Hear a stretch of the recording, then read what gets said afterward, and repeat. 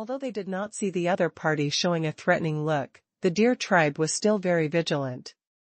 Dozens of hunting team members held spears and were always facing a few people swimming around. Some people were watching the water with vigilance. A large boat to prevent them from suddenly rushing towards the shore. But the elders and leaders of the deer tribe also saw that the Yofu people wanted to have some contact with their own tribe, so the two of them faced the Yofu people together. Behind them was a large group of warriors from their own tribe, and they didn't have much fear. Dear tribal leader, please accept the gift from our tribe. When Yufu came to 3 or 4 meters in front of the leader and elder of the deer tribe, he stopped walking forward. While talking, he moved the folded linen cloth forward, making a gesture of giving something to the way they look. Although they didn't understand, the two of them could still see what he meant. The deer leader hesitated and asked the elder to stay behind. He stepped forward and took the linen in his hand, and then stepped back. However, after looking at the things in his hands for a long time, he still didn't see what it was or what it was used for. The elder touched it twice and didn't know why.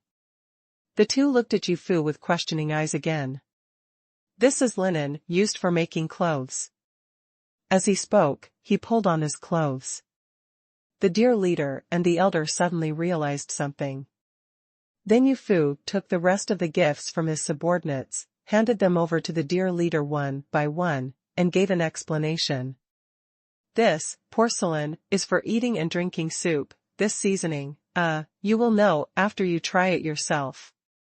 Eat less of that one. I saw the deer leader pinching some red powder from a fist-sized blue and white porcelain jar and putting it into his mouth. The next second, his whole face suddenly turned red, as if he had swallowed a piece of live coal, and then he went crazy. He was spitting, holding a jar in one hand, and pinching his neck with the other, shouting poisonous, poisonous. It doesn't matter if he shouted like this, the soldiers from the hunting team behind him rushed up with spears and surrounded Yofu and the others on the shore. Several of Yofu's close followers also pulled out their long knives and guarded them in front of him. They confront each other. Yufu quickly suppressed several of his subordinates and told them not to attack. He quickly made gestures to explain to the elders of the deer tribe. On the other side, Leader Deer, a man in his 20s, ate chili noodles for the first time in his life. Spicy tears and snot flowed out uncontrollably. The chili noodles he had pinched with his fingers just now. Because of the tears, he could not control the flow of chili noodles. I rubbed my eyes with that hand. Oh my God, this just added fuel to the fire. It was as irritating as pouring pepper water into the eyes. Suddenly, the whole person fell down because of the severe pain in the eyes. He lay on the ground covering his eyes and kept rolling and howling. Call. This sudden situation has angered the entire deer tribe. Damn it, just a few of you came to our territory and drugged our leader in front of so many people. Are you really not afraid of death? Yes, they don't take us seriously. A group of people roared and rushed over, trying to poke the Yofu people into a nest of ants with their spears. However, Yufu was not a timid person. Under the protection of a few close friends, he kept explaining to Elder Lu over there with words and gestures. Elder Lu is also a man of old age. He sees that the people who travel to Fuji have no ill intentions, and the gifts they give are definitely treasures. Take the jar of chili peppers for example. No matter what is inside, the container used to hold things is very precious. It's exquisite, it looks like pottery painted with frescoes, and it's very delicately made. Could it be that food packed with such fine things could be poison? Besides, why did they do this? There was no motive at all. I can save him, I can cure him, please let me pass. Yufu was gesticulating and shouting there. Elder Lu also understood the general idea and knew that this was what Yufu meant to make amends. They probably didn't do this intentionally just now. Maybe the stupid leader of their own family did something wrong? Well, let that person come over. Let him come over alone. Everyone else will surround him. Don't kill them. Elder Lu thought for a while and gave the order. The people in the hunting team reluctantly let Yufu go, but there were still people following him. Yufu quickly ran over, picked up a few pieces of porcelain on the ground, picked up a big bowl, ran to the river and scooped out a bowl of water, then stepped forward to suppress the still rolling deer leader, and said to his face. He poured it down, then stood up again to scoop out the water. The second time, he purposely rinsed the idiot's fingers with water to save him from rubbing his eyes with the hand that pinched the pepper. The water relieved the pain of the deer leader, but he still didn't dare to open his eyes. Finally, Yufu put down the bowl. Just sign with the elder and ask him to run to the river and wash himself. The elders noticed Yufu's actions and found that washing with water was really effective, so he quickly asked a soldier to help the leader wash his hands and face. It took a long time for the guy to stabilize. He sat on a rock on the shore, panted, and tried to open his eyes. However, he still felt a burning sensation, but it was no longer unbearable. He could insist on opening his eyes. Elder Lu even walked over and waved his palm in front of his eyes. He was relieved when the leader replied, "It's okay." On the other side, Yofu squatted on the ground and picked up the jar of chili noodles. The deer leader had just thrown it into the grass. Fortunately, the jar was strong and the ground was soft, so it didn't break. However, the chili noodles had already been scattered. More than half, what a shame. However, he was also reflecting on it. It seemed that next time it would be better to just give it white salt. It is better not to let people try things like chili easily. This kind of irritating taste is really not acceptable to everyone. After seeing that their leader was well, the men in the hunting team also began to calm down again. Yofu held the jar with chili in his hand with a pity expression on his face. He didn't know what he was feeling regretful about, but he didn't take the deer leader. Poisoned, or because most of the chili peppers were sprinkled inside. He dipped his fingers in the chili pepper, then put it into his mouth and sucked it in front of everyone, making a sucking sound in his mouth, and then spread his hands with an innocent look on his face. It's not that my peppers are poisonous, it's that you, idiot, ate too much. At this time, the deer leader also realized something, and realized that the thing was probably not poisonous. Maybe he was too sensitive, and his face turned red with shame at his embarrassment just now. Yofu stopped playing tests with these ignorant guys. He picked up the jar with white salt from the ground beside him, dipped a little in his mouth as a demonstration, and then handed it to Elder Lu for him to taste. This is the fastest way to get familiar with the other party, because no matter which tribe, as long as he knows the value of white salt, he will definitely find a way to buy it.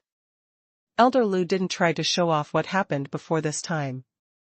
He imitated swimming and just dipped a little bit in his mouth. The pure salty taste filled his mouth and stimulated his taste buds. Elder Lu's expression also changed. It suddenly became exciting. The crowd around him was looking at Elder Lu, fearing that what happened just now would happen again. Fortunately, no accident happened, and the elder's expression seemed to be a little surprised. "What is that white powder in the jar? Is it delicious?" Everyone thought in unison. The elder deer said something excitedly, and then dipped some white salt in it and stuffed it into the leader's mouth. When the leader tasted the salty taste, his eyes lit up. Knowing that it was a good thing, he was even more excited about what he had just done. The reaction was embarrassing. "That food must be good, but I seem to have eaten too much." The two people who got the white salt are no longer the same. They both know the importance of white salt, but they can't get it. The only ones in front of them are these weirdos who come out of the water. If they want to get more, they must fight with them. Relation. The white salt diplomacy of the Han tribe was very fast and effective. The friend who can bring white salt is a distinguished guest, and the other party has given away so many good things, so the deer tribe should entertain him well. The most important thing is to discuss with these people what the deer tribe can do in exchange for more white salt, which is the part of business negotiation. Yu Fu and others were warmly invited to the deer tribe's residence. It was actually not far from the shore, less than 500 meters in total. You could see the river from the residence. The residence is surrounded by a high and dense fence, with a layer of mud on it. It looks like a fence, but in fact it is only a palm thick. The disguise is more important than the actual defense. It is estimated that if someone hits it, it will fall down. The inside of the wall is basically the same kind of house, with wooden sticks as bones and branches as frames, with a layer of mud on top to keep out wind and rain, and the sloping roof above is covered with thick thatch. Many such houses are distributed irregularly within the walls. There are large and small clay pots in front of each house. They are not beautiful, but they are practical.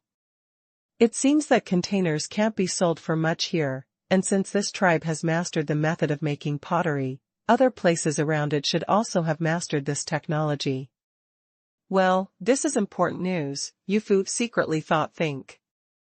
It was already evening, and it was not yet dark, but guests came, and the hunting team had a lot of harvest today. The women also caught a lot of fish. The elder deer called the tribesmen to start lighting a fire for cooking. In the residence of the deer tribe, the houses of the leader and elders are connected together and are very tall. There is also a huge pair of antlers tied to the wooden stakes at the door, which should be a totem or a symbol of identity. The population is quite large, around 400 people, but the deer tribe is still a group that relies on hunting and gathering for a living. The only difference may be that they are also good at fishing, hunting, and livestock breeding. There are not many deer in the deer pen, only about a dozen.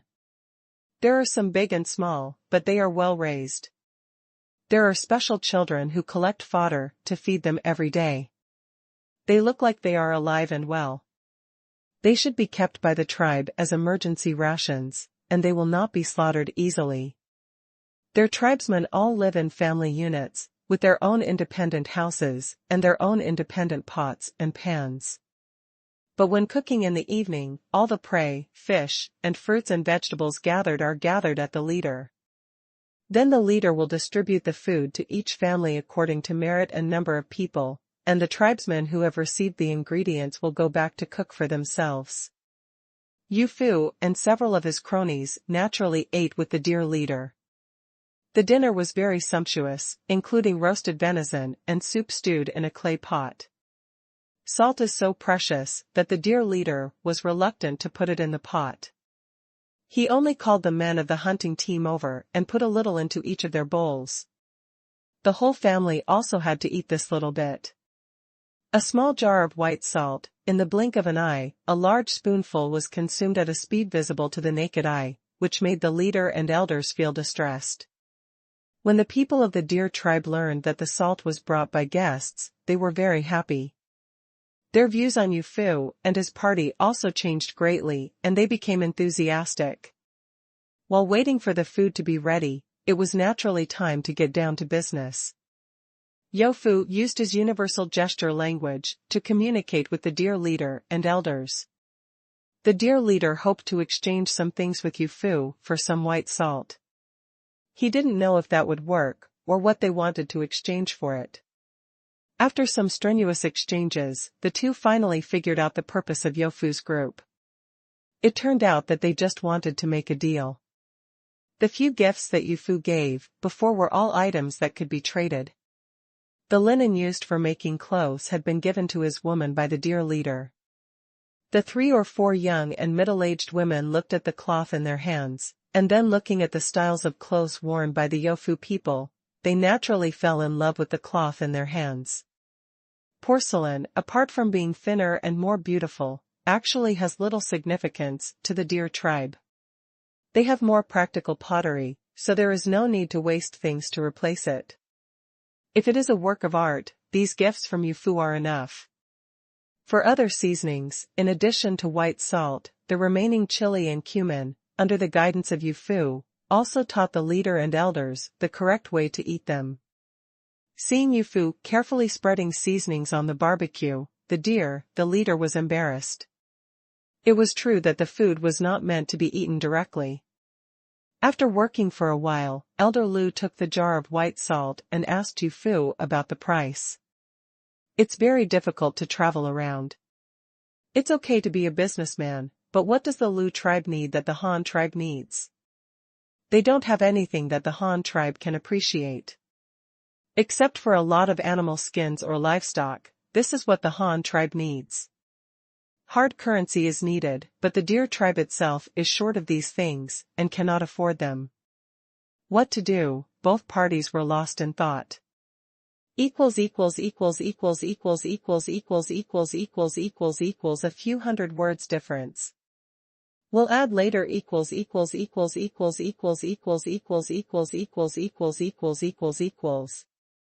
For other seasonings, in addition to white salt, the remaining chili and cumin, under the guidance of Yu Fu, also taught the leader and elders the correct way to eat them. Seeing Yu Fu carefully spreading seasonings on the barbecue, the leader was embarrassed. It was true that the food was not meant to be eaten directly. After working for a while, Elder Lu took the jar of white salt and asked Yu Fu about the price. It's very difficult to travel around. It's okay to be a businessman, but what does the Lu tribe need that the Han tribe needs? They don't have anything that the Han tribe can appreciate. Except for a lot of animal skins or livestock, this is what the Han tribe needs.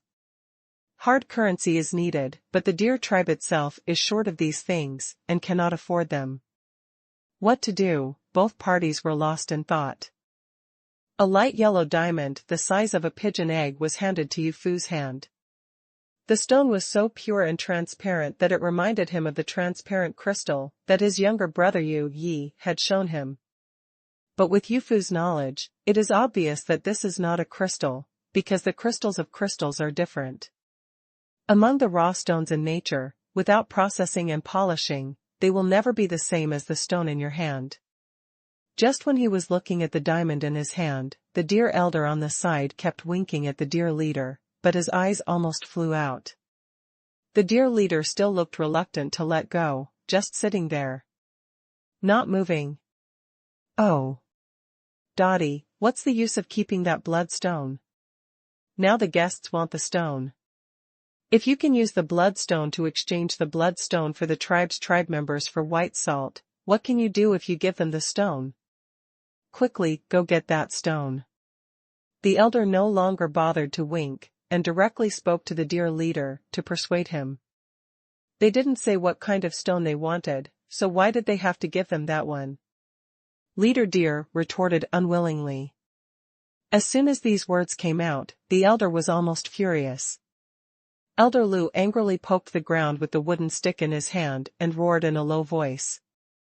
Don't forget that you are the leader of the tribe, and don't forget who put you in this position.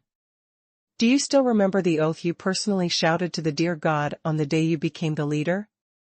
The deer leader was shocked by the elder's curse, and suddenly remembered that the old man in front of him was an elder. He had watched his father grow up naked, and he was more than qualified to be his grandfather. So he reluctantly returned to his hut. After a while, he brought a red transparent diamond the size of a walnut, stuffed it heavily into Yu Fu's hand, and then gnawed on the barbecue without talking. This red diamond is extremely pure, the color is very natural and uniform, and the transparency is very high. No impurities can be seen on it. It is slightly larger than the common Wenwan walnut, almost as big as a small egg. To be honest, I don't blame the deer leader for being reluctant to give it. Such a top-quality gem is something that a person can't bear to give to anyone else. Now that it's in Yu Fu's hands, it was given to him personally, so there's no reason to give it back. If Luo Chong could see it, no, I shouldn't say that. It should be said that if this stone reaches Luo Chong's original world, I'm afraid it will cause a bloody storm. This is a blood diamond. It is the rarest color among diamonds. Its purity is so high and its size is so big, I'm afraid there won't be another one found on the entire earth. If it were made public to the world, I don't know how many top wealthy families would pay for it. A bloody fight for a diamond. However, it is far different in this era. The ornamental value of unpolished rough stones is not only a little worse. Moreover, although humans in this era also pay attention to decoration and like to make jewelry, they still have to fill their stomachs as a premise and treat these gems as a whole. The demand for such things is not that big. Friend, I wonder if such a stone will work. How much salt can it bring to our tribe? Elder Lu saw Yu Fu just looking at the stones without saying anything, and felt happy and uneasy at the same time. He was happy because he could see that Yu Fu was very satisfied with these 2 stones, but he was uneasy because he didn't know how much salt he could get in exchange for this. If you ask him to make a 1-to-1 exchange, based on volume or weight, I'm afraid Elder Lu will spit out a mouthful of old blood immediately. Such top-quality gemstones are rare, there are only 2 of them in total. After hearing Elder Lu's reminder, Yu Fu also reacted, coughed twice, and replied. Ahem, what about this? These 2 stones are very good, but apart from being used as decorations, they have no other use. I can exchange them for some white salt for you, but it won't be much, and it will only be enough for your tribe. A few months ago, Elder Lu and his leader thought about it and realized that the gift was indeed a lot. No matter how beautiful the stone was, it was just for looking at. It could neither be eaten nor drank, but white salt was edible, and it was more precious than food. At least they were the ones making it now. Not coming. However, after eating this period, what will you do next? Friends from the Han tribe, I wonder what else we will need to exchange for white salt in the future. Can we only use stones like this? Elder Lu continued to ask. Well, as I said just now, this kind of stone is okay, but it's not very useful. It's just a decoration. It's okay if there are a lot of them, but I guess you don't have a few of them yourself. But you don't have to stare at one kind of thing. Since you can find such a stone, I'm sure there must be other special stones around the stone you found. I said it at the beginning, as long as it is special and different, it will do. It can be as transparent as water, brightly colored, reflective, or even as long as you think it is special and different from ordinary stones. You can show it to me. If I think it is useful, we can keep changing it in the future. Oh, by the way, there is another very important point. The stones you take must not be too few. At least they must be very common in the local area, otherwise they will not be of much use. Yu Fu once again talked about his conditions for choosing stones. As if something suddenly occurred to him, he reached out and took out a cloth bag from his arms, and took out a 2-cent copper coin from it, and handed it to Elder Lu and the leader for display. Have you ever seen any stones that can emit such reflection? If so, that's the best. It doesn't matter if the color is different. This was the first time for the 2 of them to see the unique reflection of this metal, and they couldn't help but be fascinated by the golden light, but the dear leader was the first to react. I think I've seen reflective stones like this. As he spoke, he stood up, revealing a futon-sized oblate black-gray stone sitting under his butt. It turned out that the dear leader had been using it as a stool just now.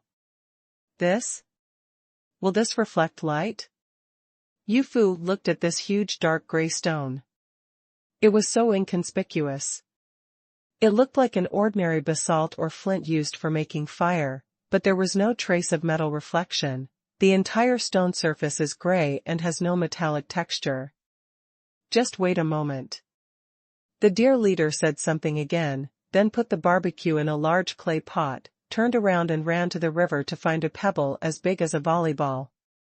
It was nearly a kilometer back and forth, and he ran around carrying the stone. There was no panting, which showed that he also exercised a lot during hunting. After coming back, he raised the pebbles and hit the big black stone on the ground in front of several people in Yu Fu. With a loud bang, the big black stone that he had been using as a stool suddenly fell into pieces and broke into large and small pieces. A dozen or so small ones. This time everyone looked over and saw that the newly broken sections of the large black stone, which were still gray, had a nice metallic luster under the light of the bonfire, and the texture on the stone section was like a crystal of calcite, and you can see obvious layers and textures. This time Xiang Xiafuk was not calm.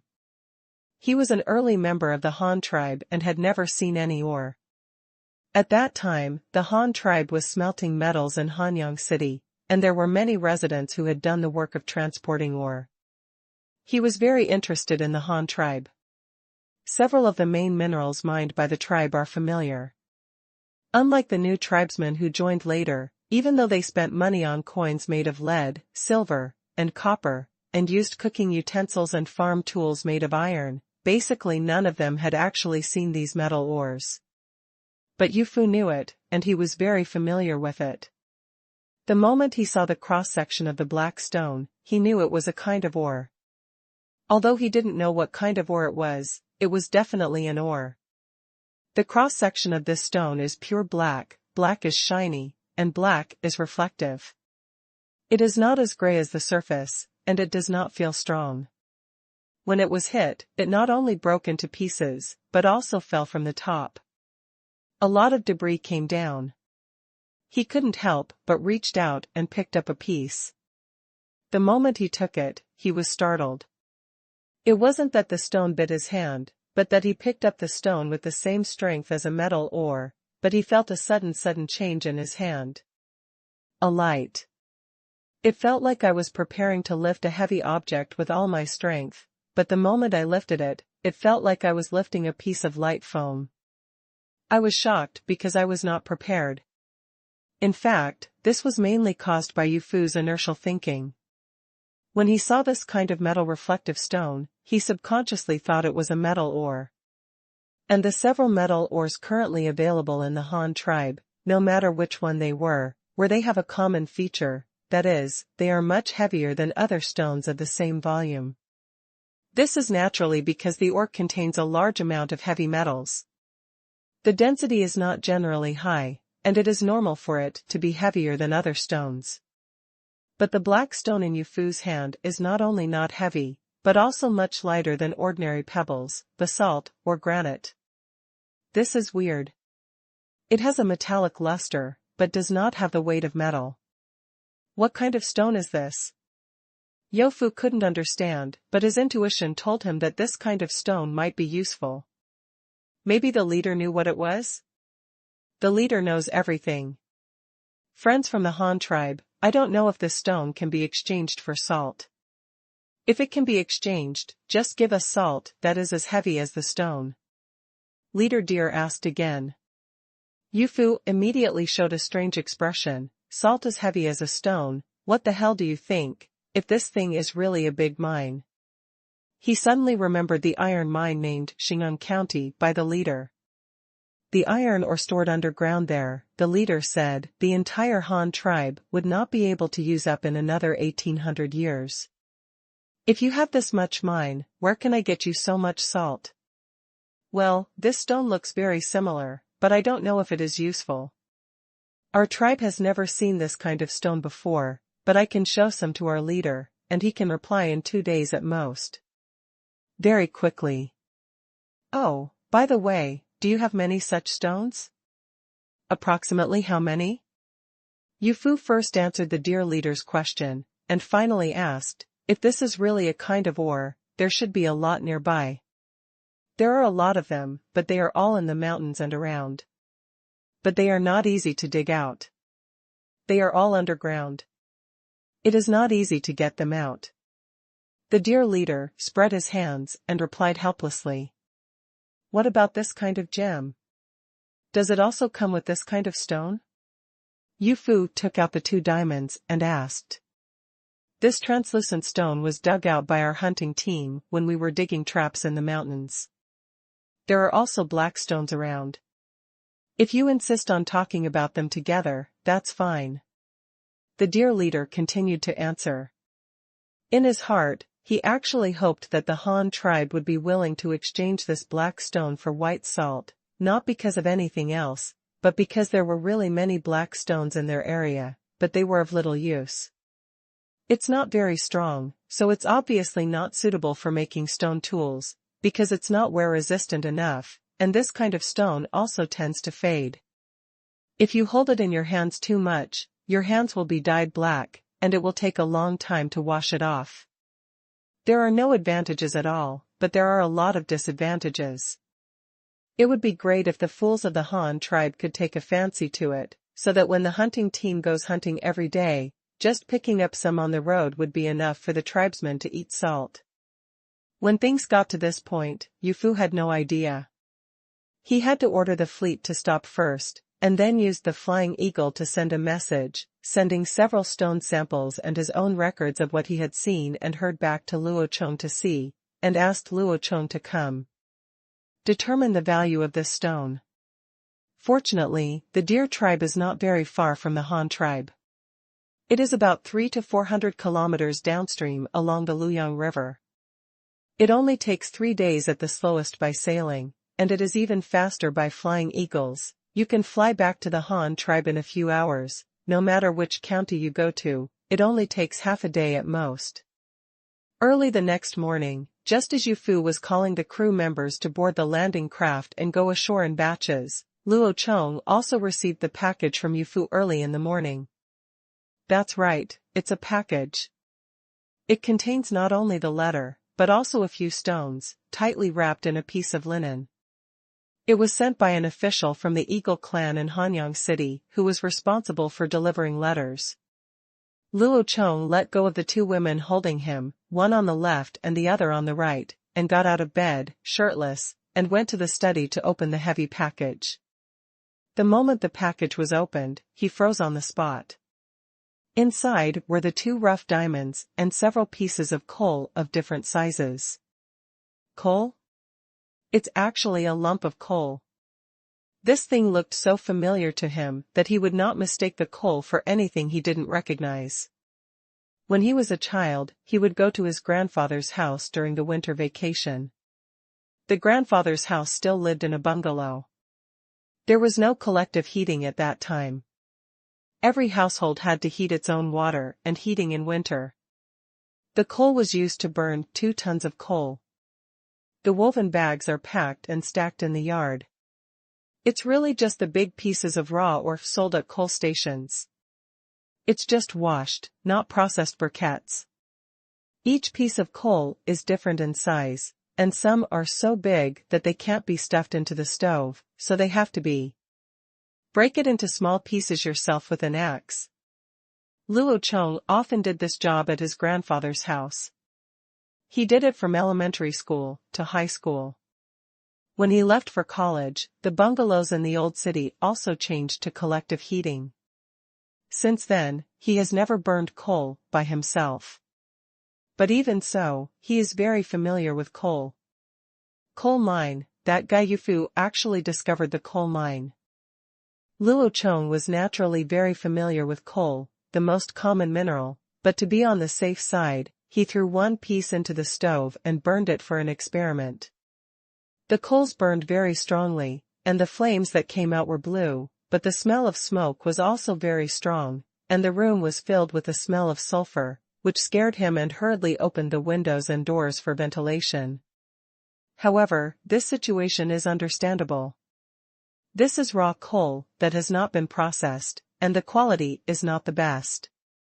It is normal to smoke a little. Luo Chong didn't know much about coal mining, but he still knew the basic common sense. For example, the coal sold on the market was all selected coal, or water-washed coal, which was very different from raw ore. Coal is a mineral mainly composed of carbon, but most of it also contains a lot of sulfide, so some coal with poor quality will smell of sulfur when burned. It can be roughly divided into 2 types, anthracite and bituminous coal. Especially in ancient times, coal was basically not used as fuel. It was because the ancients did not have the technology for large-scale mining and selection. It was not that they could not, but that they did not have the conditions. There is a lot of gushed, associated with coal mines. This is a mineral mainly composed of calcium oxide, but it is not very pure. There is still a lot of carbon in it. It is said that it cannot be burned, but it is not, it is just burned. It's just not that thorough, and the heat released is not as sufficient as pure coal. It can be said that using gang as fuel is useless. Not only is it much heavier than coal, which wastes transportation power, but the efficiency of combustion and heat release is also low. But if you don't use it, it is indeed a type of coal, but the quality is relatively poor. With the frugal character of the Chinese people, it would be a pity not to burn it first and then throw it away. Anyone who has burned coal must know this disgusting thing. It looks like coal, but it just doesn't burn well. Yes, gang and pure coal look the same, which was also the biggest problem in coal preparation in ancient times. After the development of modern science and technology, people have not only mastered the technology of water washing coal, or have the conditions to carry out the step of washing coal with water, but also have a quick method to distinguish coal and gang, which is heavy liquid flotation technology. To put it simply, the gang is denser and heavier than pure coal, so they are thrown into an artificially prepared heavy-density liquid. Because the two minerals have different densities, the gang will sink to the bottom and float on the bottom. What's on the surface of the liquid is pure coal. This is heavy liquid flotation. Luo Chong really doesn't understand the formula of heavy liquid.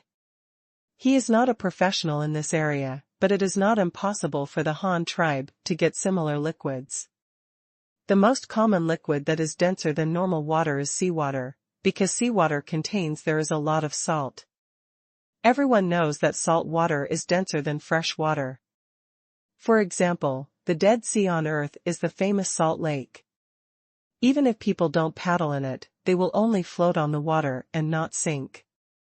With the current technological level of this era, it is most suitable to use seawater to wash and prepare coal. However, the Han tribe is not currently close to the sea. However, there is a saltwater lake at the iron mine in Qingshu County, surrounded by heavy metal mining areas. It is obviously not suitable for mining salt, but it is most suitable to use the water from that salt lake to wash coal. There is also the use of gang.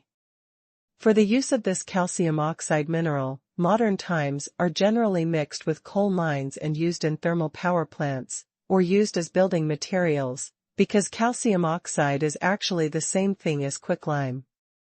An important raw material for the production of cement. The preparation method of quicklime, calcium oxide, is to heat and burn limestone, calcium carbonate, and decompose it into a large amount of carbon dioxide and quicklime, calcium oxide. The quicklime then absorbs moisture and becomes hydrated lime, calcium hydroxide. Luo Chong quickly ran through the knowledge related to coal mines in his mind. It was not just random thoughts, but because these were all about how to mine the newly discovered coal mines, how to maximize their utilization, and how to reduce the risk of pollution. It's all useful knowledge. Taking the current situation of the Han tribe as an example, it is simply impossible for all the people to switch to burning coal. We can only specialize in supplying coal to the departments that need it most, such as the metallurgical plant and smelting plant in Qingshu County. Steel mill. But when used to make steel, ordinary coal is not very effective, and it must be refined into coke. Therefore, if the Han tribe wanted to use this coal mine, they would not only build a coal washing plant, but also a coking plant, otherwise it would be meaningless. The coal washing plant is easy to build. It is enough to bring the water from the salt lake and build a flotation tank, as well as a storage yard and drying yard. It is not very difficult. Given the current situation of the Han tribe, it can be completed. The coking plant is not difficult. It is actually very easy to turn coal into coke. You just need to retort the coal. That is to say, put the coal in a container and put it on the fire, but you can't let the coal burn. This is easy to do. Just pour a large amount of carbon dioxide into the retort container to prevent the flame from burning. Carbon dioxide can extinguish fires. It is common sense that flames cannot burn when there is a large amount of carbon dioxide. As mentioned before, heating limestone will release a large amount of carbon dioxide, and finally quicklime can be obtained. So as long as these two projects are combined, coke can be produced. Luo Chong's idea was to build two adjacent carbonization towers. The carbonization towers were divided into two layers. The lower layer burned coal to provide heat, and the upper layer was used to place the raw materials that needed to be reacted. One was used to make coke and the other was used to make quicklime. Then connect a ventilation pipe from the upper part of the carbonization tower that heats the limestone, and then connect it to the upper part of the coking tower. The large amount of carbon dioxide produced by heating the quicklime is passed into the coking tower to prevent the upper part of the coking tower from coals were burned. The principle is actually very simple, and it is also very easy to build. Just use blue bricks to build two towers. For the ventilation pipe in the middle, you can also use bricks to build a pipe out. If it is not possible to burn some pottery pipes, then build them section by section. It's possible to pick them up, they are all things that the Han tribe can currently do. As for the location of the two factories, Luo Chong has also thought about it. Considering the transportation conditions of all parties and the issue of pollutant emissions, it is best to build the factory directly in Dazali, east of Luoyang County. Swamps have the function of diluting and degrading pollutants. They are known as the kidneys of the planet. As mentioned before, they are the best choice to deal with pollution emissions under current natural conditions. In addition, the current mining and production volume of the Han tribe is not large. So no problem at all. There is a wetland, swamp, and lake topography. First of all, the water transportation conditions are convenient. The mined raw coal is shipped from the Deer tribe where Yofu said, and you can directly follow the Luoyang River to the lake center island in days. Then the coal preparation operation is carried out directly on the island in the middle of the lake. The coal and gang are sorted. After drying in the stockyard and drying yard, the selected coal is transported to the coking plant for coking. Part of it is used as fuel and part of it is refined into coke. Finally, it can be loaded onto a ship and passed downstream through the Chaoyang River into the Ruyang River, and then transported directly to the steel plant in Qingyang County. The water from the salt lake can also be brought back along the way. Although taking this waterway takes a big detour, it is still easier than taking the land route no matter how slow it is. The straight line distance by land is relatively short, but to transport a sailboat of coal requires at least 7 or 8 four-wheeled ox carts, and a strong road needs to be built, because the vehicles carrying coal are very heavy, and the load-bearing capacity of the road is required. Very big. Based on these conditions, water transportation only needs to spend 20,000 yuan to build a sailboat, but the land route needs to build a hardened road hundreds of kilometers long, and also needs to build 8 four-wheeled ox carts and matching oxen. According to the algorithm of 2 cows for 1 car, the comprehensive cost of land transportation is simply astronomical. The waterway may be slower for 2 days, but the carrying capacity is the largest and the transportation cost is the lowest. It is basically self-evident how to choose. Anyone who is not crazy will know to choose water transportation. Moreover, the road from Lu tribe to Huxin Island can only be taken by water. But no matter how it is arranged, this is not something that can be done in a short time, because the steel mill in Qingyang County has not yet been built, the tribes on the island in the center of the lake have not been cleared out, and the map of days has not been clear yet. The coking plant and coal washing plant have not yet been built. Even if construction starts now, it will only be next year when everything is completed. Therefore, Luo Chong immediately wrote back a letter to Yufu. The content of the reply was, the name of this black mineral is coal. It is a very important mineral and can be used as firewood. It is easier to burn than charcoal. If you come to make iron, you can first conduct a small amount of trade with the deer tribe. The purpose is to stabilize them, find out the specific location of the coal mine, and then find a way to send a few people to the coal mine to investigate the situation on the spot. The first is the geography and landforms. Is it a plain or a mountainous area? Does it have the conditions for large-scale mining? To sum up, it can be summed up in one sentence. Is the road easy to walk and whether it is possible to open it to traffic? Luo Chong has no intention of letting people mine it one by one. If you memorize it in the mine, the efficiency will be too low, and it will consume too much manpower. The second is whether it is easy to mine, that is to say whether the coal mine is buried deep, whether it is easy to dig, what equipment is needed, and whether explosives are used. The third is the direction and radiation area of the veins, as well as the reserves of the coal mines. With the current detection technology, it is to radiate out in all directions from the discovered mineral points, dig wells everywhere, and dig them out every few hundred meters or a mile. See where there are mines. The way to detect reserves is to dig deep wells and dig to see how deep the coal mine is. Of course, this depends on your ability. We don't have enough time. Please refresh tomorrow morning. Therefore, Luo Chong immediately wrote back a letter to Yufu. The content of the reply was, the name of this black mineral is coal. It is a very important mineral and can be used as firewood. It is easier to burn than charcoal. If you come to make iron, you can first conduct a small amount of trade with the deer tribe.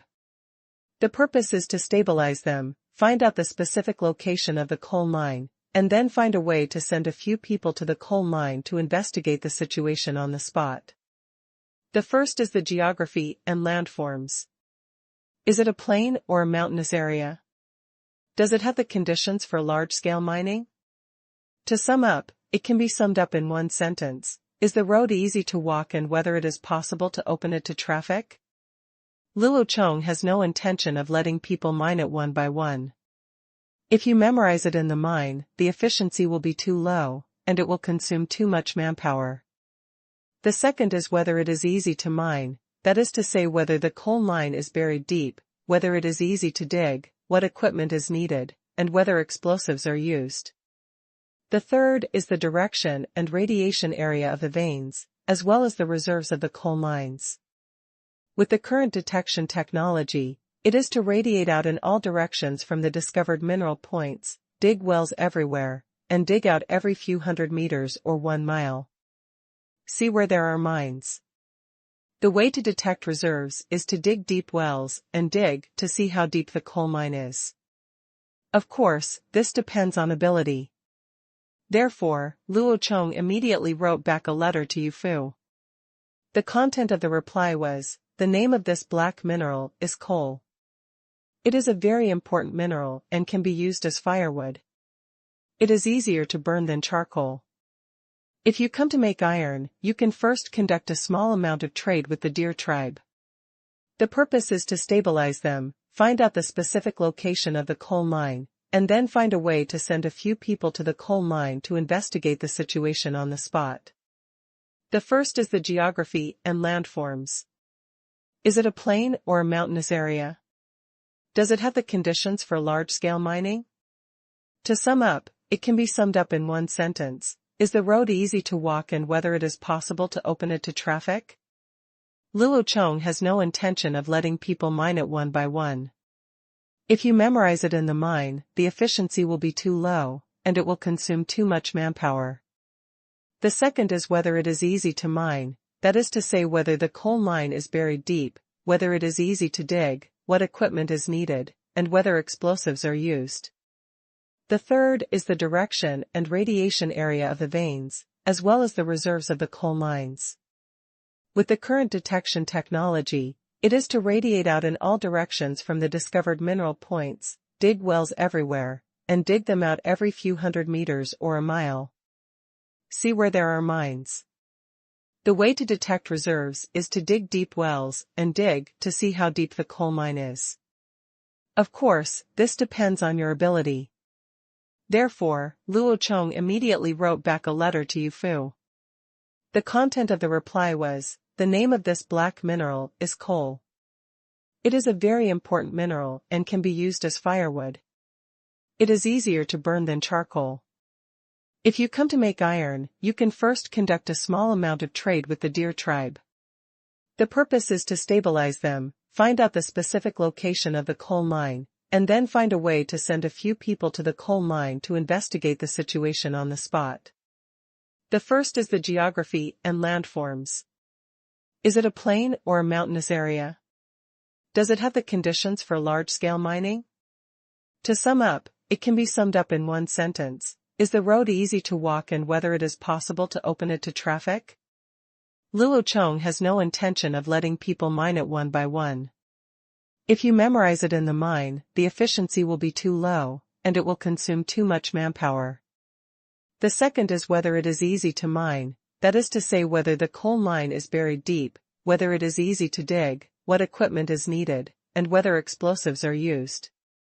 The third is the direction and radiation area of the veins, as well as the reserves of the coal mines.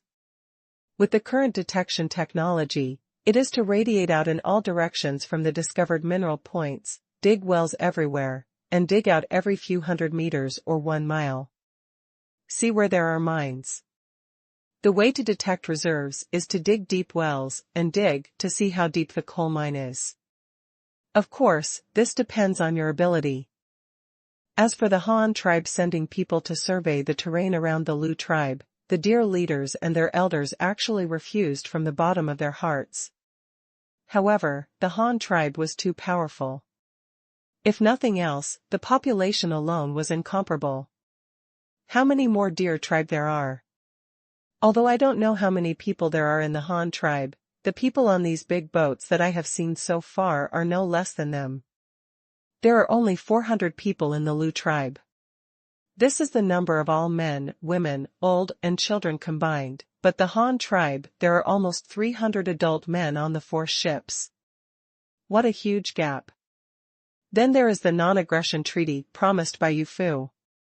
This team sent by the Han tribe will operate far away from the residents of the Luo tribe.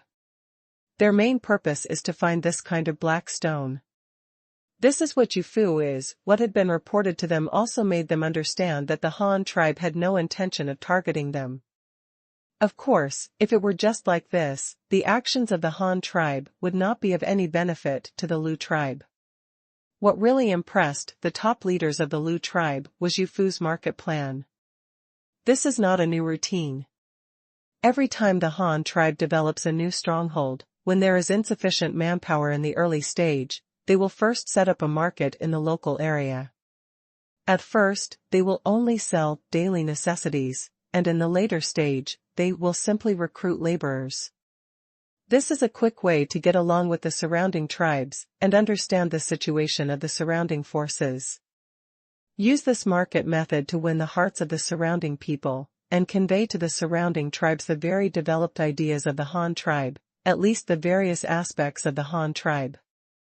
Living supplies cannot be manufactured by them. The most important thing is white salt. The Han tribe can use white salt to indirectly control the surrounding tribes. If anyone is disobedient, his salt will be cut off directly to see who dares to go against the Han tribe.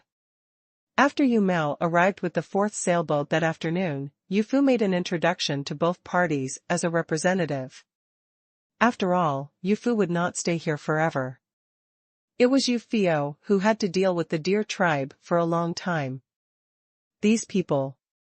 In the early morning of the next day, the fleet of 3 sailboats continued to set off downstream, and the affairs of the Deer tribe, coal mines, and markets were all handed over to the geological exploration ship headed by Yu Fei. This sailing ship carries 90 crew members, which is already fully loaded. 60 of them are responsible for surveying the coal mine, and the remaining 30 people stay on the sailing ship to be responsible for logistics support, establish docks and stations, and also carry out market activities around the stations. the tasks still very important. The security personnel left behind is a civil servant named Jing Yan who was transferred from Luoyang County. He usually works as the record officer of the household in the Luoyang County Sheriff's Mansion and does some statistical work on materials and money. Recently, I have done some work organizing migrant workers to carry out construction. For the construction work of this new stronghold, Luo Chong asked Dashu to find someone for him, and Dashu summoned the officials of the county governor's office to talk about the matter. Because it is a strange location, far away from the Han tribes, and it is being built from scratch in a desolate wilderness. The living conditions are extremely poor. There are many unfamiliar tribes around and it is not safe. Many petty officials are unwilling to go. But no matter how young they are still officials. In the system composed of various rules, regulations, laws and etiquette of the Han tribe, they belong to the kind of people who are superior to others. They are upper-class officials who enjoy more advantages than ordinary people. Social status. But there are geographical restrictions. Within the territory of the Han tribe, you do have a sense of superiority, and you are indeed a superior person. But outside the Han tribe's 1/3 of an acre, who will care about you? It's 2 shoulders carrying 1 head, who is afraid of whom? For this reason, even fewer people are willing to take the initiative to take on this task. Who doesn't want to stay at home and enjoy the treatment that everyone looks up to? But Jing Yan was an exception. He took the initiative to lead the team on this mission. An unfamiliar area, an important mining area, a new stronghold, a new market. What is the process? What is the task? This is obviously the leader wants to open a new map. No, it is to build a new county. If I can take the lead in this task and complete the work well, I am afraid that I will not be appreciated by the leader and may become the county guard or magistrate of this newly built county. Are all my colleagues fools? You can't see such a good future. Since you don't want to be such a high official, I won't be polite. Jing Yan thought in his heart. There is no doubt that compared to the large number of petty officials in Luoyang County, Jing Yan is the most ambitious person. Regardless of his ability, at least he dares to take on this task, which is already better than most. Everyone is stronger. And he is relatively confident about this task. This is because he has often organized construction work for migrant workers recently, and has been in contact with people from other tribes. His long-term work has also allowed him to better understand the characteristics of these migrant workers. Thoughts in mind. So on the second day, after arriving at the Deer tribe, Jing Yan started his work. He first found a relatively wide section of the river, about 130 meters wide, and marked the place where the water level was relatively deep on the bank, and prepared first build a relatively large dock here for future material loading and unloading and large-scale personnel landing. This is the primary goal. If we decide to develop this place, there will definitely be no shortage of people and materials coming later. With so many ships coming, if there is no convenient dock for landing, then people coming here in the future can only paddle small boats. The landing craft docked, how inefficient would that be? Moreover, relying only on those small boats, there is no way to transport large equipment to the shore. For example, how can we get a bullock cart to get ashore? However, if you want to build a dock, the remaining 30 people are not enough. The 60 people Ufio leads are specifically for prospecting. Logistics support also needs to be managed by Jing Yan, and it is impossible to count on you. Mel will help him, so he has to recruit talents from the local area. At noon that day, after delivering some supplies from the ship to the shore, Jing Yan cooked a sumptuous lunch, and then had people carry the pot directly to the place where the Deer tribe lived as a guest. In the summer, at noon, the Deer tribe were hiding from the sun in their residences, and no one went out for activities, but everyone happened to be there. In a grass shed of the Luo tribe, the floor was covered with a straw mat brought by Jing Yan, and a rectangular low table was placed in the middle. On the table were stewed meat, fish soup, fried shrimp, fried peanuts, and Han tribe. The bacon he brought was all neatly cut and placed on ceramic plates. Leader deer and elder deer each had a large bowl of rice placed in front of them, and what was even more rare was that there was also a small pot of rice wine. The two senior leaders of the deer tribe were so frightened by such exquisite and rich food that they didn't know how to eat it, but the delicious food prepared with seasonings strongly tempted their gluttons. Elder, leader, please use it and try the delicacies of our Han tribe. These are chopsticks. If you don't know how to use them, the spoon next to them will also work. Jing Yan was gesticulating while giving a demonstration to the two of them. When he saw the deer leader's children running over, he generously took out a small box of brown sugar and gave it to the children. But before giving it to the children, of course, it was approved by their parents, so the deer leader was invited to taste it first. Luo Chong took the lead and looked at the exquisite wooden box, then looked at the rectangular red translucent hard candy inside, and asked in surprise. "This is something to eat."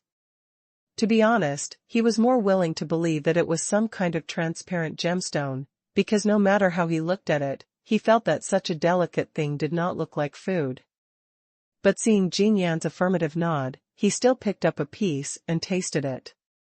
In view of the embarrassing incident with the chili pepper before, he seemed very cautious this time. He just picked it up and licked it with his tongue first, and then tasted it. After smelling a special sweetness, he put it into his mouth, without hesitation. The sweet and greasy taste suddenly exploded in his mouth, making him feel like eating honey, but it was not as sweet as honey. Same. It is said that sugar can improve human happiness. This is indeed true. The deer leader immediately showed a simple and honest smile, then took a few pieces of candy from the box and gave them to his children, and put it away carefully and put it in front of you. Elder Luo was a little reluctant to eat and drink. This meal looked very rich, but in their concept, food was the most precious thing. No tribe would give away their food to others for free, even to two people. In order to compete for a prey, the hunting team of the tribe would not hesitate to fight, even if one or two people were killed or injured. What was the purpose of the Han tribe giving them such good food? Also, the Han tribe sent people to station here. What exactly do they want to do, and what impact will it have on the Luo tribe? He is the wise man and elder of the deer tribe, and he is responsible for the future of the deer tribe. He does not want the deer tribe to end up with a tragic end. Some seemingly good things are like the tail of a poisonous snake, which makes a pleasant sound to tempt you to reach out your hand, and then turns around and bites you severely, killing you. In Elder Luo's heart, actually I am very worried. I am already old. With this leader now, can he continue to lead the deer tribe? I'll refresh the rest tomorrow. But seeing Jing Yan's affirmative nod, he still picked up a piece and tasted it. In view of the embarrassing incident with the chili pepper before, he seemed very cautious this time. He just picked it up and licked it with his tongue first, and then tasted it. After a special sweet taste, he put it into his mouth, without hesitation. The sweet taste suddenly exploded in his mouth, making him feel like eating honey, but it was not as sweet as honey. Same. It is said that sugar can improve human happiness. This is indeed true. The deer leader immediately showed a simple and honest smile, then took a few pieces of candy from the box and gave them to his children, and put it away carefully and put it in front of you. Elder Luo was a little reluctant to eat and drink. This meal looked very rich, but in their concept, food was the most precious thing. No tribe would give away their food to others for free, even to two people. In order to compete for a prey, the hunting team of the tribe would not hesitate to fight, even if one or two people were killed or injured. What was the purpose of the Han tribe giving them such good food? Also, the Han tribe sent people to station here. What exactly did they want to do, and what impact would it have on the Luo tribe? He is the wise man and elder of the deer tribe, and he is responsible for the future of the deer tribe. He does not want the deer tribe to end up with a tragic end. Some seemingly good things are like the tail of a poisonous snake, which makes a pleasant sound to tempt you to reach out your hand, and then turns around and bites you severely, killing you. In Elder Lu's heart, actually I am very worried. I am already old.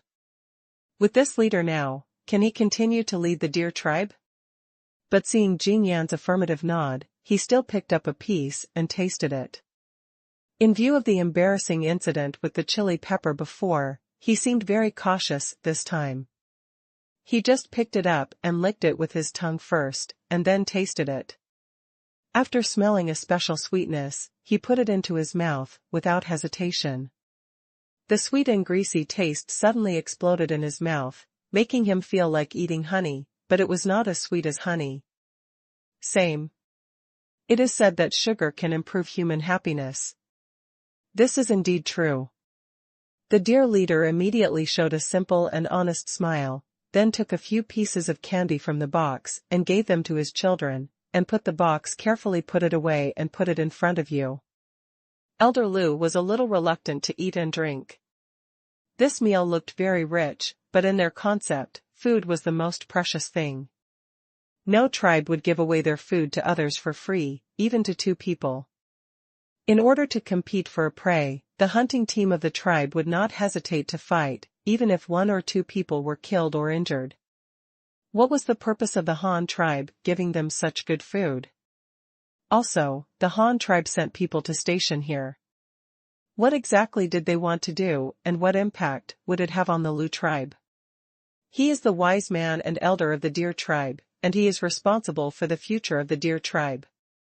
He does not want the deer tribe to end up with a tragic end. Some seemingly good things are like the tail of a poisonous snake, which makes a pleasant sound to tempt you to reach out your hand, and then turns around and bites you severely, killing you. In Elder Lu's heart, actually I am very worried. I am already old. With this leader now, can he continue to lead the deer tribe? Some seemingly good things are like the tail of a poisonous snake, which makes a pleasant sound to tempt you to reach out your hand, and then turns around and bites you severely, killing you. In Elder Lu's heart, actually I am very worried. I am already old. With this leader now, can he continue to lead the deer tribe? Some seemingly good things are like the tail of a poisonous snake, which makes a pleasant sound to tempt you to reach out your hand, and then turns around and bites you severely, killing you. In Elder Lu's heart, actually I am very worried. I am already old. With this leader now, can he continue to lead the deer tribe? Although I didn't quite believe what Jing Yan said about 10 ships a day, looking at Jing Yan's serious eyes, I didn't feel that he was joking at all. This was even more surprising. The Han tribe could really use so many black stones. But these are not very important. The first thing that needs to be solved now is that the Han tribe has cancelled the conditions for trading coal for daily necessities. The Han tribe does not like other things. How will the Lu tribe obtain the necessary daily necessities, such as that white salt? So Elder Lu raised this question to Jing Yan, but it happened to get his way. This was what Jing Yan was waiting for. Elder Lu, leader, this can be easily solved. Since our Han tribe has decided to stay here and dig coal mines for a long time, we must build some houses here and a larger one by the river. The open space is used to store those coal mines. In short, there are a lot of things to be built. But we can't spare so many people now, so we hope your deer tribe can help us cut down trees and build houses. Let our tribesmen help you with your work, the deer leader and elder asked at the same time. Yes, we will pay you. As long as you are willing to help with the work, we can take care of the food for a long time. We can also exchange you for some daily necessities, such as shoes, cloth, white salt, etc. Okay. You don't have to worry about having no time to hunt because you work for us. Whether you are a man or a woman, including your children, we are in charge of the food. However, we can only guarantee sufficient staple food, such as meat, and we can only rely on you to provide the ingredients. We can help make them. Jing Yan introduced it like this. The deer leader and the elder looked at the sumptuous meal on the table in front of them, and then they realized what Jing Yan meant by this. It turned out that this was a taster of the working meal. To be honest, the deer elders and leaders were quite excited about what Jing Yan said. The main reason was that the deer tribe was actually a tribe that mainly focused on fishing and hunting, and the daily food harvest was not stable. Moreover, except for the usual capture of 1 or 2 live wild deer as food reserves, the deer tribe basically has little inventory left, which is quite sad. Without stored food, the tribe's ability to resist disasters will be very weak. If something unexpected happens, and the deer tribe is unable to continue hunting or migrates long distances, the members of their tribe will have to starve to death. So if there is a stable food source, the life of the deer tribe can be greatly improved. Of course, there are advantages and disadvantages. If your tribe has to rely on outsiders to supply its food, it will be completely controlled by others, and development will be impossible. Therefore, Elder Lu is also very hesitant. After thinking for a while, this wise old man decided to send some people to work for the Han tribe for a few days to see what happened. If there was no benefit, then they would not work for the Han tribe. But what he didn't expect was that this decision would involve their entire deer tribe. After negotiation between the two parties, Jing Yan recruited the first batch of workers in the Lu tribe. In the evening of that day, the two parties began their first trial of sexual cooperation. First, Jing Yan brought a bunch of tools and rice from the ship. The rice was naturally used for eating, but it was also the first time that it began to provide food to the deer tribe. However, it was only a small part now, because the deer tribe only provided food for the time being. 20 people. Jing Yan first asked his own people to lead 10 people from the deer tribe to clean up the ground on the river beach near the dock.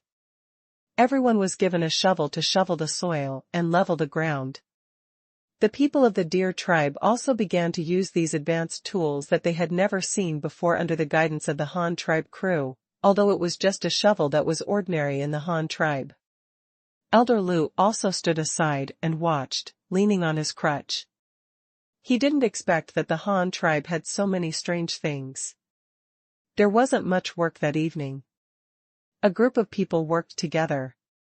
They just cleared a small piece of flat land, then cleaned up the surrounding vegetation, burned the ground with fire, and sprinkled some the realgar powder mined in the Babaishan mining area is used to repel insects. Then Jing Yan asked people to bring some bamboo poles and green oilcloth to the ship. The crew and the people from the deer tribe set up several tents in the cleared space, and spread some straw mats inside. You can live in the tent tonight. Elder Lu also didn't expect the Han tribe people to move so quickly. In just 1 or 2 hours, they built their own house, so he found Jing Yan and asked about the situation. Friends from the Han tribe, your house has been built so quickly. Do you think you won't need our help in the future? No, this is just a temporary house. It's summer now, and it's hot. It's okay to live in such a thin tent, but it won't work in winter. If you still live here, you will definitely freeze to death. So we'll find a place to stay first, and then we'll build a more solid house. Elder Lu nodded and thought of the cold winter.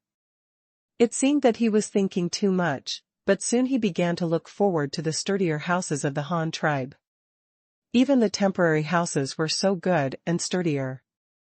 What would their house look like, and what were their strange tools made of, and what other tools did they have?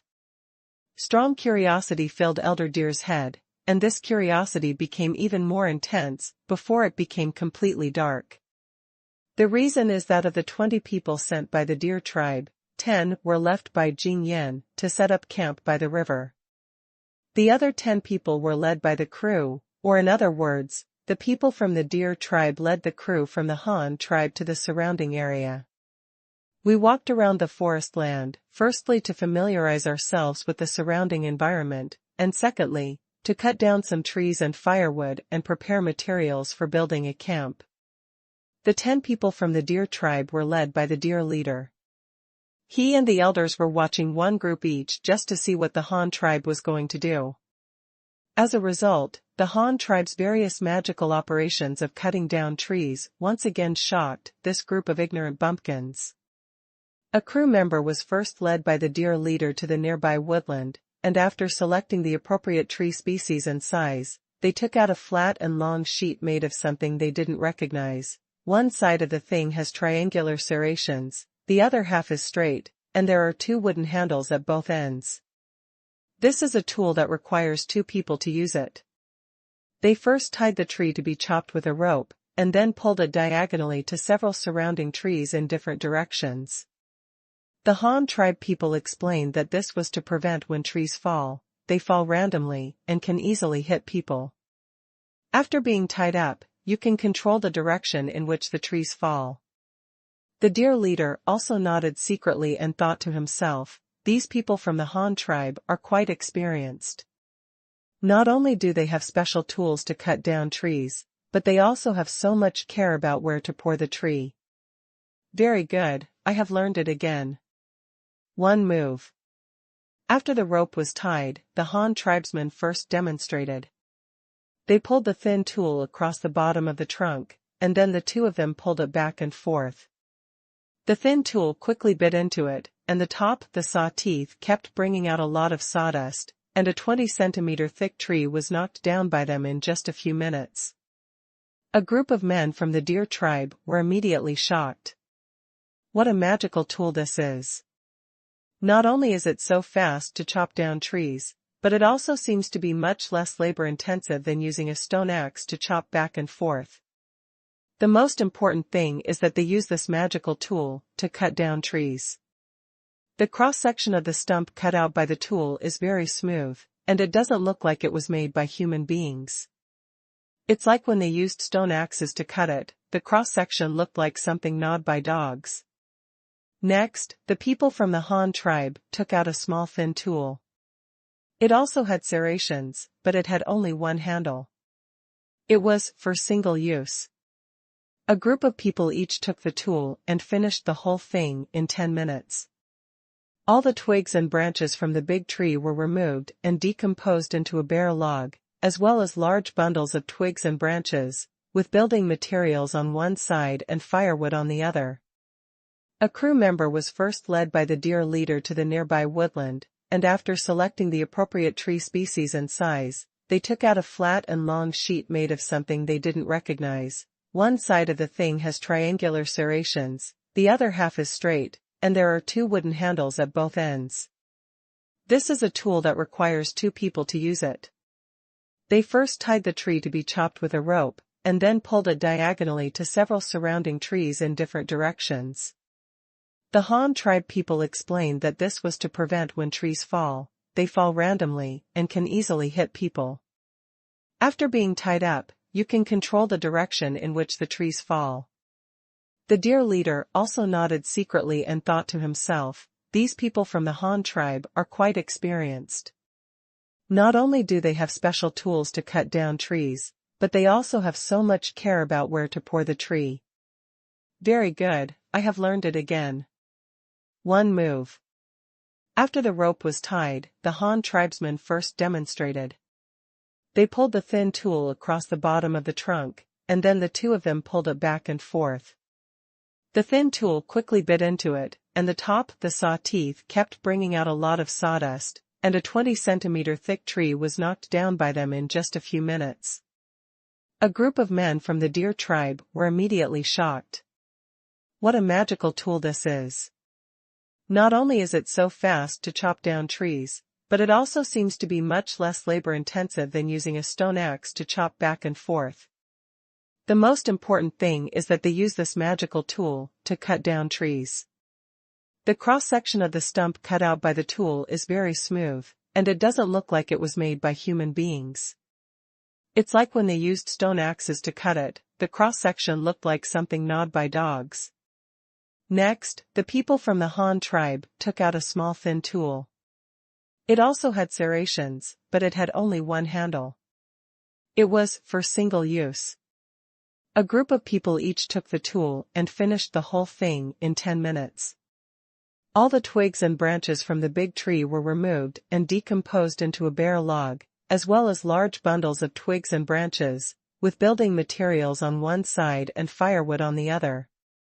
A crew member was first led by the deer leader to the nearby woodland, and after selecting the appropriate tree species and size, they took out a flat and long sheet made of something they didn't recognize. One side of the thing has triangular serrations, the other half is straight, and there are 2 wooden handles at both ends.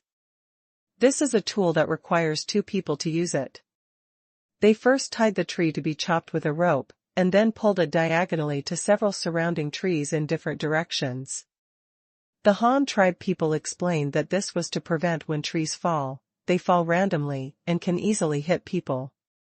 After being tied up, you can control the direction in which the trees fall.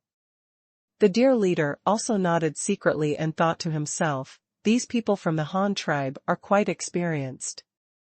Not only do they have special tools to cut down trees, but they also have so much care about where to pour the tree. Very good, I have learned it again. One move. After the rope was tied, the Han tribesmen first demonstrated. They pulled the thin tool across the bottom of the trunk, and then the 2 of them pulled it back and forth. The thin tool quickly bit into it, and the saw teeth kept bringing out a lot of sawdust, and a 20-centimeter thick tree was knocked down by them in just a few minutes. A group of men from the deer tribe were immediately shocked. What a magical tool this is! Not only is it so fast to chop down trees, but it also seems to be much less labor-intensive than using a stone axe to chop back and forth. The most important thing is that they use this magical tool to cut down trees. The cross-section of the stump cut out by the tool is very smooth, and it doesn't look like it was made by human beings. It's like when they used stone axes to cut it, the cross-section looked like something gnawed by dogs. Next, the people from the Han tribe took out a small thin tool. It also had serrations, but it had only one handle. It was for single use. A group of people each took the tool and finished the whole thing in 10 minutes. All the twigs and branches from the big tree were removed and decomposed into a bare log, as well as large bundles of twigs and branches, with building materials on one side and firewood on the other. A crew member was first led by the deer leader to the nearby woodland, and after selecting the appropriate tree species and size, they took out a flat and long sheet made of something they didn't recognize. One side of the thing has triangular serrations, the other half is straight, and there are 2 wooden handles at both ends. This is a tool that requires 2 people to use it. They first tied the tree to be chopped with a rope, and then pulled it diagonally to several surrounding trees in different directions. The Han tribe people explained that this was to prevent when trees fall, they fall randomly and can easily hit people. After being tied up, you can control the direction in which the trees fall. The deer leader also nodded secretly and thought to himself, these people from the Han tribe are quite experienced. Not only do they have special tools to cut down trees, but they also have so much care about where to pour the tree. Very good, I have learned it again. One move. After the rope was tied, the people from the Han tribe first demonstrated. They pulled the thin tool across the bottom of the trunk, and then the 2 of them pulled it back and forth. The thin tool quickly bit into it. The floating fleet continued down the river to scout new channels for the Han tribes. Jingyan's sailboat also returned to Luoyang County to carry subsequent personnel and supplies. On the site of Hanyang City, Luo Chong finally prepared the personnel and materials for the envoy and caravan. At the beginning of the 3rd month of summer, Luo Chong officially held the envoy departure ceremony and personally awarded the banner to the animal teeth. The investiture ceremony was held in front of the official building in Hanyang City. In addition to the officials from the Han tribe, many people also came to see them off, because there were also their relatives in the delegation of 100 people and the caravan of 300 people. I don't know if it will take several years to go, and I don't know if I can come back alive, so almost all the people who are traveling are seen off by their whole families, and even the patriarch of the family comes to see them off to show their respect for the clan members. In the grand occasion of many tribesmen watching, Luo Chong first asked the ceremonial officer to read the edict, telling the world why he wanted to send an envoy to the Qingshu tribe. Of course, this was all just talk. In fact, only a few people knew the true purpose of the mission. Then Luo Chong began the process of awarding the banner. There is only one flag, which is a rush-made embroidered brocade national flag with Chinese characters. This represents the belonging of the mission and also tells others whose team this is. Festival means the traditional scepter in history. It is a kind of ritual utensil made of bamboo with a few tufts of yak tail hair on it, which is a symbol of status for envoys traveling abroad. However, Luo Chong felt that using ordinary bamboo as ritual utensils really did not show the style of a great country. Moreover, in a place like Bamboo Island, where bamboos are everywhere, wouldn't it be despised by others? It would just destroy the bamboo. And use it as a treasure. So Luo Chong asked the metallurgical workshop to customize a hollow bronze scepter. The entire hollow metal pipe was cast with a clay mold.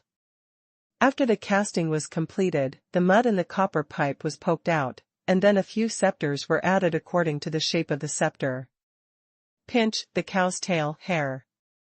The shining golden scepter has some exquisite relief patterns cast on it, and there are also a few small characters in gilt official script, such as those who offend the strong will be punished no matter how far away, and keep your moral integrity and patrol the hunt on behalf of the sky. Mantra. In addition, there are 2 golden spears and bronze spears, 2 axes and long-handled battle axes, 2 gold and bronze swords, and 2 golden halberds. 8 people specially hold these symbolic weapons and follow the ambassador.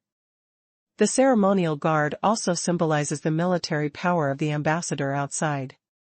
With the gold vessels awarded by these leaders, the envoy has the right to kill anyone in the mission, and if he encounters a Han tribe outside the territory of the Han tribe, these gold vessels can also be used to carry out the leader's orders. All in all, as long as they are not within the territory of the Han tribe, Beastie can exercise the rights of the leader of the Han tribe with these things. Those who hold the banner, such as the leader coming in person, can only see Luo Chong's trust in Beastia. In addition, there are the official uniforms of the mission, the ambassador's pure silver and gilded seal ribbon, a whitish bronze waist badge, and a 3-foot-long sword. Not to mention these special things for the beast teeth, even the other members of the mission are wearing crimson official robes, deerskin short boots, and wild goose feather steel knives on their waists. Everyone has an exclusive black wood waist badge for the mission. The caravan is relatively casual. Except for the cavalry of the 2 general banners, the others do not have any special equipment, but the material preparation, vehicles, cattle and horses are very sufficient. Ushio and his group had been watching the ceremony, but he himself and the surrounding members of the Qingshu tribe envoy were all filled with jealousy, which was so sour. Look at how much the leader attaches great importance to his envoy. He not only bestows so many ritual utensils and ceremonial guards, but also has such great rights. He also prepares a dedicated logistics support team for his envoy, and the supplies are even more generous. Look at themselves again. The idea of going to the Han tribe as an envoy was their own, and there was no support from their own tribe on the way. Even their own leaders did not take the mission to the Han tribe seriously. Maybe even if they died outside, the leader just shook his head and asked for another elder. Comparing the two, one can imagine how the people in the Qingshu tribe's mission felt. Comparing the strength and living standards of the 2 sides, some people even had the idea that they might as well leave the Qingshu tribe and join the Han tribe. Even if he can only ride a horse, he can be reused in the Han tribe, so why suffer in the Qingshu tribe? Especially among the Qingshu tribe's mission, there are some single young men who have not yet married. They are used to seeing girls in colorful dresses in the Han tribe. Think about the people in the Qian tribe's hometown. Those women wanted to stay in the Han tribe even more strongly. Although no one has shown it clearly yet, it is just a short opportunity. If Luo Chong sends people to instigate rebellion against them, I believe there will be people willing to join the Han tribe. This is also the reason why Luo Chong asked the Qian tribe to send only teenagers under the age of 16 when sending overseas students. The returning members of the Qian tribe's envoy, as well as the Han tribe's envoy and caravan, finally set off together. Luo Chong personally sent them outside the city gate and watched them cross the bridge and set off to the south, before returning to the city. Began to preside over the school's first autumn enrollment, as well as the mining work of the coal mine and a series of preparations for the coking plant. The production of books, paper and pens is being stepped up, and Yu and Yunji are also speeding up the relocation and transportation of the residents of the Huxin Island, moving all the residents of the Huxin Island and Osawa to the shore as soon as possible, and then vacating those in the middle of the lake. The island is used for the construction of the industrial zone, and the topographic reconnaissance of Osawa in charge of Yu Yi is also carried out at the same time. This is more important. It is related to the location of the industrial zone, mainly the issue of pollutant discharge. If the wastewater from the industrial zone affects Luoyang, if the water source of the river is polluted, then the gain outweighs the loss. After Yu Yi's eldest brother Youfu set off from the deer tribe again, the fleet traveled hundreds of kilometers again within 2 days. Along the new river basin, Youfu once again made new gains. On the second day after leaving the deer tribe, the fleet began to encounter new conditions. The river downstream became wider and wider, gradually widening from a width of more than 100 meters to 400 meters. There were some special bends and canyons, and even there are river sections with a width of more than 1,000 meters, but from this point on, this section of river can already be called a river. Not only did the water surface of the river widen, but some small islands even appeared in this ultra-wide basin. However, after the hydrographic reconnaissance ship landed on these small islands, it was discovered that they were not islands, but just some sandbars formed by the siltation of the river. There are 60 or 70 of these sandbars, large and small, stretching for hundreds of kilometers of rivers. The reason for the formation of these wide water surfaces and sandbar siltation is because the terrain of these hundreds of kilometers of water is relatively low in altitude. It is basically close to the plain terrain, and some parts can even be called shallow basins. It is the kind of large basin terrain with an altitude of more than -100 meters. There are not many mountains nearby, mainly flat land and forests. A more vivid metaphor is, the terrain around here is like a big plate. It is precisely this kind of terrain that makes the river flow very slowly. This makes the sediment brought down from the upper reaches lose the power to continue flowing downstream and accumulate in this gentle river. The sand on the sandbank is very fine and is very pure river sand. It looks a little white in color under the scorching sun. It looks like a good building material at first glance. If you choose it carefully, it is not suitable for making hourglasses. What a problem. The largest of these sandbars are 300 to 400 meters long and wide, while the smaller ones are only a few square meters above the water. I'll refresh the rest tomorrow morning, I don't have enough time. The returning members of the Qian tribe's envoy, as well as the Han tribe's envoy and caravan, finally set off together. Luo Chong personally sent them outside the city gate and watched them cross the bridge and set off to the south, before returning to the city. Began to preside over the school's first autumn enrollment, as well as the mining work of the coal mine and a series of preparations for the coking plant. The production of books, paper and pens is being stepped up, and Yu Yi and Yunji are also speeding up the relocation and transportation of the residents of the Huxin Island, moving all the residents of the Huxin Island and Osawa to the shore as soon as possible, and then vacating those in the middle of the lake. The island is used for the construction of the industrial zone, and the topographic reconnaissance of Osawa in charge of Yui is also carried out at the same time. This is more important. It is related to the location of the industrial zone, mainly the issue of pollutant discharge. If the wastewater from the industrial zone affects Luoyang, if the water source of the river is polluted, then the gain outweighs the loss. After Yui's eldest brother Youfu set off from the deer tribe again, the fleet traveled hundreds of kilometers again within 2 days. Along the new river basin, Youfu once again made new gains. On the second day after leaving the deer tribe, the fleet began to encounter new conditions. The river downstream became wider and wider, gradually widening from a width of more than 100 meters to 400 meters. There were some special bends and canyons, and even there are river sections with a width of more than 1,000 meters, but from this point on, this section of river can already be called a river. Not only did the water surface of the river widen, but some small islands even appeared in this ultra-wide basin. However, after the hydrographic reconnaissance ship landed on these small islands, it was discovered that they were not islands, but just some sandbars formed by the siltation of the river. There are 60 or 70 of these sandbars, large and small, stretching for hundreds of kilometers of rivers. The reason for the formation of these wide water surfaces and sandbar siltation is because the terrain of these hundreds of kilometers of water is relatively low in altitude. It is basically close to the plain terrain, and some parts can even be called shallow basins.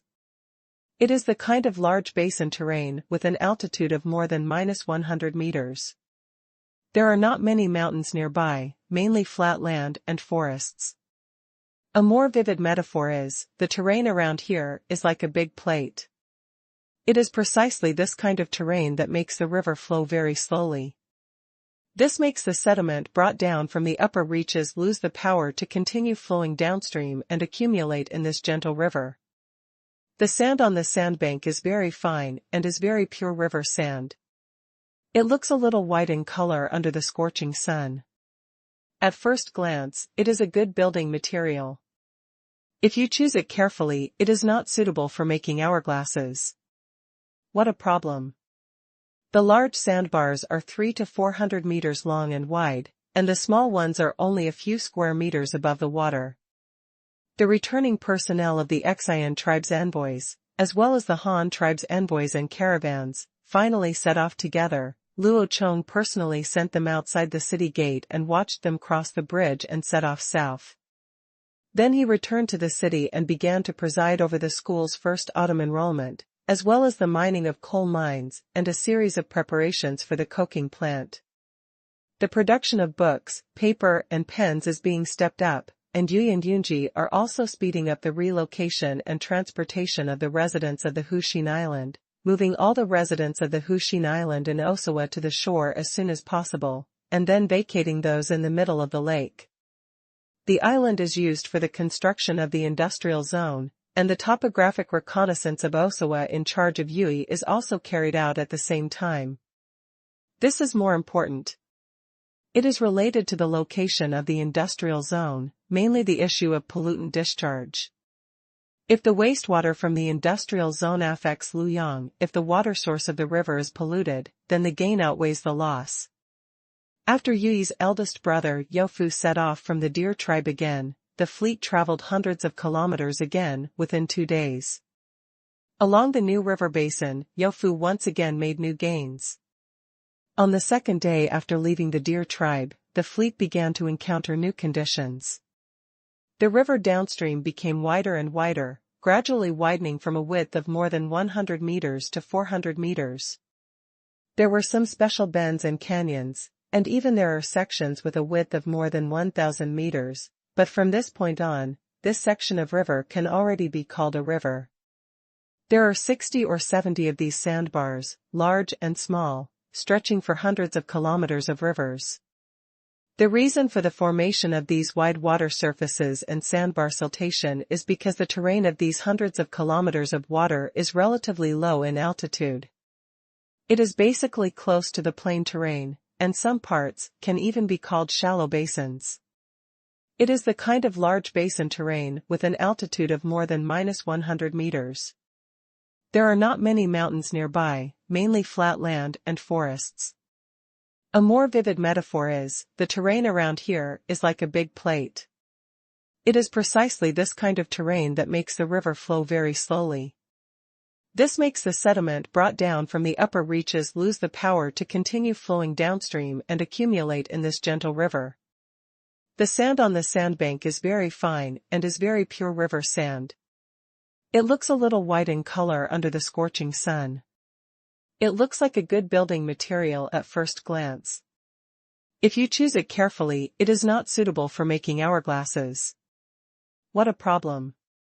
The large sandbars are 300 to 400 meters long and wide, and the small ones are only a few square meters above the water.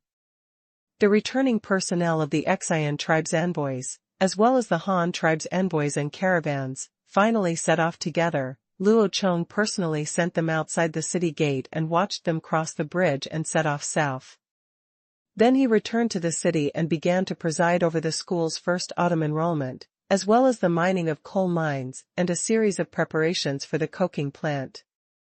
The production of books, paper and pens is being stepped up, and Yu Yi and Yun Ji are also speeding up the relocation and transportation of the residents of the Huxin Island, moving all the residents of the Huxin Island and Osawa to the shore as soon as possible, and then vacating those in the middle of the lake. The island is used for the construction of the industrial zone, and the topographic reconnaissance of Osawa in charge of Yui is also carried out at the same time. This is more important. It is related to the location of the industrial zone, mainly the issue of pollutant discharge. If the wastewater from the industrial zone affects Luoyang, if the water source of the river is polluted, then the gain outweighs the loss.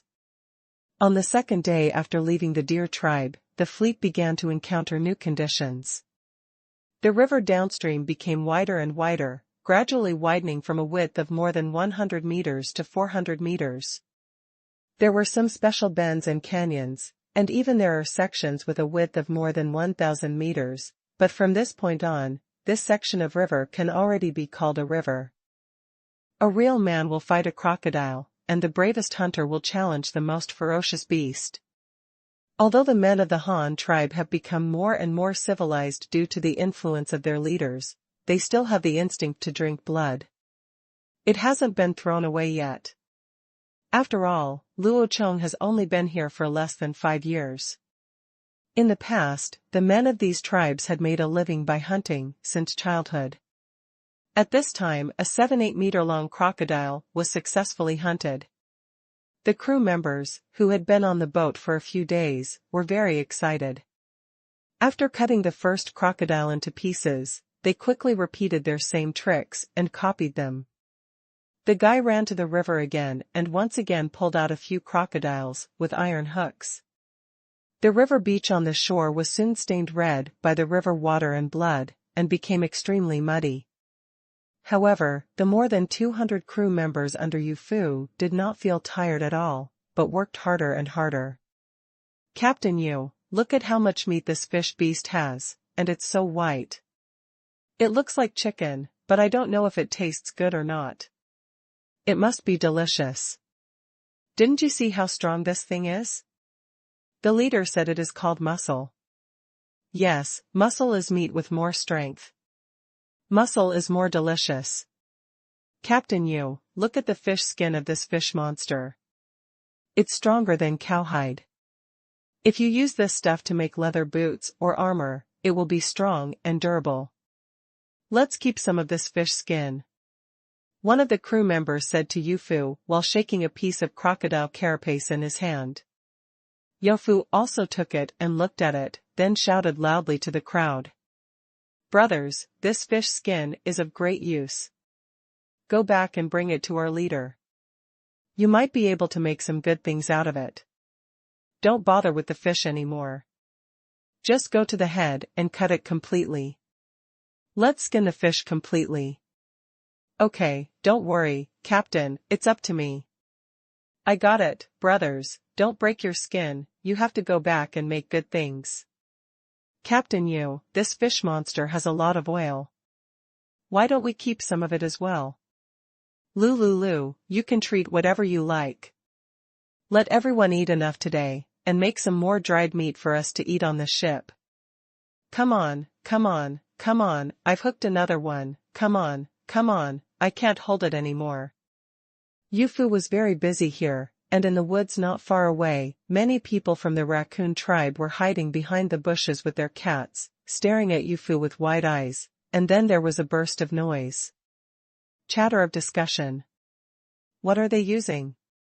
Why is it so powerful that it can even penetrate the skin of water monsters? I don't know where these people come from. They are all so powerful. Why do they have no women or children? Are these people just a hunting team of their tribe? How many people must their tribe have? Their outfits are so special. What are they wearing? It doesn't look like animal skins.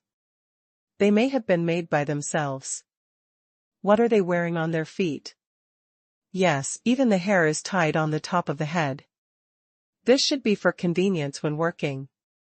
You can see that they hunt so hard that their hair will not fall down and block their eyes. Well, none of this is important.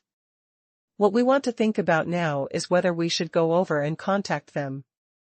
They are killing water monsters by the river now, which has delayed our hunting.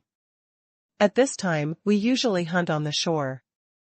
If we don't go out, we will all be hungry if we don't eat at night, but if we go out they will find us, and we will definitely not be able to defeat them, the young leader of the Tanuki tribe suddenly said to his tribe. Well, we don't know if they are good people. They have such powerful weapons in their hands. Will they attack us? Seeing how powerful they are at killing water monsters, they must not be easy to mess with. But this is where we usually hunt, and they are from outside. What if they are not bad? Their weapons are so powerful and they are great at hunting. They will definitely not be short of food. They probably won't attack other tribes. We are not trying to drive them away. It's just hunting there, we don't want the water monsters in the water, we just want the little beasts drinking from the shore, so that shouldn't matter. Yes, they all eat so much meat, so they shouldn't care if we eat some too. Maybe these people are easy to talk to. It would be great if I could exchange 2 weapons with them. The thing they used is really powerful. It can penetrate the hard skin of the water monster in one go. The time the former leader led people to use bone spears and stone spears to kill the water monster, no matter how hard they poked, it couldn't be penetrated, and several people were dragged away by the water monster, and several people who were not dragged away were also bitten to death. It would be great if we had the kind of weapons they used at that time. What do you think is beautiful?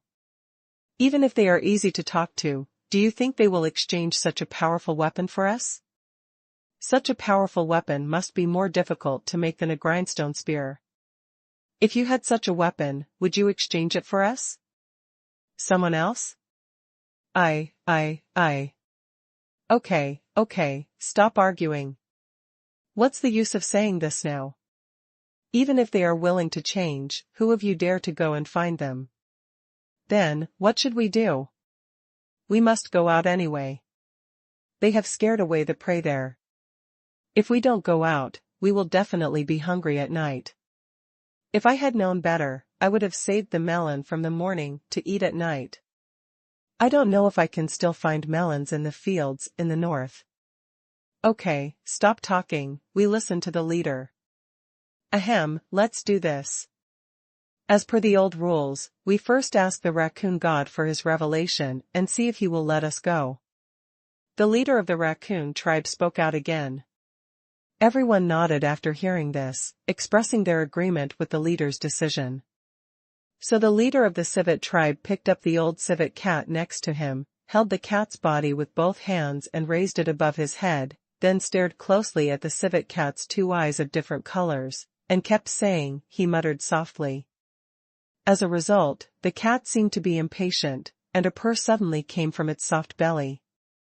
Then it broke free of its hands, landed on the head of the raccoon leader with its 4 legs, kicked hard with its hind legs and rushed out in an instant. With a few quick moves, he rushed towards the scene where the Han tribe was slaughtering crocodiles on the shore. There is no way, It is too hungry, and it will starve to death sooner or later if it follows this group of owners who rush to the street.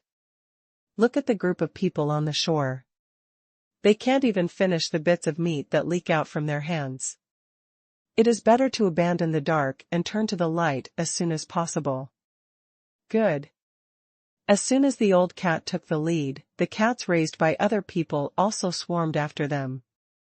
They rushed to the river beach occupied by the Han tribe and began to eat the chopped meat residue on the ground. At the same time, they also raised their tails and stared vigilantly. The people in the Han tribe were worried, but they were not particularly afraid, otherwise they would not have rushed to Yufu's side. The civet cats raised by these people live with people day and night, eating and sleeping together, so they are not particularly afraid of people, but they are still a little wary when facing strangers like the Han tribe. But the crew of the Han tribe were confused. A group of furry little beasts suddenly rushed out from nowhere, and they actually dared to snatch food from the tiger's mouth. Well, even though it was the scraps of skin and meat that people like them didn't want. Damn it, but these little beasts are a bit too courageous. Raccoon God. The raccoon tribe was also confused. It was fine, but the civet cats suddenly rushed out, but the raccoon tribe took these civet cats very seriously. They were sacred beasts that they treated like gods. Look, when the civet cats rushed under the Han tribe's butcher's knife, a few people rushed over without thinking, shocking the people on both sides of the Han tribe and the civet tribe. Captain Yu, someone is running over there. Everyone, be careful, there are savages. Yufu turned his head, took a look, and immediately shouted. The rest will be refreshed tomorrow morning. Sorry, I've been a little busy these days. Then, what should we do? We must go out anyway. They have scared away the prey there. If we don't go out, we will definitely be hungry at night. If I had known better, I would have saved the melon from the morning to eat at night. I don't know if I can still find melons in the fields in the north. Okay, stop talking, we listen to the leader. Ahem, let's do this.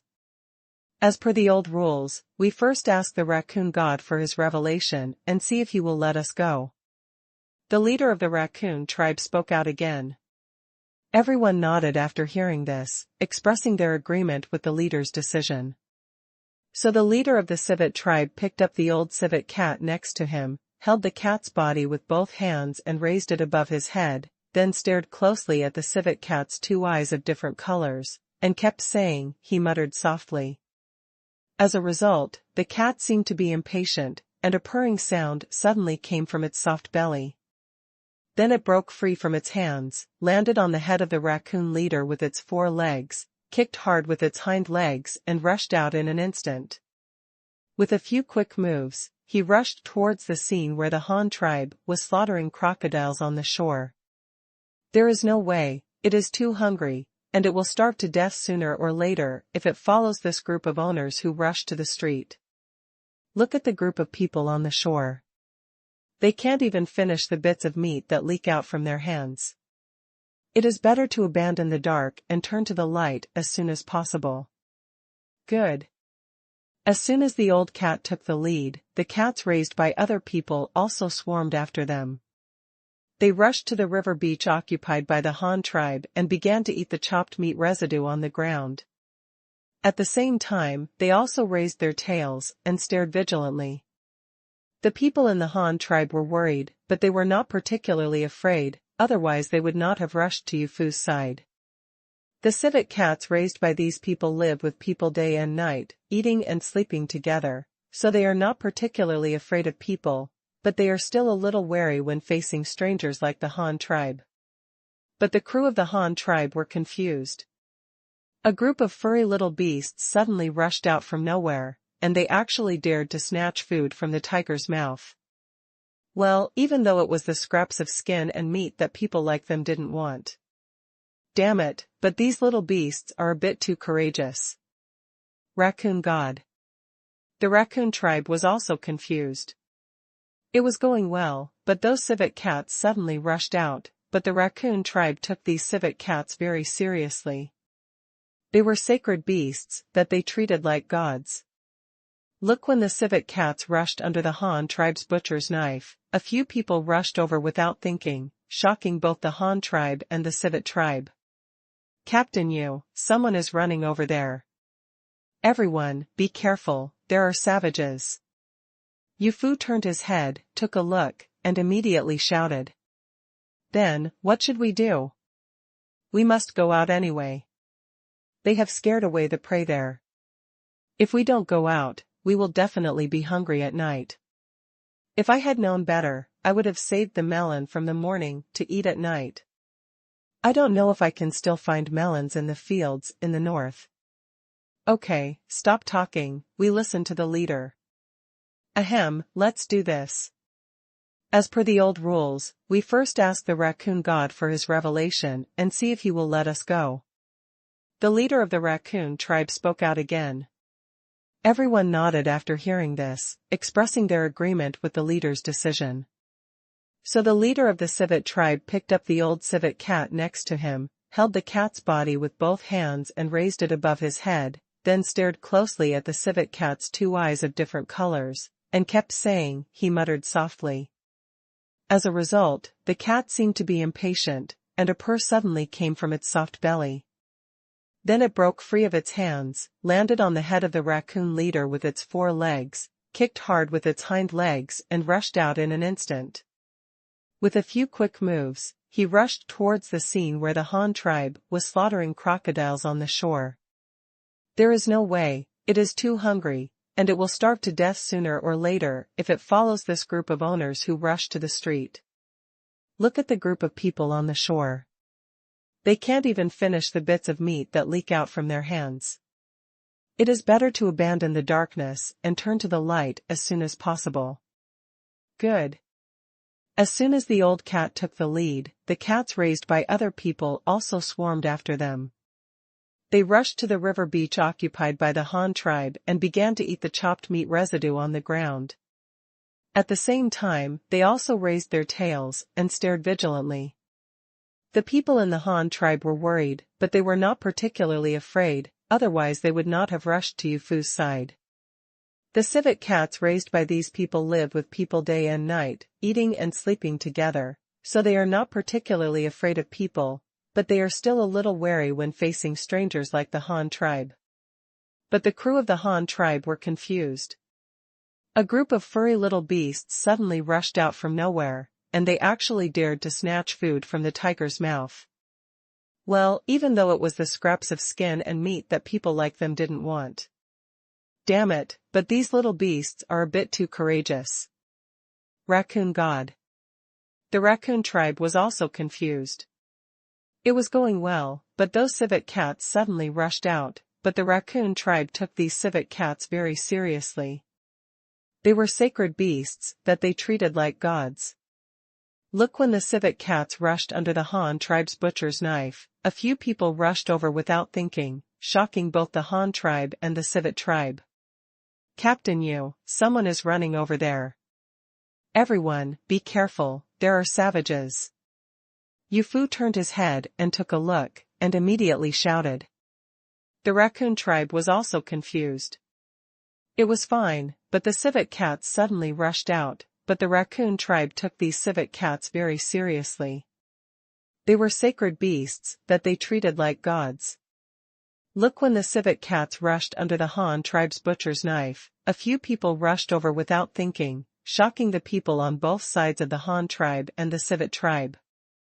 Captain Yu, someone is running over there. Everyone, be careful, there are savages. Yu Fu turned his head and took a look, and immediately shouted. In line with the strategic policy of friendly exchanges and peaceful development, when enough crocodiles were captured, Yu Fu generously invited the raccoon tribe to have dinner together. After all, it is unreasonable to occupy other people's land, affect other people's hunting, and cause the whole family to starve.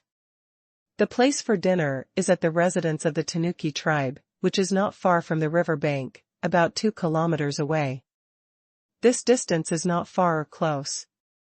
If you are fast, you can walk to the river in 20 minutes without being disturbed by the river. With no harassment from wild beasts, the terrain is well hidden and well ventilated, so it is considered a relatively good location. The residence is located in a slightly higher clearing, between the woods. There is a camp surrounded by wooden fences. There are only a dozen tents made of animal skins and thatch. The living environment is very simple, but not bad. It's clean, but it's so poor that it doesn't even have a few serious stone basins. Although the crew members of the Han tribe did not say they disliked it, they still felt very unaccustomed to it. They all said that it is easy to go from frugality to luxury, but it is difficult to go from luxury to frugality. Although the living standard of the Han tribe cannot be said to be luxurious, at least the living facilities are complete.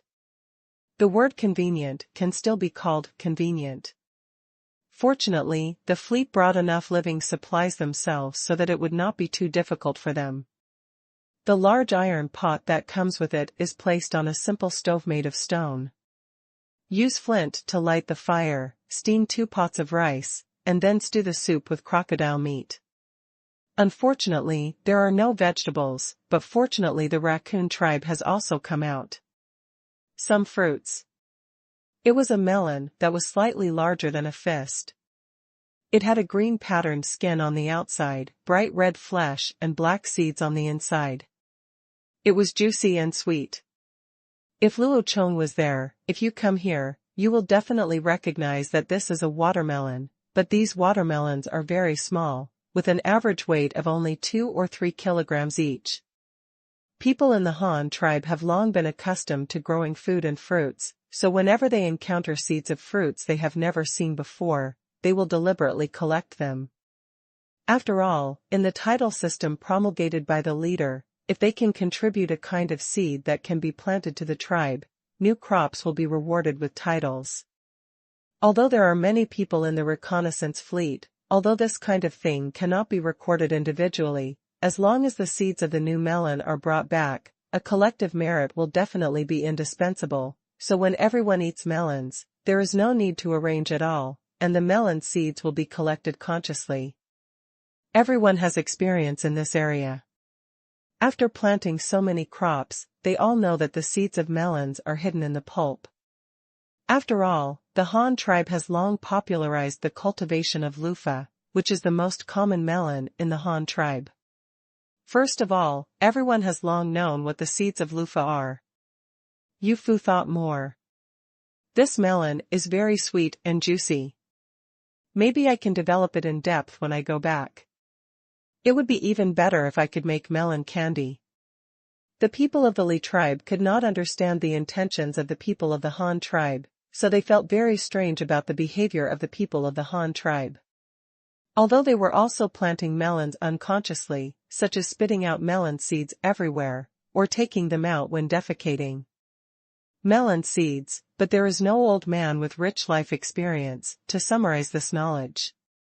The entire tribe is thinking about how to hunt all day long, so they have never learned to plant them. This is why the Tanuki tribe is so poor and weak.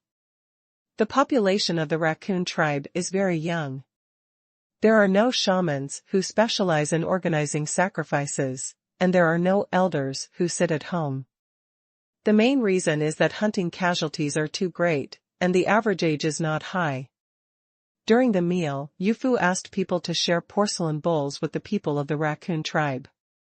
They were filled with rice and crocodile meat, some stewed and some roasted. The most important thing was that they also added salt, which gave them a special salty taste. It was something that the raccoon tribe had never eaten before, and the sweet smell of the rice made them all want to eat it, and they couldn't bear to put down the chopsticks they were using to pick up the rice. Yofu was still discussing the deal with Leader Li. The two refused to give in, and the negotiations were somewhat deadlocked. I said, I can exchange some weapons for you, but you can only use those little beasts to exchange for them. Yufu said insistently. The raccoon tribe is a poor group, and only the raccoon cats they raise are their own. It's great to watch. And he has already learned during the conversation that these furry little beasts of the raccoon tribe do have special abilities like the dogs of the Han tribe. They can catch mice in the ground, catch birds in the trees, and they can catch birds in the grass. If you encounter a snake, you dare to go up and fight it. Whether it is looking after the house or guarding the warehouse, it is useful, and it doesn't eat much. After all, it is very small and can eat a lot if it is exhausted, so it is raised in the Han tribe. This little beast is absolutely beneficial and harmless.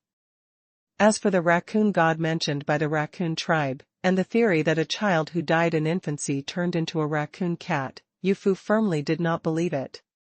In fact, the Yu tribe is different from other tribes. In Luo Chong's words, in this era of serious pantheism, the Yu tribe is a minority of atheists.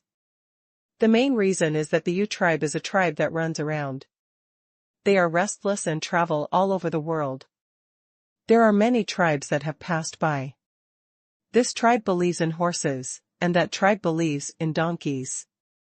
If these things are gods, how many gods must there be in the world? Coupled with the influence of Luo Chong's scientific concepts, Yu Fu has no influence on those wild gods. Even more disdainful. He does not rule out that one or two special beings among animals will be worshipped as gods, but they are a minority after all. Just like he has relieved so many humans in his life, he only met one Luo Chong, but what can you say about Luo Chong? Is Chong a man-god? That's definitely not the case. The idea promoted by the leader is that he is a natural leader. The emperor is a monarch who inherits the will of God to lead the people. That is different from a god. No, these raccoon gods are our dead children. We will not exchange our children for anything. Only with their presence can we protect our tribe and increase the number of people in our tribe. The raccoon leader was also determined. Objected. Yu Fu was speechless. Does your low population have anything to do with raising this little beast? No matter how many little beasts you raise, if there is not enough food, how can you feed so many people? Why can the Han tribe be so powerful and gather so many people? The population of the Han tribe is not just because the Han tribe has enough food, they can grow their own food, and can obtain food stably. Otherwise, how can they achieve population growth? This has a hair relationship with those little beasts you raise. It's really a brainless young man. Think about it again. The leader of his family is obviously a teenager. Why is there such a big gap between him and others? Chiefly, is this food delicious? Yu Fu suddenly asked in a different way. It's delicious. What's wrong? Leader Li didn't understand what Yu Fu meant by asking this. In our Han tribe, all the people can eat this kind of rice. They will not go hungry all year round and can eat at least 2 such meals every day. So there are many people in our Han tribe, 70,000 to 80,000 people, and we seldom hunt, so few people die, and the population increases every year. If you want to increase the population of your tribe, why not come here? Our Han tribe, within a few years, the population of your tribe will be able to double several times. Yu Fu said temptingly. Everyone can eat such a meal? No need to hunt dead people? Can you eat twice a day? Will you not be hungry all year round? By the way, what do you mean 7 or 8,000 people? How much more than our tribe? The young leader of the raccoon tribe questioned Yu Fu in disbelief. He said in his heart that this guy is shameless and boasts without drafting. The Han tribe is worse than their raccoon tribe. Just by attacking those weapons, the raccoon tribe is admittedly inferior to the Han tribe. However, it is said that all tribesmen can eat 2 good meals a day all year round and never have to go hungry. Chief Li does not dare to even think about such a life. Even some of the larger tribes he knows around do not dare to say that they do not have to eat all year round. It will make the people hungry. When they can't go out to hunt in winter, and there is insufficient food storage, won't they go hungry? No one would believe it, so he thought Yu Fu was bragging. 7 or 80,000 people. Yu Fu turned around and looked around, then continued.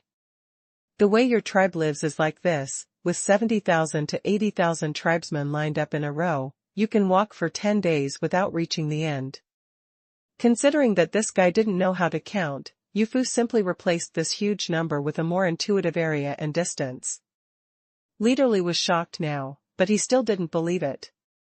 If there were really so many people in the Han tribe, how could they have enough to eat every day without going hungry? He thought this was impossible. In fact, he had never seen it before. He had no concept in his mind and didn't dare to imagine it.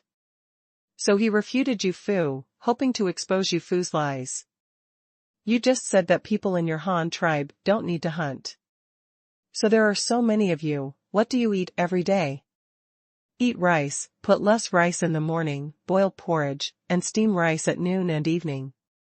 This is the kind you eat. These are plant seeds. Well, you can think of them as the fruits of plants. That's pretty much it. This thing, it's not a prey, so there's no need to hunt. Yu Fu relied on you to explain sincerely. Fruit? That means gathering?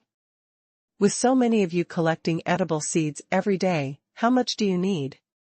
A piece of land can be eaten up by you in a few days. Do you think I don't know? After all, I am also the leader. They also collect sweet fruits to eat. They eat quickly, but they grow slowly and cannot be stored.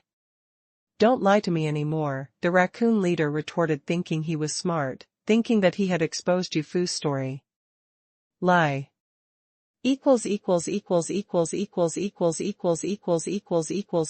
Refresh the rest tomorrow morning. There are still a few hundred words left. He does not rule out that one or two special beings among animals will be worshipped as gods, but they are a minority after all. Just like he has relieved so many humans in his life, he only met one Luo Chong, but what can you say about Luo Chong? Is Chong a man god? That's definitely not the case. The idea promoted by the leader is that he is a natural leader. The emperor is a monarch who inherits the will of God to lead the people. That is different from a god. No, these raccoon gods are our dead children. We will not exchange our children for anything. Only with their presence can we protect our tribe and increase the number of people in our tribe. The raccoon leader was also determined. Objected. Yu Fu was speechless. Does your low population have anything to do with raising this little beast? No matter how many little beasts you raise, if there is not enough food, how can you feed so many people? Why can the Han tribe be so powerful and gather so many people? The population of the Han tribe is not just because the Han tribe has enough food, they can grow their own food, and can obtain food stably. Otherwise, how can they achieve population growth? This has a hair relationship with those little beasts you raise. It's really a brainless young man. Think about it again. The leader of his family is obviously a teenager. Why is there such a big gap between him and others? Chiefly, is this food delicious? Yu Fu suddenly asked in a different way. It's delicious. What's wrong? Leader Li didn't understand what Yu Fu meant by asking this. In our Han tribe, all the people can eat rice like this. They will not go hungry all year round and can eat at least 2 meals like this every day. So there are many people in our Han tribe, 70,000 to 80,000 people, and we seldom hunt, so few people die, and the population increases every year. If you want to increase the population of your tribe, why not come here? Our Han tribe, within a few years, the population of your tribe will be able to double several times. Yu Fu said temptingly. Everyone can eat such a meal? No need to hunt dead people? Can you eat twice a day? Will you not be hungry all year round? By the way, what do you mean 7 or 8,000 people? How much more than our tribe? The young leader of the raccoon tribe questioned Yu Fu in disbelief. He said in his heart that this guy is shameless and boasts without drafting. The Han tribe is more powerful than their raccoon tribe. Just by attacking those weapons, the raccoon tribe is. admittedly inferior to the Han tribe. However, it is said that all tribesmen can eat 2 good meals a day all year round and never have to go hungry. Chiefly does not even dare to think about such a life. Even some of the larger tribes he knows around do not dare to say that they do not have to live without food all year round. It will make the people hungry. When they can't go out to hunt in winter, and there is insufficient food storage, won't they go hungry? No one would believe it, so he thought Yufu was bragging. 7 or 80,000 people, Yufu turned around and looked around, then continued. The way your tribe lives is like this, with 70,000 to 80,000 tribesmen lined up in a row, you can walk for 10 days without reaching the end. Considering that this guy didn't know how to count, Yufu simply replaced this huge number with a more intuitive area and distance. Leader Li was shocked now, but he still didn't believe it. If there were really so many people in the Han tribe, how could they have enough to eat every day without going hungry? He thought this was impossible. In fact, he had never seen it before. He had no concept in his mind and didn't dare to imagine it. So he refuted Yufu, hoping to expose Yufu's lies. You just said that people in your Han tribe don't need to hunt. So there are so many of you, what do you eat every day? Eat rice, put less rice in the morning, boil porridge, and steam rice at noon and evening. This is the kind you eat. These are plant seeds. Well, you can think of them as the fruits of plants. That's pretty much it. This thing, it's not a prey, so there's no need to hunt. Yufu relied on you to explain sincerely. Fruit? That means gathering? With so many of you collecting edible seeds every day, how much do you need? A piece of land can be eaten up by you in a few days. Do you think I don't know? After all, I am also the leader. They also collect sweet fruits to eat. They eat quickly, but they grow slowly and cannot be stored. Don't lie to me anymore, the raccoon leader retorted, thinking he was smart, thinking that he had exposed Yufu's story. Lie. In line with the strategic policy of friendly exchanges and peaceful development, when enough crocodiles were captured, Yufu directly and generously invited the raccoon tribe to have dinner with them. After all, it is unreasonable to occupy other people's land, affect other people's hunting, and cause the whole family to starve. The place for dinner is in the residence of the Tanuki tribe, which is not far from the river bank, about 2 kilometers. The distance is not far or close. If you are fast, you can walk to the river in 20 minutes without being intimidated by the river. With no harassment from wild beasts, the terrain is well hidden and well ventilated, so it is considered a relatively good location. The residence is located in a slightly higher clearing between woods. There is a camp surrounded by wooden fences.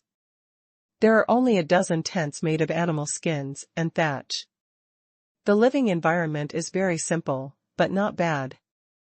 It's clean, but it's so poor that it doesn't even have a few serious stone basins.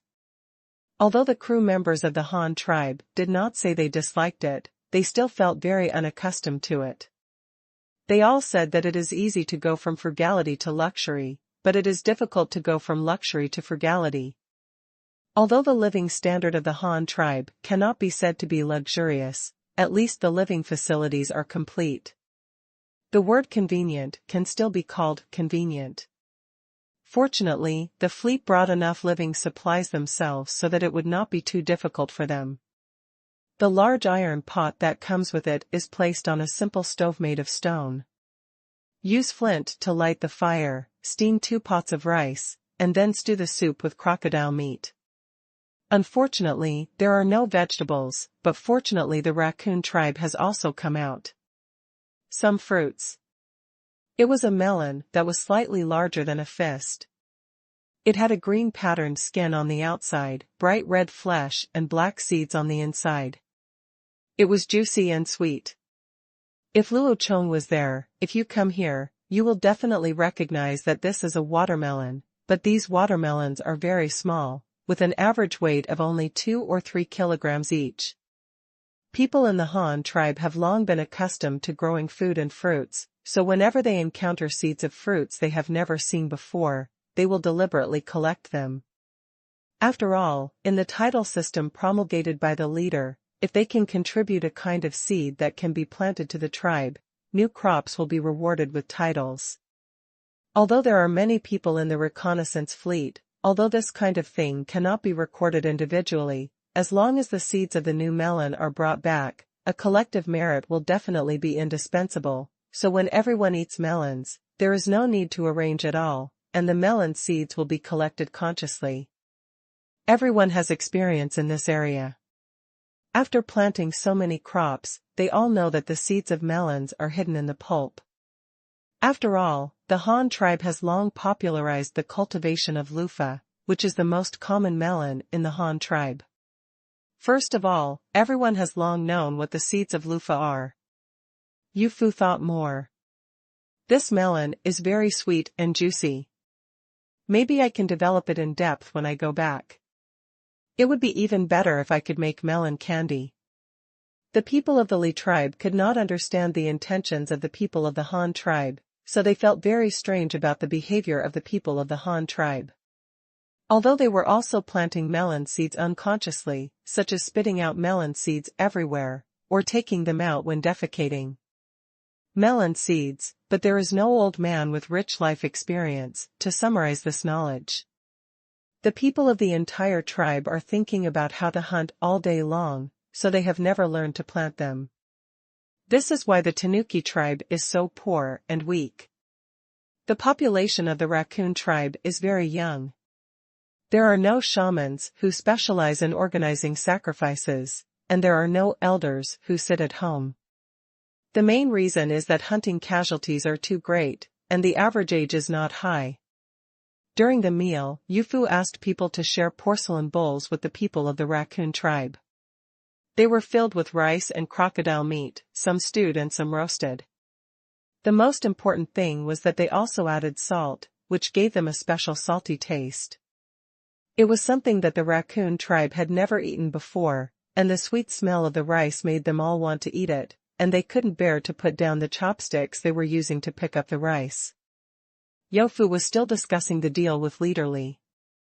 The two refused to give in, and the negotiations were somewhat deadlocked.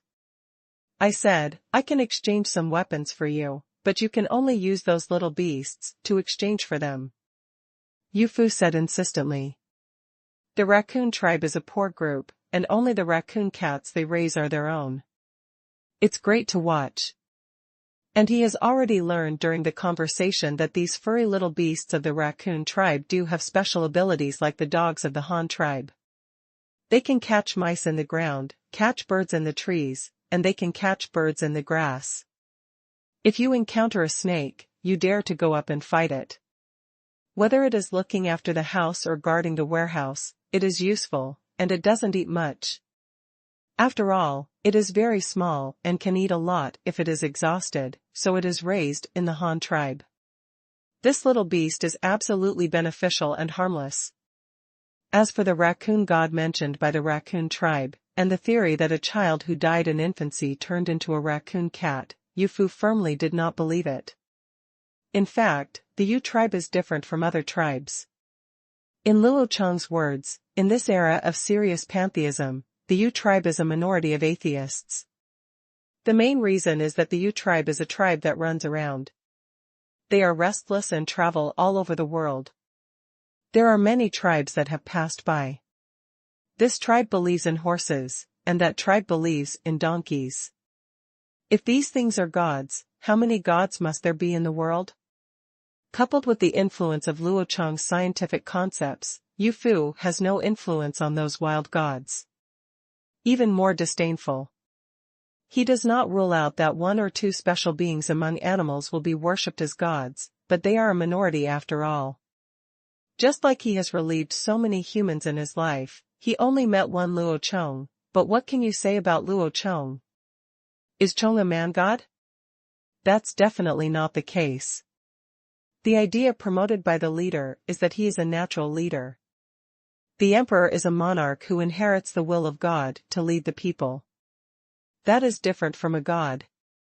No, these raccoon gods are our dead children. We will not exchange our children for anything. Only with their presence can we protect our tribe and increase the number of people in our tribe. The raccoon leader was also determined. Objected. Yu Fu was speechless. Does your low population have anything to do with raising this little beast? No matter how many little beasts you raise, if there is not enough food, how can you feed so many people? Why can the Han tribe be so powerful and gather so many people?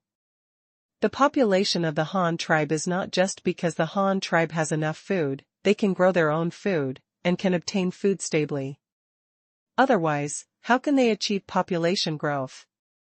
This has a hair relationship with those little beasts you raise. It's really a brainless young man. Think about it again. The leader of his family is obviously a teenager. Why is there such a big gap between him and others? Chiefly, is this food delicious? Yu Fu suddenly asked in a different way. It's delicious.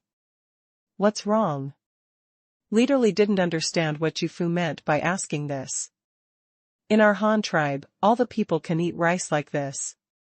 They will not go hungry all year round and can eat at least 2 meals like this every day. So there are many people in our Han tribe, 70,000 to 80,000 people, and we seldom hunt, so few people die, and the population increases every year. If you want to increase the population of your tribe, why not come here? Our Han tribe, within a few years, the population of your tribe will be able to double several times. Yu Fu said temptingly. Everyone can eat such a meal? No need to hunt dead people? Can you eat twice a day? Will you not be hungry all year round? By the way, what do you mean 7 or 8,000 people? How much more than our tribe? The young leader of the raccoon tribe questioned Yu Fu in disbelief. He said in his heart that this guy is shameless and boasts without drafting. The Han tribe is worse than their raccoon tribe. Just by attacking those weapons, the raccoon tribe is admittedly inferior to the Han tribe.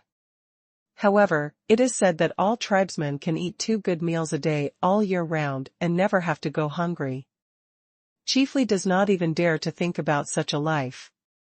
Even some of the larger tribes he knows around do not dare to say that they do not have to live without food all year round. It will make the people hungry. When they can't go out to hunt in winter, and there is insufficient food storage, won't they go hungry? No one would believe it, so he thought Yu Fu was bragging. 7 or 80,000 people, Yu Fu turned around and looked around, then continued. The way your tribe lives is like this, with 70,000 to 80,000 tribesmen lined up in a row, you can walk for 10 days without reaching the end. Considering that this guy didn't know how to count, Yu Fu simply replaced this huge number with a more intuitive area and distance. Leader Li was shocked now, but he still didn't believe it. If there were really so many people in the Han tribe, how could they have enough to eat every day without going hungry? He thought this was impossible. In fact, he had never seen it before. He had no concept in his mind and didn't dare to imagine it. So he refuted Yu Fu, hoping to expose Yu Fu's lies. You just said that people in your Han tribe don't need to hunt. So there are so many of you, what do you eat every day? Eat rice, put less rice in the morning, boil porridge, and steam rice at noon and evening. This is the kind you eat. These are plant seeds. Well, you can think of them as the fruits of plants. That's pretty much it.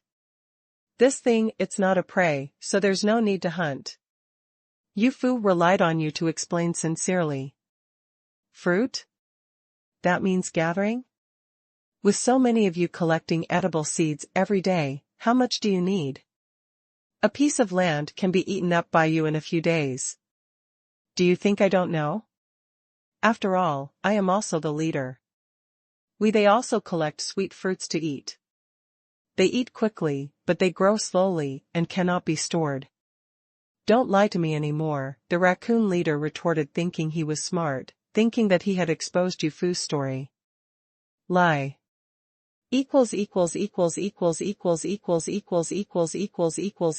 Refresh the rest tomorrow morning. There are still a few hundred words left. He does not rule out that one or two special beings among animals will be worshipped as gods, but they are a minority after all. Just like he has relieved so many humans in his life, he only met one Luo Chong, but what can you say about Luo Chong? Is Chong a man-god? That's definitely not the case. The idea promoted by the leader is that he is a natural leader. The emperor is a monarch who inherits the will of God to lead the people. That is different from a god. No, these raccoon gods are our dead children.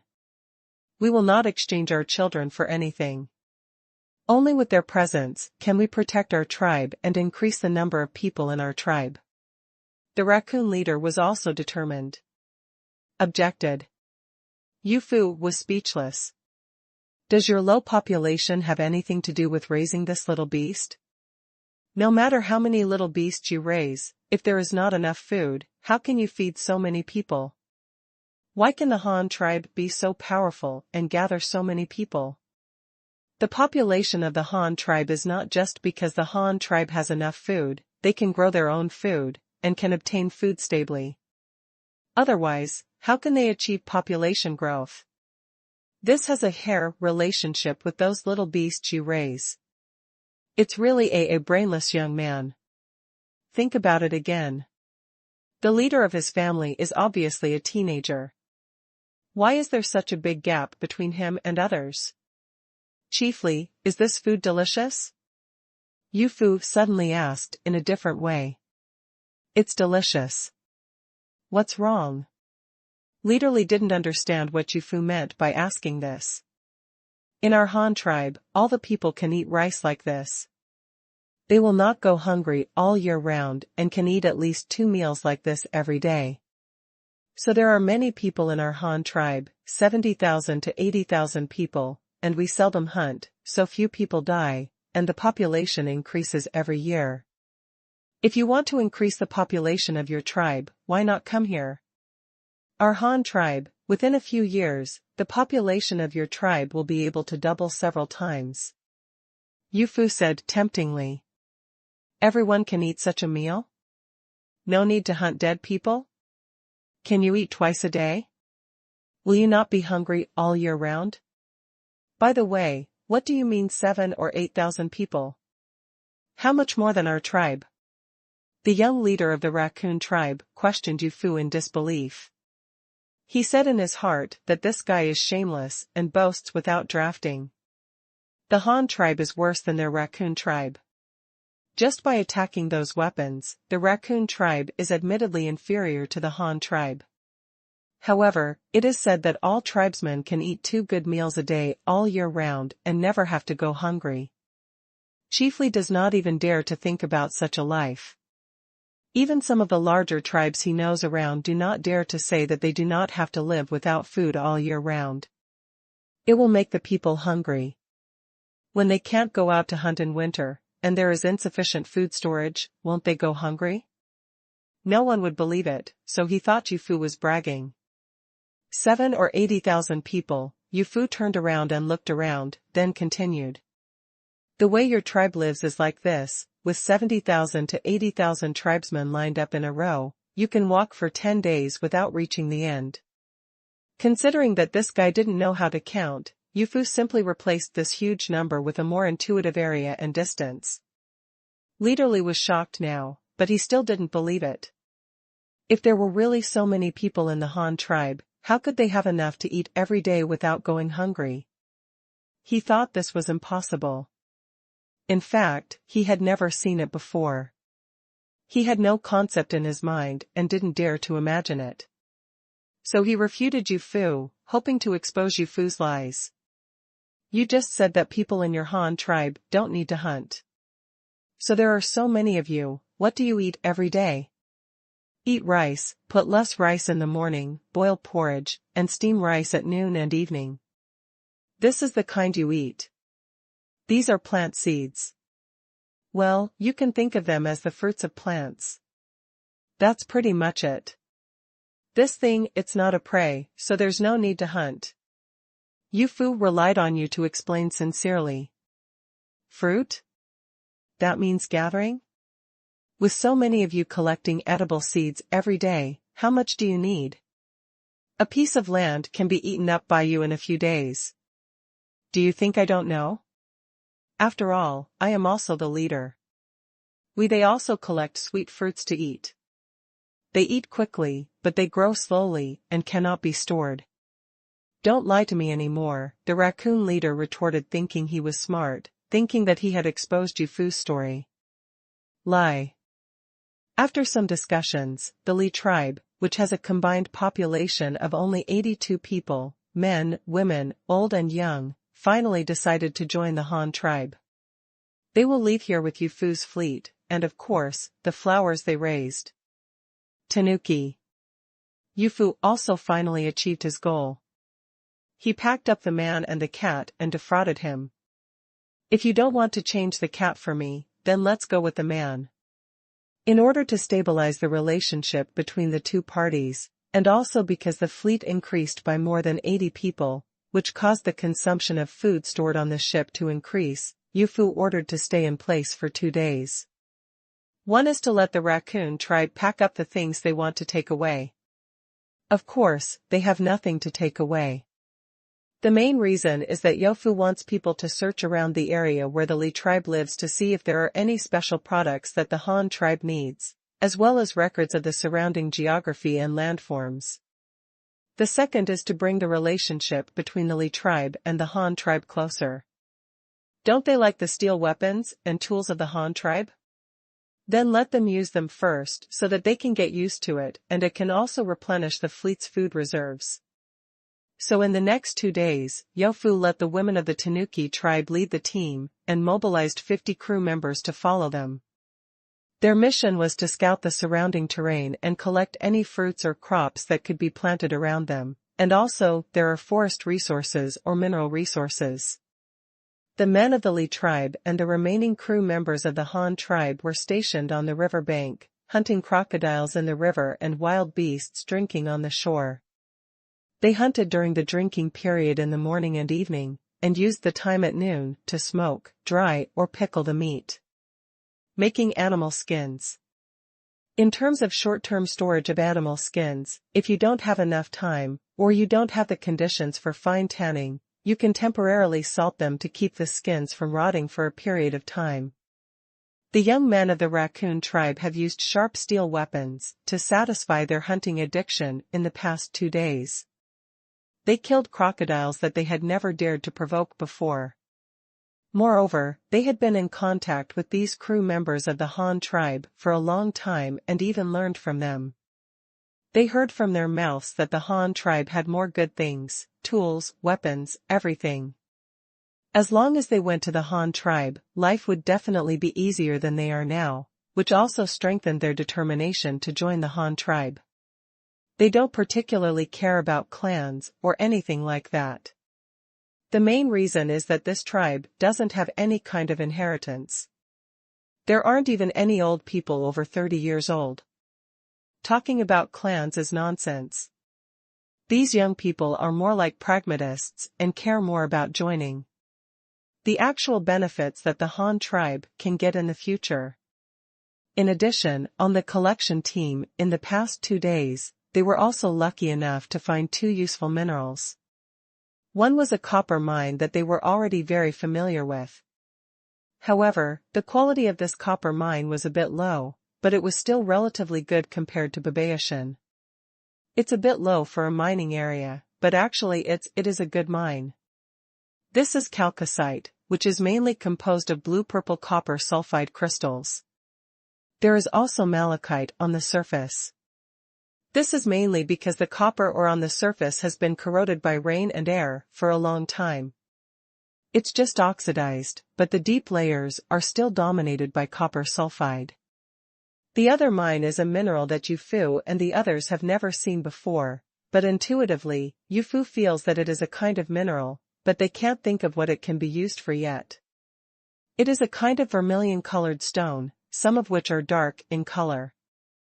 They look like dried blood, a bit reddish-brown, and the texture is not very strong. It can be smashed. The team members must think that this is due to minerals, because these stones are very densely distributed, and there are a lot of them in a limited area. In addition, the color is very special, bright red, and very pure. Anyway, this is definitely not an ordinary stone.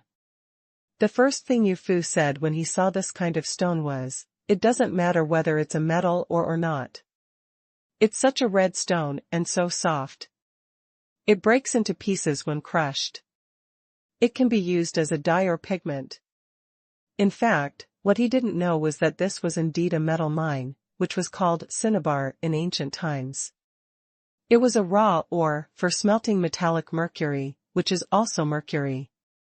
This is also a metal mineral that humans have mastered the mining and smelting technology very early. However, ancient people did not do many good things with it. Most of them took advantage of the highly toxic function of mercury and used it in large quantities to prevent theft in tombs and embalming techniques. For example, the microscopic map of China in the mausoleum of Qingshu uses mercury to simulate the Yangtze and Yellow rivers. As a result, the mercury vapor content in the tomb chamber exceeds the standard, and you will die if you enter it. Therefore, to this day, only a few burial pits, terracotta warriors and horses, have been opened. Qingshu, the real tomb and underground palace, are still sealed to this day. Of course, this is not just a pot with excessive mercury. The main reason is that it is afraid that opening it will change the air composition inside and damage the cultural relics inside, so it is better not to open it. In the Han tribe, the current role of cinnabar is just like what Yu Fu said. It is only used in pigments, such as making ink pads. Although the Han tribe currently uses red ink pads, that is, they are all prepared with the juice of red grass plus vegetable oil and kaolin clay. The effect is not very good. If it can be made with cinnabar, then just use cinnabar and oil. It can be much simpler and the effect will be much better. Because Yu Fu believed that cinnabar was not an important mineral, and the Han tribe was currently not short of copper ore, he did not report it to Luo Chong immediately. Instead, he had someone mark the location in detail, collected some samples, and took the crew with him. He and the newly joined Tanuki tribe continued to set sail towards the lower reaches. Fortunately, the sailboat is big enough, and there are not many adults in the Tanuki tribe. Half of them are children, so although the boat is a little crowded, it does not hinder its use and living. The food of the fleet has been replenished again, so we continue to move forward. During these hours on the ship, Yu Fu did not let anyone idle. Instead, he asked the crew to take out various colored cloths from the cargo in the bottom cabin and teach the women of the raccoon tribe to make clothes. At least give these to the raccoon tribe first. Adults and children put on their clothes first. The men of the Tanuki tribe also began to learn the skills of living on the boat under the guidance of the crew, as well as the skills of rowing and sailing, so that they could also help out on the boat. Although the people of the raccoon tribe have not yet arrived at the residence of the Han tribe, their life on the boat makes them feel advanced enough. At least the life of the raccoon tribe before is incomparable to what it is now. Although the crew members all agreed that life on this ship is hard, after all, no matter how nice the ship is, they will miss their own doghouse after being away for a long time. Yu Fu is still the same as before, recording the voyage log every day according to Luo Chong's instructions. Although this is not a seagoing ship, the voyage log of this unfamiliar route is relatively important. First, it can summarize experience for subsequent voyages. Second, it can effectively and long-term monitor the mental and physiological conditions of the crew. These are the abilities that a fleet commander should have and master. As for the Han tribe, after seeing off the delegation visiting the Xian tribe, Luo Chong also took time to visit the newly established counties and looked at the newly established counties in Hanyang County and Ruyang County. Ruyang City, the capital, also has Sidong County under its jurisdiction. Now that half a year has passed, the construction status of these new cities needs to be checked. If the progress is slow, then it is necessary to consider in advance the issue of people's winter survival and what material reserves are needed. Preparations and planning must start now. We cannot wait until by the end of autumn, everything has been planned, and if you don't have anything in your hands by then, you can only stare. By late July, it was already the last month of the long summer. Most of the crops grown here in Hanyang City were rice. The intense summer harvest was underway at this time. When Luo Chong arrived at Fima Pass in the north of Hanyang City, the second crop corn planted on the side has just reached thigh height. The rest will be refreshed tomorrow morning. The first thing Yu Fu said when he saw this kind of stone was, no matter if it is a metal or not, the stone is so red and so soft. It breaks into pieces when crushed. It can be used as a dye or pigment. In fact, what he didn't know was that this was indeed a metal mine, which was called cinnabar in ancient times. It was a raw ore for smelting metallic mercury, which is also mercury. This is also a metal mineral that humans have mastered the mining and smelting technology very early. However, ancient people did not do many good things with it. Most of them took advantage of the highly toxic function of mercury and used it in large quantities to prevent theft in tombs and embalming techniques. For example, the microscopic map of China in the mausoleum of Qingshu uses mercury to simulate the Yangtze and Yellow rivers. As a result, the mercury vapor content in the tomb chamber exceeds the standard, and you will die if you enter it. Therefore, to this day, only a few burial pits, terracotta warriors and horses, have been opened. Qingshu, the real tomb and underground palace, are still sealed to this day. Of course, this is not just a pot with excessive mercury. The main reason is that it is afraid that opening it will change the air composition inside and damage the cultural relics inside, so it is better not to open it. In the Han tribe, the current role of cinnabar is just like what Yu Fu said. It is only used in pigments, such as making ink pads. Although the Han tribe currently uses red ink pads, that is, they are all made from the juice of red grass plus vegetable oil and kaolin. The effect is not very good. If it can be made with cinnabar, then just use cinnabar and oil. It can be much simpler and the effect will be much better. Because Yu Fu believed that cinnabar was not an important mineral, and the Han tribe was currently not short of copper ore, he did not report it to Luo Chong immediately. Instead, he had someone mark the location in detail, collected some samples, and took the crew with him. He and the newly joined Tanuki tribe continued to set sail towards the lower reaches. Fortunately, the sailboat is big enough, and there are not many adults in the Tanuki tribe. Half of them are children, so although the boat is a little crowded, it does not hinder its use and living.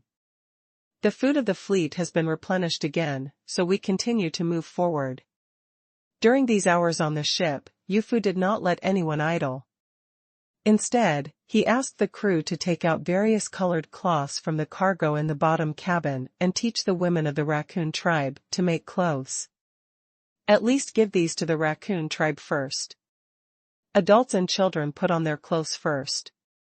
The men of the Tanuki tribe also began to learn the skills of living on the boat under the guidance of the crew, as well as the skills of rowing and sailing, so that they could also help out on the boat.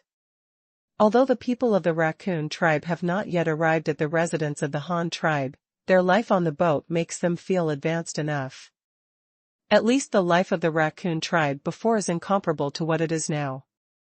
Although the crew members all agreed that life on this ship is hard, after all, no matter how nice the ship is, they will miss their own doghouse after being away for a long time.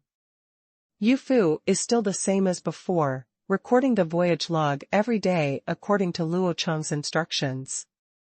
Although this is not a seagoing ship, the voyage log of this unfamiliar route is relatively important. First, it can summarize experience for subsequent voyages. Second, it can effectively and long-term monitor the mental and physiological conditions of the crew. These are the abilities that a fleet commander should have and master. As for the Han tribe, after seeing off the delegation visiting the Qian tribe, Luo Chong also took time to visit the newly established counties and looked at the newly established counties in Hanyang County and Ruyang County. Ruyang City, the capital, also has Sidong County under its jurisdiction. Now that half a year has passed, the construction status of these new cities needs to be checked. If the progress is slow, then it is necessary to consider in advance the issue of people's winter and what material reserves are needed. Preparations and planning must start now.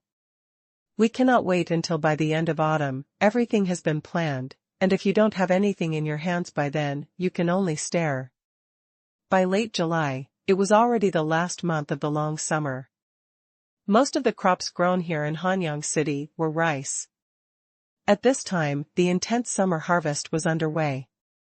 When Luo Chong arrived at Fima Pass in the north of Hanyang City, the second crop corn planted on the side has just reached thigh height.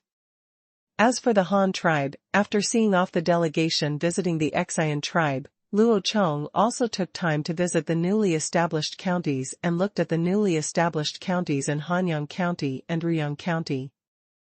Ruyang City, the capital, also has Sidong County under its jurisdiction.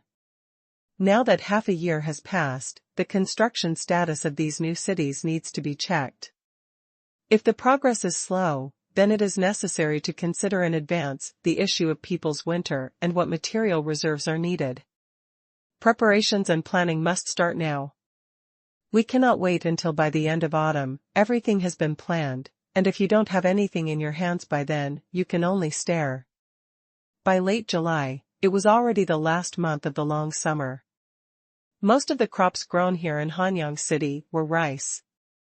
At this time, the intense summer harvest was underway. When Luo Chong arrived at Fima Pass in the north of Hanyang City, the second crop corn planted on the side has just reached thigh height. Now that half a year has passed, the construction status of these new cities needs to be checked. If the progress is slow, then it is necessary to consider in advance the issue of people's winter and what material reserves are needed. Preparations and planning must start now.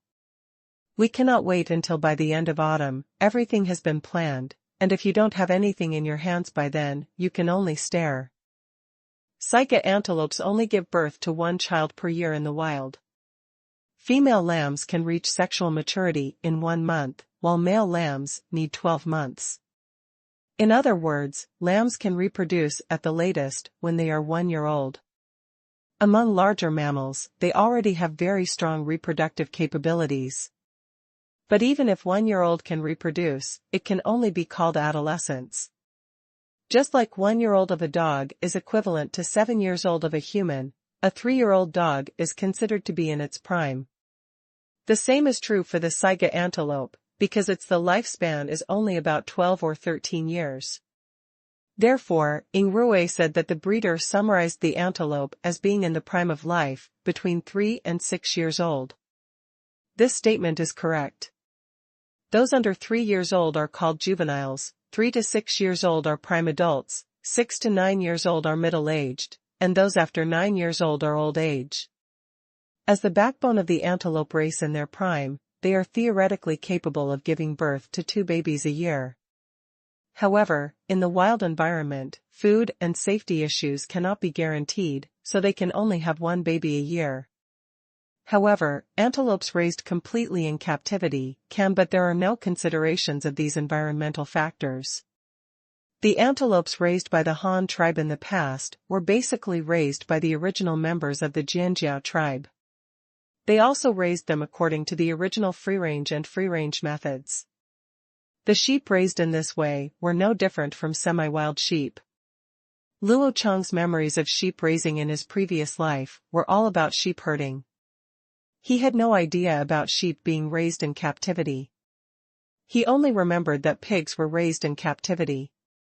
But this time, because Baimogwen was busy building the city, it couldn't spare the manpower to herd the sheep every day, so it could only raise them in captivity. Unexpectedly, it actually produced an unexpected harvest. If this method can be popularized, I don't know how much meat and other ancillary products can be added to the Han tribe in the future, such as sheep horns and sheep skins. Thinking of this, Luo Chong immediately said, "Write down the name of the breeder who summarized the experience. After this method is verified, I will give him a reward, not only a title, but also an official position. Tell him that he must also raise and summarize the antelope well in the future, including the habits of the antelope during captivity."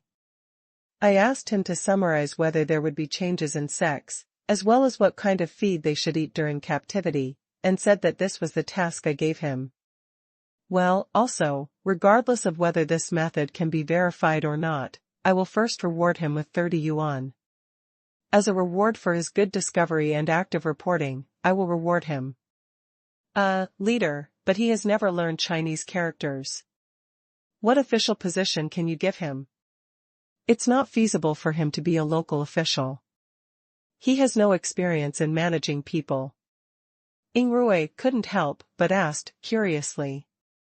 You can learn if you don't know how. Didn't you also know how to do it at the beginning? If you don't know how to manage people, then assign him to the scientific research department. Let's go to Sinong Temple, but it hasn't been established yet. We will talk about it later. Luo Chong explained briefly. Sinong Temple? What is that department for? Rui asked in confusion. He had only heard that the leader had built a Honglu temple some time ago. It was a government institution specially designed to entertain guests from outside tribes. It was directly under the jurisdiction of the leader. It looked very powerful. But in fact, the power is not great. Now there is Sinong Temple, which I have never heard of. It seems that the leader just came up with it. In fact, this is a department that Luo Chong has wanted to set up for a long time. Sinong Temple was responsible for growing vegetables for the royal family in ancient times. All the food, vegetables, and fruits consumed in the palace, except for tribute from other places, came from Sinong Temple. Supply, and this department also has a certain scientific research role. For example, whatever seeds Zhang Qian brought back from the western regions would be handed over to Sinong Temple for cultivation, and then gradually spread among the people. According to Luo Chong's own understanding, this department, one of the 9 Qings, would be equivalent to the modern Academy of Agricultural Sciences if converted into a modern department. Optimal breeding of grain seeds, field management methods for high crop yields, crossbreeding of excellent livestock, experimental planting of unfamiliar crops, as well as animal husbandry feeding technology, and even end technology for domestic pigs, should all be studied by this department. Then popularize it among the people. Isn't this what the Academy of Agricultural Sciences does? Why is a department like the Academy of Agricultural Sciences ranked among the 9 Qings? In an ancient agricultural society, agriculture was everything. After all, people depended on food, so it was right that the ancient emperors valued this department and gave it a high status. Sinong Temple is an experimental department that studies how to make livestock proliferate and food grow. It needs talents who are good at discovery, exploration, and summary. You will know later. Luo Chong said simply again after explaining it for a while. Rui probably couldn't understand even if it was explained in detail. Oh, I understand, I will tell him, and the reward will be taken out of the county's account. Well, let's do it like this. Luo Chong nodded affirmatively. After inspecting the construction of Fuma Pass, Luo Chong set off again to Madian County, 10 kilometers southwest of here, which is a county expanded from the original tribal residence. Madian County is still reorganizing the old area of the tribe in order to develop the more than 2,000 acres of Rami fields there. However, now there are nearly 3,000 people living here, so a lot of grain fields have been cultivated. Planting Rami and growing food does not affect it. Rami can be planted once a year, and the rest is harvested repeatedly. It can be harvested at least 3 times a year, and more than 5 or 6 times. This mainly depends on the weather. If the weather is good, you can harvest 2 more crops. Yes, but there is basically no need for field management. It is a type where you don't have to worry about planting, so you won't waste time growing food.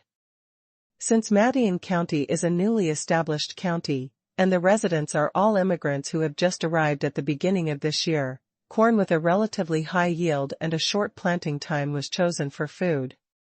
When Luo Chong came over, the second crop of corn here had just begun. Entering the jointing stage, trumpet-shaped corn seedlings are rising from the ground at a rapid speed. If nothing happens, another crop will definitely be harvested before winter comes. The person in charge of Madian County is Qingshu, who is also one of the original members of the Han tribe. As the western border of the Han tribe, this place has been occupied by cannibals, so the most important construction task is the military defense system. Just the city wall, those residential buildings are a trivial matter. The county seat of Madian County is on the original high slope. After expansion, it is now a rammed earth city that is 100 meters long and 400 meters wide. As for why other places are square cities, this one is rectangular. Then Luo Chong has no special explanation. He can only it is said that due to the terrain restrictions on the hill, this highland was originally a long strip. In order to maximize land utilization and reserve open space for building public facilities, it was built into a rectangular shape. According to the area, come to think of it, it is twice as big as Hanyang City. But when Luo Chong walked inside the city wall made of rammed earth, the living conditions of the immigrants made Luo Chong worried. With the protection of such a thick and tall city wall, safety was definitely enough, but there were not many decent houses. There are a lot of bamboo poles for drying corn, which look quite similar. Corn is different from rice. You need to peel off the outer skin of the corn cob first, and then you can put several cobs together to make a knot, and finally weave them into a string. They can only be threshed after they are completely dried in the sun. How can you thresh fresh corn that has just been harvested and rotted when rubbed? I'll refresh the rest tomorrow morning. In fact, this is a department that Luo Chong has wanted to set up for a long time. Sinong Temple was responsible for growing vegetables for the royal family in ancient times. All the food, vegetables, and fruits consumed in the palace, except for tribute from other places, came from Sinong Temple. Supply, and this department also has a certain scientific research role. For example, whatever seeds Zhang Qian brought back from the western regions would be handed over to Sinong Temple for cultivation, and then gradually spread among the people. According to Luo Chong's own understanding, this department, one of the 9 Qings, would be equivalent to the modern Academy of Agricultural Sciences if converted into a modern department. Optimal breeding of grain seeds, field management methods for high crop yields, crossbreeding of excellent livestock, experimental planting of unfamiliar crops, as well as animal husbandry feeding technology, and even end technology for domestic pigs, should all be studied by this department. Then popularize it among the people. Isn't this what the Academy of Agricultural Sciences does? Why is a department like the Academy of Agricultural Sciences ranked among the 9 Qings? In an ancient agricultural society, agriculture was everything. After all, people depended on food, so it was right that the ancient emperors valued this department and gave it a high status. Sinong Temple is an experimental department that studies how to make livestock proliferate and food grow. It needs talents who are good at discovery, exploration, and summary. You will know later. Luo Chong said simply again after explaining it for a while. Ying Rui probably didn't understand even if it was explained in detail. Oh, I understand, I will tell him, and the reward will be taken out of the county's account. Well, let's do it like this. Luo Chong nodded affirmatively. After inspecting the construction of Fuma Pass, Luo Chong set off again to Madian County, 10 kilometers southwest of here, which is a county expanded from the original tribal residence. Madian County is still reorganizing the old area of the tribe in order to develop the more than 2,000 acres of Rami fields there. However, now there are nearly 3,000 people living here, so a lot of grain fields have been cultivated. Planting Rami and growing food does not affect it. Rami can be planted once a year, and the rest is harvested repeatedly. It can be harvested at least 3 times a year, and more than 5 or 6 times. This mainly depends on the weather. If the weather is good, you can harvest 2 more crops. Yes, but there is basically no need for field management. It is a kind of plant that you don't have to worry about, so you won't waste time growing food. Since Madian County is a newly established county, and the residents are all immigrants who have just arrived at the beginning of this year, corn with a relatively high yield and a short planting time was chosen for food. When Luo Chong came over, the second crop of corn here had just begun. Entering the jointing stage, trumpet-shaped corn seedlings are rising from the ground at a rapid speed. If nothing happens, another crop will definitely be harvested before winter comes. The person in charge of Madian County is Qingshu, who is also one of the original members of the Han tribe. As the western border of the Han tribe, this place has been occupied by cannibals, so the most important construction task is the military defense system. Just the city wall, those residential buildings are a trivial matter. The county seat of Madian County is on the original high slope. After expansion, it is now a round earth city that is 100 meters long and 400 meters wide. As for why other places are square cities, this one is rectangular.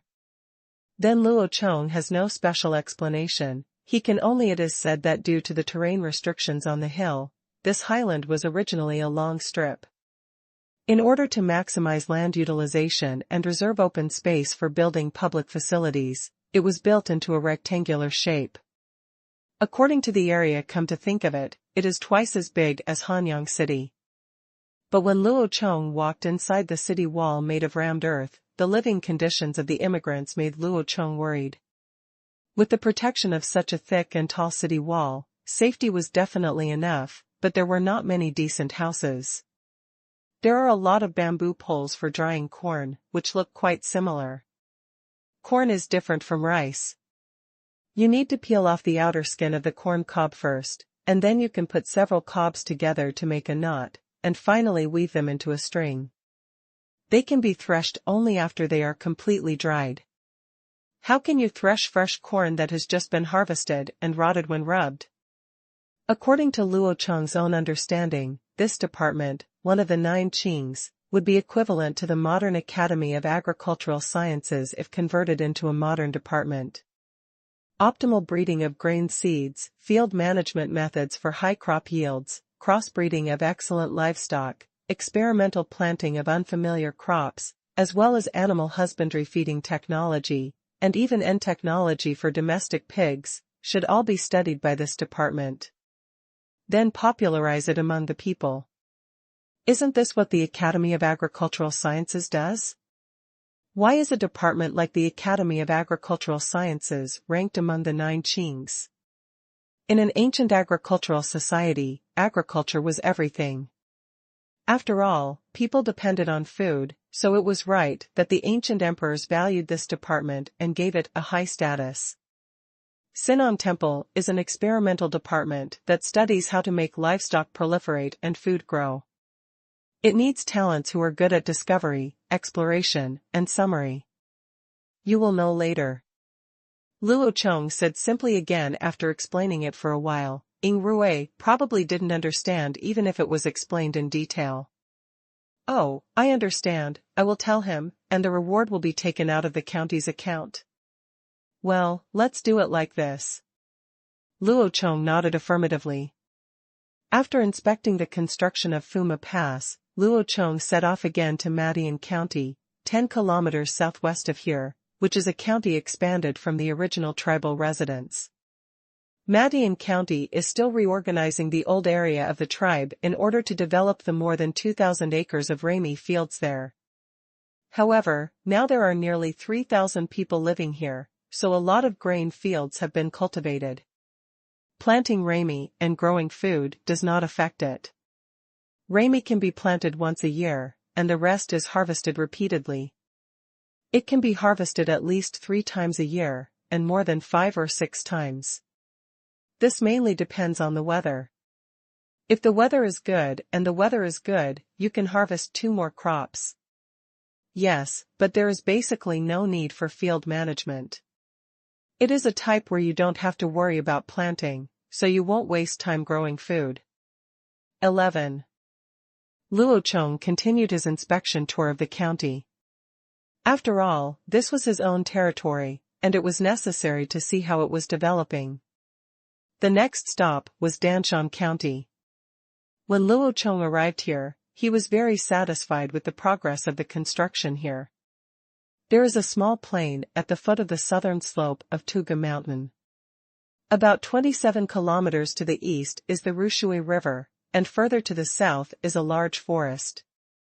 Danshan County is located on the battlefield where it once fought with the Fire tribe. The people responsible for the construction work in Danshan County are Humansong and Chai Duo, as well as civilian officials transferred from Hanyang City. The general persons in charge here are Hu and Chai. To be precise, this is a team, because Luo Chong really can't find a more suitable candidate to be the chief officer at the moment. Luo Chong originally asked these 2 soldiers to come over to take charge of the construction work. The main consideration was that an artificial river needed to be dug here in Danshan County. The amount of the project was relatively large. It would be too slow to rely solely on local people to do it, so Luo Chong went to 500 slaves were mobilized here, but if there are slaves, there must be an army to guard them and supervise their work, so he directly asked these 2 soldiers to come here to guard the slaves and preside over the construction work.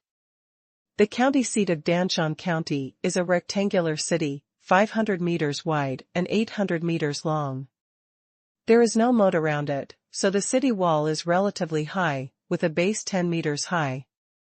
There are gate towers and watchtowers at the 4 gates and 4 corners. The highest points of these buildings are 15 meters high. More importantly, this city is different from most cities of the Han tribe. It is a city with an earthen brick structure, which is the same as the city wall of Hanyang City.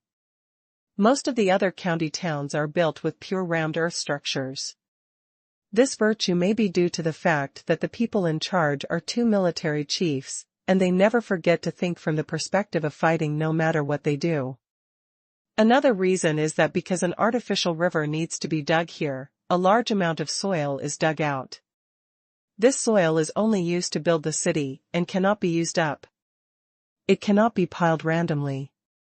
After all, both sides of the artificial river will be farmland in the future. What's the matter with so many big mounds of soil? How can we grow food? So they simply burned all the soil into bricks and used it to build the city walls and the residences inside. Therefore, nothing else could be done here in Danshan County, but the city walls and residences had been built long ago. However, the farmland has not been cultivated much so far, so there is no source of food. They still have to rely on Luo Chong to supply them with taxed grains, but the breeding industry here is developing well and the people are not short of meat. These newly constructed county towns all have a common feature, that is, they are larger than Hanyang City. When Hanyang City was originally designed and built, due to population and various other reasons, it was built a bit small. A 400-meter-long and wide city, there is not even a modern primary school, and it is really frustrating to develop later. Another important difference between Danshan County and other cities is that the houses here are uniformly built with red bricks, which is unique among the Han tribe. Danshan County is far away from rivers and lacks water resources. Daily drinking water and construction can be directly obtained from local wells. This is not difficult, and the Han tribe has already experienced it. However, if they want to irrigate large areas of farmland, there are no rivers and canals. No, the artificial river in Danshan County is a water conservancy project designed to irrigate farmland. For the same reason, without water to cool down the brick kiln, there is no way to make green bricks. There are water wells, but relying on manpower to lift buckets to the top of the kiln is too inefficient. Therefore, in order to solve the problem of the lack of soil, Hu Chai and his colleagues proposed building a brick kiln, but when there was a shortage of water resources, Luo Chong asked them to build a tunnel-style red brick kiln, which did not require water and was directly air-cooled. Although the quality is not as strong as the green bricks, it will still be no problem after decades of use. Who can say what will happen in a few decades? At worst, it will be rebuilt by then. Maybe Danshan County will expand by then. Well, who can say for sure? However, blue bricks are still used to build city walls and official offices. The brick kiln is by the river. Although transportation is more troublesome, it would be better to use less bricks and more wood. Anyway, there is a forest not far away, so there is no need here. There is no shortage of wood and firewood. When Luo Chong came, the city wall and more than 400 houses had been built, and the government offices in the city were still under construction. The rest was still vacant land for the time being, but a temporary breeding farm had been planned there, mainly antelopes and women. They would drive the sheep out of the city every day to eat weeds on the plains outside the city, and then drive the sheep home at night. The sheep were well raised, so there was no shortage of meat and fur here, but the only thing missing was food. Because there is no water source, there is no way to irrigate the land. Although a lot of fields have been cultivated near the city, they are only planting some vegetables now, and they still use well water. In other words, when Danshan County will be able to produce food mainly depends on when the artificial river will be open to water.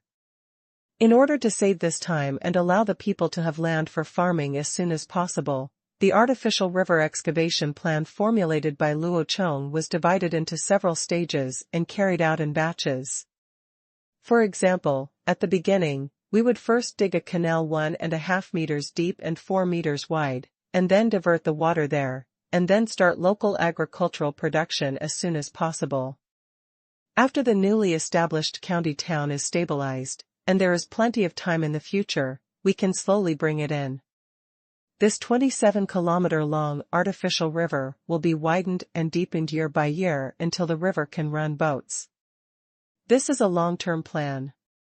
It's just that the river is too long, so even the first phase of the project has not been completed. After Hu Chai and Luo Chong met, they reported that they would definitely be able to complete the first phase of the artificial river before winter this year. It cannot be called an artificial river now, it should be called a canal. The canal should be dug before winter and the water can be diverted there first. Then, food can be grown in the spring of next year. In the end, the two of them applied for food subsidies from Luo Chong again. There was no shortage of other things, so they didn't ask for them. After taking note of the food shortage in Danshan County, Luo Chong set off home again. He first returned to Hanyang City to take a look, and then went to the capital of Ruyang County and Sidong County to check. Luo Chong was not a family-loving person before, but since he consummated his marriage with Xiao Dai and Zhang, he can't help but miss his wife after not seeing her for a while. The three of them are all in good health and have nothing wrong with them, so through Luo Chong's efforts, they have become pregnant at the same time. With someone at home that he cares about, he naturally has to go back often to visit. The two of them were just over 2 months pregnant and could not see the protrusion of their bellies yet. The reason why Luo Chong concluded that they were both pregnant was because they did not come to Kwai Shui, upright arrow. Luo Chong has told the two of them not to do heavy work, such as fetching water from the well, chopping firewood, etc. He only allows the two of them to exercise properly, make clothes at home, and occasionally visit textile workshops in the city. After my mother-in-law Shang learned about the situation, she often ran to her home to take a look. Luo Chong also specially spent money to hire 4 middle-aged single women who had been rescued by the fire tribe, and paid them a salary to take care of Xiao Dai and Zhang at home, and do some work of chopping firewood, carrying water, and cooking. Dai and Jianing also cook vegetables or feed chickens at home. This is the first time Luo Chong has had a child of his own in his 2 lives. Although he was not a virgin in his previous life, he had never been married and had children, so he was quite nervous and excited. The same was true for Xiaodai and Jianing. They are all giving birth for the first time, and they are pregnant with the leader's child. Furthermore, compared with others, they are also women who have given birth at an older age. In addition, they have the special status aura of the leader's wife, so they have received a lot of attention. Despite the attention and congratulations from others, the 2 of them were still very happy, and even the whole city of Hanyang was beaming with joy.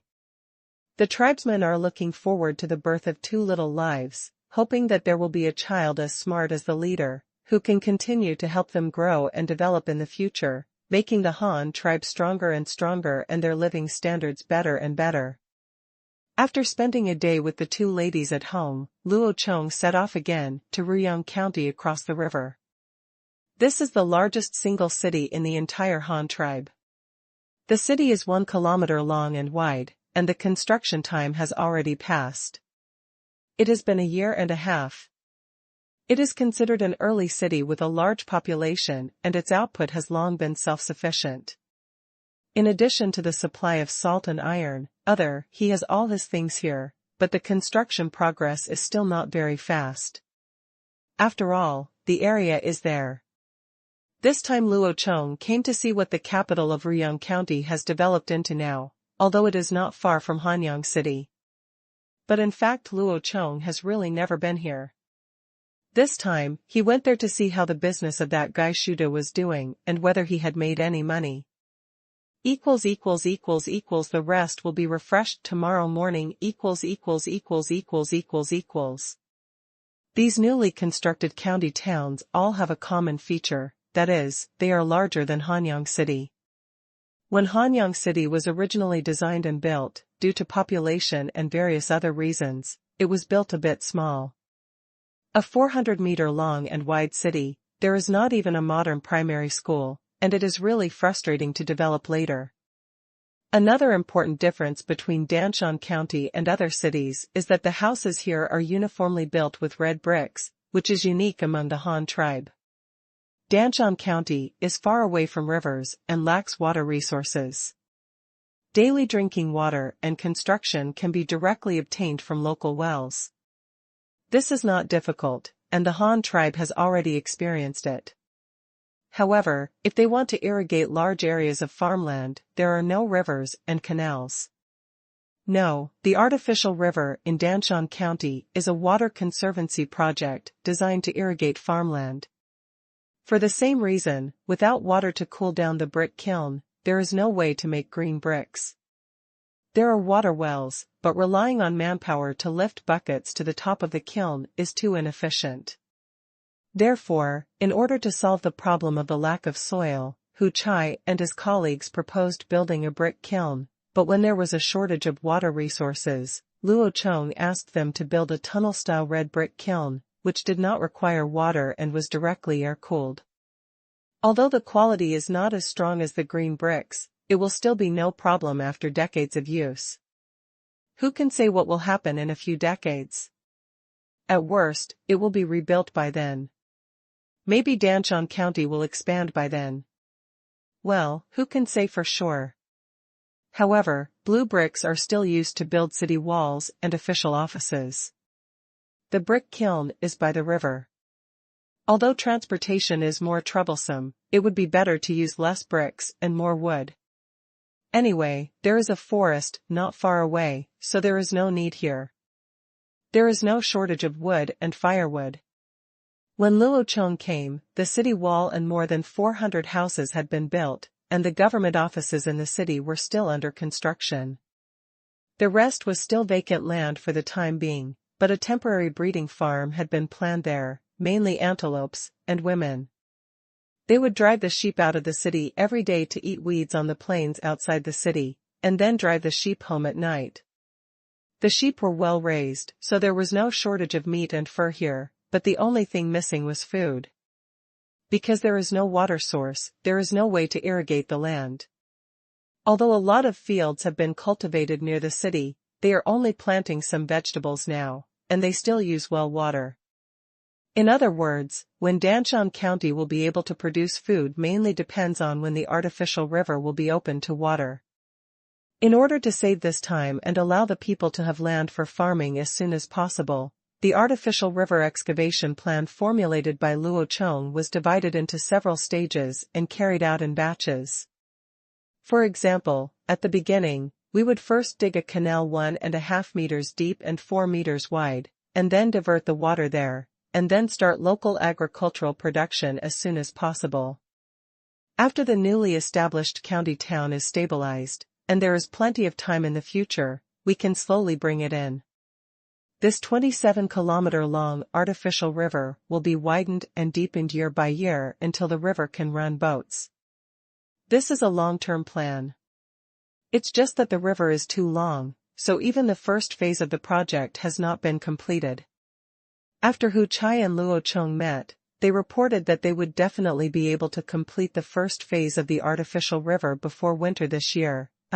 It cannot be called an artificial river now, it should be called a canal. The canal should be dug before winter and the water can be diverted there first. Then, food can be grown in the spring of next year. In the end, the two of them applied for food subsidies from Luo Chong again. There was no shortage of other things, so they didn't ask for them. After taking note of the food shortage in Danshan County, Luo Chong set off home again. He first returned to Hanyang City to take a look, and then went to the capital of Ruyang County and Sidong County to check. Luo Chong was not a family-loving person before, but since he consummated his marriage with Xiaodai and Zhang, he can't help but miss his wife after not seeing her for a while. The three of them are all in good health and have nothing wrong with them, so through Luo Chong's efforts, they have become pregnant at the same time. With someone at home that he cares about, he naturally has to go back often to visit. The two of them were just over 2 months pregnant and could not see the protrusion of their bellies yet. The reason why Luo Chong concluded that they were both pregnant was because they did not come to Kuai Shui, upright arrow. Luo Chong has told the two of them not to do heavy work, such as fetching water from the well, chopping firewood, etc. He only allows the two of them to exercise properly, make clothes at home, and occasionally visit textile workshops in the city. After my mother-in-law Shang learned about the situation, she often ran to her home to take a look. Luo Chong also specially spent money to hire 4 middle-aged single women who had been rescued by the fire tribe, and paid them a salary to take care of Xiaodai and Zhang at home, and do some work of chopping firewood, carrying water, and cooking. Dai and Zhang also cook vegetables or feed chickens at home. This is the first time Luo Chong has had a child of his own in his 2 lives. Although he was not a virgin in his previous life, he had never been married and had children, so he was quite nervous and excited. The same was true for Xiaodai and Zhang. The external business of the Han Empire Bank is mainly public business. For example, if any workshop has to pay wages at the beginning of the month, then you can take the note to withdraw money, or how much the products produced or sold, excluding the wages. The remaining profits should also be deposited in the bank. For people's private business, current and dead deposits, or remittances, and other businesses are not supported for the time being. You can only go to the bank to exchange the denomination, which has no other effect at the moment, so you don't need too many banks for the time being. Anyway, the average per capita is now, basically, not much money.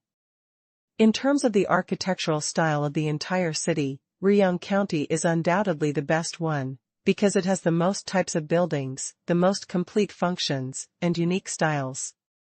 If you compare it to a metaphor, Ruyang City is like a modern city with various styles, and Hanyang City it's like an old community, all of which are exactly the same model houses, as if they were pasted and copied. They are dull, lifeless, regular, and featureless. Although in the eyes of other tribes, it is already the best house in the world. However, compared with other cities of the Han tribe, Hanyang City, as the earliest city built, is actually already showing its old age. However, Luo Chong did not feel unhappy or blame himself for this, because every newly built city would have a new look and a more complete structure, which meant that the Han tribe had been making progress, and the appearance of those distinctive private buildings showed that the tribesmen have developed their own unique aesthetics and more advanced construction techniques. The tribesmen began to have their own ideas and learned to create on their own. They were no longer just puppets on strings. This was ideological progress. Shuda accompanied Luo Chong and introduced the development of Ruyang County to Luo Chong while walking. It can be seen from his words that this guy is quite proud. Although Ruyang City is only one city, it is bigger than Hanyang. The city is 4 or 5 times bigger, and can rival the 3 or 4 small towns in Luoyang County. It is the largest city in a single city, and has a large population, which is now nearly 10,000. It is precisely because of such a large population that the various demands here are great, so it is also a relatively developed place in terms of business. Various bamboo products and animal skins from Luoyang County, linen, copper, and ironware from Hanyang County, tools and farm implements all needed to be transported from outside, some by water and some by land. Coupled with the circulation of currency, this city gradually became like a key city. Together, they came to the silkworm farm in the city, as well as the silk reeling workshop and brocade weaving factory next to it. This is a connected one-stop production line, from raw material production to spinning and weaving. You can see it here. After the person in charge, Sancho, saw Luo Chong coming, he also began to introduce the situation here to Luo Chong. Chief, we now raise white mulberry silkworms and green chestnut silkworms. There are 3 kinds of silk reeled out, 2 kinds of pure silk and 1 kind of mixed silk.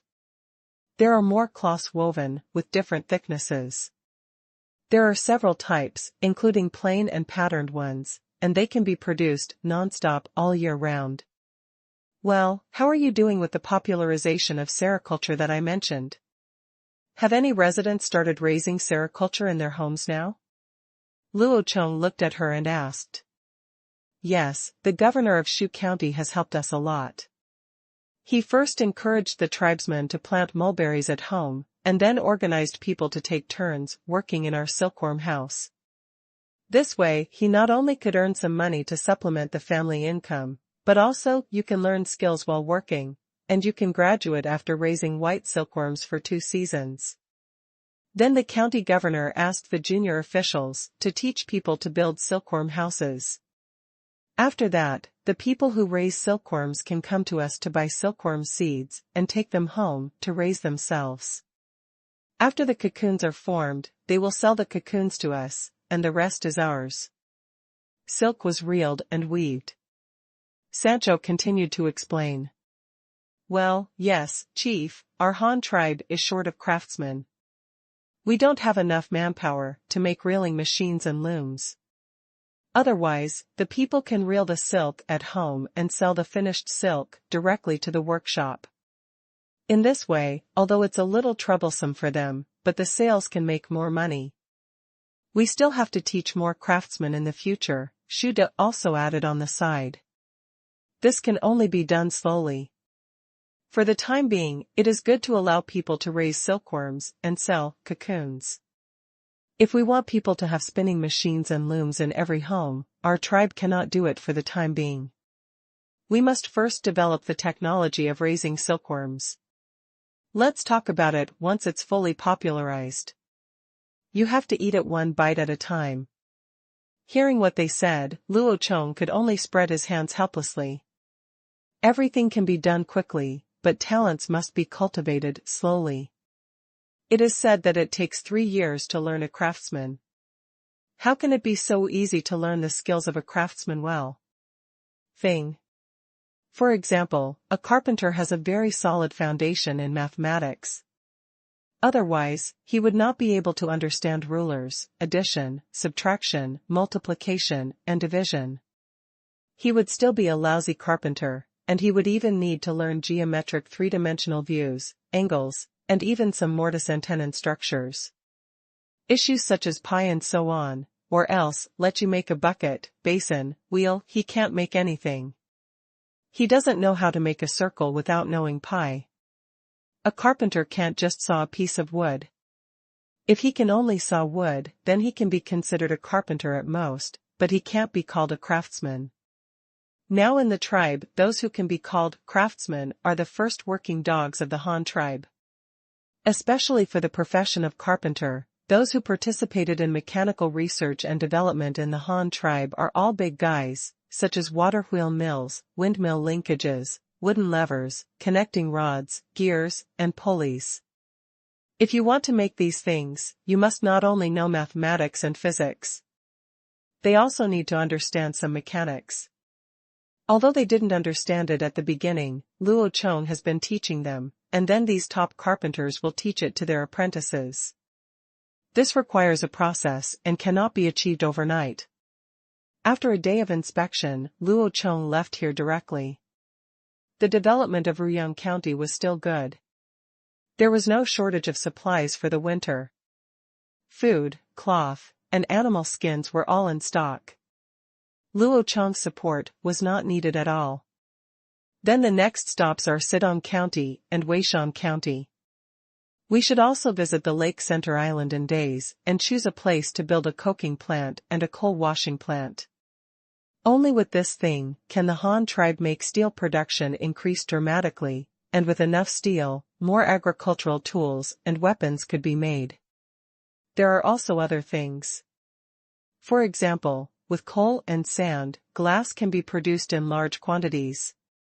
With glass, more other good things can be made. There are also cheaper lighting fixtures. The current lighting of the Han tribe basically relies on tung oil, but the smell is relatively strong and the output is low. Most of them are used as wood paint, and ordinary people cannot afford it. There are even fewer candles, and there is no oil to make paraffin. Most of the limited insect wax is used in metallurgy to make wax molds. The remaining insect wax is used by Luo Chong and the county guards. Rice. Animal oil? Wouldn't it be delicious to eat? Vegetable oil? There are soybean oil and peanut oil, but those things are not very good for lighting. The brightness is very small, and it is okay to use as emergency lighting. It is too troublesome to read at night. But it would be different if the Han tribe had coal. Coal can be used to make coke. Coke and calcium oxide can be heated and reacted to form calcium carbide. Adding water to calcium carbide can produce acetylene, yeek sound. The preparation of this thing is simple, but the key is large quantity. Coal and calcium oxide, after all, they are all stones, and the cost is so low. Now Luo Chong would have no problem making the carbide gas lamps that had appeared in history, and they could be popularized by the whole people. Luo Chong actually wanted to make a kerosene lamp, but then he suddenly discovered that he had no oil at all. How could he distill kerosene? So he had no choice but to think about kerosene lamps. He could only find a way from the coal that had been discovered. Finally, he suddenly discovered that this thing, it's actually cheaper than kerosene and easier to make. The rest will be refreshed tomorrow morning.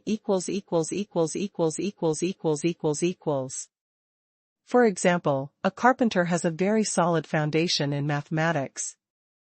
Otherwise, he would not be able to understand rulers, addition, subtraction, multiplication, and division. He would still be a lousy carpenter, and he would even need to learn geometric three-dimensional views, angles, and even some mortise and tenon structures. Issues such as pi and so on, or else, let you make a bucket, basin, wheel, he can't make anything. He doesn't know how to make a circle without knowing pi. A carpenter can't just saw a piece of wood. If he can only saw wood, then he can be considered a carpenter at most, but he can't be called a craftsman. Now in the tribe, those who can be called craftsmen are the first working dogs of the Han tribe.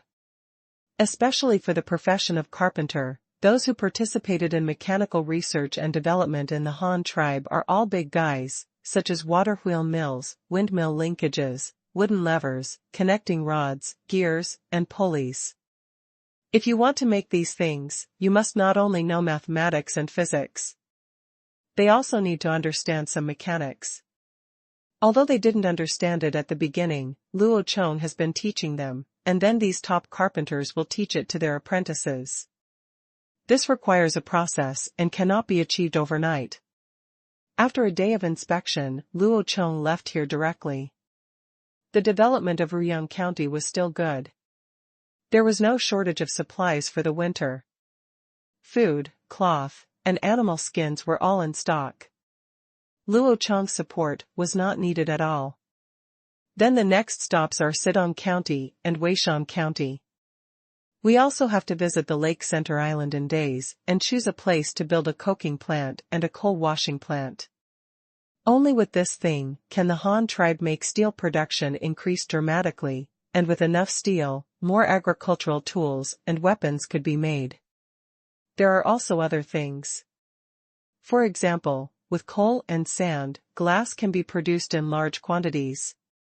With glass, more other good things can be made. There are also cheaper lighting fixtures. The current lighting of the Han tribe basically relies on tung oil, but the smell is relatively strong and the output is low. Most of them are used as wood paint, and ordinary people cannot afford it. There are even fewer candles, and there is no oil to make paraffin. Most of the limited insect wax is used in metallurgy to make wax molds.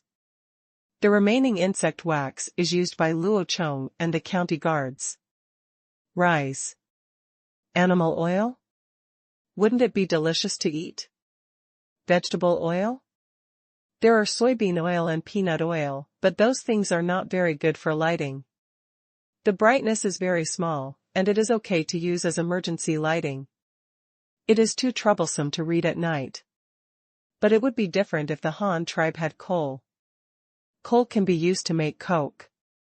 Coke and calcium oxide can be heated and reacted to form calcium carbide. Adding water to calcium carbide can produce acetylene, yeek sound. The preparation of this thing is simple, but the key is large quantity. Coal and calcium oxide, after all, they are all stones, and the cost is so low. Now Luo Chong would have no problem making the carbide gas lamps that had appeared in history, and they could be popularized by the whole people. Luo Chong actually wanted to make a kerosene lamp, but then he suddenly discovered that he had no oil at all. How could he distill kerosene? So he had no choice but to think about kerosene lamps. He could only find a way from the coal that had been discovered. Finally, he suddenly discovered that this thing it's actually cheaper than kerosene and easier to make. For example, a carpenter has a very solid foundation in mathematics. Otherwise, he would not be able to understand rulers, addition, subtraction, multiplication, and division. He would still be a lousy carpenter, and he would even need to learn geometric three-dimensional views, angles, and even some mortise and tenon structures. Issues such as pi and so on, or else, let you make a bucket, basin, wheel, he can't make anything. He doesn't know how to make a circle without knowing pi. A carpenter can't just saw a piece of wood. If he can only saw wood, then he can be considered a carpenter at most, but he can't be called a craftsman. Now in the tribe, those who can be called craftsmen are the first working dogs of the Han tribe. Especially for the profession of carpenter, those who participated in mechanical research and development in the Han tribe are all big guys, such as water wheel mills, windmill linkages, wooden levers, connecting rods, gears, and pulleys. If you want to make these things, you must not only know mathematics and physics. They also need to understand some mechanics. Although they didn't understand it at the beginning, Luo Chong has been teaching them, and then these top carpenters will teach it to their apprentices. This requires a process and cannot be achieved overnight. After a day of inspection, Luo Chong left here directly. The development of Ruyang County was still good. There was no shortage of supplies for the winter. Food, cloth, and animal skins were all in stock. Luo Chong's support was not needed at all. Then the next stops are Sidong County and Weishan County. We should also visit the Lake Center Island in days and choose a place to build a coking plant and a coal washing plant. Only with this thing can the Han tribe make steel production increase dramatically, and with enough steel, more agricultural tools and weapons could be made. There are also other things. For example, with coal and sand, glass can be produced in large quantities. With glass, more other good things can be made. There are also cheaper lighting fixtures. The current lighting of the Han tribe basically relies on tung oil, but the smell is relatively strong and the output is low. Most of them are used as wood paint, and ordinary people cannot afford it. There are even fewer candles, and there is no oil to make paraffin. Most of the limited insect wax is used in metallurgy to make wax molds. The remaining insect wax is used by Luo Chong and the county guards. Rice. Animal oil? Wouldn't it be delicious to eat? Vegetable oil? There are soybean oil and peanut oil, but those things are not very good for lighting. The brightness is very small, and it is okay to use as emergency lighting. It is too troublesome to read at night. But it would be different if the Han tribe had coal. Coal can be used to make coke. Coke and calcium oxide can be heated and reacted to form calcium carbide. Adding water to calcium carbide can produce acetylene, yeek sound. The preparation of this thing is simple, but the key is large quantity. Coal and calcium oxide, in the final analysis. Sidong County is backed by a forest, so the buildings in the city are mainly wooden buildings, and bricks and tiles are rare. This is because making bricks and tiles requires a lot of water and mud. The main reason is because there is little water here. After all, there are only a few. A canal formed by two small streams is not even a river, and the terrain in the middle of the mountain is not suitable for digging wells, which would require digging very deep to get water. To be honest, in terms of current productivity, the location in Sidong County is not the most suitable place to build a city and live in. However, it is an important transportation hub. The original purpose of building the city here was also to serve as a rest stop. Otherwise, the Han tribe's east-west region would be too long, and it would take at least a week to communicate back and forth, which would be very inconvenient for management and governance. However, the lack of water resources could not stop the determination of the Han tribe to build the city. There was no difficulty that could not be overcome. Therefore, most of the houses in the city had wooden walls. Only the roofs and the fire pits and stoves inside were made of bricks, tiles, or stones. Construction, for example, in order to save materials and build quickly here, many people pick up stones from the mountains and put them back to build stoves and pig pens.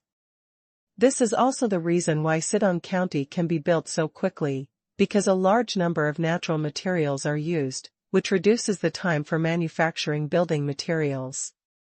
Another feature of Sidong County is that there are many warehouses in the city. After all, this is a land transportation center, and a lot of goods from all directions circulate here.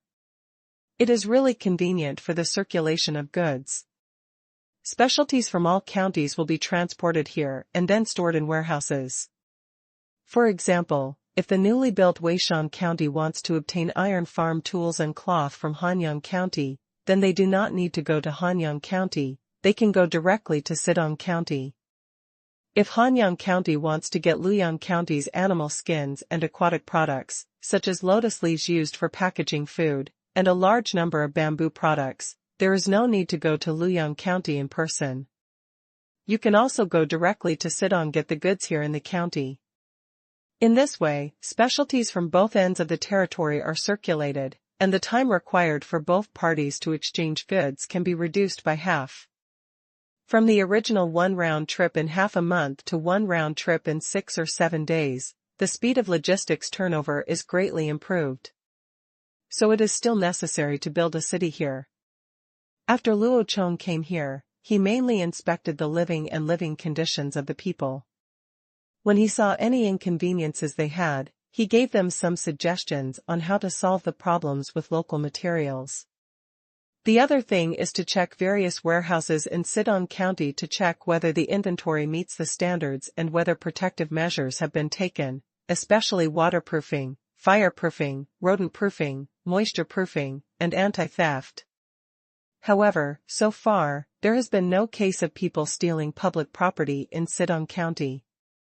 Case. Because if they steal it, no one will buy it. To buy things here is to go directly to the government to open a warehouse for large volume transactions. If you steal 1 or 2 pieces, no one will buy them. If you use them yourself, you will have no use at all. The conditions in Sidon County are not the best to begin with, so in order to appease the immigrants here, the subsidy policies provided by Luo Chong are of the highest standards. Although the houses are not the best, they are something that the Han tribe has, and the people here there is no need for it. It is of no use to you if you steal it. Moreover, if you are caught, you will be sentenced and punished. There is a system of joint guarantee of 5 things, and no one will protect you. If you are discovered by a neighbor, if he does not report it, you will be punished. Will be implicated. There is no profit and the risk is high, so only a fool would steal that little thing. I came to Sidon County just to check the construction situation. There is definitely no shortage of materials. The most indispensable thing here is materials, so there is no need for Luo Chong to prepare material support for them. After staying for a long time, Luo Chong once again led people towards Weishan County, a new county on the shores of Days Lake, at the foot of Babao Mountain, and backed by the forest. There is a large shipping terminal in Weishan County, which is responsible for communicating with dozens of Lake Island tribes in Days through water transportation, as well as other tribes established along the lake around Days. According to Yunji, these tribes have enough, the population is 50,000, and he is sure to coax these people to come to the Han tribe. This is also the condition for him to ask Luo Chong for the position of county governor, but it has not yet been achieved. Another land transportation line is a small road through the dark forest, which can also be used by large vehicles. This is the 2nd year after Luo Chong came to this world, when he officially started mining the Babaishan copper mine, a transportation line provided by the Big Tree Mine Road. His tree tribe lives in this forest, and is very familiar with the terrain. Although the road he found is a road in the forest, after simple repairs and repeated crushing by heavy mine trucks, this road has become much easier, and now it is the main road from Weishan County to Sidon County. This time Luo Chong came to Weishan County, firstly to check the development situation, and secondly to come to Yunji to ask for his answer sheet. Not to mention the 50,000 people living along the lake in Days, he had agreed to send the second person to Weishan County first. More than a dozen tribes from the islands in the center of the lake have moved here, but I don't know if they have been completed yet. Luo Chong is still waiting to use those islands to build chemical plants. Chief, you're here. When Yunji heard the news that Luo Chong was coming, he ran out to greet him enthusiastically. Well, I see that the kilns by the lake are still smoking. What's burning in them? Luo Chong jumped off the back of Huishan, patted its big butt and let it go to the water to play, and then talked to Yunji while walking. There is a brick and tile kiln over there, and there is also a ceramic kiln. There are more and more people here, and we must build more houses, so I let the brick and tile kiln keep burning. Anyway, we guard the forest here. There is no shortage of firewood, water, and clay. If we don't burn it now, we will burn it in the future when the new people come. If we burn it in advance, we can build a house directly when the new people come. And we can also build some houses in advance to attract people from other tribes to join. As long as they are willing to join the Han tribe, we can even give them houses directly. Of course, after they come, they must obey the arrangements and prepare for the future. People build houses. As for the ceramic kiln, we have so many people here that we need a lot of containers. There are no shortage of plates and bowls for eating. It would be too slow and wasteful to transport them all from Hanyang County. If there are so many oxen and horses, it is better to make 2 less transportation trips and use it more to cultivate some farmland to solve the food problem of the tribesmen. Yunji introduced the working conditions of several kills in detail, as well as some of his own ideas. Luo Chong could also see that in order to realize the flag he had set in front of him, as long as he could seduce those people, even if you can just give them a house when you come here. Anyway, to sum it up in one sentence, everything is mainly about absorbing the population. It's no problem to burn more bricks and save them. It's no problem to build a house in advance. So what's the use of burning so many ceramics? This thing is not a consumable. One household can use several plates and bowls, and as long as they don't fall, they won't be broken. Is it useful? Luo Chong asked as he walked. Hey, I'll burn more pots and pans, mainly for gifts and transactions, mainly for people from other tribes. Using these containers as gifts will make it easier to communicate with them, and they won't be treated as enemies. Establish a friendship with them first, and then find a way to get them back. After all, if I come to the door with gifts, they can't just drive me away, right? Moreover, I can exchange these pots and bowls with them for some specialties, such as those sweet sorghum stalks, which can also make more products for our tribe. The raw materials for sugar, as well as the brooms we produce, are made of bamboo and sorghum ears. Other counties in our tribe also need these things, and they can be sold for a lot of money. Yunji explained his thoughts again. Luo Chong also sighed after hearing this. He had to admit that this guy is indeed a smart man and is very good at managing territories. Before joining the Han tribe, the Ling tribe he controlled had been doing business with the Han tribe for a long time. He gained a lot of benefits for his tribe and learned a lot from the Han tribe. Later, he thought that the Han tribe had brought 50,000 people, so he asked Luo Chong for the position of county guard. In one fell swoop, he went from being a newcomer to a feudal official of the Han tribe, and now a county guard of the Han tribe. They can all be counted, and he is one of them.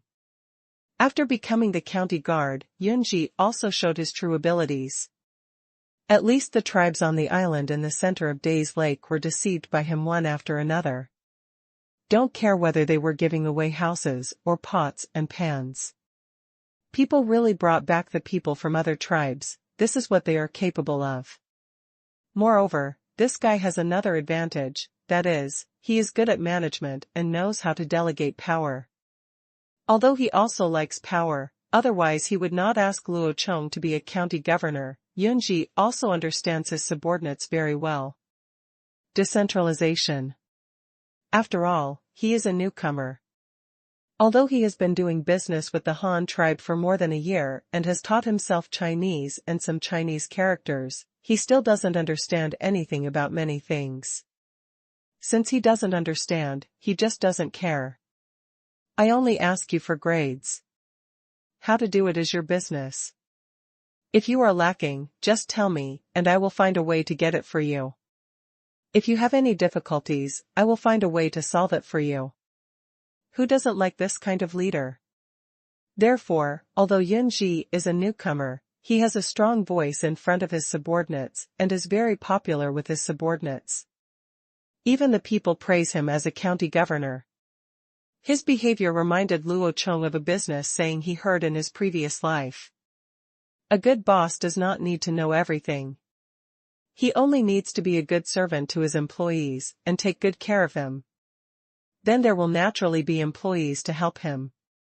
Yunji is such a person who solves various problems. To give a simple example, Yunji does not understand sugar making, but there is a sugar making workshop in his Weishan County. It is a government-run workshop, that is, a state-owned enterprise. He does not understand it, so he has no idea about sugar making. Participate. However, sugar production is an emerging industry. The Han tribe currently only grows sweet sorghum in Weishan County, but the raw materials provided are very limited. However, in order to have enough raw materials for the workshop to start work, he found a way to make pottery by himself. Trade with other tribes, and use the exchanged raw materials to support the workshop's production. In this way, the efficiency of the workshop is higher, and the rewards for workers are also higher. Which worker would not like him as a local official? Moreover, he was also good at making use of the resources at hand, such as the purchased sorghum stalks and the bamboo cut from the lake center island. He also organized the people in the area to develop handicrafts and make dustpans or brooms. Then he used the government's identity is to purchase them uniformly and then sell them to other counties and counties of the Han tribe in exchange for money to increase the income of the people under their rule. It is quite like being a leader of a rural cooperative. In this way, a local official who can benefit the people and make money with them will not be supported by any people. Let's refresh the rest tomorrow morning. There are a few hundred words missing. I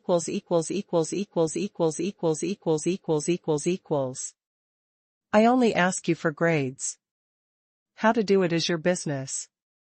If you are lacking, just tell me, and I will find a way to get it for you. If you have any difficulties, I will find a way to solve it for you. Who doesn't like this kind of leader? Therefore, although Yunji is a newcomer, he has a strong voice in front of his subordinates and wins the hearts of his subordinates. Even the people praise him as a county governor. His behavior reminded Luo Chong of a business saying he heard in his previous life. A good boss does not need to know everything. He only needs to be a good servant to his employees and take good care of him. Then there will naturally be employees to help him. Yunji is such a person who solves various problems. To give a simple example, Yunji does not understand sugar making, but there is a sugar making workshop in his Weishan County. It is a government-run workshop, that is, a state-owned enterprise. He does not understand it, so he has no idea about sugar making. Participate. However, sugar production is an emerging industry. Currently, the Han tribe only grows sweet sorghum in Weishan County, but the raw materials provided are very limited. However, in order to have enough raw materials for the workshop to start work, he found a way to make pottery by himself. Trade with other tribes, and use the exchanged raw materials to support the workshop's production. In this way, the efficiency of the workshop is higher, and the rewards for workers are also higher. Which worker would not like him as a local official? Moreover, he was also good at making use of the resources at hand, such as the purchased sorghum stalks and the bamboo cut from the lake center island. He also organized the people in the area to develop handicrafts and make dustpans or brooms.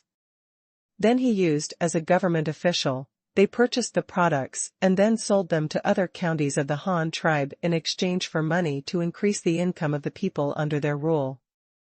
This was quite like being a leader of a rural cooperative. In this way, a local official who can benefit the people and make money with them will not be supported by any people. Moreover, he was also good at making use of the resources at hand, such as the purchased sorghum stalks and the bamboo cut from the lake center island. He also organized the people in the area to develop handicrafts and make dustpans or brooms. Then he used as a government official. They purchased the products and then sold them to other counties of the Han tribe in exchange for money to increase the income of the people under their rule. This was quite like being a leader of a rural cooperative. In this way, a local official who can benefit the people and make money with them will not be supported by any people. Oh? So the tribes on the island in the center of the lake have almost moved? Luo Chong asked, taking a sip of tea from the blue and white porcelain tea bowl. Well, that's almost it. The remaining 3 tribes add up to less than 2,000 people. Yunji calculated in his mind and reported to Luo Chonghui. Where did Yi go? Why didn't I see him? How was his terrain reconnaissance? Luo Chong asked again. Oh, well, he took the fleet out again today, but he has drawn a lot of maps recently, but I can't understand them. Does the leader want to see them? Huh? There is a map. Okay, bring it to me. Luo Chong, who was still drinking tea, became interested immediately when he heard that there was a map. In this way, he could give it to him in advance. The site for the coking plant was chosen. Yunji also quickly brought a bunch of maps, which were all drawn on thicker custom-made paper. When surveying and mapping, he first used a pencil to outline, and after sorting it out, he used a brush to draw it into a large map. Yes, the pile of maps in Luo Chong's hand were all scattered. However, as the only team in the Han tribe that received the true biography of Luo Chong's surveying and mapping, Yui's team really painted with great care. They did not paint blindly, but carried flags and poles, soft rulers, and compasses, to draw. Although the maps are relatively scattered, each one has directions and proportion conversions marked on it, and all are marked with a square grid of dotted lines according to the method Luo Chong originally taught, representing the longitude and latitude lines of the map. The map drawn in this way is also more standard. As long as the direction of several important landmarks and the distance to the grid edge are measured, the shape of the terrain can be accurately drawn, and the actual error will not exceed 1 meter. Luo Chong spread the maps one by one on the table according to the direction and number, gradually splicing them into a huge map, and then greeted Yunji. Go get a ruler and a pencil, and some blank mapping paper. I want to use it. Oh, okay. Yunji agreed and quickly went to get what Luo Chong wanted. Then he stood next to Luo Chong and watched the study. Only now did he realize that these messy maps had rules and order. It's really amazing that they can work together. After Luo Chong put together the map, he took a bunch of text annotations. From this aspect, you can also see Yuye's meticulous work. The annotations are also numbered, corresponding to the map of each area, and then explanations are given in places marked with special symbols on the map. For example, one of the maps is marked East 130 to East 150, North 40 to North 50, which means that this is starting from the pier in Weishan County, 130 kilometers to 150 kilometers east, and then 40 kilometers north to 50 kilometers. This is a map of a rectangular area that is 20 kilometers long from east to west and 10 kilometers wide from north to south. The map is a half-land, half-lake terrain, and it is divided into many small grids by dotted lines. The small grids are also numbered. Some special locations have the words Note 1, Note 2 written on them. At this time, go to the text annotation, find the corresponding area, and then look at the corresponding annotation above. For example, the annotation on this map reads, Note 1. The island is large, approximately oblong, with relatively flat terrain, clay soil, few rocks, no bamboo, many reeds, sparse dwarf trees, and large areas of abandoned farmland. There is a thatched hut living in the area. There are no ferocious beasts or snakes. Big birds are hidden in the reeds. With a map composed of lines and such a text annotation, people looking at the map can use this to imagine the real landforms even without the past. It was an island in the middle of the lake left by a tribe that had moved away. The original farmland and residential areas on it had been abandoned. It was normal that there were no ferocious beasts. After all, people had lived there before, and any wild beasts had been killed long ago. There is also the shape of the island, which is a relatively long oval. The terrain is flat, full of clay, no stones, no bamboo on it, and very few trees. They are all relatively sparse dwarf forests, and there are many reed swamps hiding hidden things. Lots of large waterfowl. There is also Note 2, which states that there are swamps in the northeast of the island. The water is less than half a meter shallow, and there are many small leaf vines and other aquatic plants that cover the water surface densely. Boats of all sizes are not allowed to pass, so we can only use sickles to clear the way and use bamboo rafts to move forward. The area is very large, and there are many crayfish and blue crabs in the water, which are delicious and edible. However, it is recommended not to enter this water area easily. People can easily get trapped in aquatic plants and drown in the mud. The second note introduces in detail the water conditions in the northeast of the island. They are all swamps. They are very large and the water level is very shallow. Large ships and small boats cannot pass. They can only use bamboo rafts to float forward. Moreover, the water surface is also covered by a small covered by aquatic plants with leaves and vines. It is easy to trap the bamboo raft, requiring a sickle to clear the way. People are advised not to enter easily, as they may easily fall into the swamp. However, there are also many shrimps with large claws and crabs with green shells in this shallow water, which are delicious and can be eaten. This map with all the proportions and directions, coupled with detailed text annotations, is simply better than the current 3D real-life maps. The text is combined with the lines and rulers, and it feels like being there. What is it like on the map? You can see the whole picture at a glance. Luo Chong picked up a ready-made map here. In fact, it was very difficult for Yui and the others to draw such a map. They needed a group of people to carry flags and benchmarks, pull a soft ruler, and hold a compass to measure kilometers one by one. Of course, not all places need to do this. In some places, you just need to measure the distance and water depth. It doesn't have to be so troublesome. For example, if there is a lake with a radius of 5 kilometers and there is nothing on it, then what can you measure? Just look at the distance, and then leave this area empty on the map and mark it as being filled with water, which is quite deep and can be used by large boats. There are many fish and wild ducks, and there is really nothing else to remember. It's like surveying and mapping the grassland terrain. For 1 kilometer, it's all grass and flat land. After another kilometer, it's still all grass and flat land. If you have anything to remember, just put it in the grid and mark it with nothing. Therefore, when encountering such empty terrain with nothing, the surveying and mapping speed can be faster. The more complex the terrain, the slower the surveying and mapping will be. Luo Chong looked at the map one by one with the annotations, and then took a pencil to write down the channel for large ships he found on another blank piece of paper. After all, ships carrying coal mines must be very heavy, and the draft requirements are relatively high.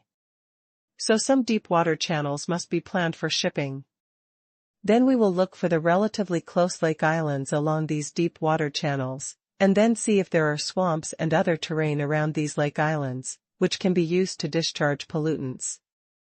Finally, we will see if there are islands that meet these conditions. How big is it? What resources are on it? Is the land uneven? What is the soil quality? What is the surrounding hydrology like? Will there be a risk of flooding due to rising water levels? And can a heavy-duty coal refinery be built on it?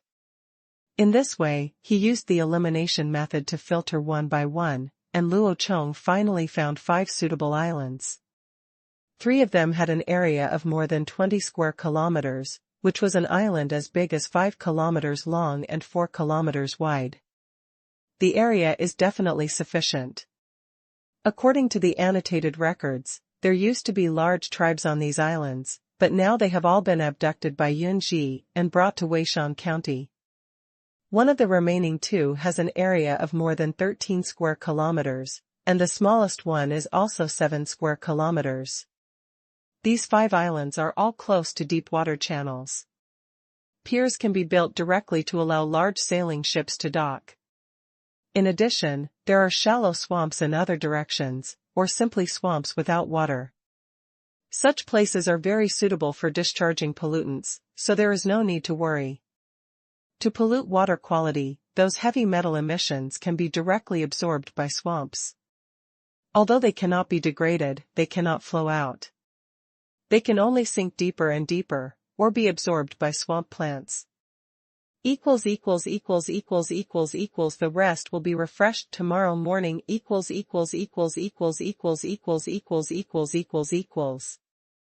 Yunji agreed and quickly went to get what Luo Chong wanted. Then he stood next to Luo Chong and watched the study. Only now did he realize that these messy maps had rules and order. It's really amazing that they can work together. After Luo Chong put together the map, he took a bunch of text annotations. From this aspect, you can also see Yuye's meticulous work. The annotations are also numbered, corresponding to the map of each area, and then explanations are given in places marked with special symbols on the map. For example, one of the maps is marked East 130 to East 150, North 40 to North 50, which means that this is starting from the pier in Weishan County, 130 kilometers to 150 kilometers east, and then 40 kilometers north to 50 kilometers. This is a map of a rectangular area that is 20 kilometers long from east to west and 10 kilometers wide from north to south. The map is a half-land, half-lake terrain, and it is divided into many small grids by dotted lines. The small grids are also numbered. Some special locations have the words Note 1, Note 2 written on them.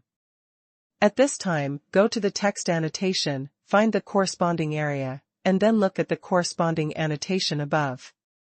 For example, the annotation on this map reads, Note 1.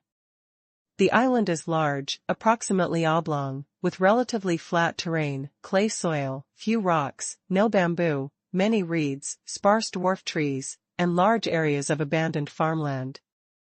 It was a thatched house residence, and no ferocious beasts or snakes were seen. Big birds were hidden among the reeds. With a map composed of lines and such a text annotation, people looking at the map can use this to imagine the real landforms even without the past. It was an island in the middle of the lake left by a tribe that had moved away. The original farmland and residential areas on it had been abandoned. It was normal that there were no ferocious beasts. After all, people had lived there before, and any wild beasts had been killed long ago. There is also the shape of the island, which is a relatively long oval. The terrain is flat, full of clay, no stones, no bamboo on it, and very few trees. They are all relatively sparse dwarf forests, and there are many reed swamps hiding hidden things. Lots of large waterfowl. There is also Note 2, which states that there are swamps in the northeast of the island. The water is less than half a meter shallow, and there are many small leaf vines and other aquatic plants that cover the water surface densely. Boats of all sizes are not allowed to pass, so we can only use sickles to clear the way and use bamboo rafts to move forward. The area is very large, and there are many crayfish and blue crabs in the water, which are delicious and edible. However, it is recommended not to enter this water area easily. People can easily get trapped in aquatic plants and drown in the mud. The second note introduces in detail the water conditions in the northeast of the island. They are all swamps. They are very large and the water level is very shallow. Large ships and small boats cannot pass. They can only use bamboo rafts to float forward. Moreover, the water surface is also covered by a small covered by aquatic plants with leaves and vines. It is easy to trap the bamboo raft, requiring a sickle to clear the way. People are advised not to enter easily, as they may easily fall into the swamp. However, there are also many shrimps with large claws and crabs with green shells in this shallow water, which are delicious and can be eaten. This map with all the proportions and directions, coupled with detailed text annotations, is simply better than the current 3D real-life maps. The text is combined with the lines and rulers, and it feels like being there.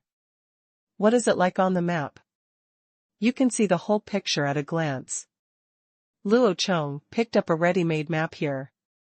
In fact, it was very difficult for Yui and the others to draw such a map. They needed a group of people to carry flags and benchmarks, pull a soft ruler, and hold a compass to measure kilometers one by one. Of course, not all places need to do this. In some places, you just need to measure the distance and water depth. It doesn't have to be so troublesome. For example, if there is a lake with a radius of 5 kilometers and there is nothing on it, then what can you measure? Just look at the distance, and then leave this area empty on the map and mark it as being filled with water, which is quite deep and can be used by large boats. There are many fish and wild ducks, and there is really nothing else to remember. It's like surveying and mapping the grassland terrain. For 1 kilometer, it's all grass and flat land. After another kilometer, it's still all grass and flat land. If you have anything to remember, just put it in the grid and mark it with nothing. Therefore, when encountering such empty terrain with nothing, the surveying and mapping speed can be faster. The more complex the terrain, the slower the surveying and mapping will be. Luo Chong looked at the map one by one with the annotations, and then took a pencil to write down the channel for large ships he found on another blank piece of paper. After all, ships carrying coal mines must be very heavy and require a relatively high draft. So some deep water channels must be planned for shipping. Then we will look for the relatively close lake islands along these deep water channels, and then see if there are swamps and other terrain around these lake islands, which can be used to discharge pollutants. Finally, we will see if there are islands that meet these conditions. How big is it? What resources are on it? Is the land uneven? What is the soil type? What are the surrounding hydrological conditions like? Is there a risk of flooding due to rising water levels? And can a heavy-duty coal refinery be built on it? In this way, he used the elimination method to filter one by one, and Luo Chong finally found 5 suitable islands. 3 of them had an area of more than 20 square kilometers, which was an island as big as 5 kilometers long and 4 kilometers wide. The area is definitely sufficient. According to the annotated records, there used to be large tribes on these islands, but now they have all been abducted by Yunji and brought to Weishan County.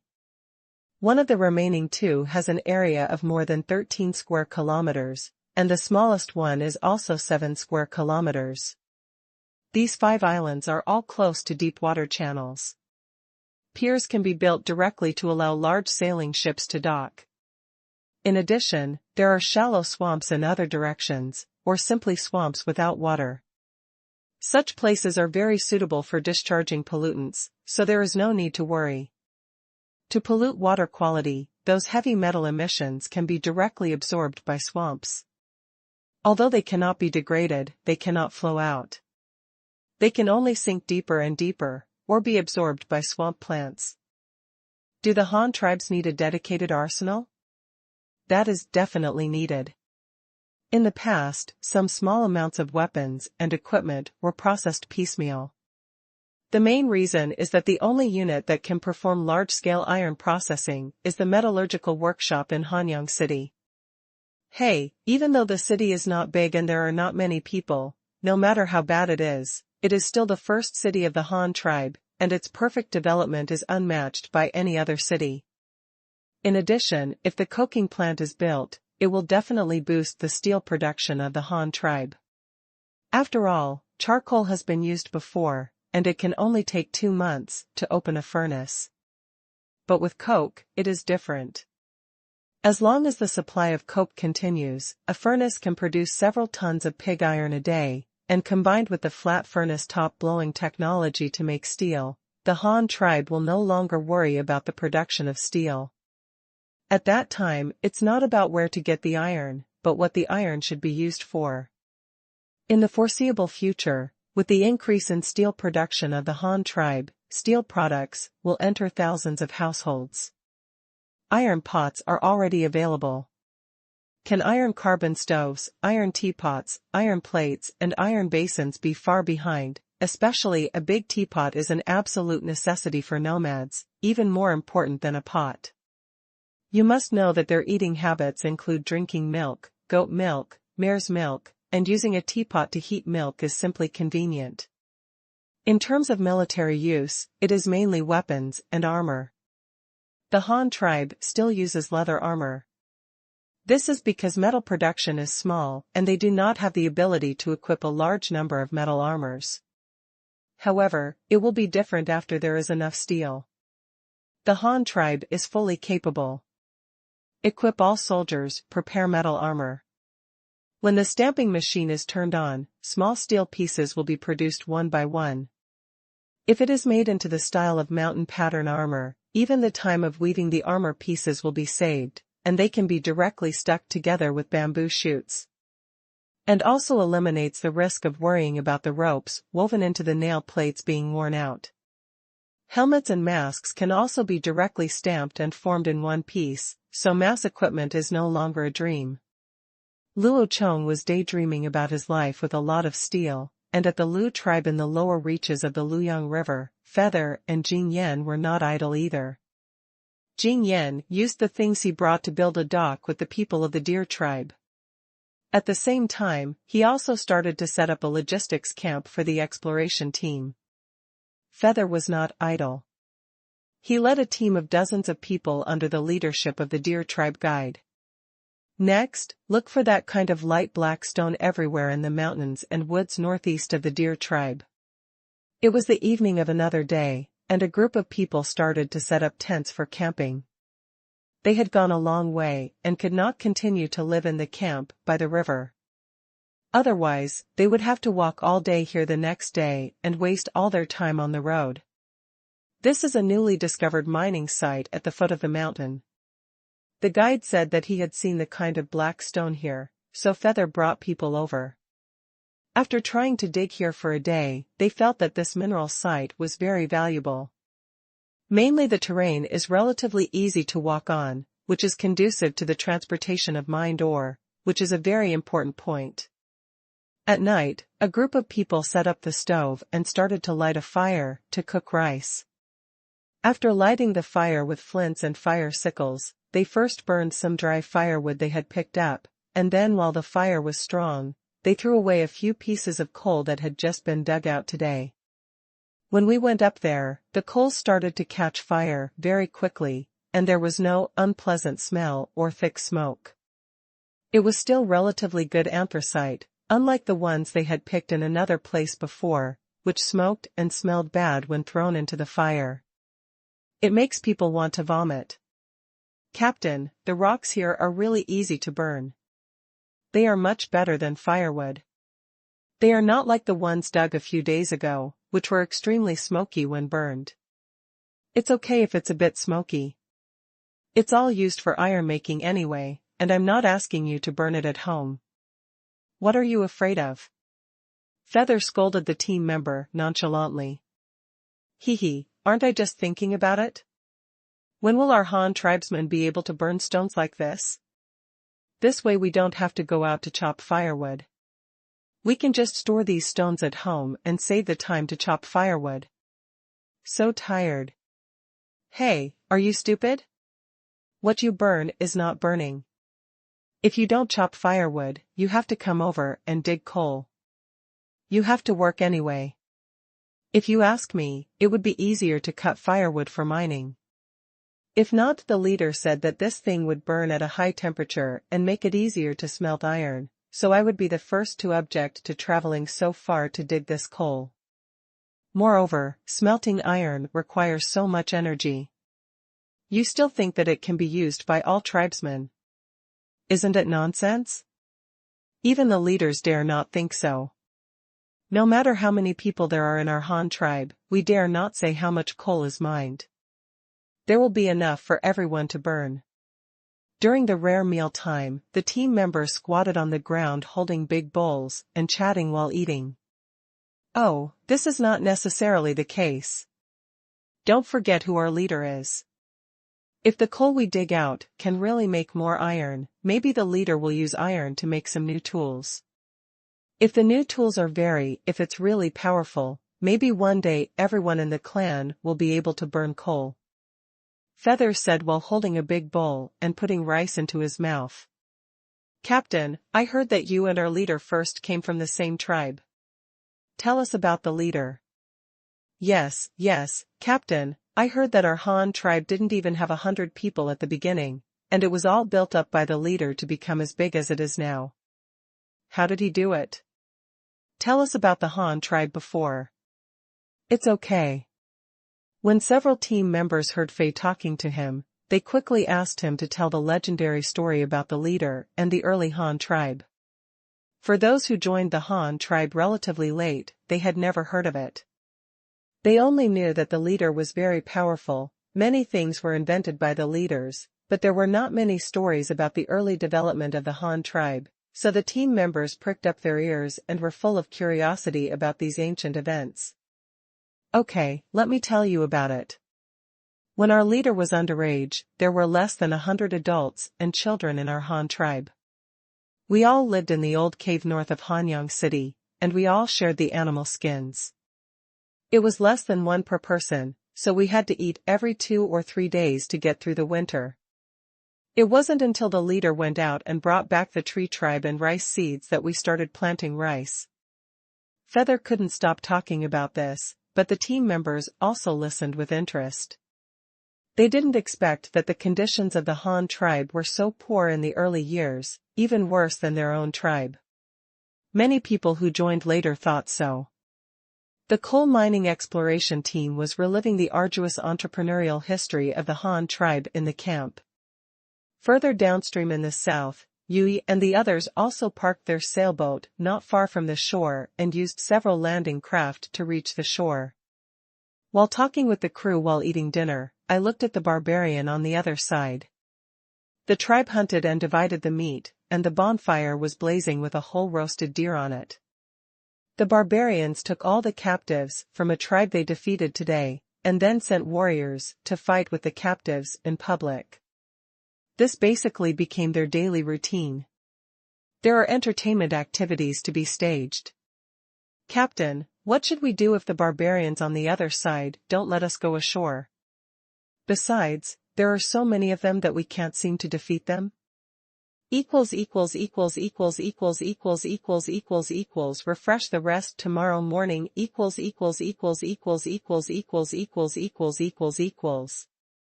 During the rare meal time, the team members squatted on the ground holding big bowls and chatting while eating. Oh, this is not necessarily the case. Don't forget who our leader is. If the coal we dig out can really make more iron, maybe the leader will use iron to make some new tools. If the new tools are if it's really powerful, maybe one day everyone in the clan will be able to burn coal. Feather said while holding a big bowl and putting rice into his mouth. Captain, I heard that you and our leader first came from the same tribe. Tell us about the leader. Yes, Captain, I heard that our Han tribe didn't even have 100 people at the beginning, and it was all built up by the leader to become as big as it is now. How did he do it? Tell us about the Han tribe before. It's okay. When several team members heard Faye talking to him, they quickly asked him to tell the legendary story about the leader and the early Han tribe. For those who joined the Han tribe relatively late, they had never heard of it. They only knew that the leader was very powerful. Many things were invented by the leaders, but there were not many stories about the early development of the Han tribe, so the team members pricked up their ears and were full of curiosity about these ancient events. Okay, let me tell you about it. When our leader was underage, there were less than 100 adults and children in our Han tribe. We all lived in the old cave north of Hanyang City, and we all shared the animal skins. It was less than one per person, so we had to eat every 2 or 3 days to get through the winter. It wasn't until the leader went out and brought back the tree tribe and rice seeds that we started planting rice. Feather couldn't stop talking about this, but the team members also listened with interest. They didn't expect that the conditions of the Han tribe were so poor in the early years, even worse than their own tribe. Many people who joined later thought so. The coal mining exploration team was reliving the arduous entrepreneurial history of the Han tribe in the camp. Further downstream in the south, Yui and the others also parked their sailboat not far from the shore and used several landing craft to reach the shore. While talking with the crew while eating dinner, I looked at the barbarian on the other side.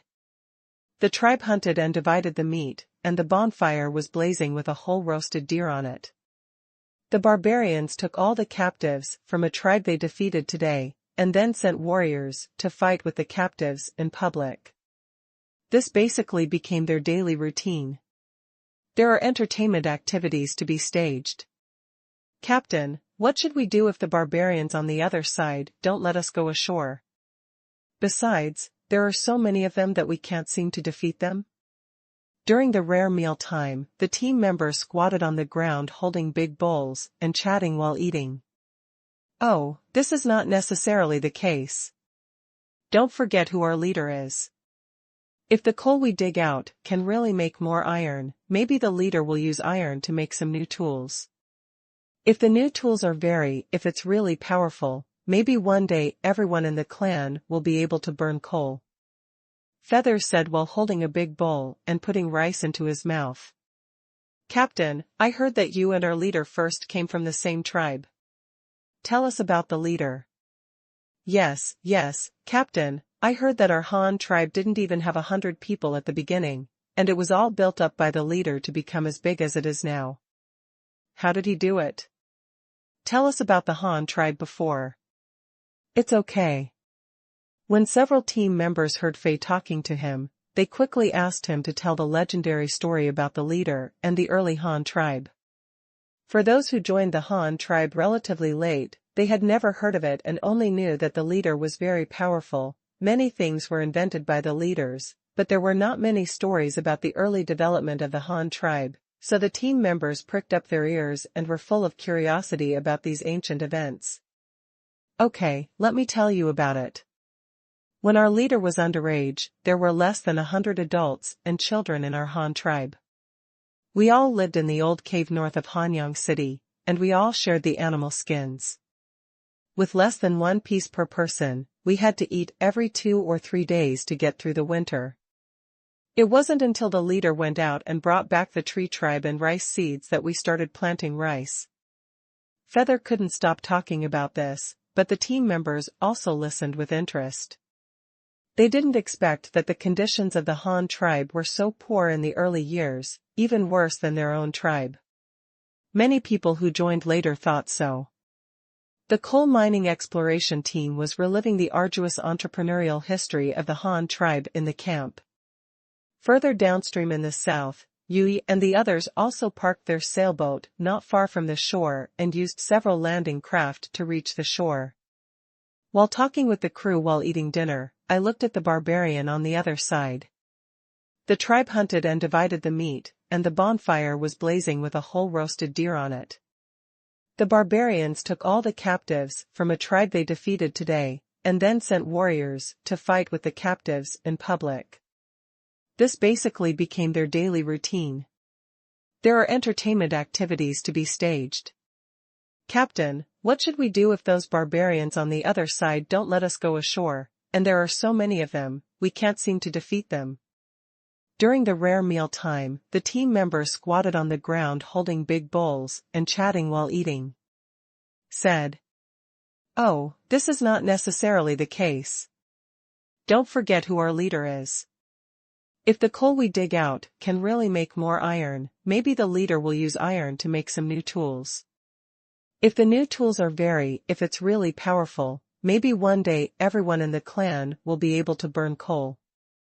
Feather said while holding a big bowl and putting rice into his mouth. Captain, I heard that you and our leader first came from the same tribe.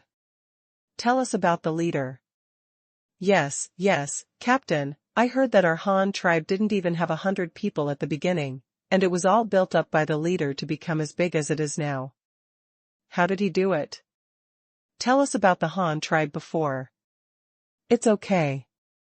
When several team members heard Faye talking to him, they quickly asked him to tell the legendary story about the leader and the early Han tribe. For those who joined the Han tribe relatively late, they had never heard of it. They only knew that the leader was very powerful. Many things were invented by the leaders, but there were not many stories about the early development of the Han tribe, so the team members pricked up their ears and were full of curiosity about these ancient events. Okay, let me tell you about it. When our leader was underage, there were less than 100 adults and children in our Han tribe. We all lived in the old cave north of Hanyang City, and we all shared the animal skins.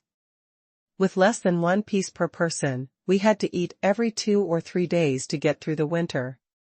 It wasn't until the leader went out and brought back the tree tribe and rice seeds that we started planting rice. The leader of the barbarian tribe is named Ju, and he is also a very capable person. After all, he can support a huge tribe with a population of more than 2,000. It is impossible without some skills. Ju first expressed his condolences to the families of his dead and injured men, and distributed the seized cloth, brown sugar, and white salt to their immediate relatives, mainly their descendants, and their women, if they were still of fertile age, would soon have new ones. A spouse will not be single all the time taking care of the children. Getting these good looted things will always give the family members a sense of comfort, which is better than having nothing at all. The most unlucky ones are the injured who did not die immediately. They endured the pain and could not be relieved immediately. Most people said they were not afraid of death, but when it came time to die, how many people would not be afraid? The wounded wailed, and soon went into shock due to excessive blood loss, and then they were buried directly as dead people. Well, they were dead even if they were not dead. This was good, at least they didn't have to wake up and continue to suffer. The remaining people were aggrieved and wanted revenge. This time they were beaten by others on their own territory and suffered such heavy losses. Even when hunting tigers and giant bears in the past, they had never suffered such a heavy loss. More than 20 people died. Some people were aware of the special weapons used by the opponent, and gathered around the leader eagerly, staring at the captured weapons beside the leader. Some reckless men shouted that they could defeat the enemy with their own spears. I personally killed one of them with a throwing spear. The opponent was not invincible. They just had better weapons. If you bring protective equipment, you can reduce casualties. But the leader is still very calm, with 2 steel knives in his hands. He is very clear about the power of such weapons, and there are also many people on the other side. He has stood on the shore from a distance and observed those few floating in the water. The raft on the water carries at least 200 to 300 people, and most of them are adult men. These are definitely not people from the other tribe. None of the things they brought can be made on the raft, so they must also have their own tribe, maybe just upstream of the river, because they came from that side came here.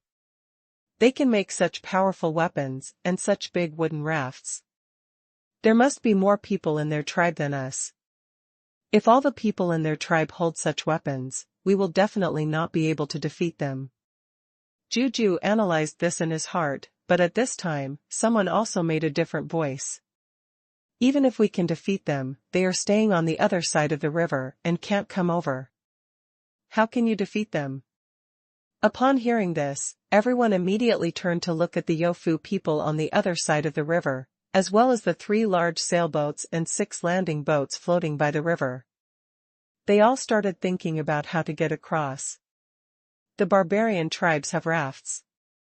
They have mastered the technology of making rafts. It is a frame made of branches and sticks, and then a skin bag is tied underneath to make a raft. However, it is not very reliable and floats to the other side of the river. It's not a problem. The key is this: there are big crocodiles in the river in this section.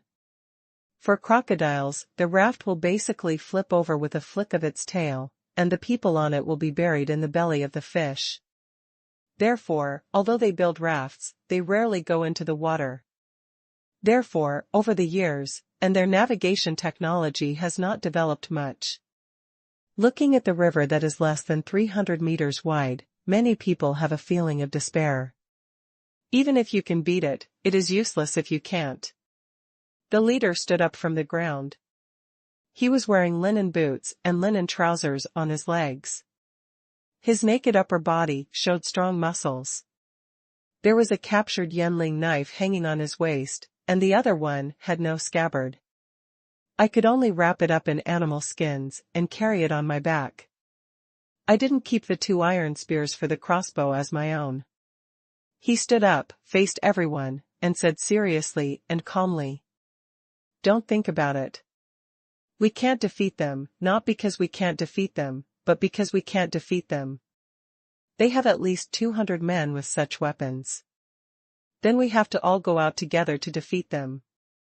Win them, but we don't have that many rafts to send us over." After saying this, he glanced at his tribe and saw that there were still people who wanted to refute, so he continued.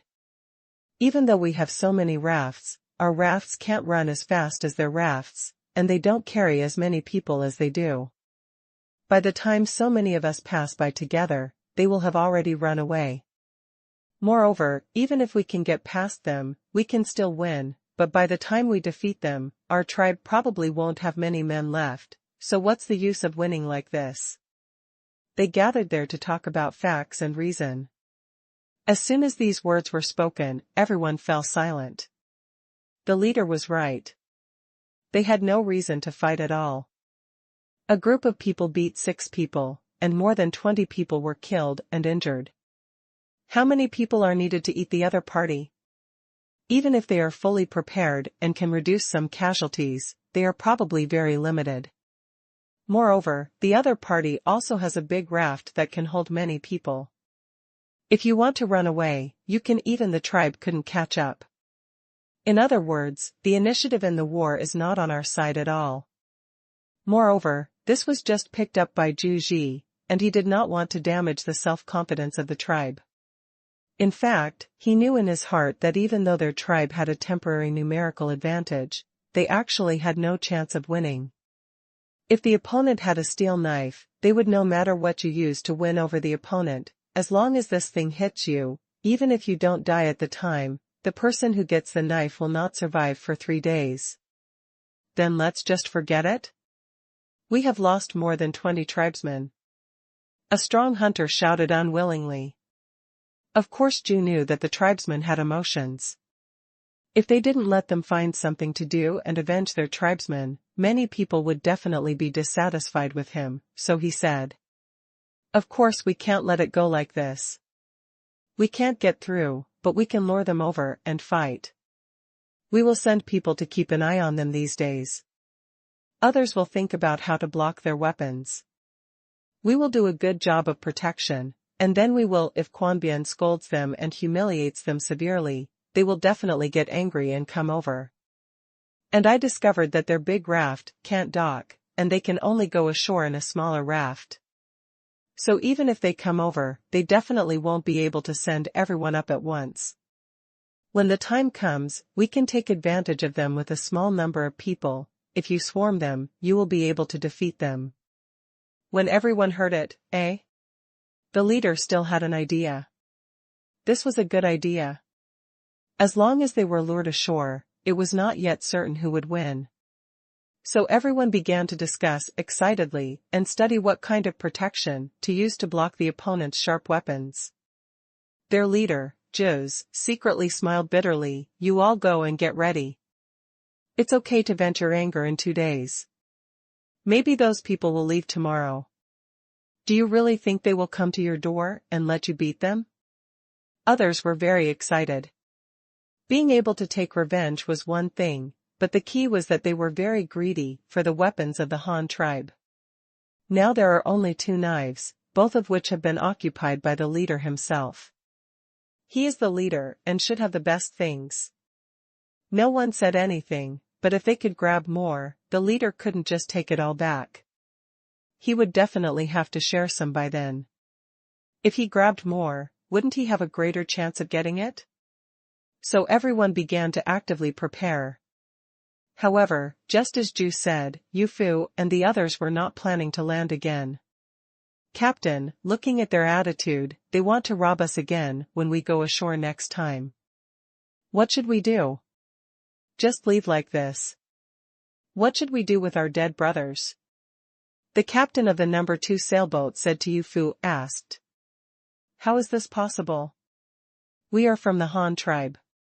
The leader often says that those who offend the strong Han will be killed no matter how far away they are. This means that if they bully our Han tribe, they will be killed no matter how far away they are. What's more, this time they also killed 3 of our tribesmen and robbed us of our things," Yu Fu also said bitterly. "Then what should we do now?" They are on guard now, and are waiting for us to pass. Another captain also asked. Of course we can't go there anymore. Yu Fu had just finished speaking halfway when everyone else looked at him in disbelief, as if they couldn't believe that this was what he said. In the first sentence, he said that he would be killed even if he was far away, and in the next sentence, he was about to run away. What is this mean? Yu Fu broke off a dead branch and threw it into the fire, and said calmly, "Don't forget what our mission is. The leader asked us to reconnoiter the hydrology and the terrain on both sides of the lower reaches. We are not here to kill people." How many weapons did the leader give us? There are only 30 or 40 knives in total, and a crossbow. We don't even have a spear, and we don't have a shield yet. Look at how those 3 people were hit by stones. How can we block their stones without a shield? Also, even if we use all these knives together and send 40 people ashore, I can guarantee that we can kill 100 or 200 of them, but can these dozens of our people come back? They must have been surrounded and beaten, there were quite a few of them. Yu Fu explained his reasons, but everyone else scolded him in their hearts, thinking that he was being cowardly and making excuses for himself, but Yu Fu was not such a person. All his confidants who were familiar with him knew that last year, he was when doing business on the grassland, Yu Fu was not ambiguous at all when he ordered people to kill. He was indeed a ruthless man. He was the one who snatched back the original corn and many new crop seeds in this way. Then I heard Yu Fu continue to say through gritted teeth, "Are you satisfied with killing 200 or 300 of them? Can I just take advantage of them for offending our Han tribe? Can our leader agree? Can the women and children of those dead brothers agree? Remember our mission, this is not how we want to seek revenge. We will first reconsider the hydrological conditions and make a mark here. When we come back, we will go to their north, that is, upstream of them, to find a suitable landing point. When we return to the tribe, we will tell the leader about this and ask the leader to send a few more big boats and bring enough soldiers and weapons. Then we will attack from the upstream, downstream, and the water surface at the same time to surround them. Fight, no one will be able to escape by then. I don't want their lives. I just cut off their toes and demote them into slaves. I let them dig mines for a lifetime, plant fields for us for a lifetime, and move bricks for a lifetime. Aren't they amazing? Aren't they strong? Let's see if I die from exhaustion. The people who killed us want to die directly, that is too easy for them." When everyone heard this, they couldn't help but shudder. Sure enough, they were still too young, and the leader of the group was still awesome. He launched a ruthless attack one after another. However, it was indeed what the group leader said, so he directly asked. It seems that they can't relieve their anger after they die. When the time comes, they become slaves, and then they can be bullied every day to relieve their anger. He. In fact, why did Yu Fu not want to kill these bastards directly? One of his confidants was a nephew and nephew of his own clan, with the same surname of Yu. However, under such unclear circumstances, he died in vain at the hands of the other party. No matter what he thought, get angry. But he himself also knew that this was not the time to act on impulse. Rather than killing these people, the Han tribe needed labor more. The leader had organized so many construction projects, so there was no need for people.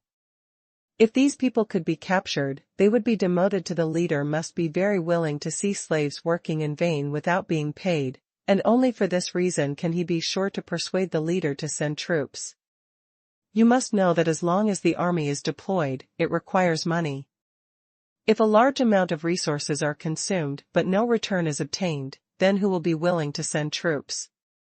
Sending so many young men to fight, in this time, using these young men to produce food and build tribes, who knows how many houses can be built and how many crops can be harvested. Sending troops not only means consumption, but also reduces production. In total, it is just that if you send out a large number of people to fight, you won't be able to engage in production. It's that simple. After listening to Yu Fu's words, everyone nodded, thinking that the leader's plan was more feasible, and that the benefits could be maximized, and the best results could be obtained for themselves and the tribe, so they no longer mention the matter of revenge now. Yu Fu organized people to collect firewood, and got some tung oil, and spent a day cremating the bodies of the 3 deceased. Finally, he gathered the blackened bones and put them in empty jars, which he would give to them when he returned. Family, there is no way to bring the whole body back. It is summer now. If we take a few corpses back, it is estimated that everyone on the ship will have to follow them. No one said anything about this. After all, the conditions are limited, so we can only do this. After disposing of the body of the deceased, on the morning of the 3rd day, Yu Fu and the others listened to the curses of the barbarian tribe on the opposite side, started to set sail, and continued to move downstream. As for what the other party was scolding, the Han tribe said, "This gang, what the fool is yelling is totally incomprehensible." The people of the barbarian tribe were so angry that they jumped on the spot. They had been preparing for 2 days and kept staring at them. They scolded them every day and refused to come. They just left like this. How could they take revenge and steal more weapons? Their leader, Juzei, secretly breathed a sigh of relief. It would be best if they couldn't fight. Even if they really could win, the loss to their tribe would be huge. It might not be able to recover in 10 or 20 years, so let's just forget it. What the leader Ju didn't know was that people from at least 3 parties were now working on their plans. Luo Chong was planning where to dispatch people to dig coal mines, and the feather exploration team in the deer tribe was also calculating the demand for coal mines. How many people are digging, how many people and horses are transporting, and how much output can be produced every day? These must be reported so that the leader can make arrangements for the future. As well as those who are hiding, they are simply thinking about how to capture them alive. The Yu Fu fleet has no clear destination. The ultimate goal of their mission is to explore as far a distance as possible within a limited time. As long as they come back before the river freezes in winter, it's not even nice to say it. If Yu Fu can control the fleet and prevent them from going back, they may never come back. Or maybe they have made a major discovery, such as the climate in the south is very warm, the river water will not freeze at all, and supplies can be replenished by themselves, then it will be no problem for them to stay in the south for a longer time. But Luo Chong doesn't think so. Even if this river is as long as the Yangtze River, more than 6,000 kilometers, according to the speed of the sailing ship, it will only end in 2 months at most. They will not be able to board it by then. Let's go to the sea in this little broken boat. We'll be back sooner or later.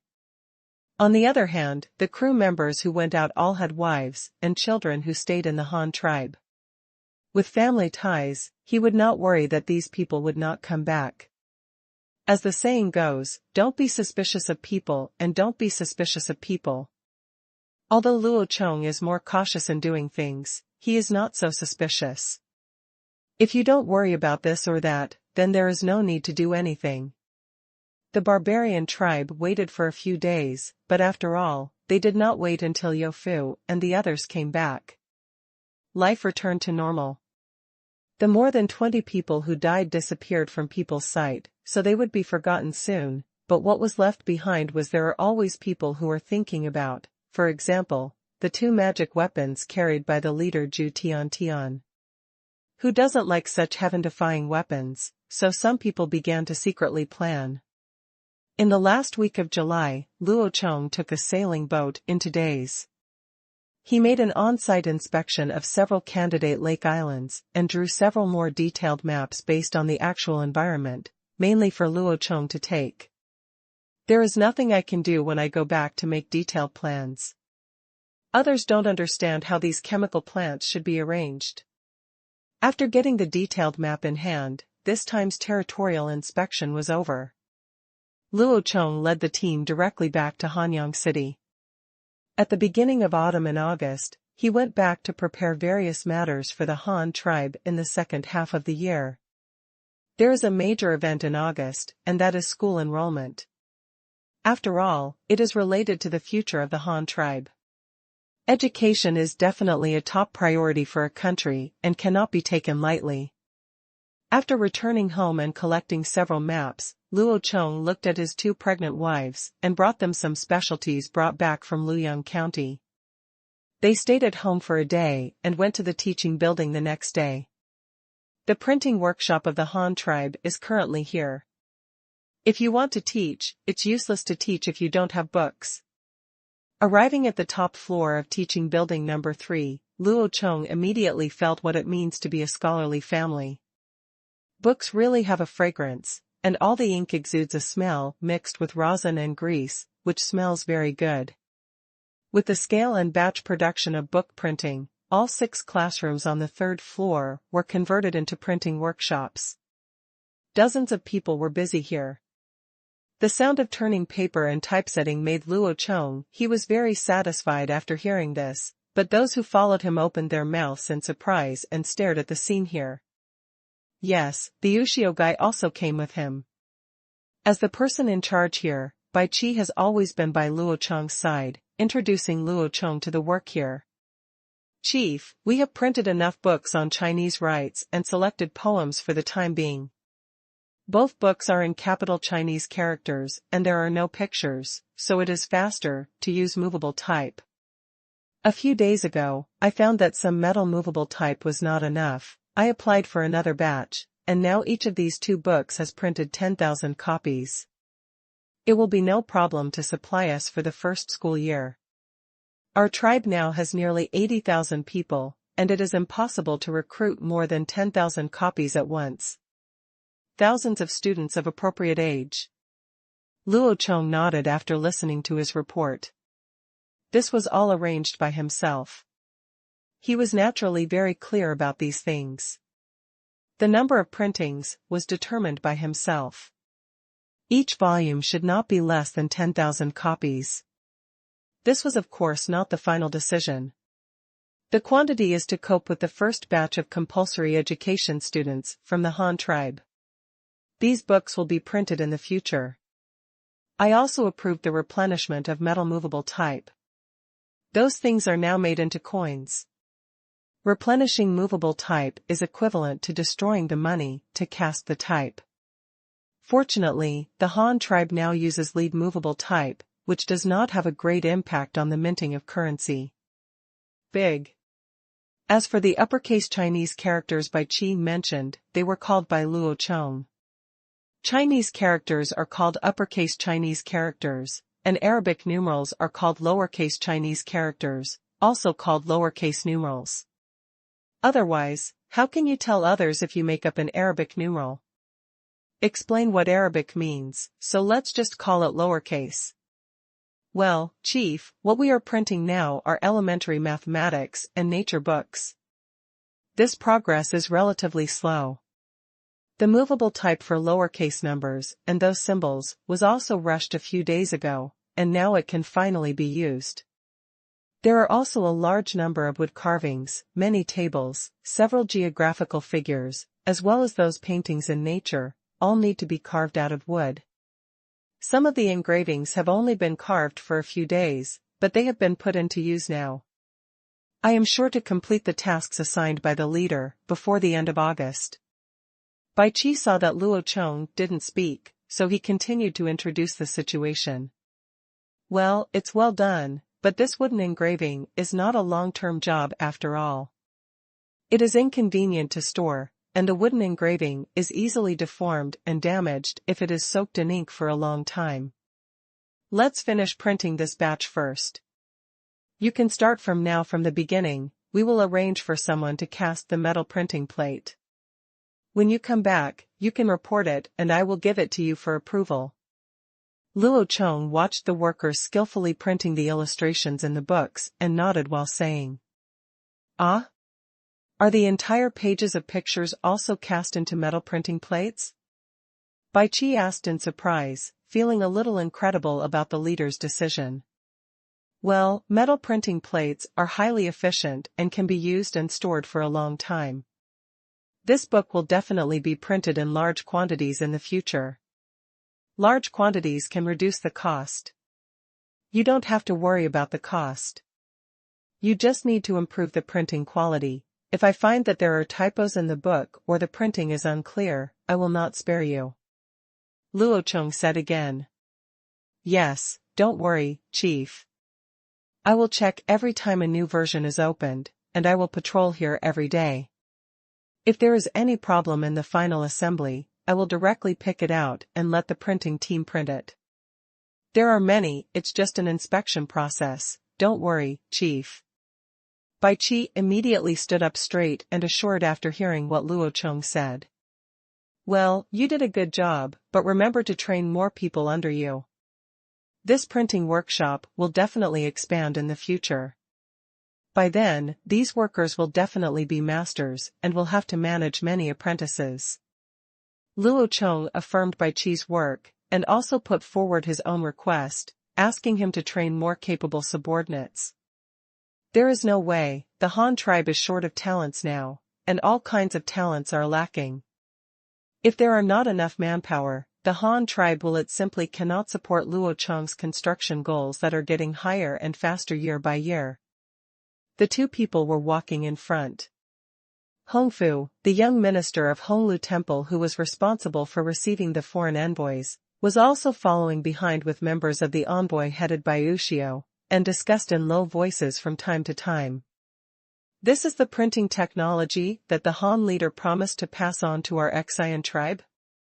This is so amazing, it's so fast, much faster than us carving words on bamboo strips. Ushio sighed in surprise. Yes, that's it. As long as the leader of your tribe promises that our Han tribe's mission will be stationed in the Qian tribe, our leader will soon send someone to teach you. Hongfu, who was accompanying him, immediately explained to him. Speaking of this, Ushio couldn't help but sigh. Of course he wanted the Han tribe's mission to be stationed on Judao. He didn't know how much benefit it would bring to the Qian tribe, but he didn't know if his leader would agree. But what should be said to the leader? He has already told his trusted subordinates to go back and tell the leader. The rest can only be left to fate. He can't make the decision on other things. Although he is an elder, he is not an elder in the tribe. How much right to speak do you have? Shaking his head and throwing all these depressing thoughts out of his mind, Ushio quickly became interested in the printing tools in front of him. Is this black ink used for writing? Ushio asked, pointing to the ink used by the workers. Well, that's right. This is special ink for printing. It can also be used for writing, but it is much more expensive than the water-based ink sticks. Most people can't afford it. These are inks, which are more expensive to make, but they are used for writing. The printing effect is also better. Hongfu thought for a while and then replied. Then will the Han tribe also teach us how to make this kind of ink? It's okay to teach. This is what our leader promised before, but you know the premise is that our Han tribe's mission must be stationed in the Qian tribe. On the other hand, you won't be able to use the formula of this ink. The main reason is that I don't know if you have the same materials there. Many of the things used to make ink are obtained from trees. If your bamboo island doesn't have those trees, then you have to find other ways to solve it, either by the prepared ink directly from our Han tribe, otherwise you can only use your local resources to find a solution, or at worst, develop the ink again. I don't know much about printing, but I know one thing. This special ink is specially used on metal printing plates. If your tribe doesn't have that much metal to make printing plates, you can directly use wood to engrave the printing plates. Okay, that thing doesn't have to be picky about ink, water-based or oil-based ones can be used, so you won't have to make them by then. Hearing Hongfu's explanation, Ushio breathed a sigh of relief. Indeed, he was telling the truth. Even if the Han tribe agreed to teach them the production techniques, there would be nothing they could do if Takashima didn't have these raw materials. Just like the iron of the Han tribe, during this period of time, Niue has clearly understood that iron is indeed a special metal. It is different from the three golds of their tribe. It is more difficult to smelt, and of course it is stronger and more precise. Suitable for making various tools and weapons. However, the question now is not where to obtain the technology for iron smelting and blacksmithing, but whether there is iron ore on Takashima. If there is no iron ore, then what is the use of the technology? A few hundred words are missing. I'll refresh it tomorrow morning. The main reason is that I don't know if you have the same materials there. Many of the things used to make ink are obtained from trees. If your bamboo island doesn't have those trees, then you have to find other ways to solve it, either by the prepared ink directly from our Han tribe, otherwise you can only use your local resources to find a solution, or at worst, develop the ink again. I don't know much about printing, but I know one thing.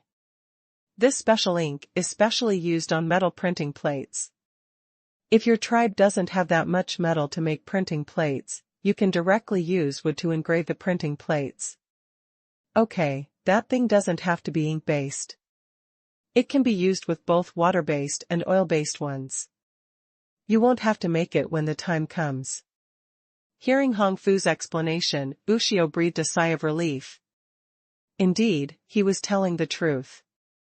Even if the Han tribe agreed to teach them the production techniques, there would be nothing they could do if Takashima didn't have these raw materials. Just like the iron of the Han tribe, during this period of time, Niue has clearly understood that iron is indeed a special metal. It is completely different from the three golds of their tribe. It is more difficult to smelt, and of course it is stronger and more precise. Suitable for making various tools and weapons. However, the question now is not where to obtain the technology for iron smelting and blacksmithing, but whether there is iron ore on Takashima. If there is no iron ore, then what is the use of the technology? The main reason is that I don't know if you have the same materials there. Many of the things used to make ink are obtained from trees. If your bamboo island doesn't have those trees, then you have to find other ways to solve it, either by the prepared ink directly from our Han tribe, otherwise you can only use your local resources to find a solution, or at worst, develop the ink again. I don't know much about printing, but I know one thing. This special ink is specially used on metal printing plates. If your tribe doesn't have that much metal to make printing plates, you can directly use wood to engrave the printing plates. Okay, that thing doesn't have to be picky about ink, water-based or oil-based ones can be used, so you won't have to make them by then. Hearing Hong Fu's explanation, Ushio breathed a sigh of relief. Indeed, he was telling the truth. Even if the Han tribe agreed to teach them the production techniques, there would be nothing they could do if Takashima didn't have these raw materials. Just like the iron of the Han tribe, during this period of time, Niue has clearly understood that iron is indeed a special metal. It is completely different from the three golds of their tribe. It is more difficult to smelt, and of course it is stronger and more precise. Suitable for making various tools and weapons. However, the question now is not where to obtain the technology for iron smelting and blacksmithing, but whether there is iron ore on Takashima. If there is no iron ore, then what is the use of the technology? The reason why the school in Luoyang County is built so big is mainly because of the large permanent population here. Several cities in Luoyang County, plus the nearby villages, have a total population of more than 20,000. And it will definitely continue to develop and expand in the future. Yes, so there is no problem in making the foundation bigger first, so as to save trouble when expanding later. The other counties are all newly established, and the people have not yet completely stabilized. It is impossible for them to send their children to school now. Besides, the schools in those places have not been built yet, and Luo Chong cannot afford that much. The quality of teaching staff can only be discussed later. Therefore, in the first school year of the Han tribe, Luo Chong planned to recruit at least 6,000 freshmen from the 3 counties on both sides, 2,500 for Hanyang City and 3,500 for Luoyang County. Their population base is large and they can fully recruit so many students came out. Also, considering the teaching staff, Luo Chong can now recruit up to 100 teachers. Each teacher is responsible for a class. If there are 60 people in a class, he can manage 6,000 people. No matter how many he recruits, he can make up for it. There are no more teachers left. In addition, regarding the rapid training of teachers, Luo Chong also borrowed the modern model. The main subjects of the Han tribe are 2 categories, Chinese and mathematics, so the teaching can be classified according to the teacher's specialties. You must know that these knowledge can only be learned by the teacher first. Only then can you teach students, so the pressure on teachers is even greater. But in order to alleviate these pressures, Luo Chong adopted a modern junior college education model, which means teachers are divided according to subjects instead of classes. Teachers who love mathematics and are good at mathematics can only study mathematics and do not waste time memorizing Chinese documents. Above, as long as he is literate, then after he finishes learning, he can only teach mathematics and nothing else. The same is true for Chinese teachers. Teachers trained in this way can be responsible for at least 2 classes by themselves when they start teaching. For example, teacher who teaches Chinese but doesn't know math and can't even memorize multiplication tables. Teacher Zhu teaches mathematics but doesn't know how to write articles. The 2 of them can work as partners, teaching class 1 and class 2 at the same time. He specializes in teaching Chinese language classes for 2 classes and 1 specializes in teaching mathematics classes. The 2 of them serve as class teachers for the 2 classes and are responsible for student management issues. Of course, although modern teachers also teach this way, they must also pay attention to all-round development. However, this method can also be regarded as a rapid training method under the emergency mechanism, which can train qualified teachers in the shortest time. In addition, Luo Chong has other ways to train them and make them familiar with the classroom system. He has no time to take care of it himself, but he can let the teachers take care of themselves, just like letting the students elect class cadres, and then use the students to the same principle applies to managing students. As long as the method is correct, people are the best animals to manage because they can manage themselves. When we arrived at the top floor of Building 2, there were 6 classrooms with people in class. One side was full of math teachers, and the other side was full of Chinese teachers. In these classrooms, there were people lecturing in the front, and there were also people listening below. Luo Chong stood outside the door and listened for a while. A mathematics teacher was drawing geometric figures with chalk and a ruler on the podium, and then wrote the corresponding calculation formulas next to them. Then he began to explain the examples according to the textbook. When the explanation was finished, he started to explain again. Start by putting questions on the blackboard for the students below to do, then pick out the errors and the key points that are prone to errors and explain them in detail. Finally, raise your hands to ask questions, and the students below also raise their hands to answer. After this question was finished, the teacher in front immediately sat down where the students below were, and then another student came to the front as the teacher and began to explain the new exercises. Yes, these students are all teachers, but these teachers are also students. They must take turns to teach in front, and no one can be left behind. On the one hand, they train their explanation ability, and on the other hand, they train their skills in using blackboard writing and teaching tools. And familiarize yourself with the class process and teaching atmosphere in advance. These are all very important and will determine whether they can officially take up the job in the future. Don't expect to learn well by then, but when they go to class, they see dozens of children below staring at them, and they are so nervous that they can't speak. It would be too bad, so it is very necessary to familiarize yourself with it in advance. The math teacher explained it very well, and the Chinese teacher on the other side explained it even better, because Luo Chong taught them this way before, and they just need to follow the way Luo Chong taught them before. As for the textbook, Hanli mainly teaches the etiquette system, as well as the etiquette system corresponding to each level, and the etiquette system corresponding to various sacrifices.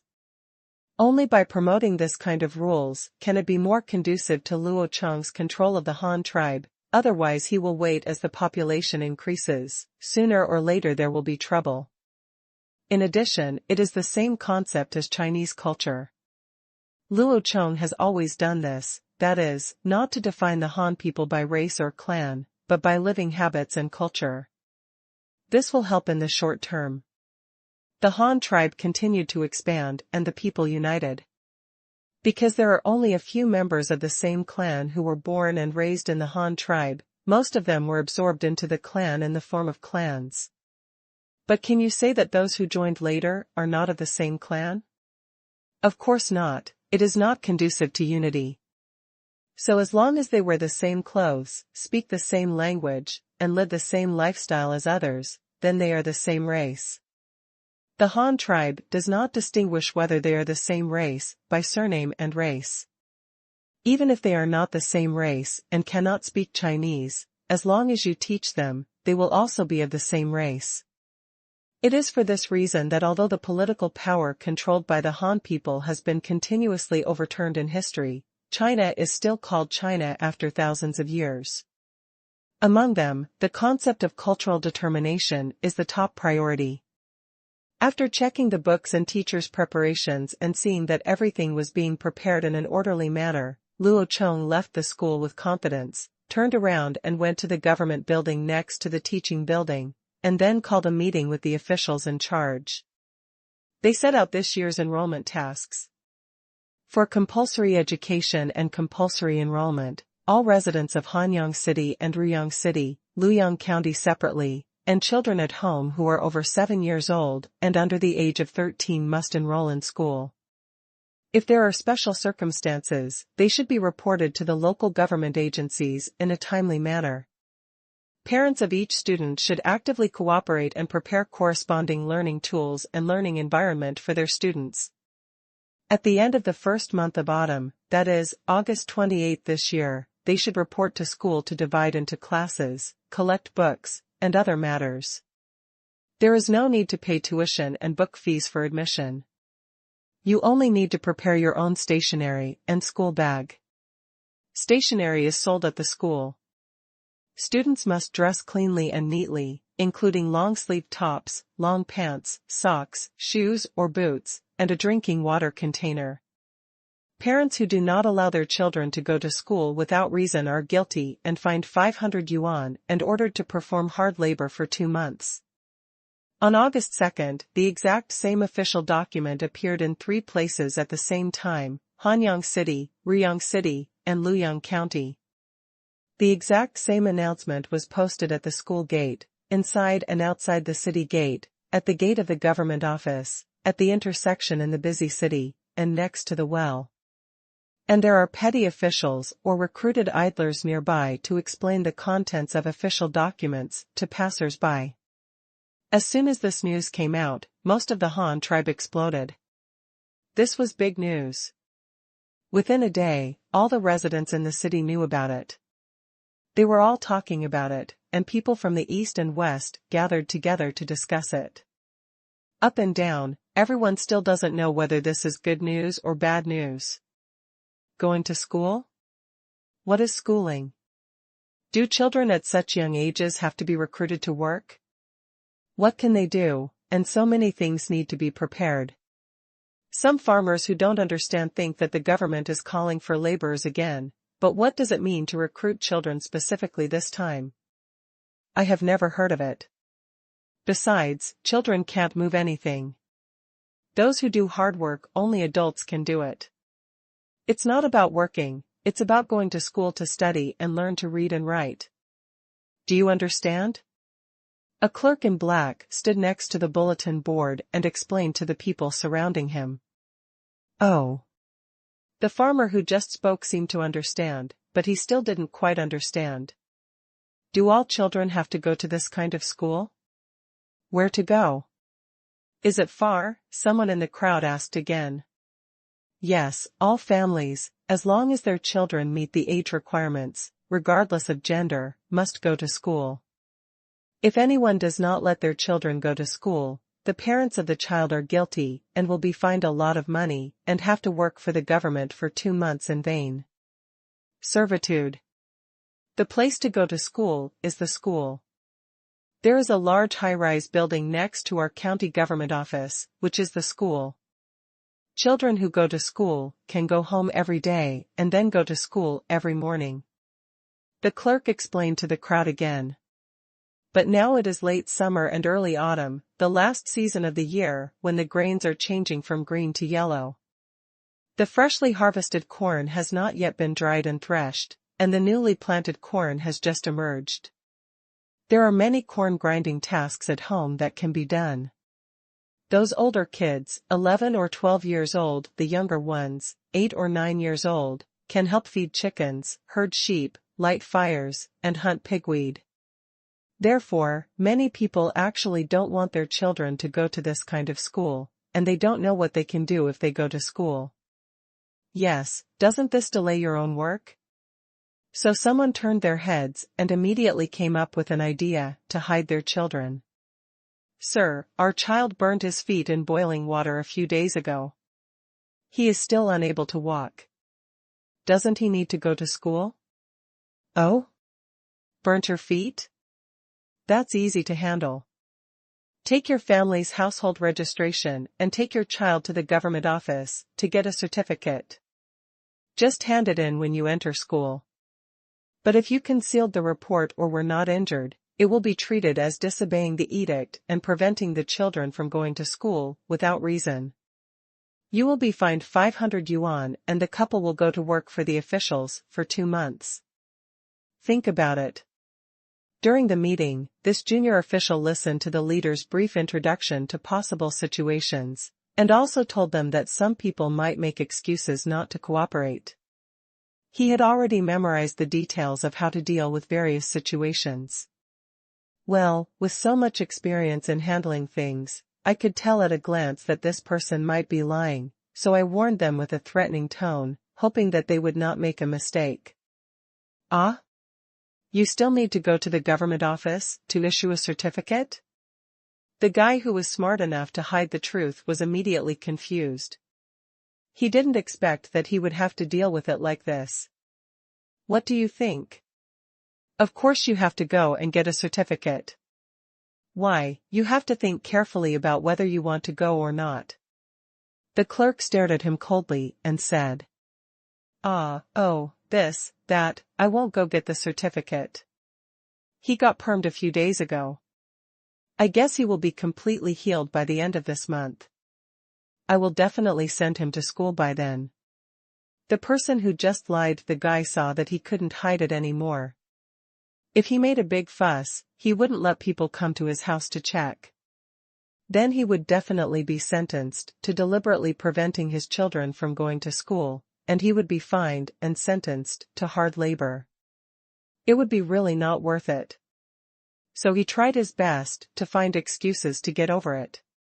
When the clerk saw him like this, he just glanced at him and didn't expose it on the spot. After all, he didn't look at both sides after he said it. Apart from find him a little money, he really couldn't do anything to him.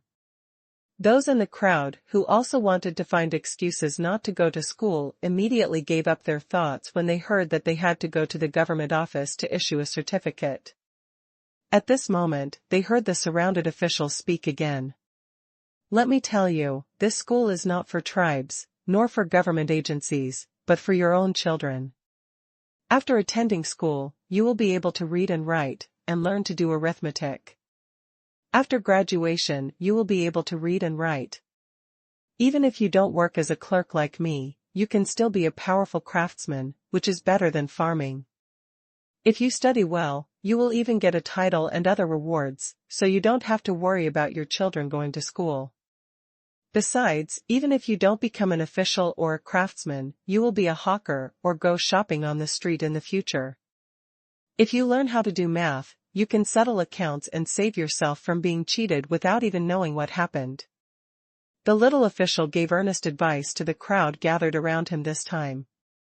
When everyone heard that there were so many benefits to going to school, some people began to change their minds and thought about how they should provide for their children to go to that school in the future. At this moment, someone in the crowd asked again, "Sir, how long will this study last?" "I can't say for sure. It might take about 2 or 3 years." "Huh? So long?" "Listen to me, it takes 2 or 3 years to study. This is the minimum time. But your children can go home every day, and they will have 2 days off every 5 days to catch up with the summer. During the hottest and coldest periods of winter, we have to take long vacations for several months, so you don't have to worry about so many things." When everyone heard what the clerk said, they felt relieved. In this way, the children could go home and help with some work during the holidays. After you have determined that your child must go, then it is time to prepare things for the child, especially the clothes mentioned above. Many children do not wear any clothes at home in summer. For such a small child, one pair of underpants and one vest or waistcoat can last a whole summer, and you don't even wear shoes. Now the announcement requires you to dress neatly, so you need to be well prepared. Fortunately, there is still a month, and even if you pulled a cloth now, you are in a hurry. When the child goes to school at the end of the month, he will definitely be able to wear qualified new clothes to go to school. In addition, there are drinking water containers, such as bamboo tubes and clay pots. Each family does their best. Some people see business opportunities in this, and specially make some bamboo tube kettles, and send them to various places for sale. As a result, the sales are really good, all because of going to school. It's noisy, it's inconvenient to carry cups and bowls on your back, and the clay pot is too heavy, so lightweight natural materials like bamboo tubes are very suitable and not easy to break. The turmoil over schooling is still brewing in the 3 counties. Children who know that they are about to go to school also start to get excited. They gather together in 2s and 3s. The main behaviors are as follows: being caught by parents taking a shower, being measured by parents to make new clothes, escaping from their parents' clutches to go out to play, going to the school building in groups to visit. Of course, there are also more serious ones, such as those whose parents work in workshops or government offices, and who understand the importance of learning better. Once you learn the knowledge, you will be able to get a good job in the future, or work as an official, or become a skilled craftsman. If you go back to farming or breeding, you can do better than others. In short, the idea is that if you go to school and learn the skills taught by the leader, no matter what you do in the future, you will have more skills than those who have not gone to school. The opportunity to make meritorious service and win a title. What is a title? It is the status of the Han tribe, which means more land, more assets, more privileges, and a better life. The children of these families have high hopes, because their parents learned to read and write from the leader to achieve their current status, so they attach more importance to this opportunity. But those farmers who don't quite understand what school means, and they are not idiots who don't understand anything. They don't know exactly what is taught in school, but they must be taught Chinese characters. Now there is a phenomenon in the Han tribe that people who can write, they can all be reused by the chiefs and occupy a large number of officials in the system. Therefore, if their children can learn to write, then there will be someone in their family who wears official uniforms and crowns. Of course, they are right to think so. After all, the formal education of the Han tribe has just begun. The results of the first batch of education must be very popular. Regardless of all walks of life, educated people can do better by joining. This idea is definitely correct. Therefore, under the supervision of parents, many children have begun to take school seriously. Another point that attracts them even more is that there is a saying among the Han tribe that what is taught in school is the knowledge and skills imparted by the leader. And who is the leader of the Han tribe? He is a figure that has been mythologized by the people. He is also an idol in the minds of many teenagers. He is the boy who is about the same age as them. He leads the tribe day by day at the age of 10. It has grown and developed until today. Compared with the eldest among them, it is only 1 or 2 years older. This is completely a personality cult, and it is also a manifestation of Luo Chong's profound influence among the people. It is called personality charm for short, and he is the spiritual leader they worship. Now they are selected into the school, and at about the same age as the leader, they begin to learn the knowledge taught by the leader himself, which means that they are one step closer to becoming their idols. How can this not be exciting? And here in Luo Chong, he also held a meeting with the teachers in a large classroom to study the allocation of personnel, which ones need to stay in the Hanyang City campus, which ones need to be moved to the Luoyang County campus, and how to divide the classes next. I say now, please remember that the purpose of our teaching is to cultivate more usable talents for the tribe. So how can we achieve the purpose of cultivating talents faster, better, and more efficiently? As you all know, I am not recruiting students of one age group this time, but are recruiting students from 7 to 12 years old. For those who are younger, you can teach them slowly according to the regular model, but for those who are about to become adults, yes, they will be thrown into society soon. We cannot leave so many adults in school, as this will affect the operation of our tribe.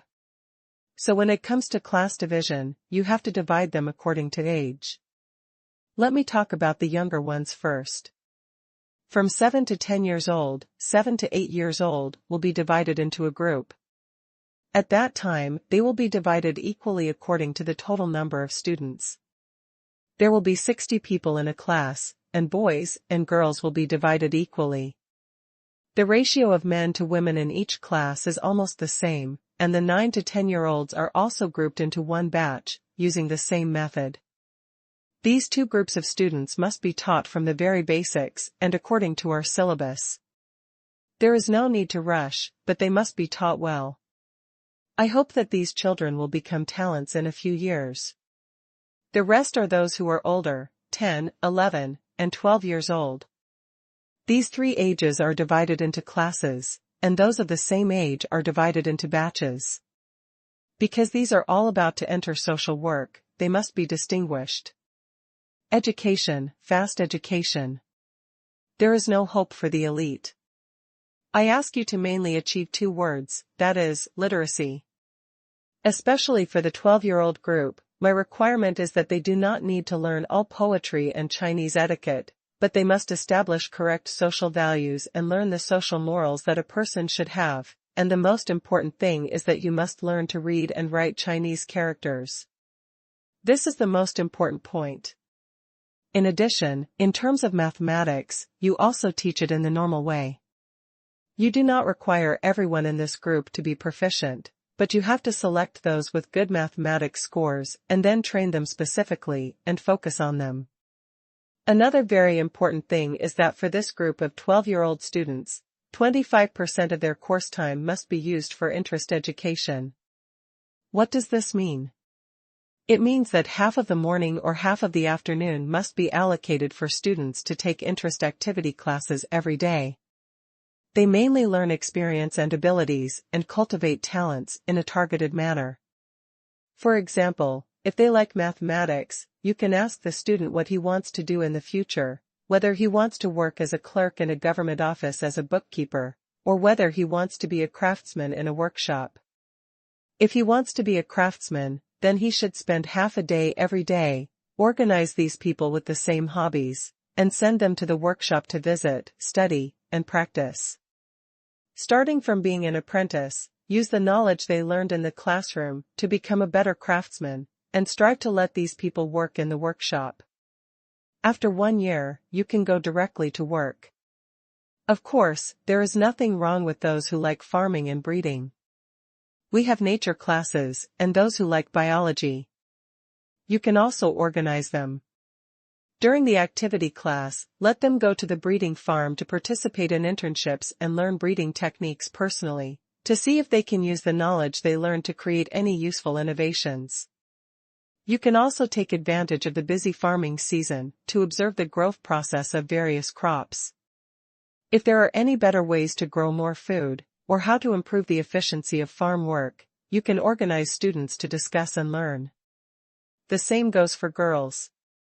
There are many female teachers here among you. You should be more concerned about the future of these girls. Whether they are learning textile technology, clothing tailoring, farming and breeding, and even some with better grades, you can do it too. Support them to stay in school and teach. This is also true for boys. You are the first batch of teachers from the Han tribe, but you are certainly not the last batch. Our team of teachers will only continue to expand in the future, so you should also pay more attention to your successors.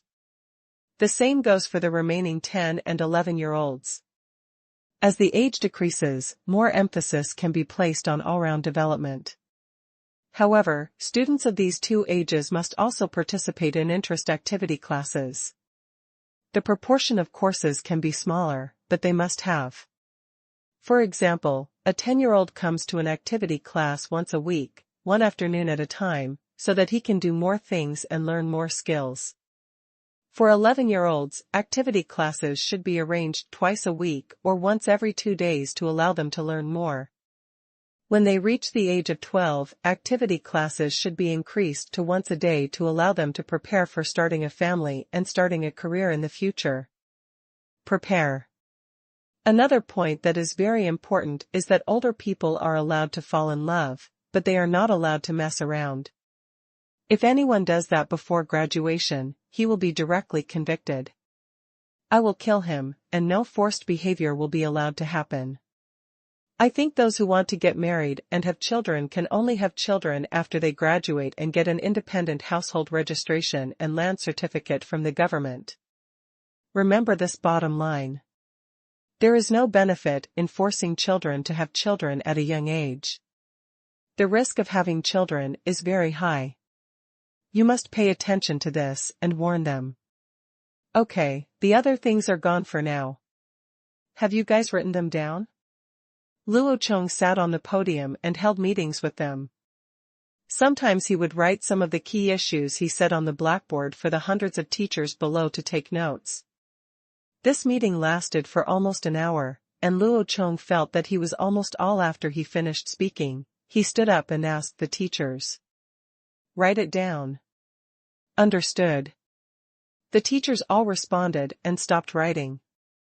The paper on the table was already filled with lines of text. Well, that's it. Let's break up the meeting. Go back and summarize the contents of today's meeting.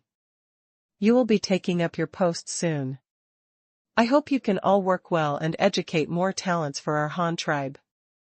Luo Chong encouraged many teachers, and then immediately announced that the meeting was adjourned. The teachers below also quickly stood up and bowed their hands to bid farewell to the leader. After the meeting, these teachers also packed up and headed to their work units. The ones in Hanyang City were exempted and they did not need to move. The ones assigned to Luoyang County had to leave now, and they still had to make arrangements to move.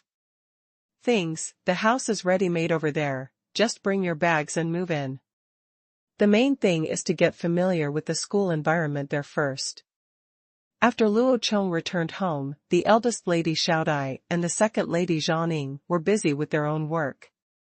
Although they were pregnant, they were still young and did not affect their activities. Therefore, Luo Chong arranged a task for them these days. It is to teach women in the city to make school bags. The styles of school bags were invented by Luo Chong. One is a single shoulder bag with a long strap, and the other is a rectangular cloth bag with 2 ropes crossed at the top, and the ends of the ropes are sewn to the 2 corners below the bag, so the top opening of the bag can be pulled and tightened with a rope, and after tightening it can become a simple backpack. This is a kind of backpack that Luo Chong saw when he was a child and was very popular in school. It is not a formal school bag. It is a small portable bag that can only be used to bring home homework at noon and can only hold a few books. It is also easy to make. The key is to use, there are no zippers or metal buckles, so it's not too troublesome to sew one by hand. The style and production method have been spread out. As for whether the common people will use it, that is not Luo Chong's concern. Maybe some of them are smart and can improve it, or they may not be able to use it due to family conditions, but in the current situation of the Han tribe, there are not yet that poor families.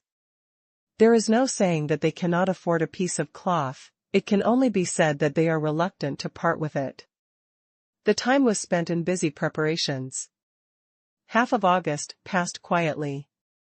The sailboat factory in Luoyang County produced 3 new ships. Among them, Yu Ye's fleet still has 2. He is now responsible for the sailing ship in Osawa. In geographical surveying and mapping work, there are few opportunities to use large ships. More, 2 is enough, but the attendance rate of small boats is higher, because in some narrow waterways and shallow waters, small boats can pass better than large boats. Sometimes even bamboo rafts are used, but large boats, it has become a mobile comprehensive supply station. Therefore, Luo Chong directly allocated these 3 new ships to Jing Yan and Yu Yu. They will be used as material and equipment transport ships for their development of coal mines. Together with the previous sailboat, there are now a total of 4 sailboats traveling between Luoyang County and Luoyang County. Various early exploration equipment and living supplies, as well as more personnel, are constantly transported between the deer tribes. After leaving the barbarian tribe and continuing to the lower reaches of the southeast, the Yofu fleet also discovered a wider world. The previously discovered territory of the barbarian tribe was a piece of flat land that was very suitable for human habitation. It had a flat bottom, fertile soil, and only relied on rivers and forests. It was very suitable for farming, herding, and settlement. However, after they continued to walk downstream for a few days, they found that there were fewer high mountains, and there were mostly low hills. Stone Mountain was basically no longer visible. Even if there were mountains, after on-site reconnaissance, they also found that most of them are mountains with lush vegetation and many plains. The rivers are more stable and wider, and they can basically maintain a width of about 300 meters. They also found more large animals in this place. Moa are very common, there are also many elephants and rhinos, and there are many wild cows, horses, and antelopes. In contrast, 30 to 50% of the wolves and leopards that feed on them. There are also many small creatures such as groups of saber-toothed tigers, maneless cave lions, bears in the forest, some giant tapirs that are vegetarians, jumping monkeys, foxes, and rabbits. In the end, Yu Yi, who often goes out, came to the conclusion that this should be a plain that is not inferior to the western grassland, or even much larger than the western grassland. It should be parallel to the grassland, on the east side of the large grassland lake, and across the lake from the grassland. A relatively large plain. I just don't know how the resources are distributed in these places. Otherwise, in terms of topography, this plain should be more suitable for development than the current mountainous areas of the Han tribe. Of course, there are also a lot of humans here. Abundant animal resources mean plenty of food. Although there are more ferocious beasts, since the day humans learned to use fire and make tools and weapons, no animal is a match for humans, so the game Fuxian naturally encountered a large human tribe here. After leaving the territory of the barbarian tribe, Yofu and his party continued to move downstream to the southwest. After passing through a canyon, they finally entered a vast plain area on August 10th. The river basin in this section is very gentle, with no fast-flowing rapids. According to the current environment, it is very conducive for the Han tribe to engage in water transportation. However, for future development, if they want to engage in hydropower generation, it's more difficult. Hydropower generation mainly utilizes the torrent formed by the height difference of the river. The greater the height difference, the faster the water flows, the greater the potential energy of the water, and the corresponding kinetic energy that can be obtained is greater. But there is a benefit. There is a disadvantage. It's really hard to say whether this is good or bad. After more than a month of sailing, Youfu and the others gradually figured out the hydrological conditions. In this section of the river with a width of about 400 meters, there is basically no need to worry about the shallow water causing the large sailboat to hit the bottom, and the bamboo pole towed by the single-man reconnaissance boat in front never touched the bottom, so Youfu did some fixed-point testing. They tied an anchor with a rope and sank in the center of the river until they hit the bottom. They found that the depth of this section of water could reach hundreds of meters, and the area close to the river bank was also tens of meters deep. There was no need to worry about the danger of the ship hitting the bottom. Therefore, there is no need to put a small boat ahead for reconnaissance. Instead, a landing craft is placed in front for preliminary reconnaissance. A few more people can be put on it to talk to each other, and it will not be as boring as having only one person in front. In addition, just to share the pressure of 3 big ships. The fleet originally had more than 200 members, and each ship had more than 70 people, which was already very full. Later, more than 80 people from the raccoon tribe were brought on board, plus the raccoon cats they raised. The average number each boat has to carry more than 100 people, making the limited space on the boat even more crowded. Therefore, sending 20 people to row the boat in front can also slightly relieve the pressure on the boat and leave more space. It was under such circumstances that on the morning of August 12, the fleet suddenly encountered a special situation. Today, one of Yufu's confidants, Yu Ji, who was in charge of rowing the boat in front, was chatting with the crew members around him when he suddenly discovered that there were more than a dozen people floating on the river in front of him. These people were all men, shirtless, and holding an airbag made of animal skin in their arms. They were also carrying something wrapped in leather. It was hard to tell what it was. These people were holding airbags in one hand and paddling hard with the other. They swam from the west bank of the river, as if they wanted to swim across the entire river to reach the east bank. But some of the people there were very good swimmers, and there were also some younger ones who were not very good at swimming. They could only flop around in the river. They didn't swim far to the other side, but they were washed downstream by the current, and they were about to escape from them. The others were shouting to him anxiously, but the boy was rushed further and further away. There was a man who seemed to be the leader of the group. He had obviously swam to the middle of the river.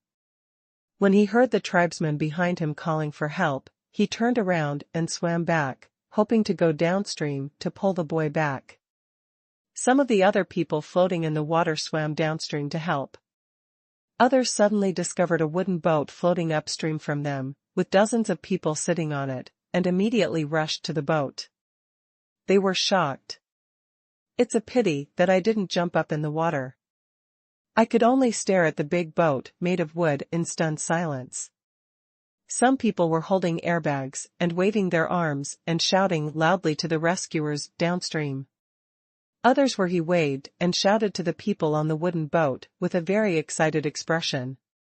Although he couldn't understand what he said, the people on the wooden boat almost understood what it meant. "Yu Ji, look at those people, they seem to be calling for help from us."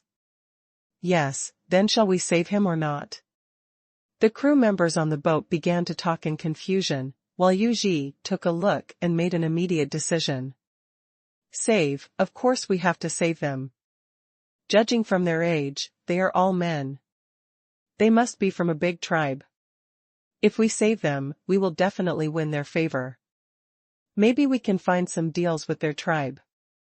Understand, let's take a look at the local situation. This will save us much more time and effort than doing reconnaissance on our own. This is a good opportunity. Come on, let's row quickly and pick up those people. But everyone must also be vigilant. Don't save a group of people by then." White-eyed wolf. "Yes.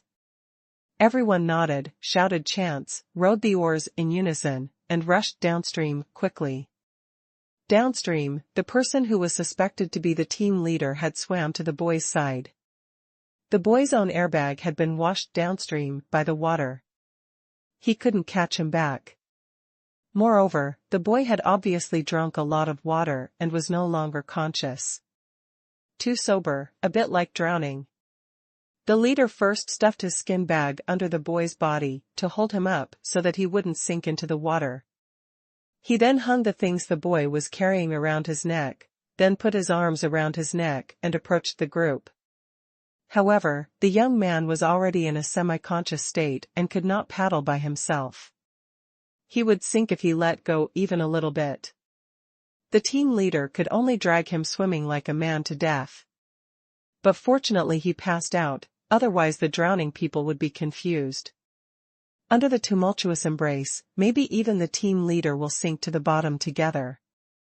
But the current situation is still not optimistic. The things the leader is carrying and hanging around his neck are very heavy. It is obvious that he is carrying two people. Now he has to drag a half-dead person, who has already passed out.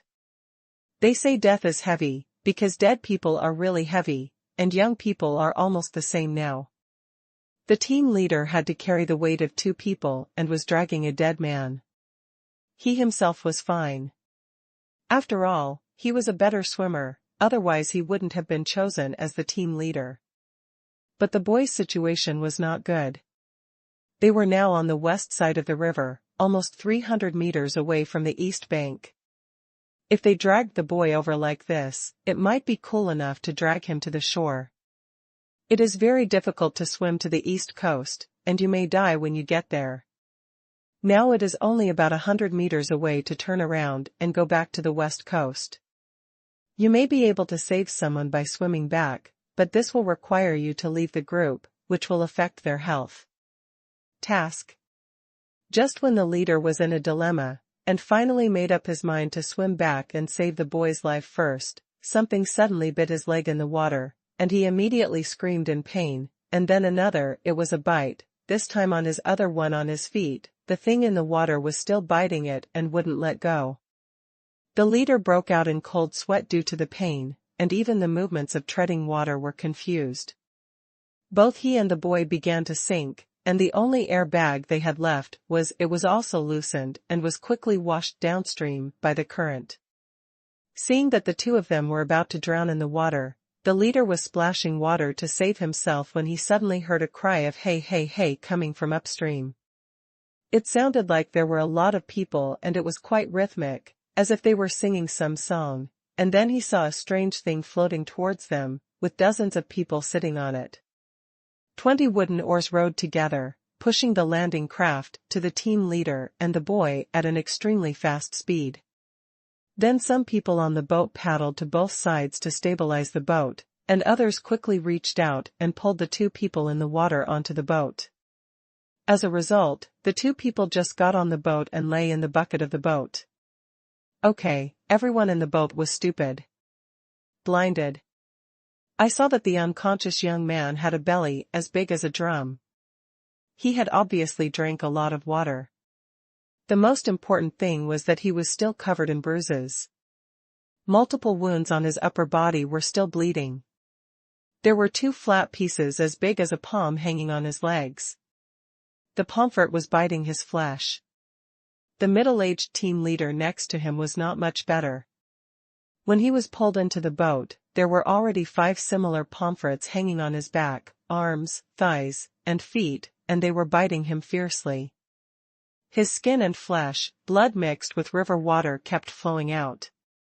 Quick, quick, get the fish down, don't throw it away, this kind of fish is the most delicious.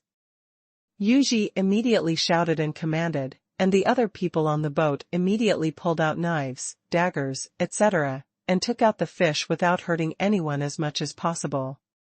But Yuji soon realized something was wrong.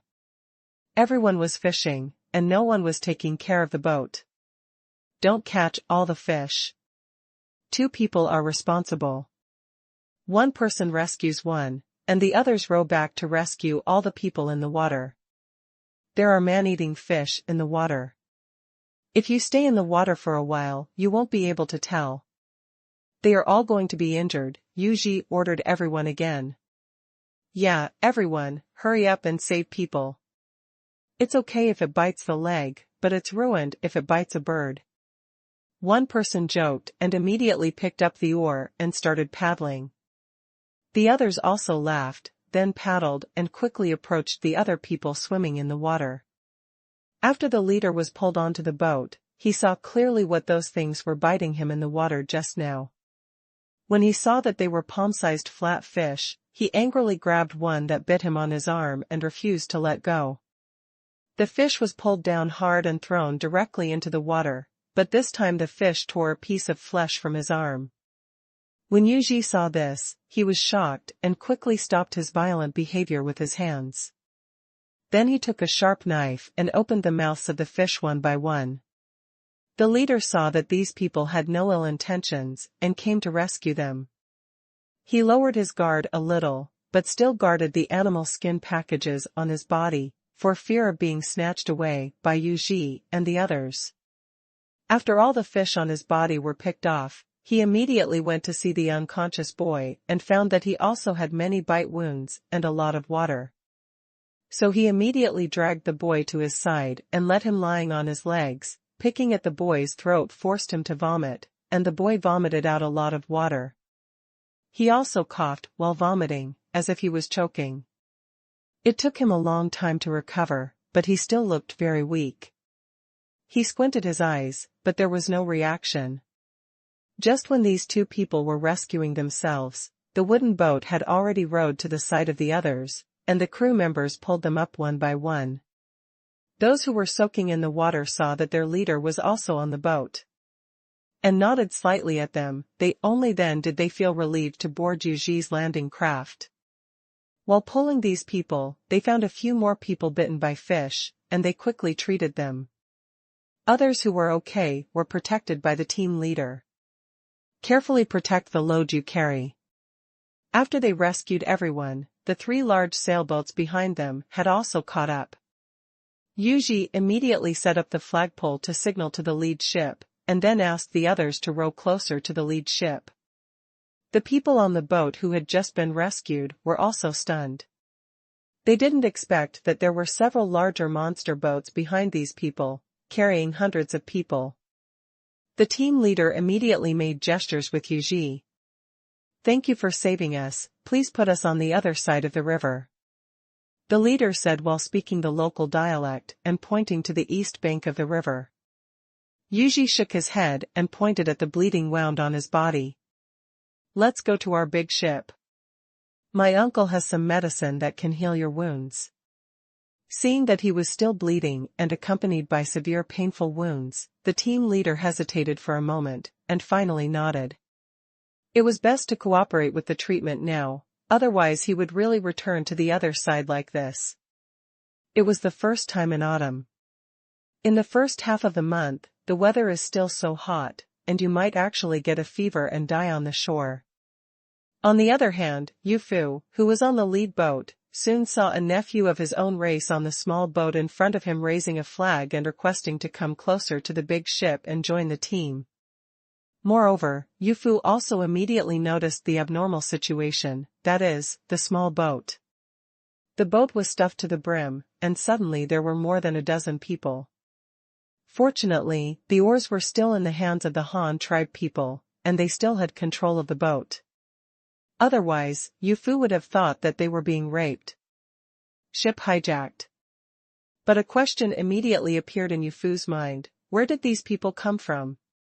200 words short, I'll refresh it later, I'm running out of time.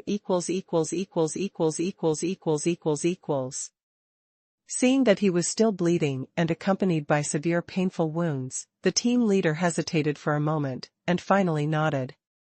It was best to cooperate with the treatment now, otherwise he would really return to the other side like this. It was the first time in autumn. In the first half of the month, the weather is still so hot, and you might actually get a fever and die on the shore. On the other hand, Yufu, who was on the lead boat, soon saw a nephew of his own race on the small boat in front of him raising a flag and requesting to come closer to the big ship and join the team. Moreover, Yu Fu also immediately noticed the abnormal situation, that is, the small boat. The boat was stuffed to the brim, and suddenly there were more than a dozen people. Fortunately, the oars were still in the hands of the Han tribe people, and they still had control of the boat. Otherwise, Yu Fu would have thought that they were being raped. Ship hijacked. After listening to his nephew's words, Yu Fu understood what was going on. He nodded slightly and saw him walking towards the team leader and talking as he walked. Go and get some water to wash them, and get some medicine for wounds, and clean linen to bandage them. Yes. Immediately, a medicine man from the Snake clan went to prepare these healing tools. After a while, he came over with a wooden box and began to treat the wounds of these people. The leader was also confused. From the moment he got on the boat, he looked at everything on the boat curiously. He saw these people in gorgeous clothes, their advanced boat, and all kinds of strange things. Not many of them knew each other. At this time, one of them came to him with a box and squatted down. Then he took out a white long-necked porcelain bottle and pulled out the cork. A strong and strange smell immediately emitted from it. Wow, it smells like some kind of plant. The doctor then took out a bamboo clip, dipped the linen strips in the bottle and used the blood-red medicine in the bottle to clean his wound. This medicine was originally contributed by the tree tribe and was taken from the sap of a tree in the dark forest. Tribes often use this thing to treat wounds, and it also has anti-inflammatory effects, but its effect is limited, but it is still good for cleaning wounds. After cleaning the wound, the doctor took out a smaller porcelain bottle, poured some light yellow trauma medicine powder contributed by the Snake tribe onto the wound, and finally bandaged it directly with linen strips. The man who led the team watched all this silently, and he didn't feel that the other party was harming him. After all, he saw so many exquisite little bottles, and he didn't think that anyone would put poison in them. It was just that it was nothing like what he knew. The method of treating wounds is a little different. If in their tribe, the older people might find some fresh herbs, chew them in their mouths, and then press them directly on his wounds. Soon, the rescued people were bandaged, but the boat was still moving at this time. The leader didn't know how this worked, and he didn't know what the boat relied on to move on, but he knew that he had to get off the boat now, otherwise I don't know where they drifted for a while, and they have to go back to the east coast. So he glanced around the crowd, and when he saw that Yu Fu was vaguely at the head of the group, and the young man who had just saved him was also standing beside Yu Fu, he knew that Yu Fu was the leader of these people. Friends, thank you for saving my people, but we have to disembark now. We must return to the east bank of the river. Can you send us there? We will have gifts for you. The leader of the group gestured to the people around him, and then pointed back and forth to the east bank. Yu Fu glanced to the east, then nodded, and immediately let the fleet move towards the east bank. The crew looked at the wind flag on the top of the mast, then the helmsman at the stern moved the helm, and the sailors climbed onto the platform on the top of the cabin, untied the rope and began to adjust the sail. The crosswind swelled the sails, and the crew pulled the rope to adjust the angle from time to time. They quickly turned the ship around and sailed diagonally toward the east coast. The distance of several hundred meters was reached in less than 2 minutes. Those who had just been rescued were stunned. What kind of magical weapon is this? It's so powerful. Not to mention the number of people pretending to be, it can still run so fast. Even, there are actually 2 small boats like the one I just sat on parked on this big boat, but that small boat is not like that. It's small, you know, it was carrying nearly 40 of them and it was still traveling normally. The man who led the team was once again shocked by the sight of these people. But at this time, the boat was about to dock, but the big boat was not ready to go over. Although the water here was relatively deep, it was better not to dock the big boat, otherwise it would really happen. Accident prone. Everyone, please lower the sails and anchor the ship. We will rest here today and send them to the shore in a small boat. When they were dozens of meters away from the shore, Yu Fu shouted and gave the order to stop the ship and rest. But the team leader did not leave first. Instead, he watched the Han tribesman send his tribe ashore first, and then he came to Yu Fu, took off the animal skin package on his back, and then a swollen animal bladder was taken out from inside. It was a bladder, and it was also sealed. It was filled to the brim with unknown contents. Here, this is our gift, Yanba, thank you for saving my tribe and sending us here. The leader said and handed the urine bubble to Yu Fu. Yu Fu looked shocked. He saw that there were several urine bubbles in his package. Needless to say, they must be the same thing. In addition, he knew what the salt in the urine bubbles was without tasting it. It was just some khaki color. They are just large salt particles containing a lot of impurities. They may just be dug out and smashed from salt mines. They have not been artificially processed. And Yu Fu also suddenly understood why the leader waited for all his tribesmen to go ashore, and then stayed here to give gifts to the Han tribe. To put it bluntly, this guy was being careful, fearing that it would be exposed that they all carried a lot of salt with them. If the Han tribe had evil intentions and wanted to rob it by force, they would all be on the Han tribe's boat, with no land around them, and they might all die here. So he first asked his tribesmen to bring most of the salt ashore, and left one person to give gifts here to repay the Han tribe for their life-saving grace.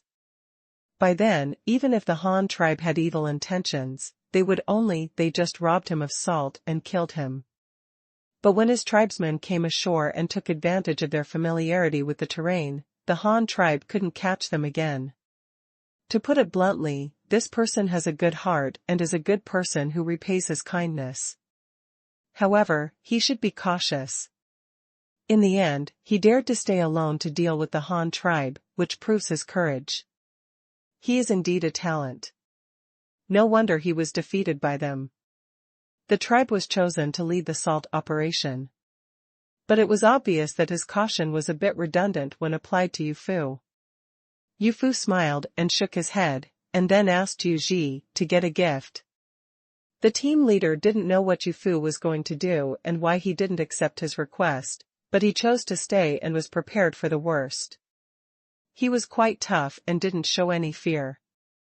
But after a while, I saw Yu Ji, who had just saved me, and another person bringing a lot of things. It was a roll of brown ramie cloth, a set of ceramic vessels with Chinese inscriptions, and a small bags of white salt and brown sugar cubes in small wooden boxes.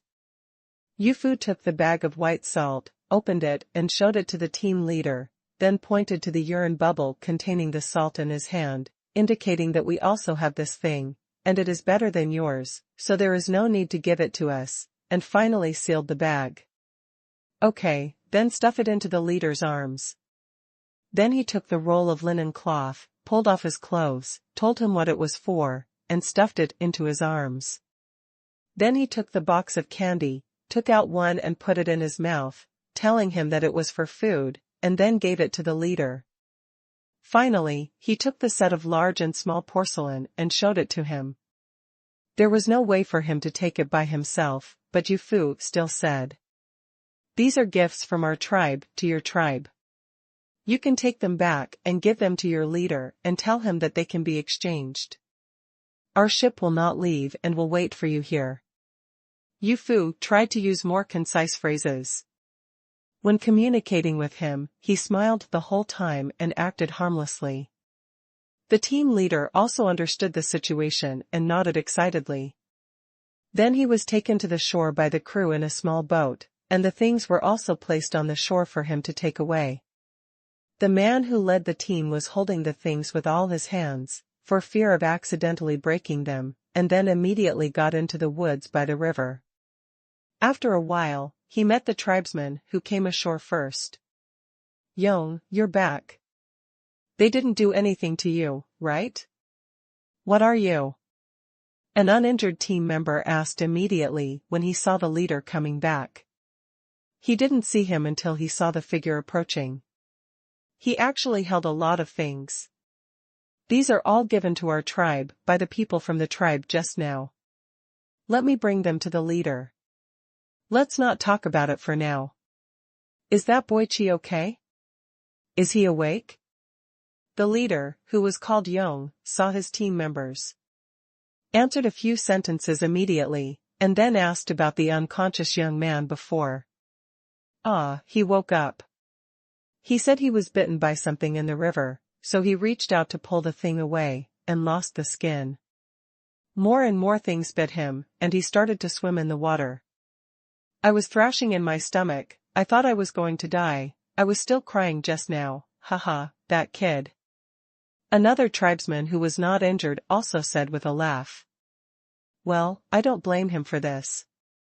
He has just grown up. This is the first time he went to get salt.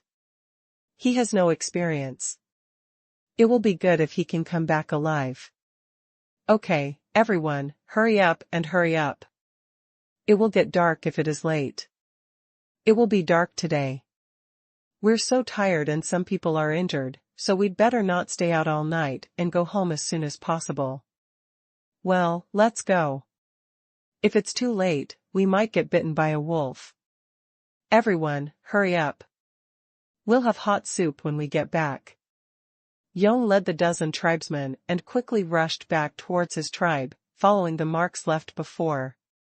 At the shore where the Han tribe parked their boat, Yofu had ordered everyone to land ashore. It was not enough to stay on the boat all the time, so only a dozen people were left on the boat to guard it, while the others all went ashore to set up camp. Yuji kept following Yufu and asked him curiously. Uncle Clan, do you think those people will come? Definitely. This is a big tribe. Since they can get salt and bring so much, it means that their tribe has a large population. Even if it is not all eaten by their own tribe, they must keep it to trade with surrounding tribes, but no matter what, the tribe that can find its own channels to get salt will definitely be stronger. As for a powerful tribe, its leader must be a smart person and a person who is good at learning, otherwise he will not be able to lead so many tribesmen, so when they see the gifts we sent, the white salt, brown sugar, cloth, and porcelain, it must be a technology they dream of, and they will definitely want to learn how to make it, so whether they plan to rob it, lie to us, or make friends with us and learn from us, they must come here, otherwise they can't do anything. Yufu analyzed with certainty, and at the same time he was teaching his nephew, hoping that he would do great things for the Han tribe in the future, but selfishly, he was also training the next generation of successors for his clan. Yuji thought for a while and suddenly asked, What do you mean, uncle, they might still attack us? Wouldn't it be dangerous for us to land ashore? Why don't we just wait on the boat? Haha, it's our decision to land ashore. They don't think we will land ashore, so they won't attack rashly, because they think that even if they bring people to fight, they can't do anything to us if we are floating on the boat. The crew members have not been ashore for several days, and it is better to relax when they go ashore. After all, the ship is too crowded. But we still need to be careful, because maybe they will send someone to watch us from somewhere in the distance that we can't see. Tell the people below that when the camp is set up, send people to pick up some firewood and reconnoiter the surrounding terrain. In addition, place the sentries farther away so that everyone can keep an eye on the movements around them. Yufu smiled, and then made arrangements again. Oh, I understand, I'll make arrangements right away. Yuji was thoughtful after listening to it, and when he figured it out, he immediately went to arrange sentries. Yong and others on the other side finally returned to a relatively large residential area after a long journey. This residential area is close to a tributary of the river, not far from the river. Close to the shore is a large field, in which millet-like foxtail grass, also called millet, has already formed ears and entered the flowering stage. During the period, large groups of bees were busily shuttling in the millet fields, collecting honey and pollinating the millet flowers. But now it is evening, and the bees have begun to go home one after another. These bees flew back to the forest next to their residence in swarms. There were dozens of vine boxes made of vines. There were still many holes in the lids, and the bees got in directly through those holes. A stooped old man with white hair and white beard was standing next to the beehives. After seeing the bees coming back, he smiled happily, then opened the lid of one of the beehives and broke off the honeycomb panels inside a piece, put it in an earth-red amphora pottery jar, and went back humming an unknown tune while carrying the jar. The bees here are all artificially bred by the Jiang tribe, and they are also skills passed down by their ancestors. I don't know that hundreds of years ago, they also learned to grow millet, and developed the method of cooking. The pottery maker has now developed into a sizable tribe with a population of more than 2,600. The tribe's houses are dotted on the plain by the river, almost like a small village. The houses where the Jiang family lives are all triangular tent-style stilt houses. They use wooden piles to lay the foundation on the ground, and then set up the floor. The branches build a triangular tent frame, and are finally covered with thatch and straw to make the roof. It looks like it is 1 meter high from the ground, with no walls and only 2 pitched roofs sitting on wooden piles. All the houses in the entire tribe are made like this. However, in the center of the tribe there is a circular altar made of stone, but there is no sacrifice on it and it has always been bare. At sunset, the women of the Jiang family had already started cooking. They put an earthy red pottery pot with 3 legs on the bottom and 2 ears on the ground. They lit firewood directly under the pot, and then put corn, millet, water, meat cubes, salt, and paste-like animal fat into the pot and cook it over high heat. Even the stove is omitted. This is Zhang's staple food, which is meat soup. Children chased and fought between the houses, and some also brought their own toys, such as 2-hole pottery, suns, or ocarinas, whistling like whistles. Men are polishing stone sickles or bone sickles to prepare for the autumn harvest next month. This kind of sickles made of bones and stones is very useless, and the poor quality ones will not last an autumn harvest, so every year before harvesting the grain, you need to prepare a few more in advance. The leader of the Jiang family, Xian, was standing on a huge rock by the river, looking at the large millet field of his tribe. He hoped that the weather would be smooth in the last month and a half before the harvest, and that nothing would go wrong, otherwise winter it was not easy.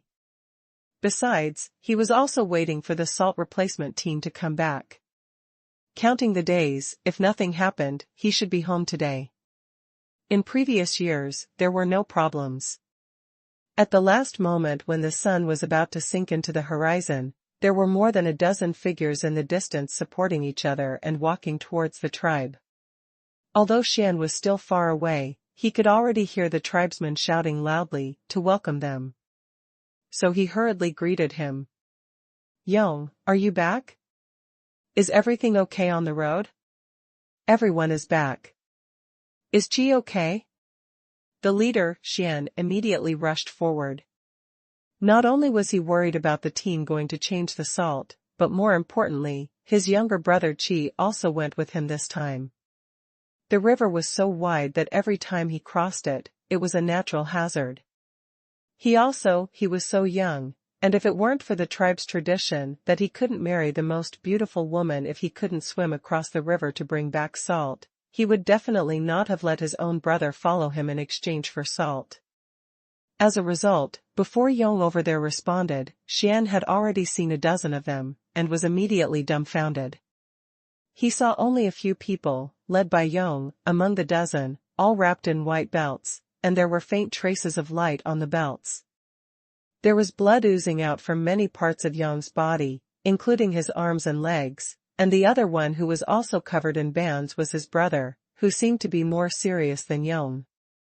"You are injured, how did you do it, and who treated this injury?" Xian asked again in surprise. "Chief, can you let us drink some hot water first? Soup would be even better.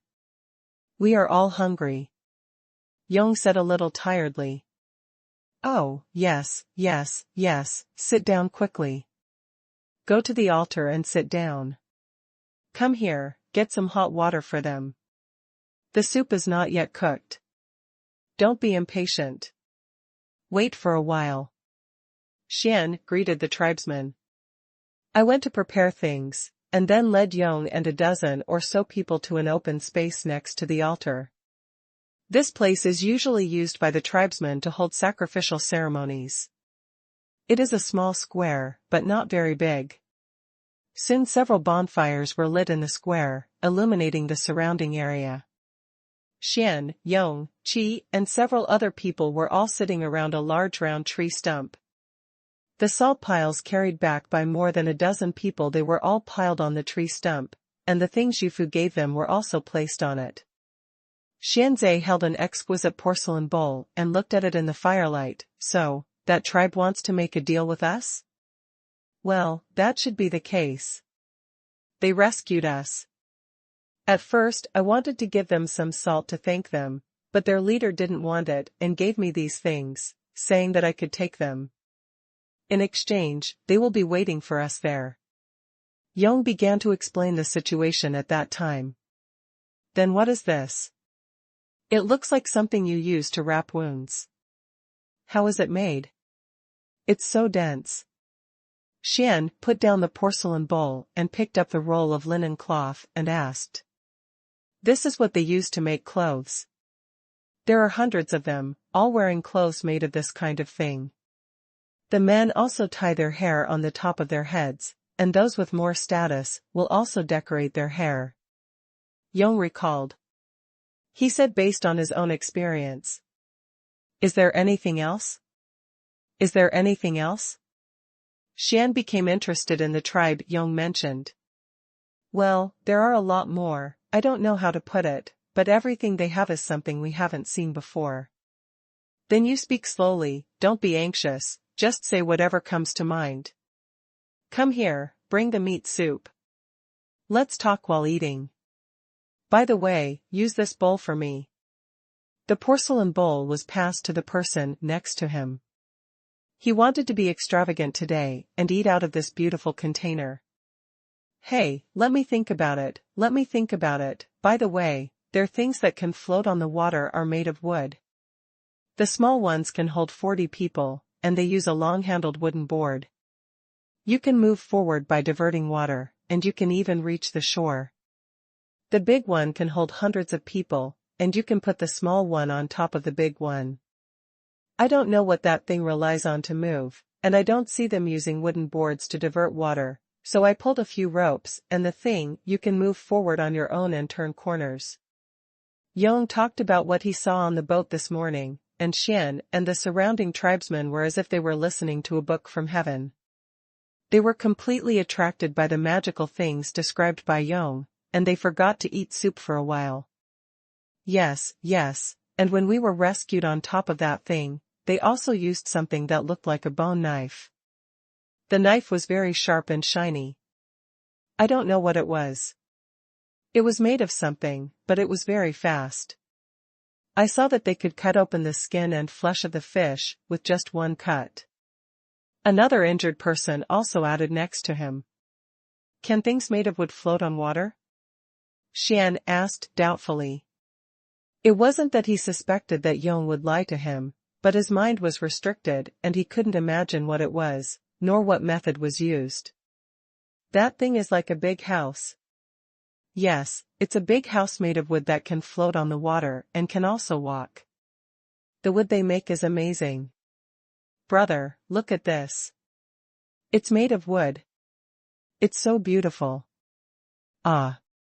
Xian's younger brother Qi also calmed down and joined in the chat, holding the small wooden box for brown sugar as a treasure to his brother. Xian had already seen the thing. At first, he thought it was just a square lump of wood, so he didn't pay much attention to it. But now Qi took the lump of wood and shook it, and there was actually the sound of something shaking inside. Is this empty? What's inside and how to open it? Xian asked after taking the box. It's food. Their leader also took one from it and ate it. I watched him eat it. Yong helped open the box and showed the brown sugar inside to the leader. Xianzhe pinched out a piece of brown sugar and looked at it in the firelight. The red translucent candy looked like some kind of gem.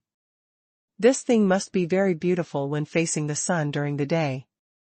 There was no way he could associate this kind of thing with food. When they came together, he glanced at the small bag of snow-white salt next to him.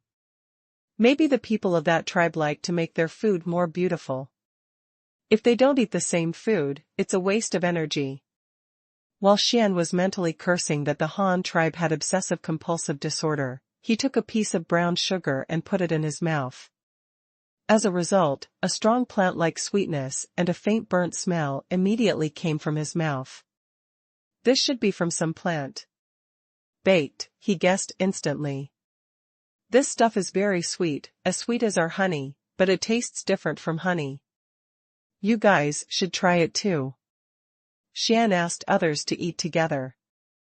Qi's eyes lit up after hearing this, and he immediately took out one and stuffed it into his mouth, tasting the unique sweetness of brown sugar, and even said that this stuff is better than their own honey. This is probably because foreign monks can chant sutras and other people's honey. Everything is good. Xian ignored his silly brother and continued talking to others. This tribe has salt, which is whiter than ours. They also have honey, which is dry and easy to store and can be taken with you when you go out. Their pottery is also better than ours. It can be made so thin and colorful. There are some pictures and symbols on it, as well as this thing for making clothes. If you have this thing to make clothes, wouldn't it be possible to wear them except in winter, and you no longer have to use grass leaves to make clothes? This tribe is very powerful. Xian saw these gifts and finally concluded. Then what do you mean, Chief? Should we trade with them? If we trade, what should we ask them for in exchange? What should we use in exchange? They really don't seem to be short of anything, and we don't have anything to offer. Yong asked the leader while drinking the meat soup. Who said no? We have honey, we also have corn and millet. We can teach them how to grow food. Who said they have to exchange things for it? Xian immediately disagreed. After all, Jiang is also a 2000 a large tribe with a large population was actually said to be so worthless by Yong, as if his own tribe was poor. But if you think about it carefully, you will find that your own tribe really has nothing to offer.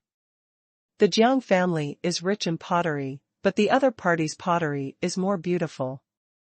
The Jiang family has salt, and the other party also has salt, which is better than them. The other party also makes clothes. They didn't have any of the ingredients used, only animal skins and grass leaves. They also had sugar, but Zhang's had honey. Although they were not the same, they were still sweets, and I didn't know if the other party would want them. After thinking about it, it seems that he only has the food and planting technology of his own tribe, and the other party should not have it. At least he has not heard Yong say it. Yong has indeed never seen the Han tribe bring out food. If the Han tribe if not, then only the technology of growing grain is the most valuable, but such an important thing obviously cannot be sold cheaply, and must be replaced with something good. Xian thought so, and Yong was no exception. He took out the most important technology of the tribe, and at least it had to be replaced with an equivalent technology, otherwise it would be a big loss, so he heard Yong ask next to him. Chief, let's teach them how to grow corn. What do we want from them? If we don't change some equally important skills, then we will be at a loss. Change your skills? Why change your skills? Xian glanced at Yong and said, feeling that this guy is really brainless, how could he come up with such an idea? But what we have is the ability to grow grain, and we also have seeds. Why don't we use the same skills as them? Yong emphasized at the side. Are you stupid? You would be satisfied if you exchanged it for just one thing? Our tribe only has one thing that can be exchanged. If we don't ask them for more, how can we find such a good opportunity next time? Then what do we want? We can't get much in exchange for our ability to grow food. If we want more, can they give it to us? Yong asked in confusion. That's why I said you were stupid. What are your skills? Is this something tangible? You don't need others to teach you. In this case, it would be better if we just exchange a few people with them. We just need to find a way to exchange a few people with them. I'm afraid that I won't be able to learn any skills. When they join our tribe, they won't have to use all their skills. We can just follow them and learn them. Isn't this better than changing skills? Xian looked at Yong with contempt and said. After hearing the leader's idea, Yong's eyes lit up and he clapped his thigh excitedly. Yes, ability is invisible and intangible. It's not all in those who have the ability. When the time comes, we will find a way to replace them with a few capable people, and their abilities will be restored. Well, we deserve to have the leader of the Jiang family. He is so smart. How come he has such a long head? Yong thought excitedly in his heart while looking at his leader with admiration. No wonder Xianning became the leader. He has such a good head. Then let's go tomorrow. Don't let them go if it takes a long time. They won't be found by then. Yong immediately suggested, wishing he could go overnight. Why are you in a hurry? They will definitely not leave so soon. We will set off early tomorrow morning and bring a few more people with us. We will bring some honey with us as a gift back to them. By the way, I would also like to thank you for saving your life today. Then we invite some of them to stay in our tribe for a few days and entertain them well. Maybe they won't be willing to leave when they see that our tribe has so much food, can farm, and has a stable source of food. Xian Jihua said. Then if they don't want to stay, how does the leader plan to replace them with people? Yong continued to ask. Exchanging relatives, isn't this normal? Xian said confidently. Early the next morning, it was the beginning of autumn, and the weather was still very hot.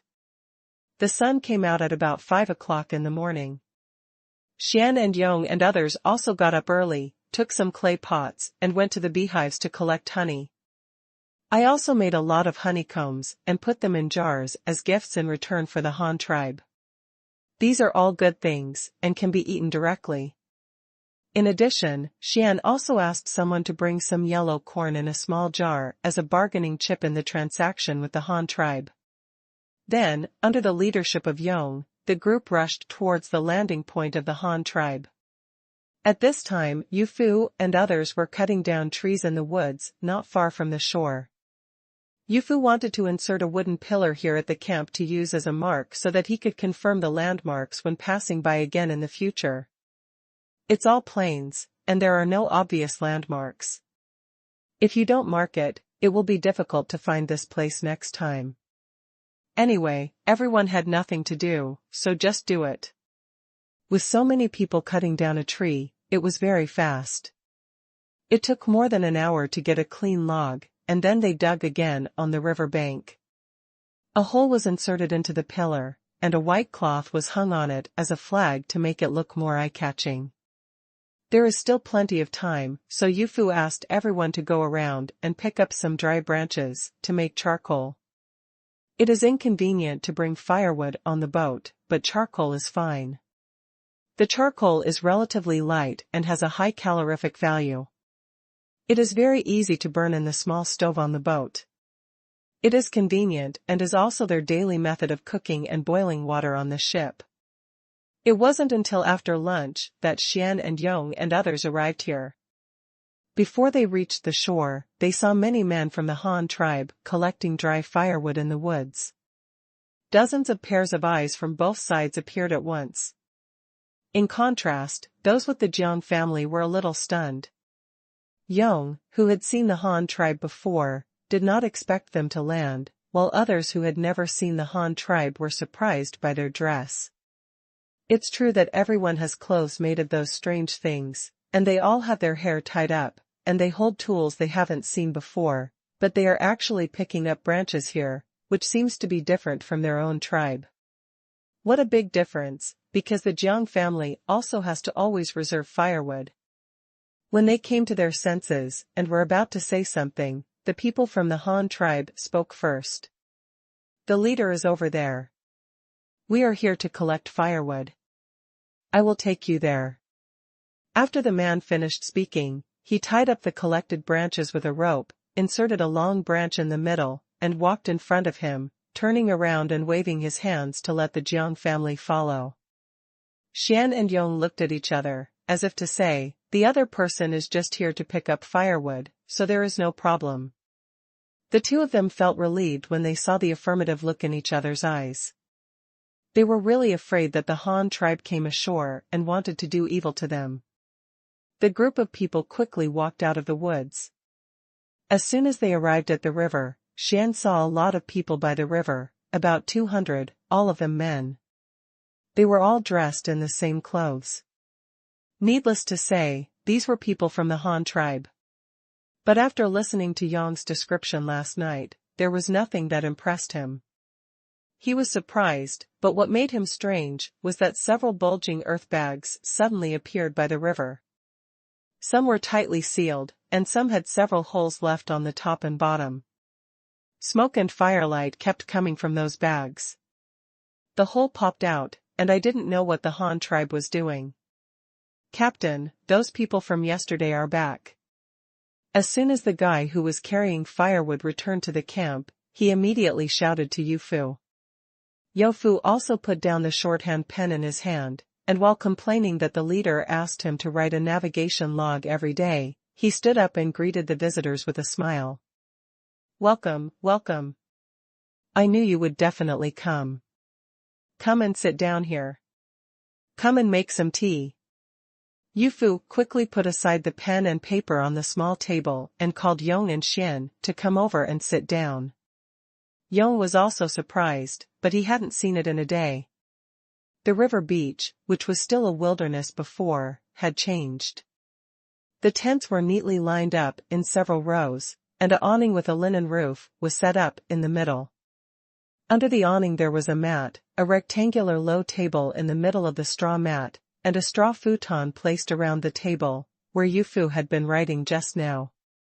Yong, who just left here yesterday, was so shocked that he didn't know what to say. At this speed, they built the house in one day? It actually looks better than the houses in their tribe. If they were given a few more days, I wonder what these people would have turned this place into. Sit down quickly, just sit like this. Yu Ji, who personally participated in their rescue yesterday, also greeted Yong, and then immediately sat on the futon on the side of the table to give them a demonstration. When Yong saw the familiar Yu Ji and Yu Fu, he relaxed his nervousness. He gave his leader a wink, and they followed them to sit in other empty seats. Yong introduced them first. This is Xian, the leader of our tribe, and a gift from our tribe to you. Please accept it. He said, first introducing the leader beside him, then carrying a jar and placing it on the table, carefully, as if afraid of smashing the table. How about it? Do you like the things we gave you yesterday? If you still want them, we can trade them. After both parties sat down, someone brought tea to the side. Each person had a ceramic sankai cup, with a small saucer underneath, also called a coaster, and a teacup in the middle with a lid on top. Xian curiously opened the lid and took a look, and found that there were some wilted black leaves soaked in red soup, which was quite hot. It didn't look like a good thing based on its appearance, but you still have to respect the other person's habits, right? Maybe their tribe just likes to eat tree leaves. But he was also a little embarrassed. Last night, he ate the meat soup in the tea bowl given by Yu Fu. While eating, he complained about the aesthetics of the Han tribe. The bowl was very nice, but it was too small and couldn't hold much food. Such a thin bowl is hot to hold in your hands. Only now did he know that this thing requires a lid, a bowl, and a coaster, so that it won't burn your hands when holding the coaster. Moreover, this thing is not used for drinking porridge at all. Yu Fu took a sip from the tea bowl, then put down the cup and said with a smile, thank you for the gifts. I don't know what you want to exchange for this time. If you don't like the things yesterday, we have many other things. Can be replaced. Xian also imitated Youfu and took a sip. His tongue was so hot and it was still bitter. He didn't understand what the boiled leaves were worth drinking. However, at this time, he was more sure of his idea last night. Although this tribe is very good at making things, but they definitely don't know how to grow food. Look, they are so hungry that they boil the leaves and eat them. They take out the millet themselves. Are they afraid that they will not be able to retain their talents? Thinking about it this way, Xian's confidence became even greater. We like your things very much, but we have nothing to exchange for them. Our tribe has honey, that's it.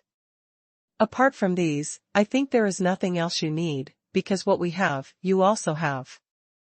Xian said, while gesturing to Youfu. He also took a honey jar to show Youfu. As if he was afraid that Youfu would look down on them, Xian then said, however, we can't get a lot of this honey, but we can teach you a way to get food, so that everyone in your tribe can have full stomachs. No need to, if you eat boiled leaves every day, you won't be able to get enough of it. As he spoke, Xian put the lid of the cup aside and pointed to the rising and falling tea leaves in the bowl. Then he patted his belly, gestured to everyone around him, and finally put out a can of yellow millet.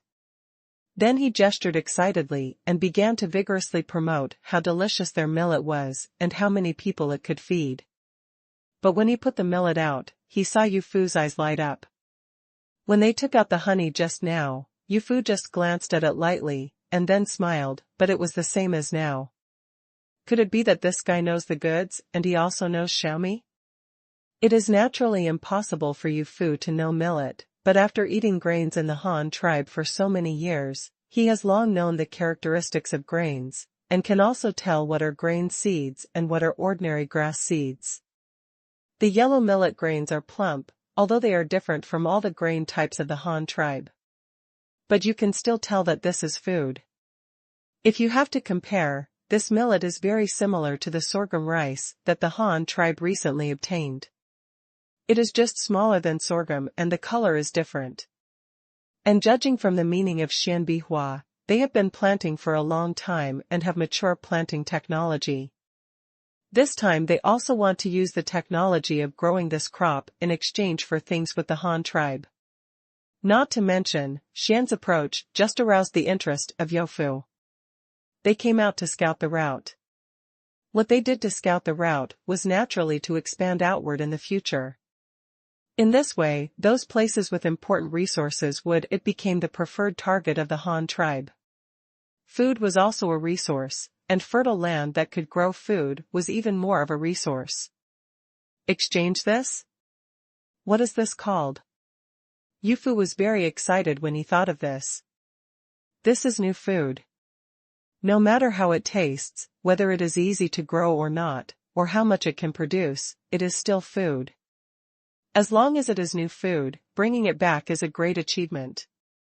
As for how to grow food well, this is not something he should worry about. The almighty leader will naturally come up with ideas. Yes, I'll use this instead. This thing is called millet. It's delicious and easy to grow. As long as you learn how to grow it, I promise. Needless to say, this is millet, right? Where are the seeds of this thing, and what should I pay attention to when planting it? As long as you tell me these, I will give you some gifts. Xian over there was a little confused. Originally, he wanted to emphasize the importance of growing grain, but under the current situation, he was interrupted by Youfu in the middle of his sentence. He asked urgently about growing millet, which seemed more complicated. I still have to pay attention to this thing. This is completely in line with what I predicted last night. The script I'm thinking of is different. Shouldn't it be that I emphasize the benefits of growing food, and then the other party begs me to teach them how to farm? Do you agree? This script is completely different. Although Youfu saw that Xiaomi's reaction was similar to what he expected. He was very excited and eager, and said he was willing to give something, but the order was reversed. I haven't finished my performance and narration yet. You, a supporting actor, jumped out before I could finish my lines. Do you really like food? You are stealing the show, and you are despicable. However, Xian also reacted quickly. Youfu didn't wait for him to finish the introduction. He was anxious to get the corn, and asked what he needed to pay attention to when planting. This obviously meant that they also knew how to plant, and he also knew these things. You can't even grow corn, so asking yourself for unhusked millet is obviously not as simple as you thought. But he still looks very excited, which may mean that he has seen this thing in other places. He may have seen other tribes planting millet, but they did not get the seeds or learn the planting techniques. They only know that there is such a thing. This thing is harvested by planting, and there should be nothing else, so he was so excited when he saw corn again this time, so it can be explained. Xian and Yong started to figure it out on their own and forcefully explained why Youfu reacted like this. How is it? Do you have it? When can we get the seeds? Seeing the other group of people looking at him blankly and not saying anything, Youfu became a little anxious and immediately asked again. Yes, the seeds are in our tribe. I can teach you how to grow this millet, but the fields are all in our tribe. If you want to learn, you must come back to the tribe with us. Xian came back to his senses and said, but he glanced again, he glanced at the 200 or 300 people around him and quickly added. Just go with a few people. You can bring a few people back to the tribe with us. We will teach you how to grow this thing and give you some seeds when the time comes. As Xian spoke, he cursed in his heart, don't go with so many people. There are 200 to 300 guests. They have the Jiang family but don't have so much surplus food to entertain so many people. It's not stingy, but it's a practical difficulty. But if we can keep all these people, this year will be more difficult, but we can still get through it. It will be good to grow more food next year. Okay, let's leave anytime. We can leave now. Youfu stood up immediately and said. Ah, so anxious? At this time, several people from the Jiang family were stunned. They didn't expect Youfu to care so much about farming. However, the more he paid attention to it, the more Xian felt that there was a greater chance of keeping them, so he decided to implement this matter as soon as possible. Xian stopped dawdling and stood up to go back. Since you are in such a hurry, let's leave now. If we go faster, maybe we can reach our tribe before dark. The two leaders stood up, and the other entourages quickly followed. In order not to waste time, everyone packed lightly and simply.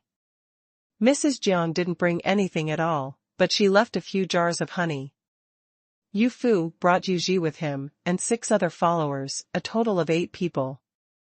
They carried 10 days' worth of food for several people, as well as a small iron pot, some tableware, and other necessary materials. Yuji, they helped Youfu bring paper, pens, and some small things that he brought with him. Everyone had a sword and a shovel, and 2 of them had spears. The group of people just followed the Jiang family and set off. At about 2 o'clock in the afternoon, Yong, Xian, and the others took Youfu and others, and set out for the tribe with the Jiang family. Walking through the woods and onto the open plain, Xian looked up at the sun from time to time and suddenly took out a round flat stone with some star-like symbols engraved on it and a round hole in the middle. Then he took out another. He inserted a wooden stick into the round hole. The wooden stick immediately cast a shadow on the stone plate, pointing diagonally towards one of the symbols. Then he adjusted for a while, and when he confirmed the direction, he waved to everyone and said, "Everyone, go this way." Youfu looked at it in surprise. This thing seemed to be a smaller version of the sundial that the leader asked the route which to study. But isn't the sundial used to measure time? Can it also be used to measure direction? Xian, what is this? Youfu asked Xian curiously as he walked. Oh, this place is a bit far from our tribe. Without this, we would easily go astray. With this thing, we can find the direction according to the shadow of the sun. As long as we have this thing, no matter how far the people of our tribe go, we can use it. Find your way home. Xian proudly introduced it to Yu Fu. Although Yu Fu didn't understand many things he said, Yu Fu knew that this was indeed a tool used to measure direction. However, Xian soon realized a problem. Where is the tribe of Yu Fu's group? Yu Fu, where is your tribe? It's not far from here. How do you know the direction when you walk so far? Oh, I understand. You have always walked along the river. You don't have to worry about the direction. When you want to go back, just go back along the river. Ha ha ha ha. Don't worry. When you go back, I will let you. I'm here to take you to the river. Xian first asked his doubts, but soon he thought of something. Yu Fu and the others were all walking along the river, so there was no problem of losing their way. Our tribe is called Han, and it is far, far away from here. You are right. We don't need to worry about getting lost when we walk along the river, but our Han tribe also has its own tools to identify the direction. As you spoke, you took out a square flat wooden box from a cowhide case hanging on your waist. It was only the size of a palm and had brass hinges and locks on both sides. Xian's eyes widened immediately. People from the Han tribe could always bring out many very exquisite things. Although he had seen similar wooden boxes before, this one was smaller and looked like a treasure at first glance, but he still couldn't see how to use this thing to identify directions. There must be something else inside. Sure enough, he saw Yu Fu next to him opening the copper buckle and lifting the lid. The wooden box was immediately divided into two. There was nothing on the top, but the lower half of the box was inlaid with a stone plate similar to the one in his hand. A small disc, made of unknown material, shimmering with yellow light, and there are several circles of raised symbols on the surface. The outermost is a square symbol, and in the middle is a circle of lines radiating outwards, with several more lines in it. The ampersand symbol is silver. However, this thing is much more delicate than the sun shadow stone in his hand, and there is no need to insert a small wooden stick in the middle. Instead, there is a diamond-shaped pointer lying on it. The pointer is still dangling around. I don't know how to use it. What is this?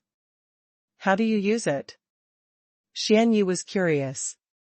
He originally thought that his tribe's sun shadow stone was already a black technology, something that other tribes around him didn't have. Now he saw Yu Fu taking out a more advanced one. Okay, he immediately lost his composure and actually felt ashamed. This was invented by our leader. He named this thing compass. At this point, Yu Fu also complained in his heart. The leader named it compass, and his own surname is Luo. He must want everyone to know that the leader's inventions are really small-minded. As for the truth, the leader has invented so many things. Do they all have to be named after the leader? Compass? Xian imitated the Chinese word. Yes, look at this needle. It will rotate, but it will always point in one direction. We use this to identify the direction. Yu Fu fiddled with the pointer as he spoke. After a few turns, the pointer still stopped in the original direction. Then he turned the compass again, but the pointer still stopped there. Even if it shook slightly, it quickly stopped in the original direction. Huh? Seriously, how did you do this? This thing must be some kind of treasure, right? Xian was also stunned by this unexplainable magical phenomenon. He even thought it was some kind of divine object created by nature. This pointer does not point to the southeast, northwest. You look at this silver line, you have to point the pointer to this silver line, then you can look at the compass pointing to confirm the direction. Only in this way can it be accurate. Our leader calls this magnetic line declination angle. And this thing is considered a treasure, but it is not the only one.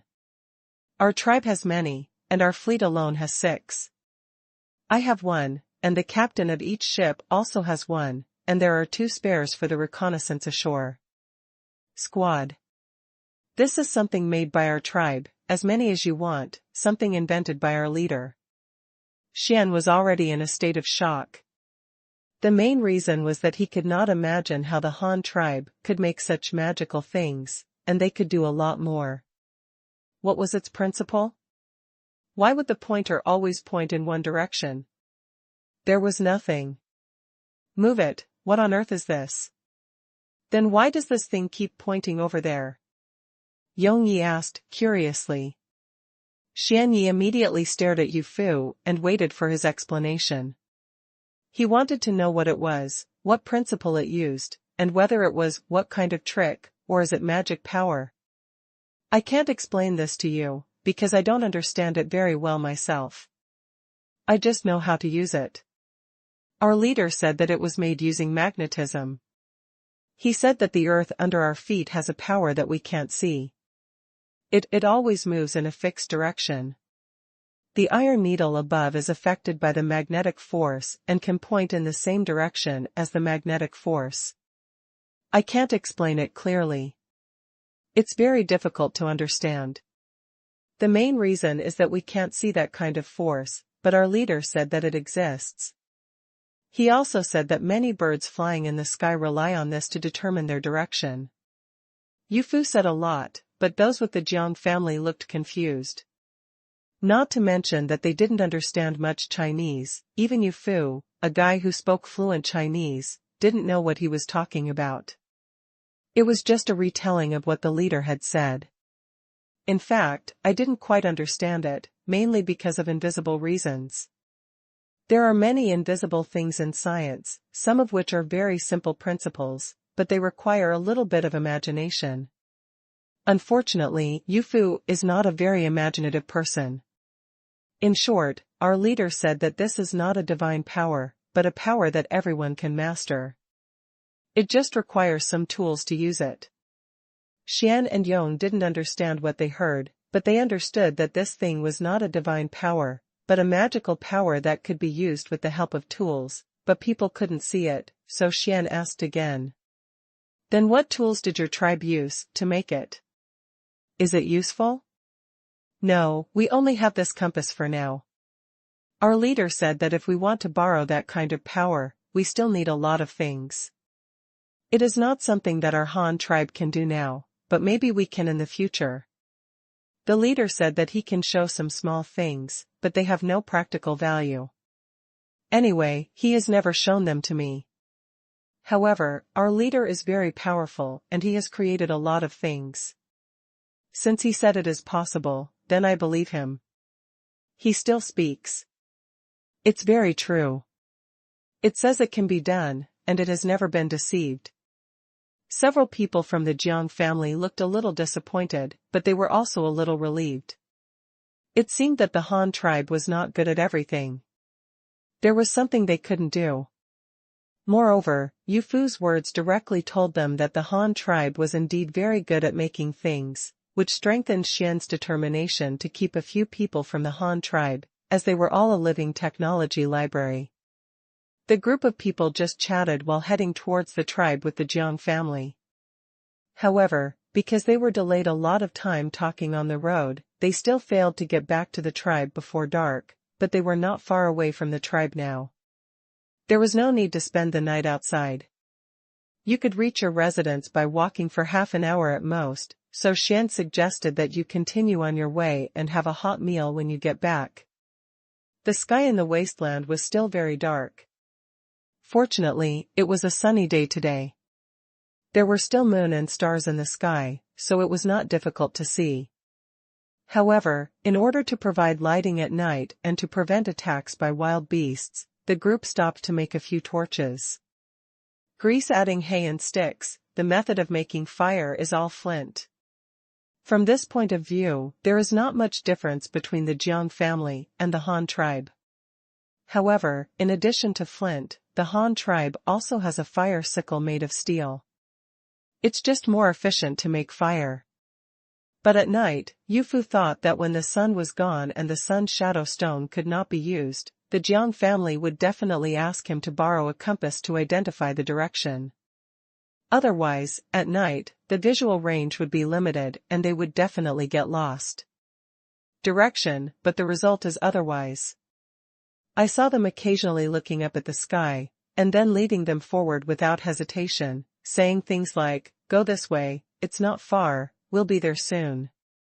This time it was Yufu was surprised. How did they identify the direction at night? As soon as this question came up, Yufu immediately asked his doubts. Look at the stars. The moon and stars can guide the direction. Just like that star, look at that star. That star will never move. It will appear there every night. While Xian was talking, he pointed to the northeast sky and said there was a star there, but Yufu was confused. There were so many stars in the sky over there. Just point at it and I know which one you are talking about. However, Yufu also admires people who can see the sky. These are all psychopaths. Just like the rat who looks at the moon every day for a lifetime, this is not a psychosis. It's just the moon. Anyway, there are only 2 of them, and this stargazer is even more perverted. With so many stars, how do you distinguish them and remember one of them at the same time? However, he was not interested in this aspect, so he did not continue to delve deeper. In his opinion, doing the same observation task every day was extremely boring, and Yufu was not an honest and peaceful person.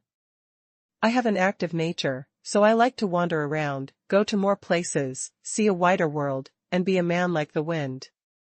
In fact, he was very grateful to Luo Chong for giving him such an opportunity. He was not tied to the tribe. He no longer had to worry about the trivial matters of his tribe. He could leave his wife, daughter, and children in the tribe, and he did not have to worry about material supplies and equipment. The best means of transportation used to be carriages and horses, but now they are sailing boats.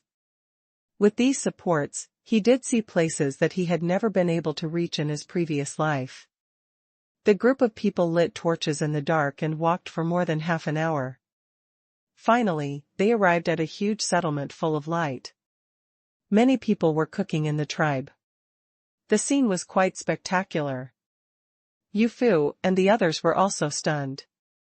They had indeed guessed that the Yujiang clan was a large tribe, but they never expected it to be so big. Judging from the light of the cooking fires, it could be seen that the houses here were located in a very wide area. It is said to be the size of a village, with a population of at least 1,000 people. However, because it was night time and the view was not very clear, Yufu still made a mistake in his judgment. The population here was more than 1,000. Ah, I'm finally back, haha, we happen to be cooking, now you're in for a treat, come on. Come here, drink some water and take a rest, I'll have someone make some soup for you, and let you try it too, the taste of millet. As soon as he arrived at his tribe, Xian's spirit came. Here, he was the host. He immediately warmly entertained Yufu and them. He must entertain them well, so that they can feel the prosperity and strength of the Jiang family. In this way only then can we be sure to keep them. Okay, I'll trouble you. We also brought our own food and will try the specialties of our Han tribe tomorrow. When Yufu heard about the new food, he was no longer polite. The reason why he agreed to follow him was because he wanted to know all the relevant information about corn. Now that he had the opportunity to eat corn, how could he refuse? Yong, come here. I remember that your sister is also an adult. Let her cook for the Han tribe. I think that Yu Ji, who saved you, is quite good. He is young, kind to you, and he is very friendly to you. The leader of them has a good relationship, so he will definitely know more about it. You go and make arrangements, and be sure to keep that Yu Ji. When Yufu and the others sat down around a big tree stump, Xian immediately pulled Yong aside and whispered. Ah? My sister, she. Yong said in surprise. What's wrong, you don't agree? Didn't that Yuji save you? He is also the youngest among them. He looks like he has just grown up. He is also strong and not ugly. Why, you still don't like her? Your sister won't suffer any loss if she agrees to him. If you don't agree, I will arrange for another girl to go. Then don't say that I didn't take care of you. Xian immediately threatened and lured you. Ah, no, I didn't say I disagreed. I just don't know if they can stay. Okay, I'll ask my sister.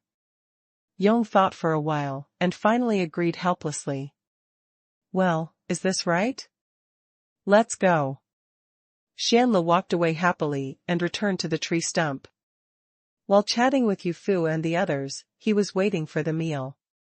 After a while, a young girl came over carrying a three-legged clay pot and began to serve them.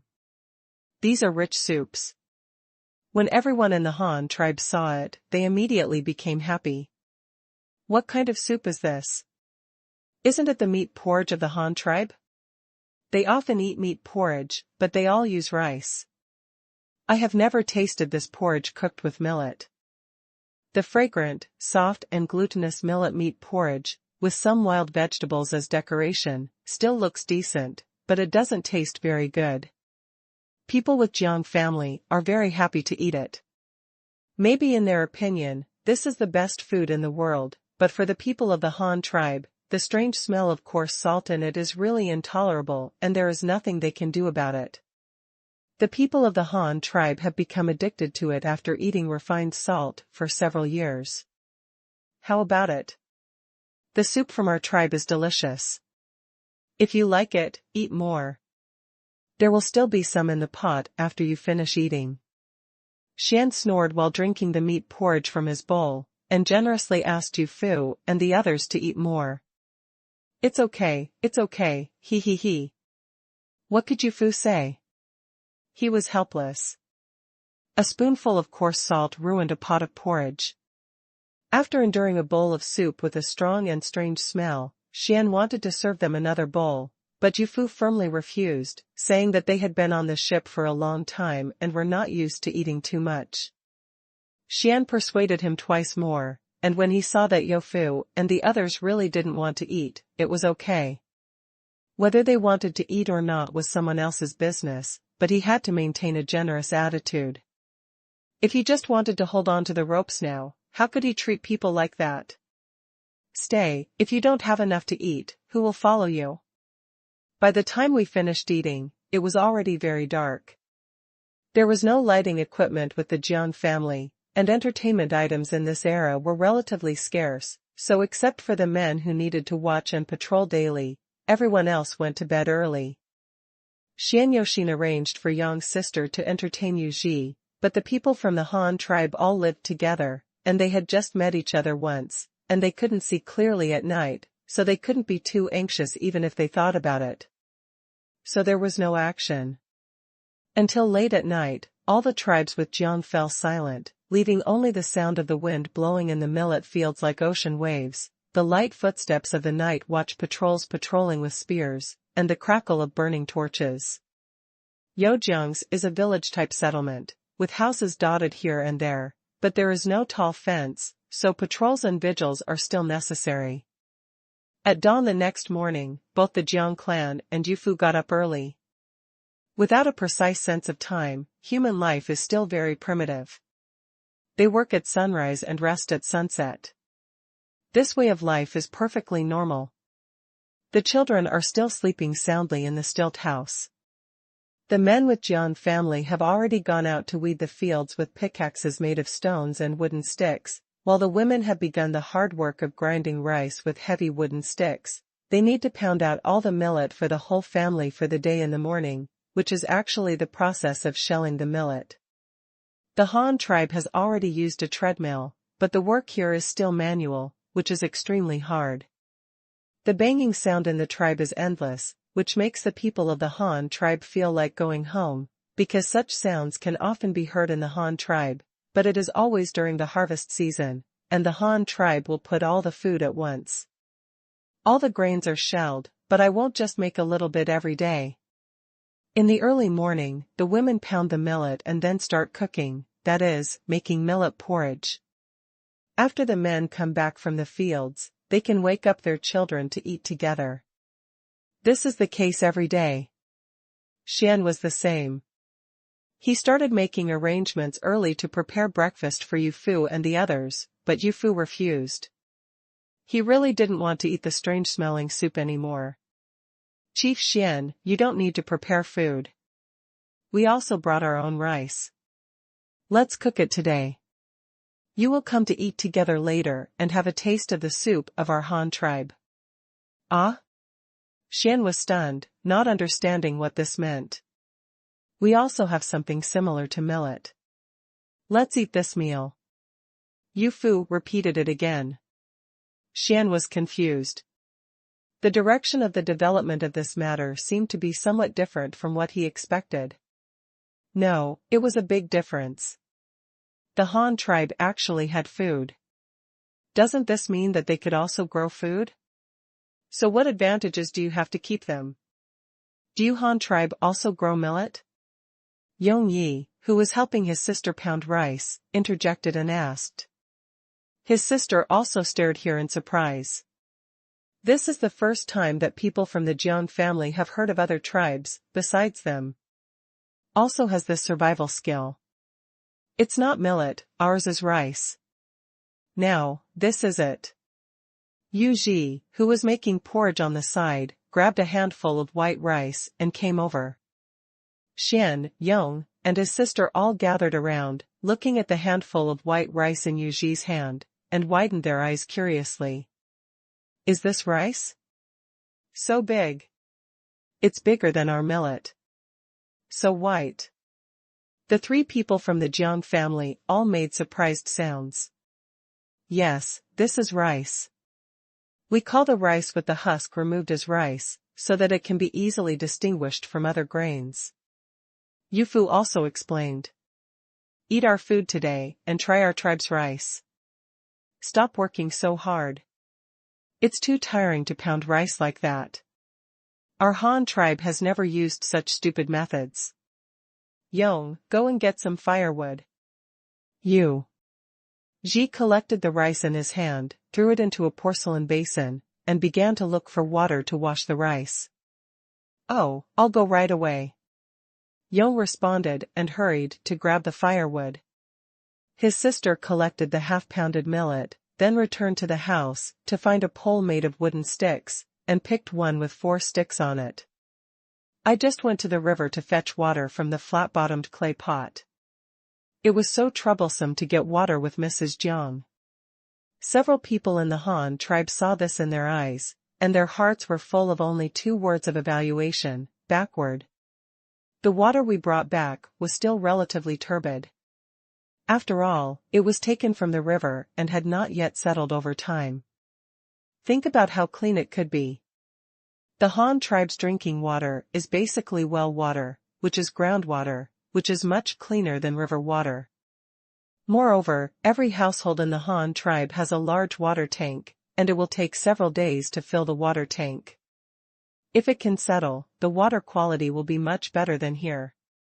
2 pottery water vessels, similar to wine jars, came with turbid river water. Yong's sister, barefoot and wearing simple straw sandals, began to wash rice with Yu Ji. Chief Xian, it's very unclean for you to use such water for cooking. There will be a strange smell in it. This kind of water is not good. As leaders, Yu Fu and Xian naturally didn't have to do the work themselves, so they sat next to them and started chatting. Xian was still in a trance, not knowing what was going on in his mind. In fact, he was still in a state of brain shutdown. The script of the matter had been ruthlessly changed, and many of the plans he had made were ruined by that handful of rice. He was confused and didn't know what to do now. When he heard Yu Fu's words, he suddenly came back to his senses. Huh? Is the water bad? No, we eat this every day. No, what I mean is that this water has mud in it, which is unclean and turbid. Yu Fu said several adjectives, but Xian was still confused.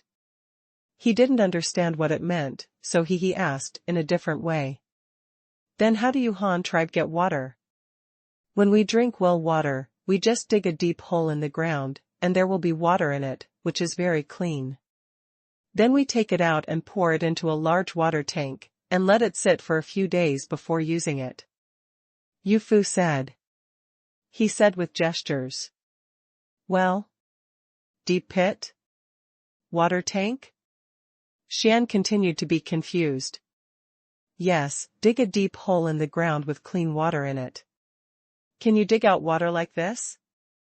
Yong, who had just brought the firewood, asked in disbelief. Yes, as long as you dig deep. Xian and Yong both fell into deep thought.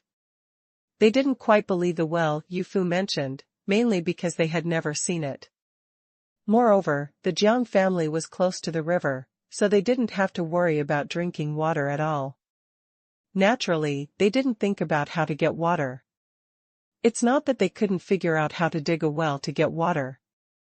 To put it bluntly, they didn't think about it at all, because it was not necessary. They only needed to study how to make a container to hold water. The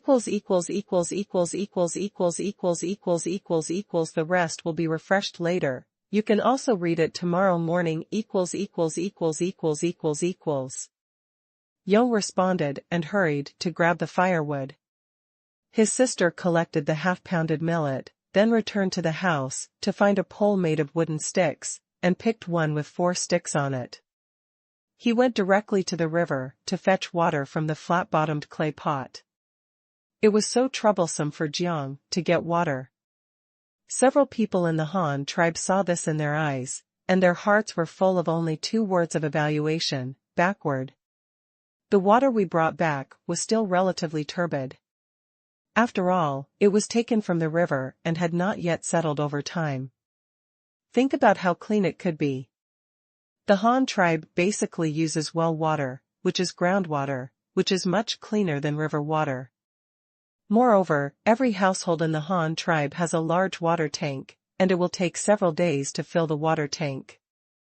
If it can settle, the water quality will be much better than here. 2 pottery water vessels, similar to wine jars, came with turbid river water. Yang's sister, barefoot and wearing simple straw sandals, began to wash rice with Yuji. Chief Xian, it's very unclean for you to use such water for cooking. There will be a strange smell in it. This kind of water is not good. As leaders, Yu Fu and Xian naturally didn't have to do the work themselves, so they sat next to them and started chatting. Xian was still in a trance, not knowing what was going on in his mind. In fact, he was still in a state of brain shutdown. The script of the matter had been ruthlessly changed, and many of the plans he had made were ruined by that handful of rice. He was confused and didn't know what to do now. When he heard Yu Fu's words, he suddenly came back to his senses. Huh? Is the water bad? No, we eat this every day. No, what I mean is that this water has mud in it, which is unclean and turbid. Yu Fu said several adjectives, but Xian was still confused. He didn't understand what it meant, so he asked in a different way. Then how do you Han tribe get water? When we drink well water, we just dig a deep hole in the ground, and there will be water in it, which is very clean. Then we take it out and pour it into a large water tank, and let it sit for a few days before using it. Yu Fu said. He said with gestures. Well? Deep pit? Water tank? Xian continued to be confused.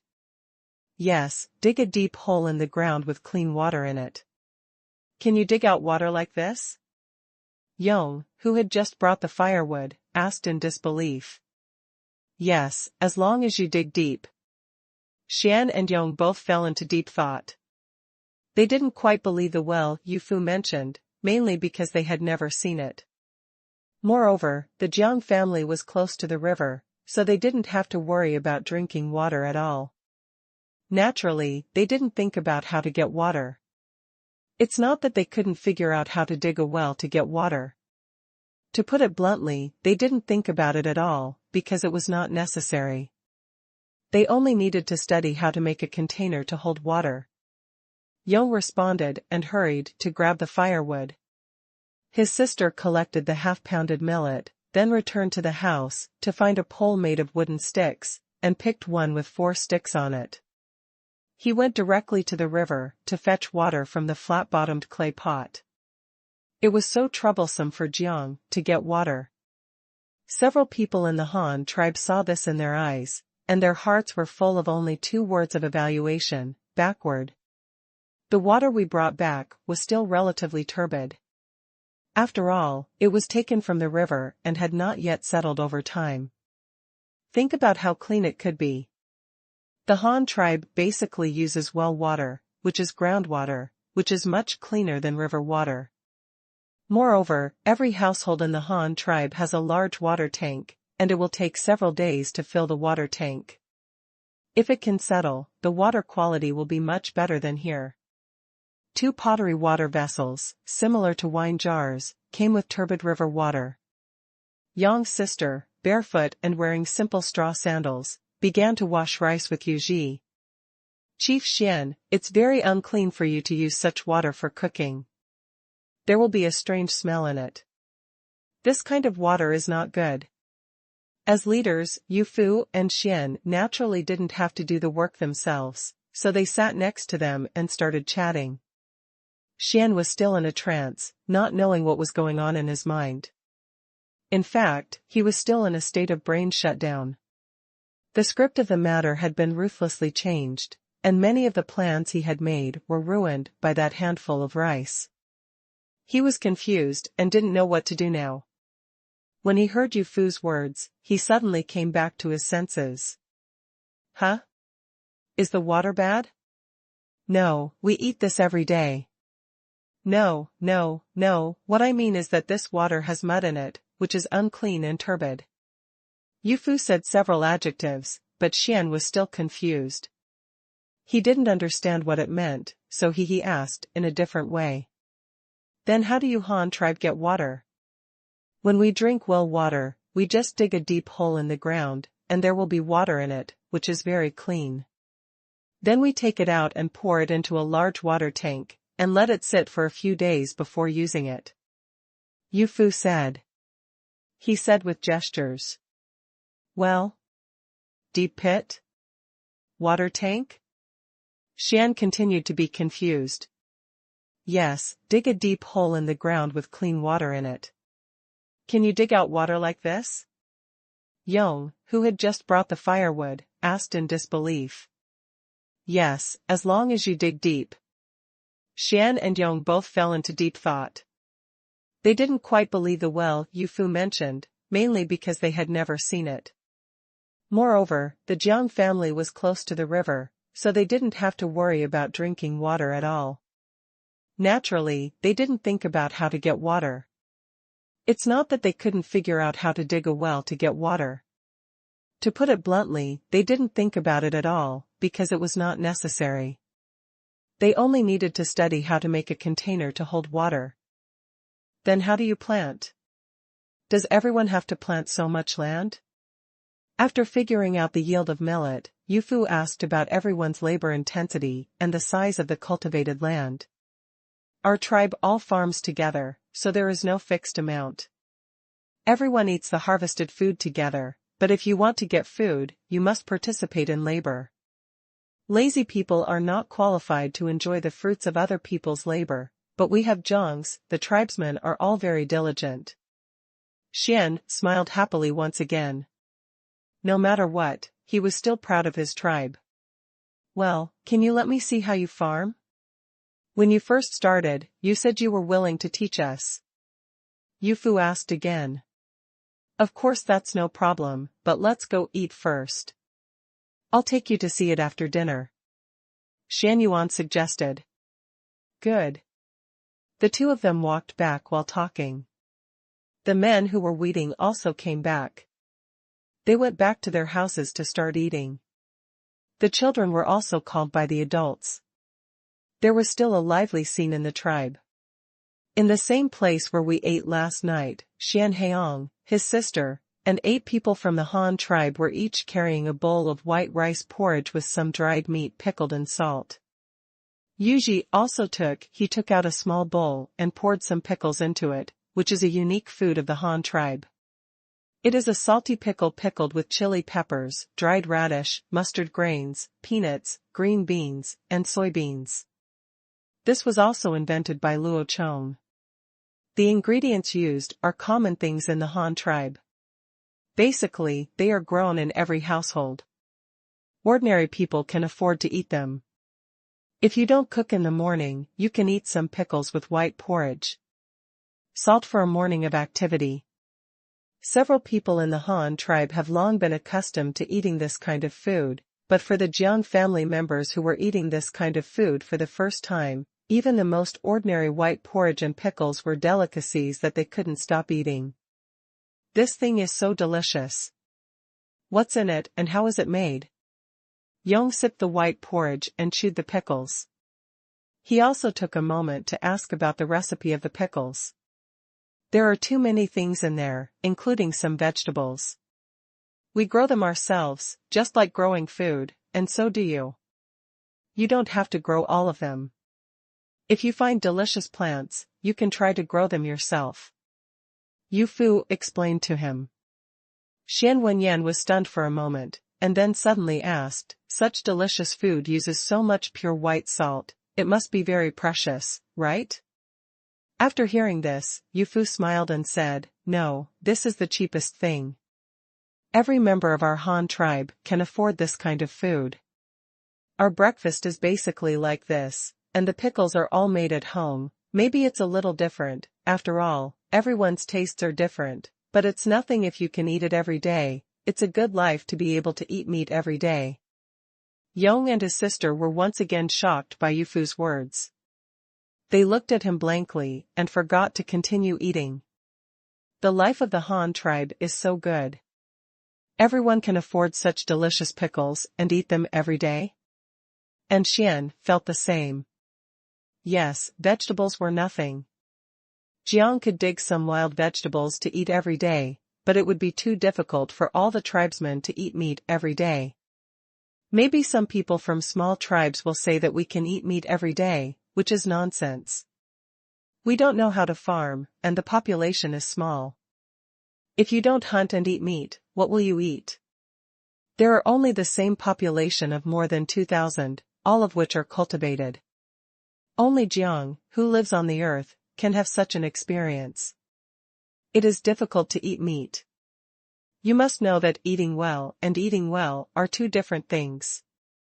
After breakfast, Xian took Yong and Youfu to the empty farmland, bringing some farm tools unique to the Jiang family to teach their tribe's farming techniques.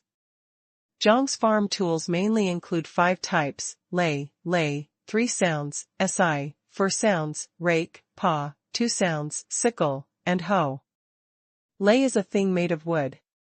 The main body is a long wooden stick that is sharpened at one end. A beam 2 palms wide is tied to the sharpened end. It looks like a cross. This thing is used to turn over soil. When using it, hold the long handle with both hands, point the pointed end at the ground, then step on the short beam to pierce the pointed wood into the soil, and then press the wooden handle backward. It can be used to dig soil. It functions like a shovel.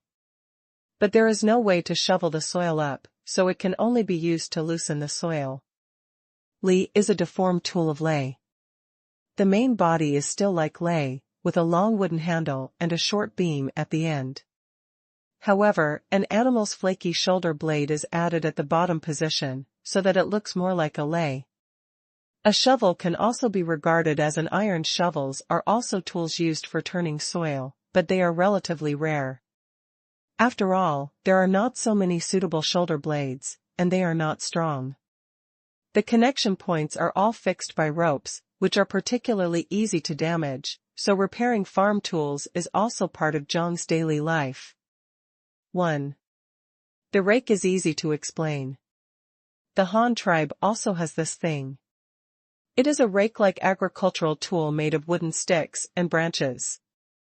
Its main function is to level the land. The soil is loosened first and then the land is leveled. The sickle is also very common, which is the sickle used for harvesting.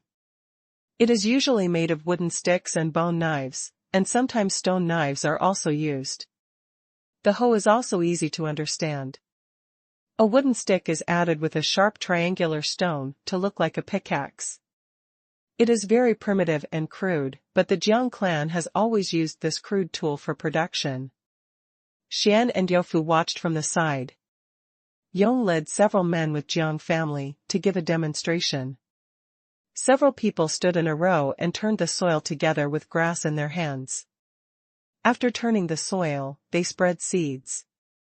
The seeds were made of corn. After sowing the seeds, use a rake to cover the soil with the soil, and then use a clay pot to water the seeds. Yong told a few people that the elders of his tribe can read the sky and predict when it will rain.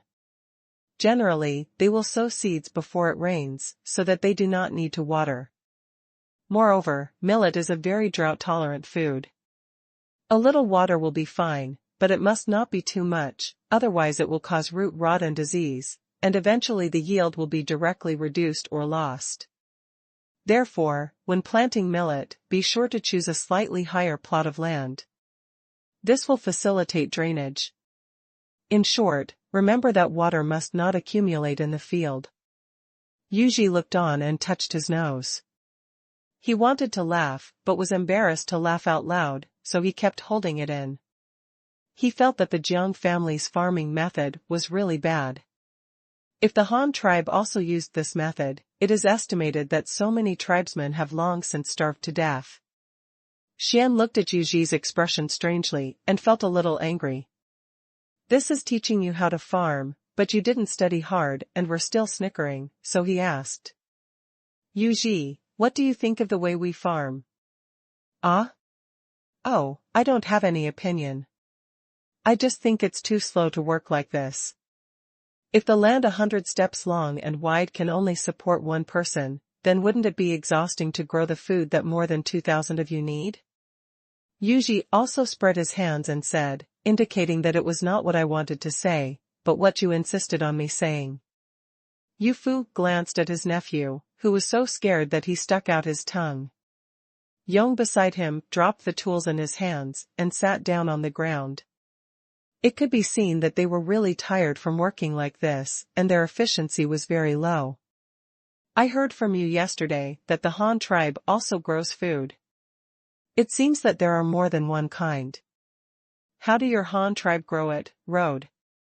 Oh, well, our Han tribe has many types of food. There are 3 main types. One is wheat, which is similar to millet, and there are barley and wheat, which are almost as high as millet and ripen every 4 to 5 months.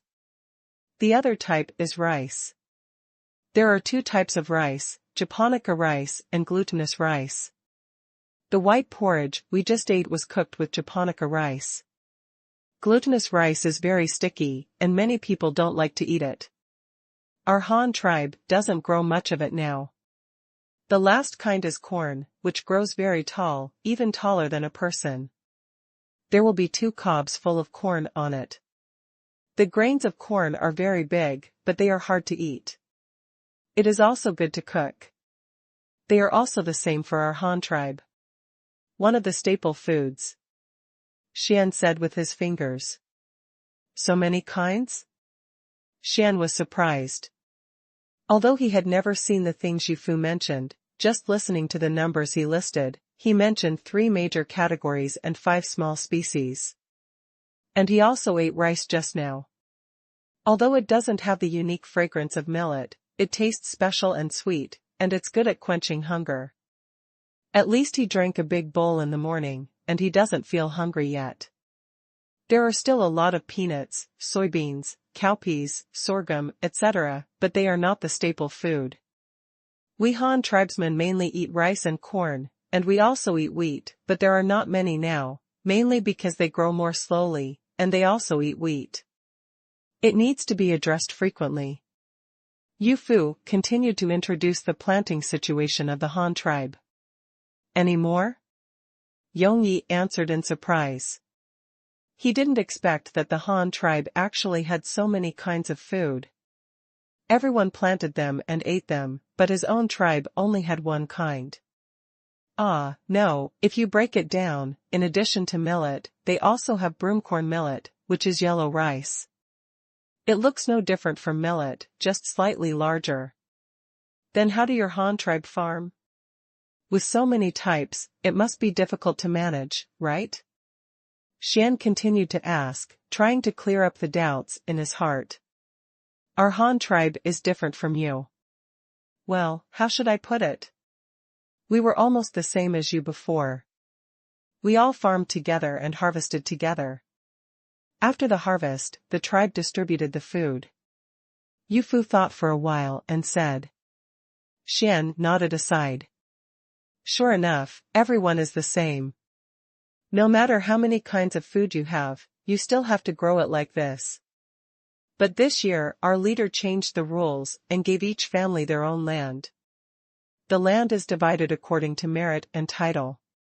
But the smallest family can get 10 acres per person, which is wider than your 100 steps. Bigger. Divide the land? Divide the land to everyone so they can grow their own crops?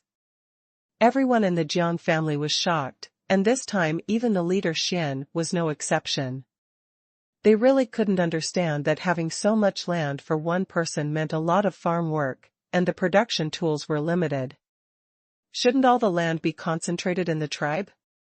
The resources are put together and used together. Can everyone farm the land together?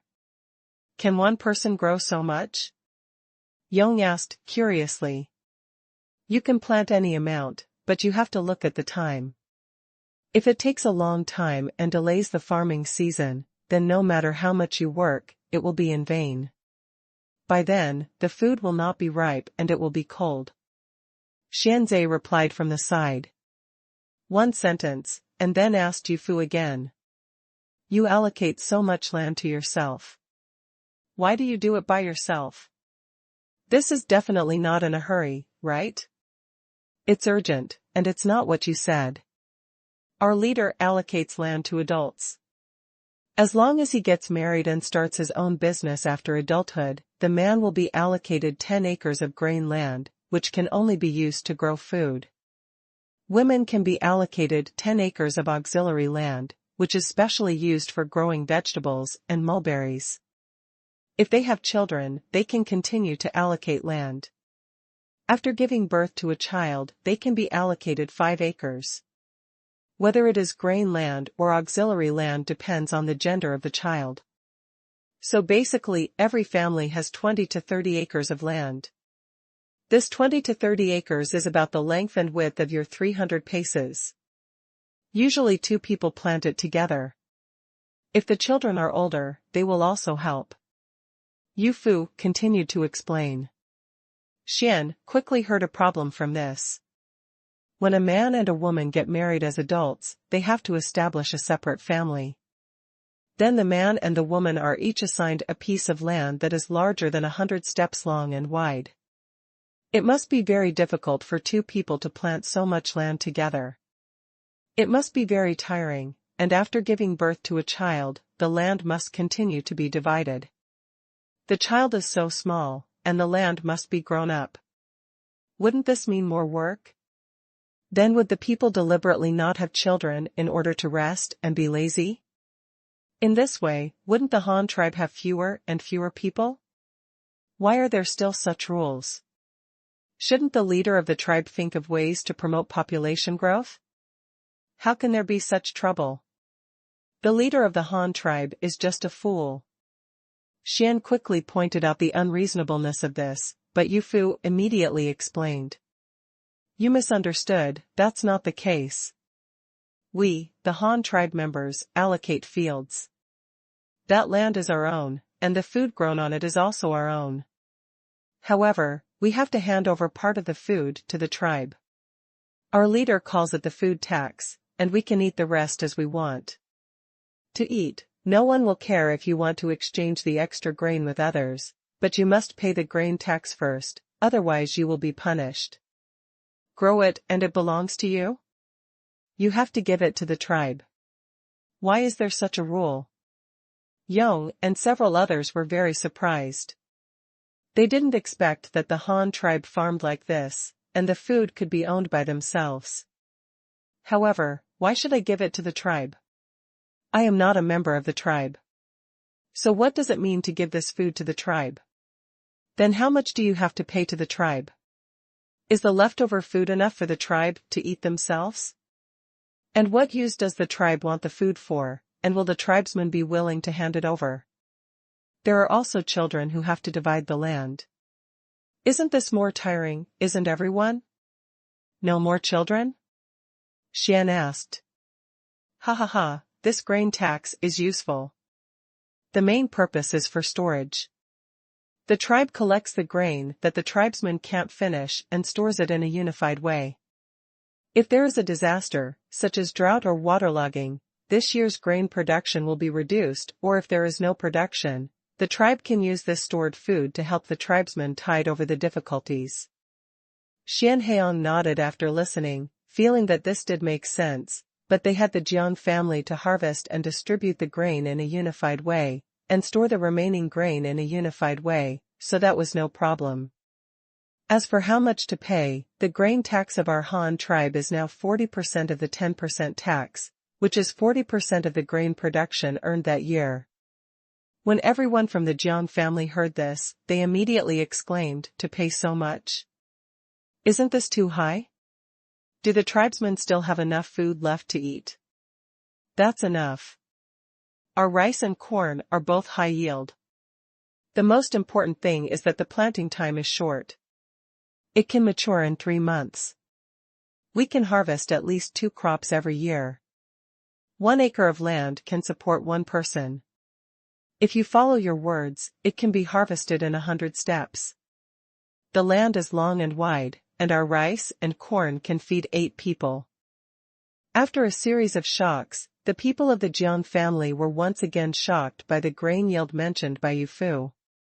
The grain they had just eaten in the morning had such a high yield. It ripened once every 3 months. If it were once if the harvested grain is not enough to eat, it can be planted for another season, which is equal to twice the grain output from the same land area, which indeed greatly improves the efficiency of production. But after being shocked, Xian also raised new questions again. If you plant twice a year, you will have to do more work. You won't even have time to plow the land. Not to mention that planting the same land in 2 years will lead to reduced yields and increased diseases.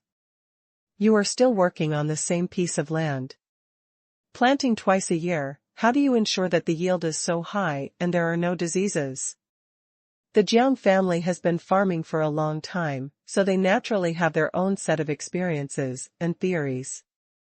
They know that continuous grain cropping will lead to reduced yields and increased diseases, but there has never been any effective solution. It can be solved by the most primitive method of fallowing, but it only treats the symptoms rather than the root cause. The Nian tribe, a nomadic farming tribe that the Han tribe encountered before, was even worse. They would just farm for 2 or 3 years and then switch to another piece of land. The entire tribe had been in a state of semi-migration, and it was not as stable as having the Jiang family. Well, our tribe also has this kind of problem, or all farmers have this kind of problem, but our leader knew from the beginning that he had his own set of solutions. Our leader said that there are nutrients in the soil, and these nutrients can support the growth of food, but these nutrients are limited. If you plant continuously, the nutrients in the soil will be used up. If the food is not supplied, the yield will be reduced and the growth will be reduced. If the child is not strong enough, he will get sick easily, just like a skinny child who cannot grow taller. Yu Fu was explaining there. After listening, he thought about it for a while, muttering the words nutrients, soil, and use up in his mouth, and then nodded, obviously agreeing with this statement. And I also have a higher level of impression on the leader of the Han tribe. This person must be a wise person. If you want to solve a problem, you must first know how the problem occurs. Only by finding the root of the problem can you use the right treatment. The method of treatment is not The thinking logic of the Han leader is very powerful. Some people can't think of this, let alone let him come up with a solution. Then what good ideas does your leader have to solve these problems? Xian asked again. There are not enough nutrients in the soil, so we can just add nutrients to the soil. Yu Ji added from the side.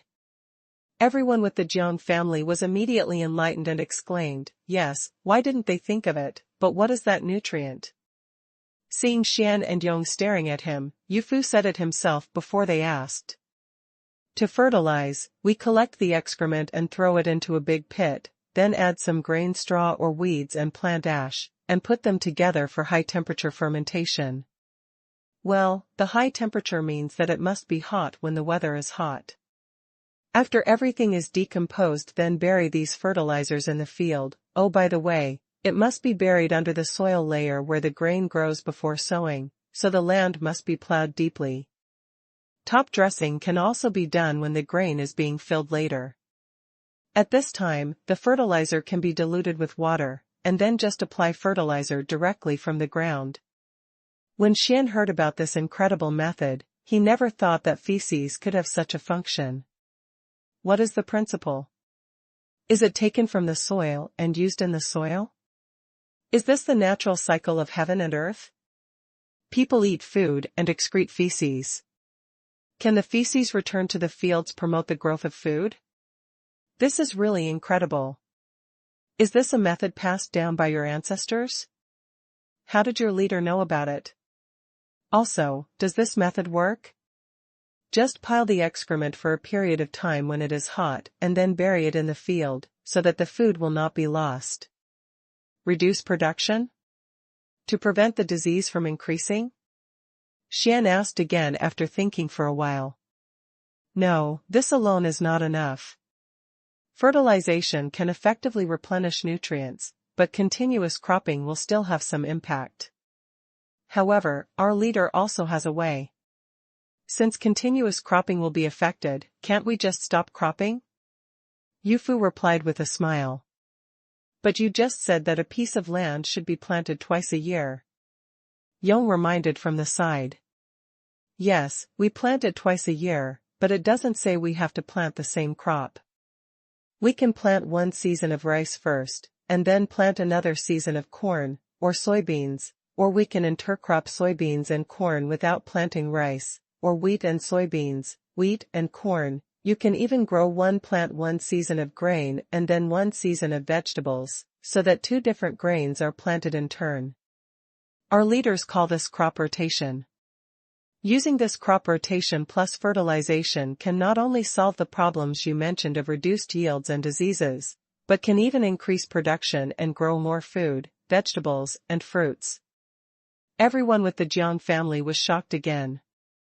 Using excrement to fertilize was incredible enough.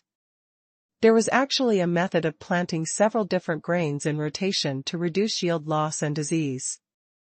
This was even more unimaginable. However, Xian Ku would not admit that this was because of Zheng's incompetence, but because he did not meet the conditions. Jiang only had two crops, millet and broomcorn. They said they were two types, but they were actually yellow rice and millet. To put it bluntly, they were based on the same crop. There is actually no essential difference between the two subspecies derived from the crop. Just like the rice and glutinous rice of the Han tribe, they are actually both rice. The Jiang family only has this kind of food, so how can they rotate crops? They don't even have the opportunity to experiment. This makes it even less likely that they will discover the benefits of this kind of crop rotation. Therefore, it is understandable that they have not mastered this skill. Xian and Yong and others were all deep in thought about this newly acquired theory, absorbing the knowledge they had just learned. However, at this time, Xian and Yong suddenly realized that they did not have a second kind of food at all. What could they do if they knew that crop rotation was useful? They also need to fertilize and plant crops one season a year. The workload has more than doubled. How can they stay busy? Yu Fu, you haven't answered the original question yet. How did you manage to do so much work with two people? Xian reminded. Oh, well, the main reason is that the agricultural tools used by our Han tribe are different from yours. They are made of different materials and have different shapes. They are more labor-saving and faster than yours. Moreover, we have helpers to help us with the work. Yu Ji, bring your weapon shovel to them. When Yu Fu mentioned Yu Ji, several people from the Jiang family also looked at him with serious faces. Just now when Yong led a few people to demonstrate how to dig the ground, this boy actually snickered there and said that if the Han tribe also if you farm like this, everyone will definitely starve to death, which is really infuriating. When Yu Ji saw the unkind looks from a few people, he laughed sarcastically, then pulled out the weapon shovel from his back belt and handed it to Yu Fu. Yu Fu handed the weapon shovel to Xian Heong and asked, "How does this thing compare to your grass?" Yong took the weapon shovel. He had seen this thing before. He also saw Yu Ji using it to chop firewood in the morning. Shouldn't this thing be a weapon and tool similar to a stone axe? How could it be like Lei Chu? But after Yu Fu reminded him, he compared the ordnance shovel with the Lei Chui. They were really similar. To put it bluntly, the Lei Chui was the most primitive shovel. It was really no different from a shovel. It was just that the Lei Chui was a little more crude. Not even a shovel surface. After looking around at the ordnance shovel, Yong started to use his hand directly, turning the soil like a rake with the ordnance shovel. It was really easy to use, and the efficiency and soil turning effect were much better than that of a rake. The wooden handle is a little short, but since the people of the Eastern and Western Han tribes carry it with them and use it to chop things, it is obviously not a special agricultural tool, but a tool with two functions, digging and cutting. It is both a tool and used as weapons.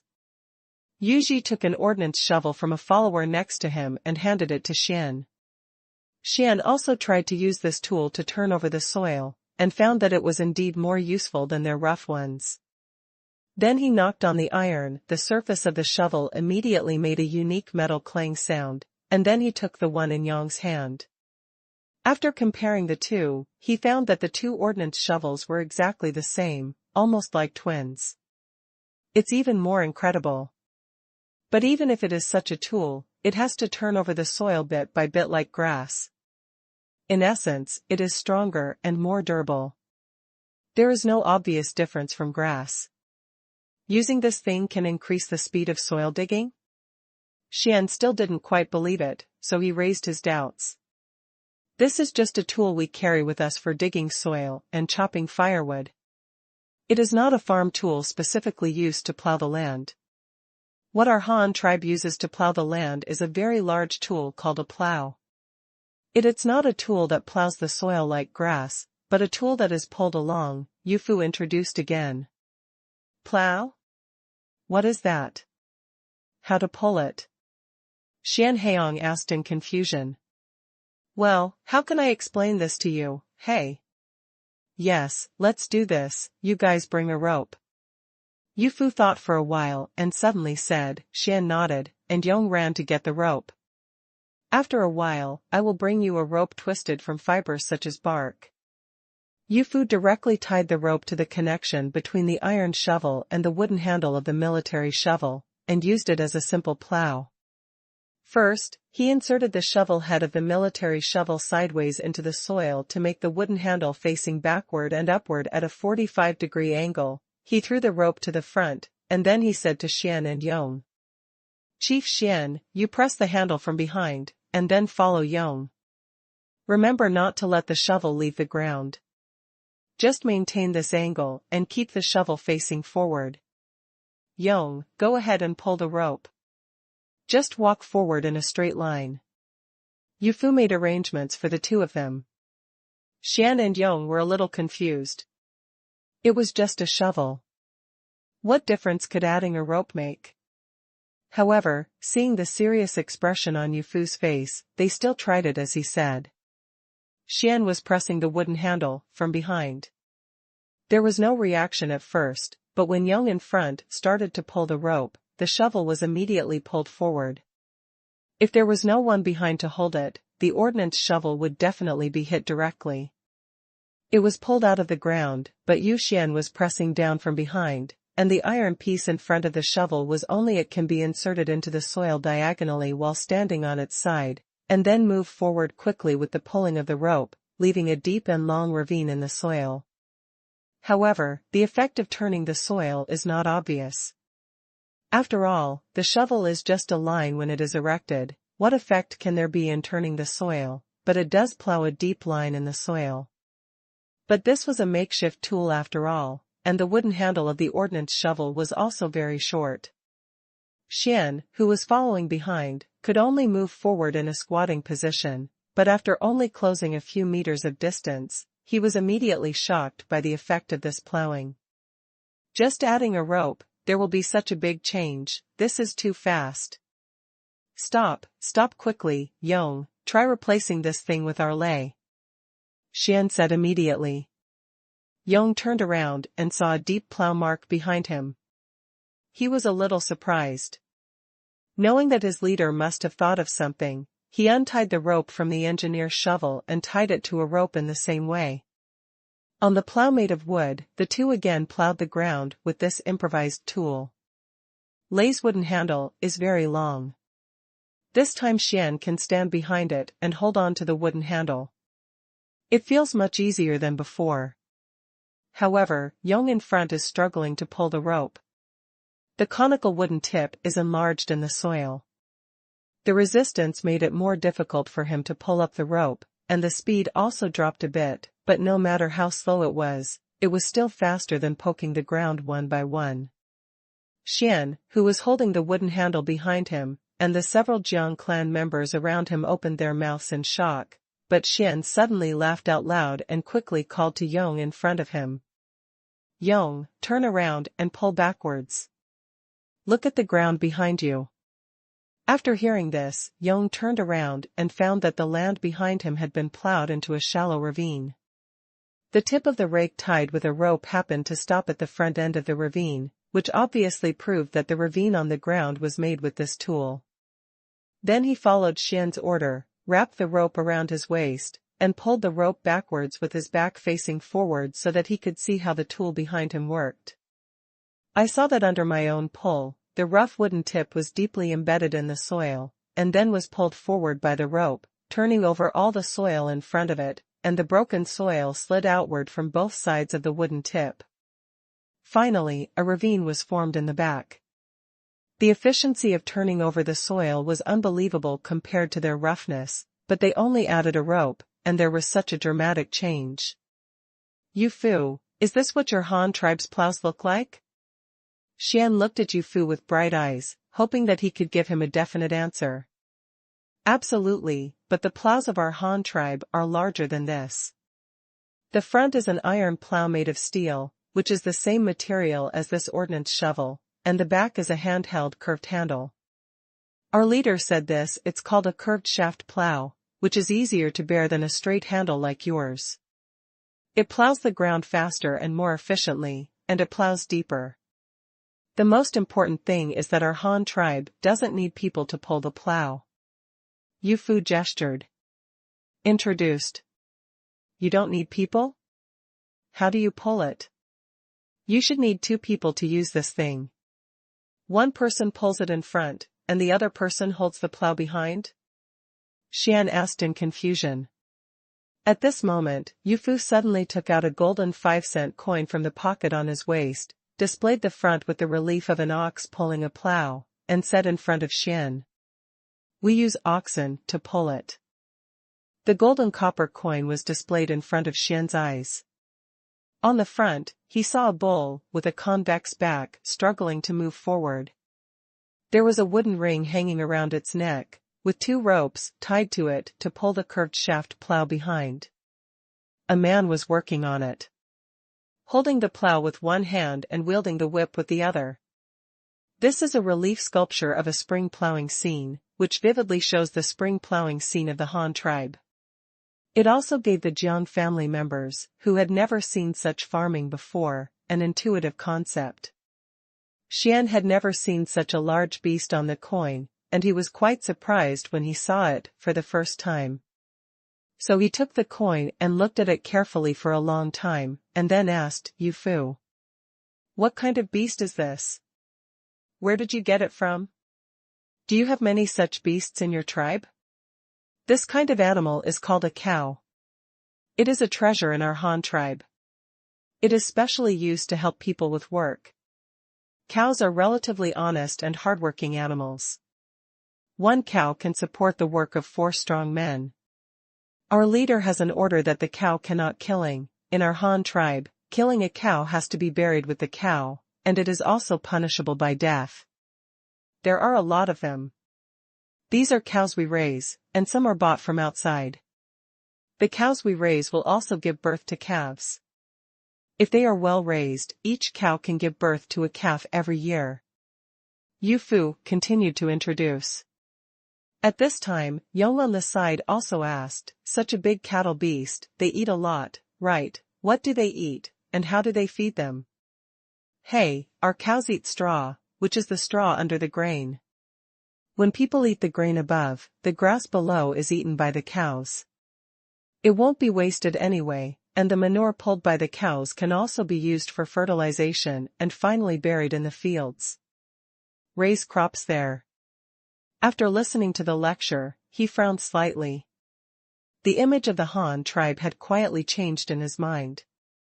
From a tribe that advocated strange and obscene techniques at the beginning, it became a large tribe with advanced agriculture, not only advanced agricultural tools, but also advanced farming concepts, actually applying the natural cycle theory to not only that, they also tamed wild animals to help them work, and they also ate food straw, and their excrement could fertilize the fields. It was really that they served multiple purposes with one stone, and nothing was wasted. A resource of the Han tribe was used as several shares. Come and use it to truly achieve maximum resource utilization. However, with Xian's intelligence, he quickly made inferences. Since the Han tribe could raise cattle to work for them, could they raise other animals to provide fur and meat, or for other purposes? Thinking of this, Xian asked directly. After hearing his question, Yu Fu simply poured out all the coins in his pocket, picked out one of each denomination, and displayed it in front of Xian. "This 1-cent coin has our grain on it. This is a bunch of harvested wheat." Yu Fu took out a coin and introduced. "Yeah." Xian nodded. The bunch of grain was indeed very vivid, and such a delicate and small thing had the image of grain carved on it. It was also carried by Yu Fu, which shows that the Han tribe also attached great importance to farming. "This is rice transplanting, a scene of rice planting. You must have never seen it before, because our rice is planted in water. Unlike your millet, rice is afraid of dryness, but not water." Xian nodded again, and at the same time he was sighing at the diversity of food. It seemed that they had little knowledge like Zhang's, because there was such food in the world. "This is using oxen to plow the land. You just saw it, so I won't say more. Let me show you the face value of a few jiao. Look at this, this is a horse that also eats grass. It can also eat straw. Sometimes it also needs to be fed some grains, such as beans, so that it can have more physical strength." Yu Fu said, holding a 2-color coin with a brass outer ring and a silver inner ring. "Horse? What is this used for?" Yong asked, from the side. "Horses have many uses, including farming, but in our tribe they are mainly used for riding. People ride on the back of the horse, so that they can run very fast. They can also be used to pull carts. One horse pulls a cart. It can transport things that only a dozen people can carry, and it can also pull people. Just like our boats that float on the water, the car is a boat on land," Yu Fu continued. Xian and Yong both nodded. They had already seen the boat, so it was not difficult to understand the car you mentioned. Although they had never seen it, they also knew that it was a tool that could run on the ground and had a large load capacity. Material ability. However, Xian thought at this time, horses, as an important part of land transportation, are also a very important animal. The Han tribe must not be allowed to kill them casually. So what if they eat meat? Did the Han tribe never have you ever thought about this question? But before he could think about it, Yu Fu continued his introduction, and he took a 20-cent coin of the same style and said, "This kind of livestock is called antelope, also called saiga antelope. I don't know if you have seen it. I guess not. The environment here is not suitable for this kind of sheep to survive. This kind of sheep is what you mentioned, used to provide fur and meat for food. It is not very tall, about the same size as a deer, only half a person tall. It is also an animal that eats grass or straw, and it gives birth to many and fast, and it is an annual. 2 times, 2 or 3 lambs were born each time. Can you give birth to so many children?" Yong asked in disbelief. "Yes, if it doesn't grow quickly enough, how can it feed so many people in our Han tribe?" Yu Ji said from the side. Xianzhe nodded again, then looked at the other coins and waited for Yu Fu's explanation. "This one, as you can see, is a giant eagle. It eats meat. They are very big." Yu Fu took out a 5-cent coin and said. Xian's brows knitted together. He couldn't imagine what the purpose of this giant eagle was. Help the Han tribe hunt? But the Han tribe raised so many animals themselves, so they probably didn't need to hunt. At this time, Yu Fu suddenly winked at one of his men beside him. He saw the young man pull out a bone flute from his waist, put it in front of his mouth, and played it hard. After a minute, everyone suddenly felt that something was going on in front of him. He looked up again and saw a huge eagle hovering above their heads. Its huge wings blocked the sun and formed a shadow on the heads of several people. "What can this be used for?" Xian asked in astonishment, thinking that Yu Fu said this thing was for eating meat just now. It made people shudder. "I'm afraid this thing can eat a person in one bite. Our Han tribe uses it to deliver letters, such as sending some things that are not very heavy but very important, and delivering messages. The giant eagle flies very fast and can ignore many obstacles on the earth. It is very convenient to use it to deliver letters, and compared with this kind of fast communication, the little meat they eat is nothing. Besides, the giant eagle can hunt by itself, so there is no need to worry about food." After hearing the announcement, he nodded. All members of the Jiang family live in the same village. Relatively speaking, there is no need to consider communication methods at all. If you want to tell others something, just go to his house directly. It's not that far anyway. The remaining coins are white silver dollars. The pattern of $1 is weaving, the $2 is blacksmith, the $5 is a sailboat, and the $10 is a city wall. Yu Fu just briefly introduced this aspect. After all, no one from the Jiang family could understand it if he talked too much. However, their leader Xian quickly noticed another thing, that is, Yu Fu fell down at the beginning. A lot of coins have come out, and there are many duplicates of these exquisite and small things. This shows that they are not works of art, but things with practical functions. But what can these round and exquisite, flat pieces be used for? Ha ha ha ha, these things are called money, also called currency, copper plates, and silver coins. They have many names, but they have only one function. They are used to exchange things in our Han tribe. In our Han tribe, most of the things everyone can use this thing to exchange. This is also the idea that our leader came up with, but it is really convenient. No matter what everyone has, they can exchange coins for the amount they are satisfied with. Look at the reverse side of these coins. This is the leader of our Han tribe. Can you get what you want with this money? Xian asked, curiously. Yes, of course. Yuji also answered.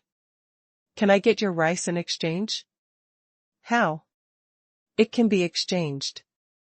Using this dime with a horse on it, you can exchange it for a pound of rice. A pound of rice is a lot, and it can feed 4 adults. Can I exchange it for the boat you took when you came here? Yong continued to ask. What, you still want to change that one? No, I'm just asking, can't you change whatever you said? It can definitely be replaced, but it will cost a lot of money. The hand-rowed boat we were in when we rescued you can hold 40 people. How much does that cost? It's almost more than 1,000. Well, that's right, if everyone in your tribe gets $1 like this, the total can be exchanged for 2 small boats like that. Yuji thought for a while and said. So many?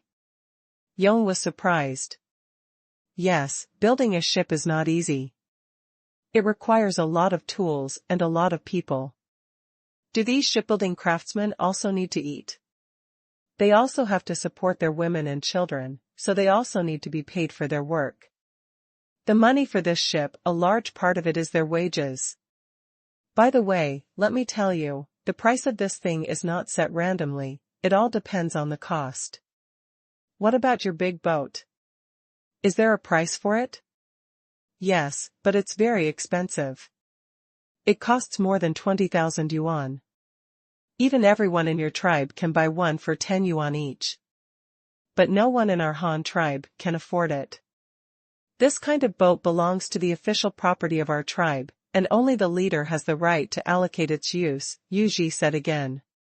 From these descriptions, people with the Jiang family recognized a powerful Han tribe with advanced technology and a prosperous life, and they were full of yearning for it. If they had the high-end agricultural tools of the Han tribe, they would not have to be so tired from farming. Well, who would be willing to work more if they could relax a little? People are lazy by nature.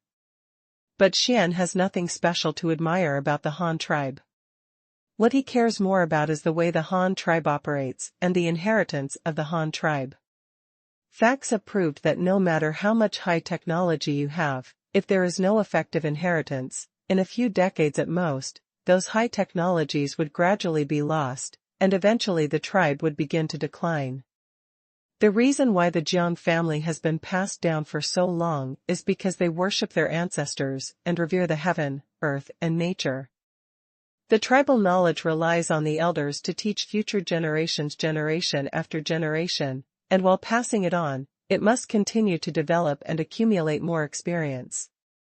Passing it on, just like the plow they just learned a few days ago, as well as the concepts of breeding, currency transactions, and the concept of natural cycle farming, these can be of great convenience to them.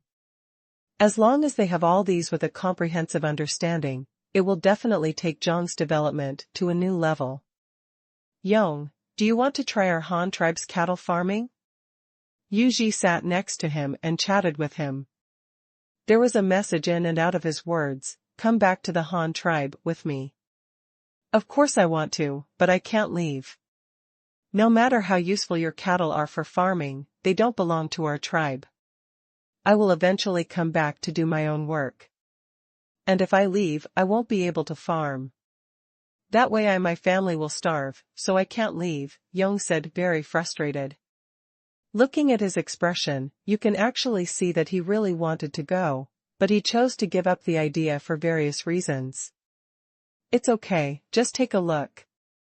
You can go after the autumn harvest, so you don't have to farm this year. You just need to wait until next spring to come back. Yuji suggested. This. Yong was also in a dilemma. After the autumn harvest, there was nothing to do. Until the spring plowing of the next year, Mr. Jiang did not have any large-scale labor tasks. There was a whole winter of farm slack time, and such a long time was spent at home. It would be great if he could go to the Han tribe to see the world and learn something. Yong started to feel excited, but he looked sideways at his leader Xian, wondering if the leader would agree. Seeing them like this, the expectation on Yong's face, and the cold expression on their leader Xian's face, Yu Fu had no choice but to persuade and invite them from the side. Chief Xian, would you like to take a few people to visit our Han tribe during the slack time of farming? Our Han tribe welcomes foreign guests. Your tribe has such a large population, so you can come to our tribe to learn, or discuss some trading matters with our tribe so that you can also get some better agricultural tools. What do you think? Do you want to go? If you agree, we can take you back with us on this return trip. Our leader will definitely. You are very welcome. Yu Fu said sincerely. But Xian still looked very calm. In fact, he was thinking about why Yu Fu invited him to the Han tribe, what was the purpose, and what benefits would it bring to their Han tribe. His tribe was so poor, even if he was not like them, there is nothing to be exchanged for in the transaction, except that honey is relatively rare, and the only thing left is that the population is relatively large. Yes, that is the population. Xian's brows suddenly frowned. Do you want us to have the Jiang family join the Han tribe? If Chief Xian is willing, of course it is possible. I think this is good. Jiang can use this method to become more powerful, and it can also improve the living standards of the clan members a lot. Isn't that great? Yu Fu spread his hands and said, giving the impression that this was just his suggestion. He did not forcefully ask Jiang to join, and his attitude was still very polite. What are you Han tribe going to do if we don't join? Xian asked, calmly, but not timidly at all. It's not that good. It's voluntary for you to join or not. The Han tribe will not force others to join. You know, that would be of no benefit to our Han tribe. Such people are not conducive to the unity of the tribe. And no matter what, will we be friends in the future? If you need help, you can ask the Han tribe for help. Our two tribes can also do some transactions and exchange needed things with each other. You are right, I think you must be in great need of the Han tribe's farming tools. Yu Fu explained again with an indifferent attitude, saying that he did not mean to use force against Yu Jiang. Xian didn't speak, but nodded slightly, acknowledging Yu Fu's statement.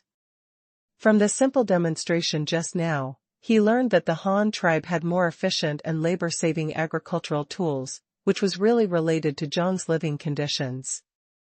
For important matters, Xian really wanted to exchange some from the Han tribe, but it was limited to equal exchanges with each other, and had no intention of joining the Han tribe.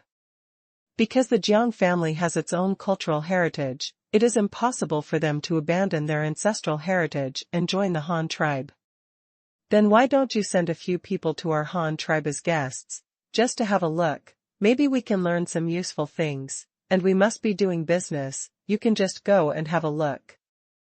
All you need in exchange, we can talk to our leader then.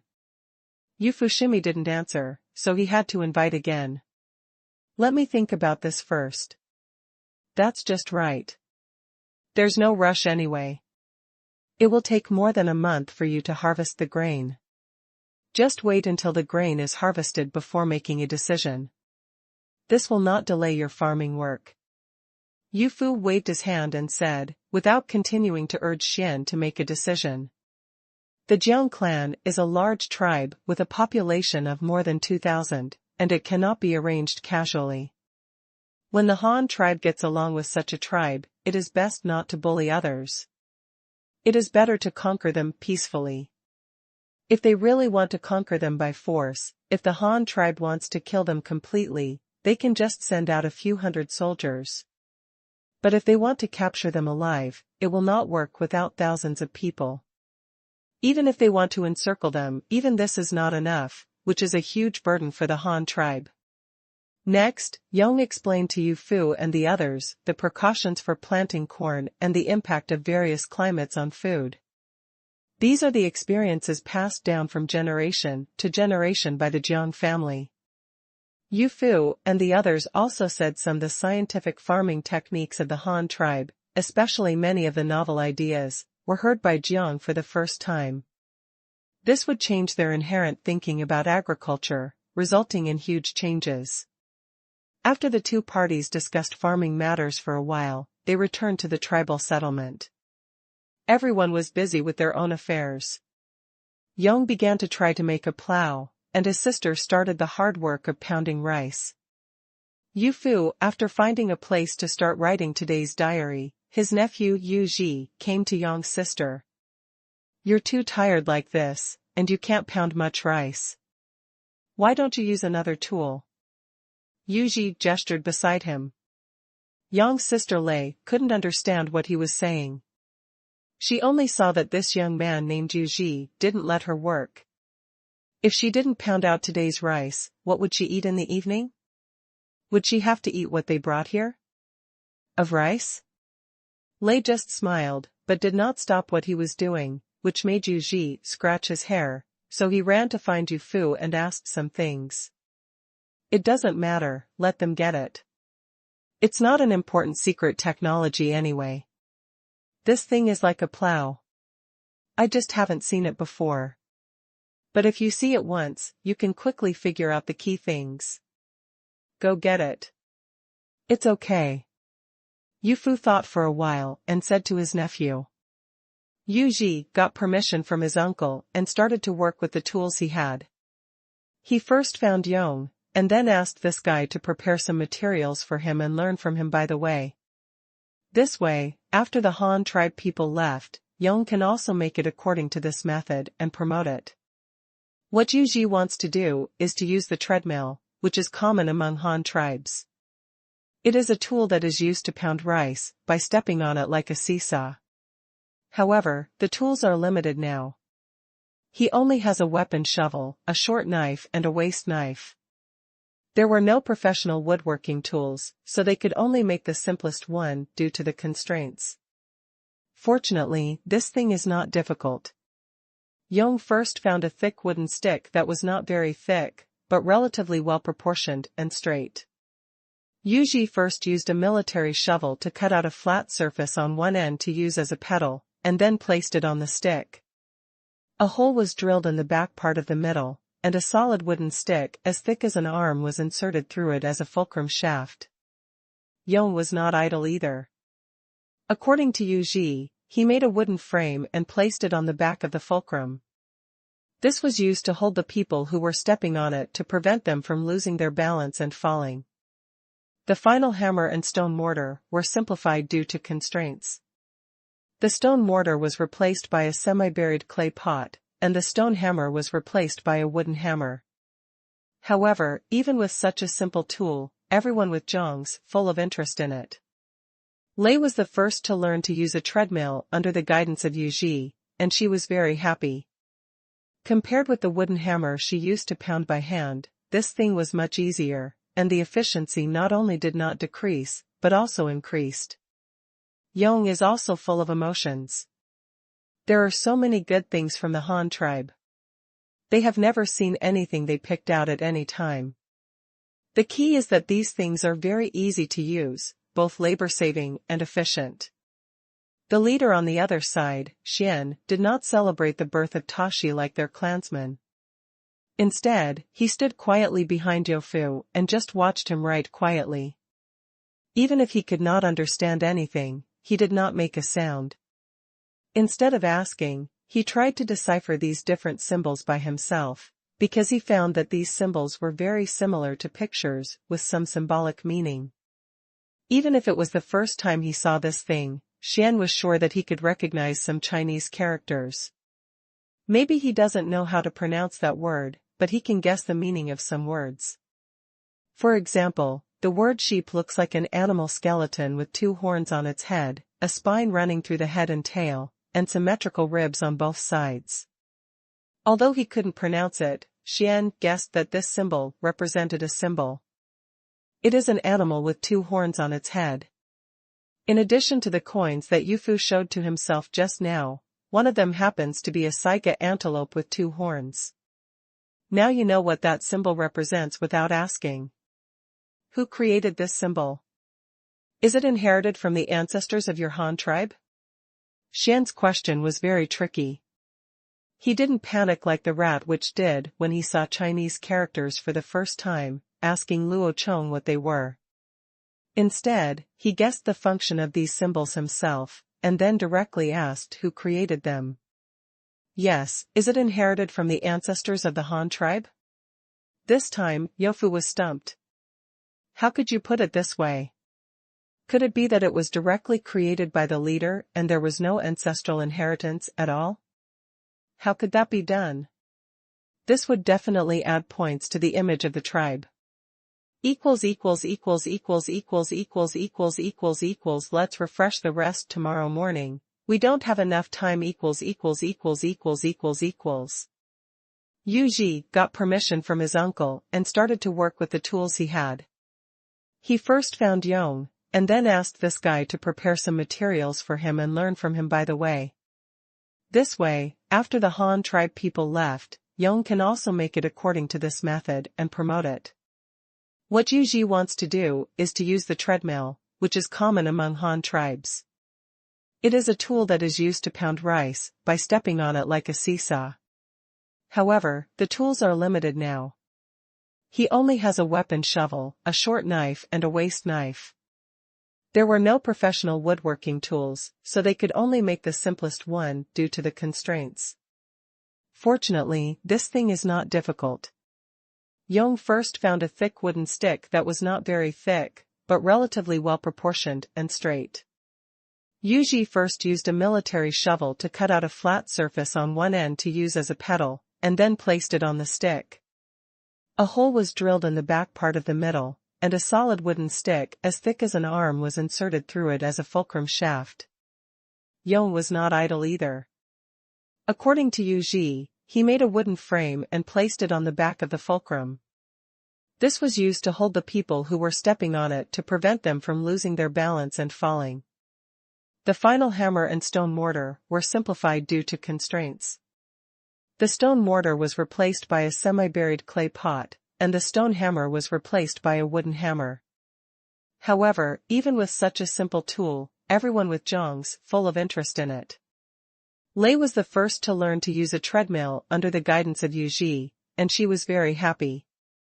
Compared with the wooden hammer she used to pound by hand, this thing was much easier, and the efficiency not only did not decrease, but also increased. Yong is also full of emotions. There are so many good things from the Han tribe. They have never seen anything they picked out at any time. The key is that these things are very easy to use, both labor-saving and efficient. The leader on the other side, Xian, did not celebrate the birth of Tashi like their clansmen. Instead, he stood quietly behind Youfu and just watched him write quietly. Even if he could not understand anything, he did not make a sound. Instead of asking, he tried to decipher these different symbols by himself, because he found that these symbols were very similar to pictures with some symbolic meaning. Even if it was the first time he saw this thing, Xian was sure that he could recognize some Chinese characters. Maybe he doesn't know how to pronounce that word, but he can guess the meaning of some words. For example, the word sheep is like an animal skeleton with two horns on its head, a spine running through the head and tail, and symmetrical ribs on both sides. Although he couldn't pronounce it, Xian guessed that this symbol represented a symbol. It is an animal with two horns on its head. In addition to the coins that Youfu showed to himself just now, one of them happens to be a saiga antelope with two horns. Now you know what that symbol represents without asking. Who created this symbol? Is it inherited from the ancestors of your Han tribe? Xian's question was very tricky. He didn't panic like the rat witch did when he saw Chinese characters for the first time, asking Luo Chong what they were. Instead, he guessed the function of these symbols himself, and then directly asked who created them. Yes, is it inherited from the ancestors of the Han tribe? This time, Youfu was stumped. How could you say it was created by the leader? There was no ancestral inheritance at all. How could that be done? This would definitely add to the image of the tribe. Yuji got permission from his clan uncle and started to work with the tools he had. He first found Yong, and then asked this guy to prepare some materials for him and learn from him by the way. This way, after the Han tribe people left, Yong can also make it according to this method and promote it. What Yuji wants to do is to use the treadmill, which is common among Han tribes. It is a tool that is used to pound rice by stepping on it like a seesaw. However, the tools are limited now. He only has a weapon shovel, a short knife and a waste knife. There were no professional woodworking tools, so they could only make the simplest one due to the constraints. Fortunately, this thing is not difficult. Yong first found a thick wooden stick that was not very thick, but relatively well proportioned and straight. Yuji first used a military shovel to cut out a flat surface on one end to use as a pedal, and then placed it on the stick. A hole was drilled in the back part of the middle, and a solid wooden stick as thick as an arm was inserted through it as a fulcrum shaft. Yong was not idle either. According to Yuji, he made a wooden frame and placed it on the back of the fulcrum. This was used to hold the people who were stepping on it to prevent them from losing their balance and falling. The final hammer and stone mortar were simplified due to constraints. The stone mortar was replaced by a semi-buried clay pot, and the stone hammer was replaced by a wooden hammer. However, even with such a simple tool, everyone with Zhong's full of interest in it. Lei was the first to learn to use a treadmill under the guidance of Yuji, and she was very happy. Compared with the wooden hammer she used to pound by hand, this thing was much easier, and the efficiency not only did not decrease, but also increased. Yong is also full of emotions. There are so many good things from the Han tribe. They have never seen anything they picked out at any time. The key is that these things are very easy to use, both labor-saving and efficient. The leader on the other side, Xian, did not celebrate the birth of Tashi like their clansmen. Instead, he stood quietly behind Youfu and just watched him write quietly. Even if he could not understand anything, he did not make a sound. Instead of asking, he tried to decipher these different symbols by himself, because he found that these symbols were very similar to pictures with some symbolic meaning. Even if it was the first time he saw this thing, Xian was sure that he could recognize some Chinese characters. Maybe he doesn't know how to pronounce that word, but he can guess the meaning of some words. For example, the word sheep looks like an animal skeleton with two horns on its head, a spine running through the head and tail, and symmetrical ribs on both sides. Although he couldn't pronounce it, Xian guessed that this symbol represented a symbol. It is an animal with two horns on its head. In addition to the coins that Youfu showed to himself just now, one of them happens to be a saiga antelope with two horns. Now you know what that symbol represents without asking. Then there are so many settlements in your tribe. How do you perform sacrifices every year? When do you cultivate? When do you harvest? And what do you do with these things?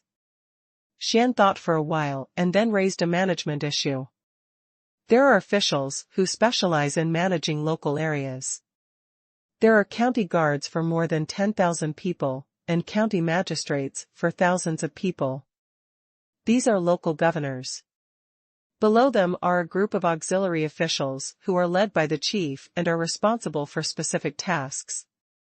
This matter is called the secretary of each house. For example, the household secretary has special jurisdiction over matters such as the cancellation of household registration of the tribesmen in the area, as well as each person's land, etc. The prison secretary is responsible for public security. Private fights, killings, etc. are prohibited within the clan. If they are discovered, they will also be punished. Han Dynasty, the tribe has Han laws compiled by our leader. Violating the provisions of the Han Code will also be punished. In the light case, you will be fined. In the more serious case, you will be subject to hard labor or corporal punishment, and the most important thing will be death. For example, if you throw garbage randomly on the streets of the city, you will not only be fined 50 yuan, but also have your fingers chopped off. One root, found and cut once. Youfu explained again. The people of the Han tribe were fine, but with Jiang around them, they felt bad. The Han tribe still had so many rules. If you throw away garbage, you will have your fingers chopped off. This is too cruel, but there are people don't understand what it means. What is garbage? Yang's sister Lei asked. It's just useless filth, such as feces, urine, leftovers, rags, and those messy things. Throwing them on the street is very dirty. The streets are used by everyone, so we are not allowed to pollute and destroy them casually. Yuji also said it at the right time. Explained. But if you throw something, your fingers will be cut off. Isn't that cruel? Yong still felt that it was too harsh. No, the Han tribe has public toilets, so there is no need to defecate in the open. The government also pays to hire old men to come to collect the toilet every morning. There is no need to dump it on the street.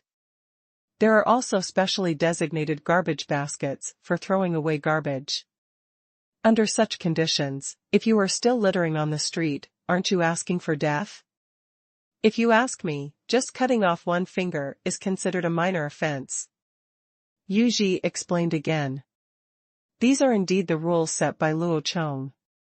Think about the cities in Europe in the Middle Ages, where there was a lot of shit and urine, and the Black Death, also known as the plague, that broke out because of it. In order to avoid this from happening, corresponding laws must be formulated to control it. Of course, just restricting it is not enough.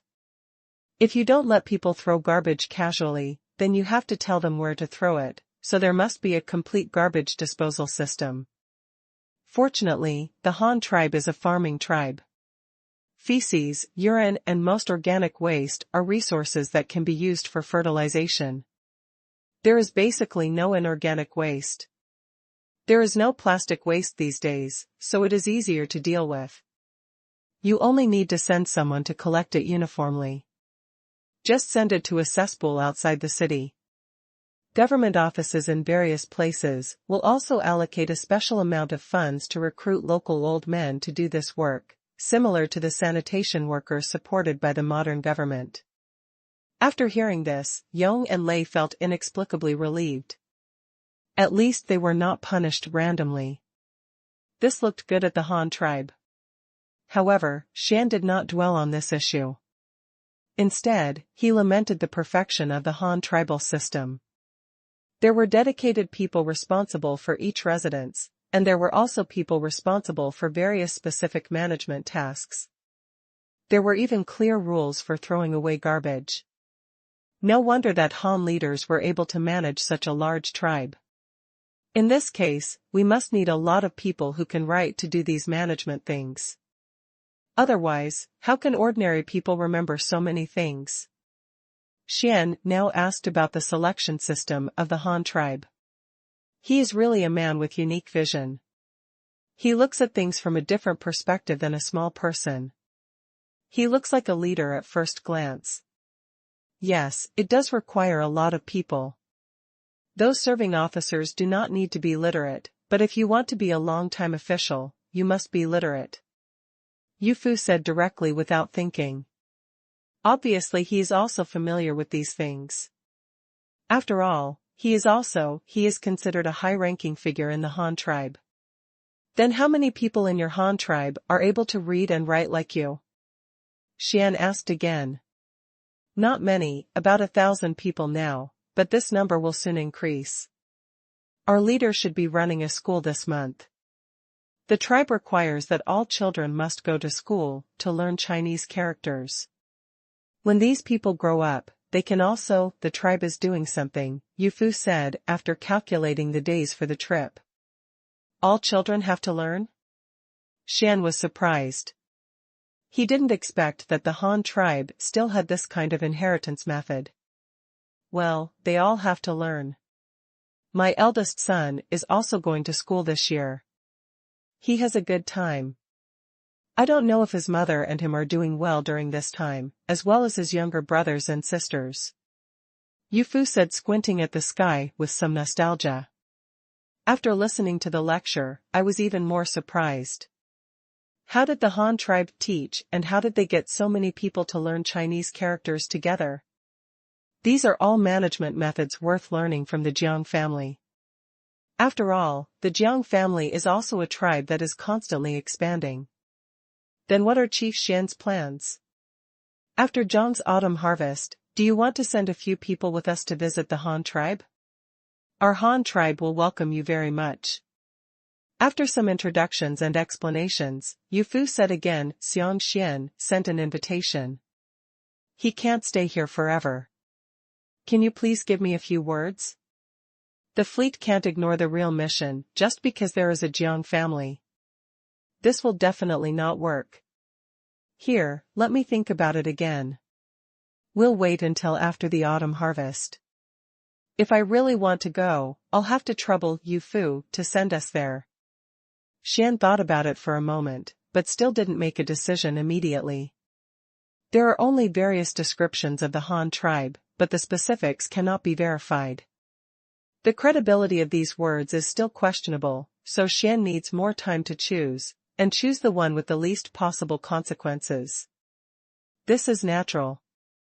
If this is the case, then we will leave tomorrow. The fleet will continue to head downstream. When we come back in more than a month, Zhang's grain harvest will be finished by then, and we will return to the city. I'll take you with me when the time comes, don't worry about this. Yu Fu also waved his hand. In this way, both parties ended the topic with a tacit understanding, and that night, Xianjun generously gave some grains of millet and broomcorn millet to Yu Fu, saying that they would use them in exchange for the 2 skills of plows and treadmills they brought. And this is what Xian wanted most when he first asked them to come to the tribe. Now they have no profit, but they have come back with 2 technologies, which is not a loss. Yu Fu and the others were also personally sent to the river by Xian. After saying goodbye to each other, Xian went back. However, it was naturally impossible for Yu Fu's fleet to leave immediately. They had to pack up the camp and load everything on the ship before they could set off.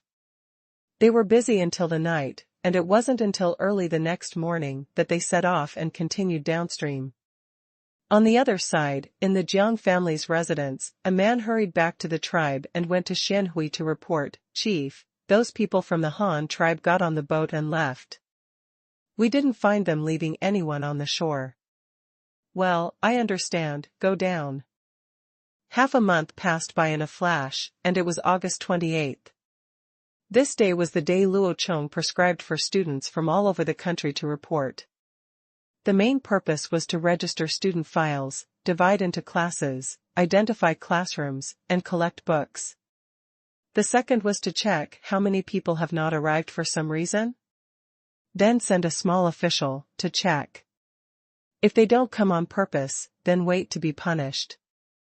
I've been given a month to recover, even if it's just a minor surgery. I'd be really sorry if I dare not come at this time.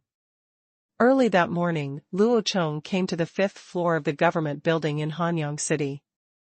He stood in front of the window and looked down at the teaching buildings on both sides, as well as more and more children and parents under the central flag stand.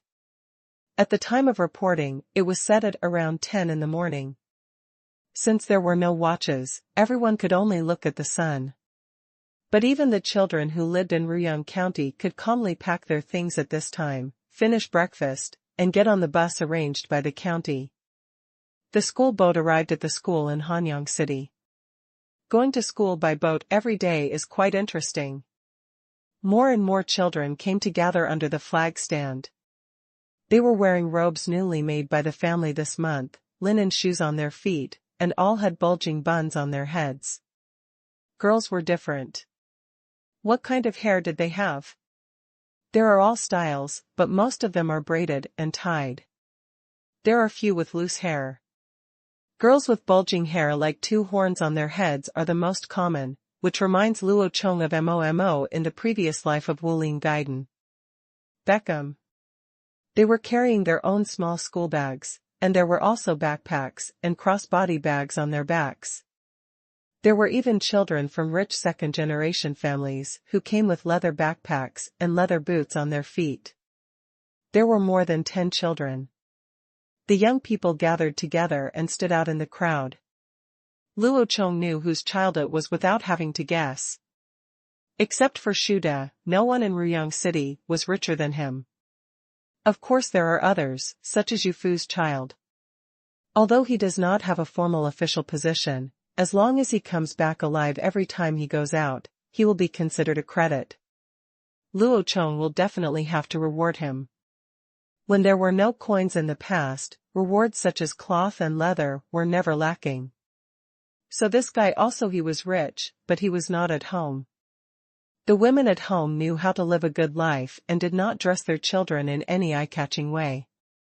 At most, the cloth used for their clothes was thicker and they wore relatively few boots, but they were also made of linen and carried on their backs.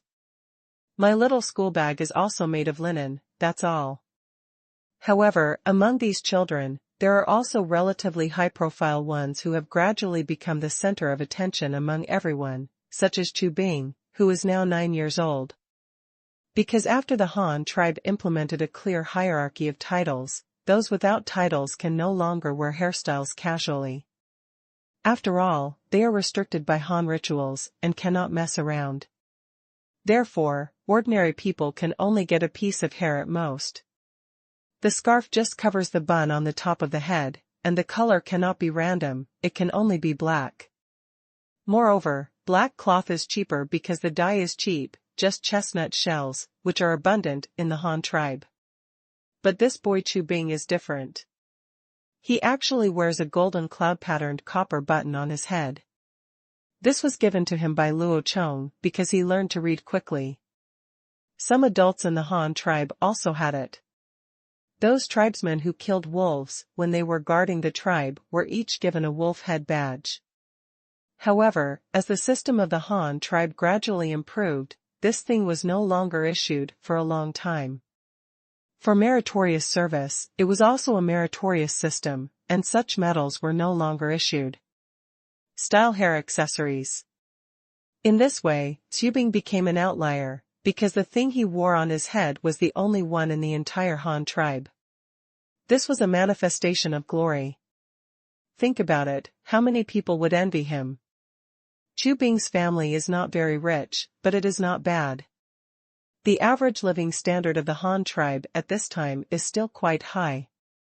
After all, with so many resources, the entire Han tribe has a population of less than 100,000, so it is naturally relatively wealthy, not to mention that Chu Bing family were the first to settle down in Hanyang City. After several years of stable development, the family had accumulated a lot of property. In addition, Luo Chong also learned that in addition to cloth utensils, there is also a very popular thing in the market, and that is puppies. The custom of raising dogs has been spread among the Han tribes. They are good things for guarding homes and homes. Dogs are human beings' loyal partners. This is true. Even when some people go out to do farm work in the fields, they have to take their dogs with them. Go with the dog. After all, these days are still primitive, and wild animals there are quite a few. Although there are patrols often hunting outside, occasionally some wild beasts will wander outside the Han tribe city. At this time, a loyal dog will accompany you. First, you can bark to give a warning. Second, dogs can also help when their owners are attacked, right? Therefore, there are many people who want to raise dogs, but the sources of dogs are scarce. There are two main sources of these things. One is the dozen gray wolf cubs that Luo Chong originally raised, and the second is the shepherd dogs that Yu Fu brought back from the grassland. Now 2 hybrids have also appeared. Chu Bing, as a senior figure in the Han tribe, had been assigned dogs a long time ago, and there were more than one. Dogs gave birth quickly and in large numbers, so now his family can make a lot of money just by selling puppies every year. Because of the immigrants from the newly established counties around them, their families are all short of dogs. Time is getting faster and faster. After more people arrive, teachers begin to organize students to line up, and then start to register student status information, name, place of origin, and year of enrollment in front of a row of tables. There is a special form, just fill it out. All printed with engravings within this month. The students lined up to register their names one by one. They also had to have their family's household registration, which is the household registration book of the Han tribe, a bamboo slip made of 2-finger-wide bamboo boards. Each slip registers the household registration information of one person, and then connect the whole family together in order. After completing the student registration, these forms will be given to the students, who will then queue up behind the desk and wait until the teacher has divided them into classes and brought them back to the classroom before collecting them again. The class division system is based on what Luo Chong said before. According to age, the older ones are together with the younger ones, and the younger ones are together specifically. This is to teach students in accordance with their aptitude, because many older children are about to become adults, and they have know how much time is wasted in school. It is better to learn to read and then teach them some means of making a living. There is no difference between the compulsory education of the Han tribe and the modern 9-year compulsory education. Even in modern times, what elites can be taught after graduating from junior high school can only be regarded as literacy. The same is true for Luo Chong. Within 2 or 3 generations, he can educate. There is no illiteracy in the Han tribe and all the people are literate. This is his highest ideal and goal, although this is almost impossible and difficult to achieve. From time to time, everyone is willing to rebel. With wisdom, the people will be able to understand the law better and be less likely to be incited by people with ulterior motives. On the contrary, it will be more conducive to the progress of the country and the overall improvement of the quality of the people, allowing primitive people to shed their ignorance and barbarism. These labels turn into truly civilized people with quality, morality, and etiquette. In the long run, the benefits of this policy far outweigh the disadvantages. Just like the large characters written in paint on the walls of the teaching buildings on both sides. Education rejuvenates the country, stabilizes the country, and studies for the rise of the Han dynasty. This is not only Luo Chong's expectation for the future, but also the national policy and long-term development strategy of the Han Empire. It's just that the return on investment in education is relatively slow, but Luo Chong has to do it. Without inheritance, no matter how big Luo Chong develops the Han tribe, in the end it is just a castle in the air, floating in the water, and sooner or later it will fall apart. In the open space next to the flag stand, Niuwei and others also looked up at the sentence written on the wall. After listening to the translation, they also fell into deep thought. They studied for the rise of the Han dynasty. Then they, the foreign students of the Qingshu tribe, who are you reading this book for? How will their Qingshu tribe rise, and whether the path you are taking is right or wrong? Looking at the children filling the square, in less than 2 years, the Han tribe will have thousands more people who can write and write. These people may all be officials. How much territory and population will the Han tribe increase? In counties, and jurisdictions, what currently limits the development of Han tribes is population and management talent. But in a few years, will this phenomenon still exist? The growth rate of the Han tribe is really terrifying. Ushio was just sighing. In fact, they had nothing to do today. The 50 people from the Qingshu tribe envoy who stayed with Ushio didn't need to be divided into classes. They could just pack them up and put them in one classroom. How to divide them? Although Luo Chong had planned to mix international students from the Qingshu tribe with students from the Han tribe in order to plant spies among them, or to instigate some of them to be used by the Han tribe, that was a plan for the subsequent international students from the Qingshu tribe, and those students would be younger. Easier to brainwash and control. Most of the people who follow Ushio are veterans. Don't expect to instigate them to rebel. The most important thing is that even if they instigate rebellion, it will be easy, but it will be too difficult to prevent their companions from finding out. These people get along day and night. After such a long time, would someone not know if they had a partner with whom they had a different heart? Don't think things are so wonderful. Luo Chong has never been the kind of person who is blindly confident. The first thing he did when executing a mission in his previous life was to prepare several plans as backup. In fact, it was to consider what to do next if the original plan failed. Say defeat before saying victory, so as to avoid making mistakes and unnecessary losses. Naturally, Ushio and the others had the young minister of Honglu Temple to receive them, but the students from the Han tribe were the protagonists today. The students lined up in a long line to register at the desk, and then took their forms to the open space behind to line up. Just like Luo Chong remembered the first time he went to school as a child, he first found his grade according to age, and then the boys stand in a row with the girls, and form 2 rows according to tallness and shortness. Each of them follows their teacher into the teaching building, getting to know their own class first. The first thing is to remember which teaching building number they are in. This is what the teacher told them repeatedly, so that they don't go to the wrong place when they come by themselves in the future. The next step is the floor, which is not difficult. After all, there are only 3 floors in total, and then the class has 6 classrooms on the first floor, which is easy to find. There is also a sign on the door of the classroom in a modern style, with the class name written on it in both uppercase and lowercase letters. Fortunately, these children also know the words. They don't know anything else, but they can remember the numbers. Apart from that, they can remember the numbers after seeing them a lot, and they have to use them every day. After all, the numbers are on the coins of the Han tribe.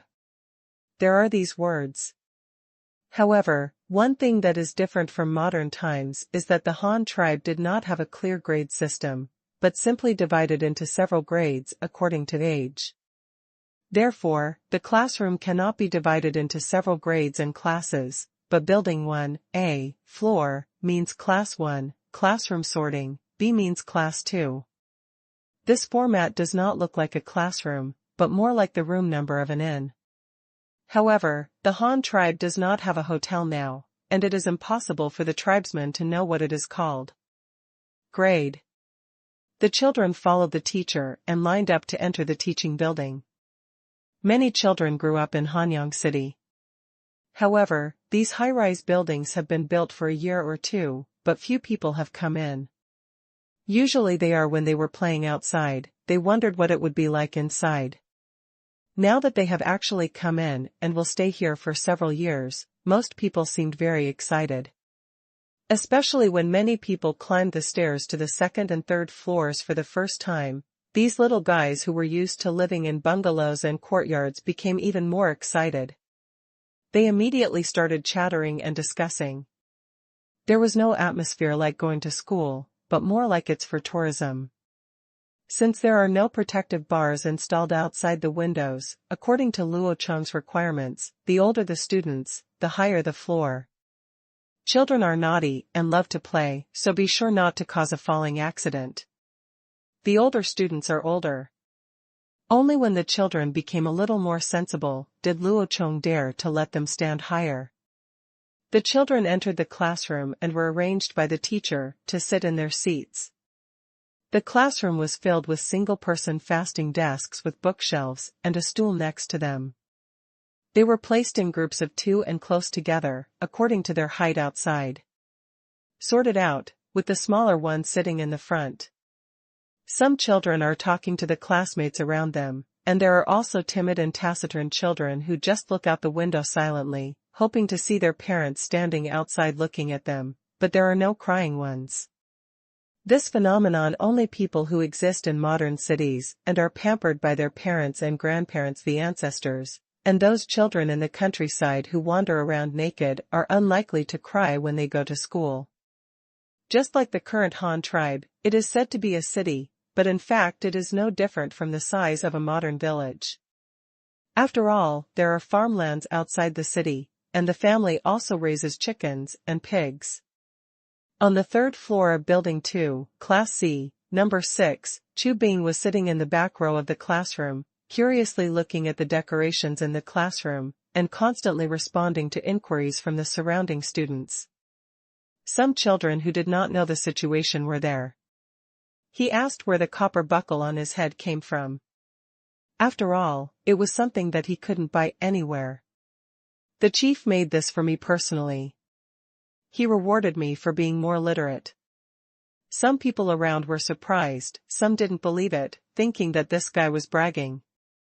The leader was the one who did big things. He had to take care of so many people in the entire tribe. How could he have time to take care of such small things? These were the newcomers who joined later. It is generally believed that after all, the Han tribe was already very powerful when they joined. How could the leader do this for you? You must be lying. I don't believe it. A boy sitting in front of Chu Bing turned around and said. What's the lie? I know a lot of words. Do you know them? The words I know were taught to us by the leader. At that time, we all lived in the cave north of the city. There were only a few dozen people in the tribe. What about the leader? You have to do it, why don't you just make a copper buckle for me? Chu Bing countered with disdain. This little guy has always regarded himself as the elder of the Han tribe, but it is indeed the case. At that time, the Han tribe still lived in caves, with only about 50 people in total. He, his mother, aunt, and the leader used pottery basins to thank the tribe. The one he got back was said to be the one who cured his illness and saved him from his illness. At that time, the Tree tribe, Xia tribe, and Black Rat tribe were not even known where they were. He was indeed one of the oldest ones. Your clan joined the Han tribe so early? A little girl at Chu Bing's table asked in surprise. Before Chu Bing could answer, the teacher in front suddenly knocked on the blackboard and said, Everyone, please be quiet. Today I'm here to tell you what you have to do in the next moment. It's not much. When it's done, everyone can go home. The students all fell silent after listening, staring at the teacher in front of them and the pile of things on the desk. Others might not know what they were, but Chu Bing knew that they were all stationery and books. Although he has not read the content of the book, he has seen these things. Our main task today is to distribute textbooks to everyone, 4 books per person, 1 book of poetry, 1 book of Chinese rites, 1 book of arithmetic, and 1 book of nature. Everyone must take good care of these books, because in the next few years, you can all use it. If it breaks, you will have to spend money to buy it. In addition, since you are entering school for the first time, the leader said that he will give each of you a set of gifts. Everyone has a share. Okay, now starting from the students in the first row near the door, come forward to collect your things. Others don't move, come one by one. The students stared eagerly at the piles of things on the desk. It turned out that they were all gifts for everyone. They were actually given by the leader. I wonder what they could be. But instead of letting the children wait, a child walked up. She was a girl. She was a little timid. She walked to the podium without daring to speak. Well, give the registration form in your hand to the teacher. The teacher rubbed her 2 buns and looked at her with a smile. The girl honestly handed over the registration form in her hand. Then the teacher looked at the information on it and copied the girl's name from a blank list next to it. Then he took 1 book from each of the 4 piles of books and put them together and handed them in. In the little girl's hand, in addition, there are 2 pencils, a bamboo pole and brush, 1 with a cap, and a palm large and small inkstones. This inkstone is made of pottery clay. It is very cheap. But when you open the lid, you will find a world inside. You can see that the inside is divided into 2 concave areas, large and small. The large one is empty, and is specially used for grinding ink. Next to it is an empty inkstone. There is also a darker one with a black ordinary ink stick inside. This is Luo Chong's gift to these new students. One by one, the children came forward to submit their registration forms, and then received their 4 new books, as well as gifts from the leader, pencils, brushes, and ink sticks, but there was no paper.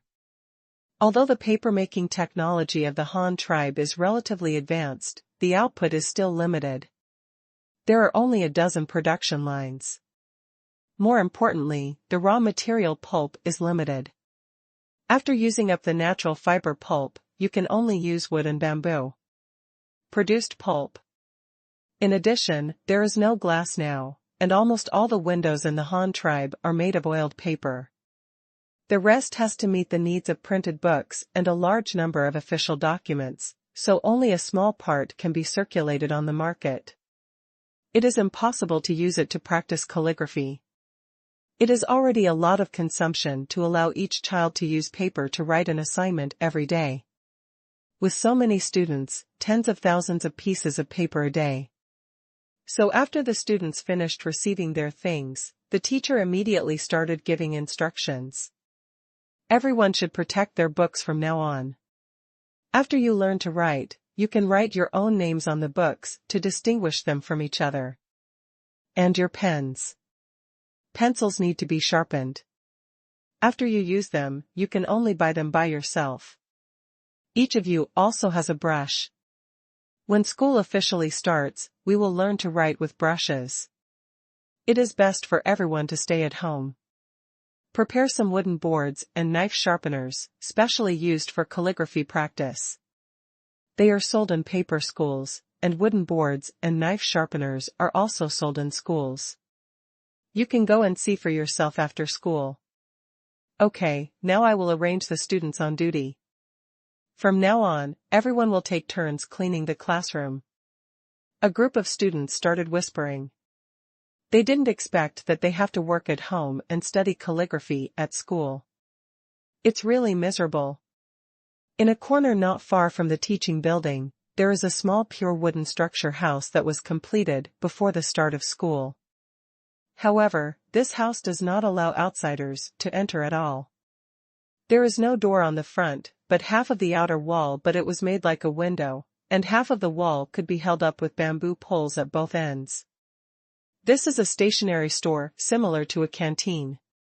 There are only a few kinds of things for sale in it, which are nothing more than pens, inks, paper and inkstones, wooden boards and a palm-sized multifunctional iron plane. The reason why it is called so is because of this shaving knife. Not only is it the same as an ordinary woodworking shaving knife, it also has the ability to flatten wooden boards, but Luo Chong also added a function to it. A round hole is diagonally opened in the wooden base on the side of the shaving knife. If you insert a pencil and rotate it, it can be used as a pencil sharpener. To put it bluntly, a pencil sharpener is a passive iron plane. Its structure is a knife holder and a blade. So as long as the angle of the pencil is correct and the materials are the same, it is not difficult to combine these two things. In the teaching building, after the teachers of each class made arrangements for the official start of school the day after tomorrow, they immediately announced that school was over. Everyone could go home. Those who wanted to buy stationery could also go see it on their own, so many students began to swarm around. Go downstairs. Chu Bing didn't join in the fun. He had a lot of stationery at home, all of which he got from Luo Chong. He had already used pencils, but he had always sharpened them by himself, even pencils. He also had one of the recently manufactured portable official pens, so he took these things and ran to the breeding area of the Han tribe to see his Ben Ben. The registration and class division activities of the Han tribe went very smoothly, but it was different on the Yofu side. After leaving the vicinity of the Yujiang clan, they continued to move toward the southeast, but after 2 days of marching, they encountered a multiple-choice question. A fork in the road appeared in front of us. The originally 400-meter-wide river suddenly forked in front and turned into 2 rivers with almost no priority. The entrances were almost equally wide. One continued to flow to the southeast, and the other it extends to the southwest and into the distance, almost more than 300 meters wide. Uncle Clan, where are we going? Are we going to separate the fleet? Yuji came to Yufu and asked. No, we only have so many people and ships.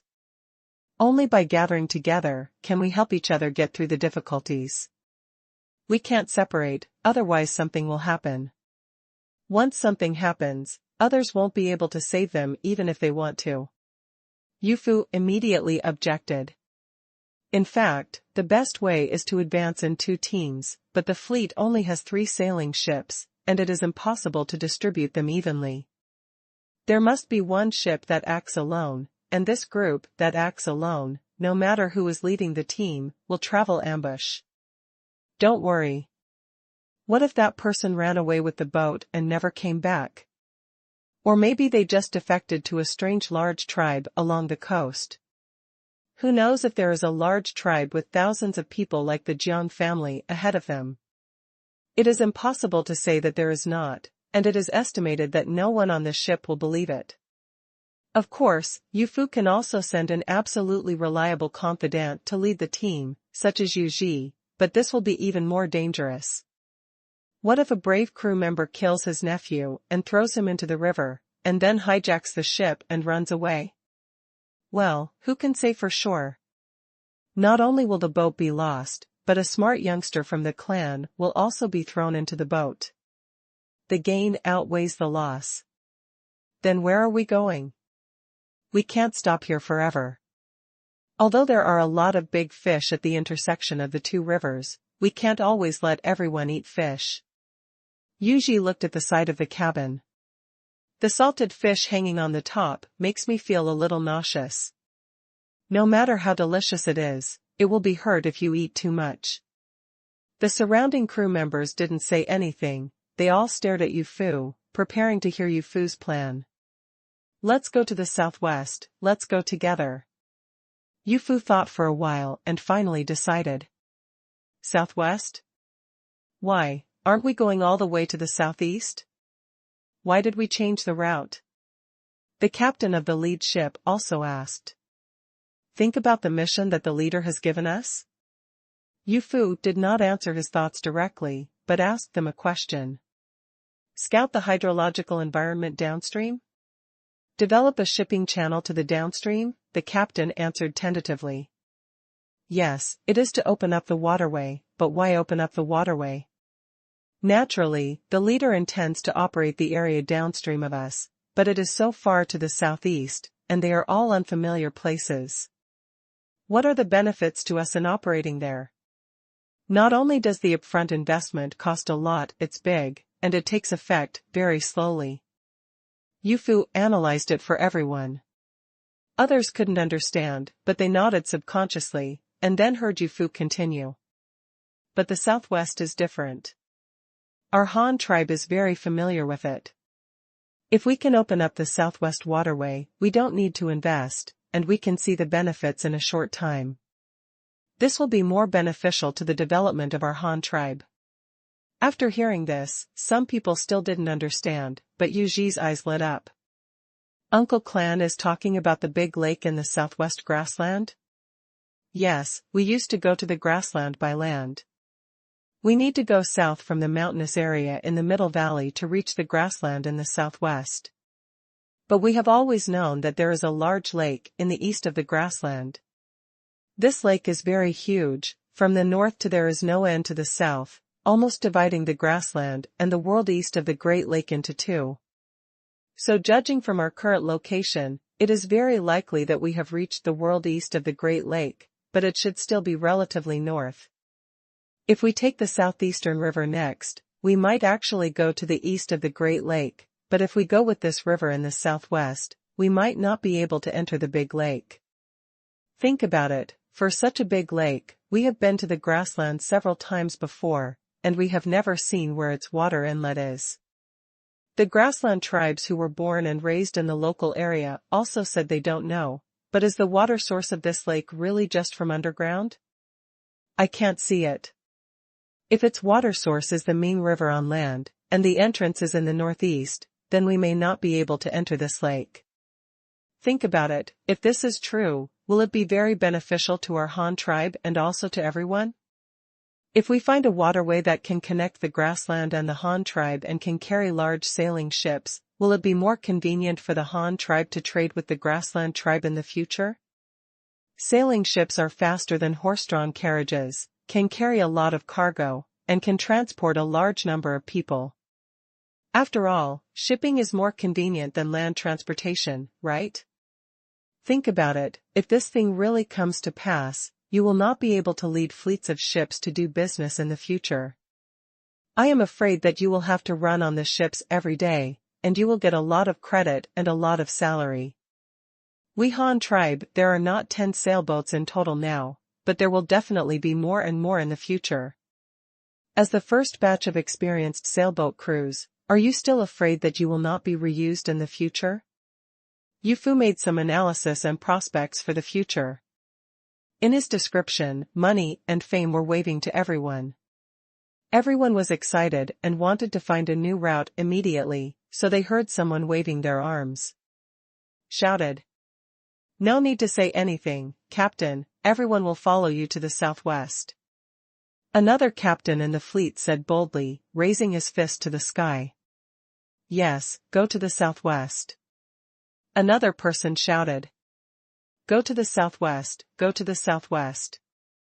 Not long after, as several bosses in the fleet shouted one after another, even the sailors on each ship also shouted.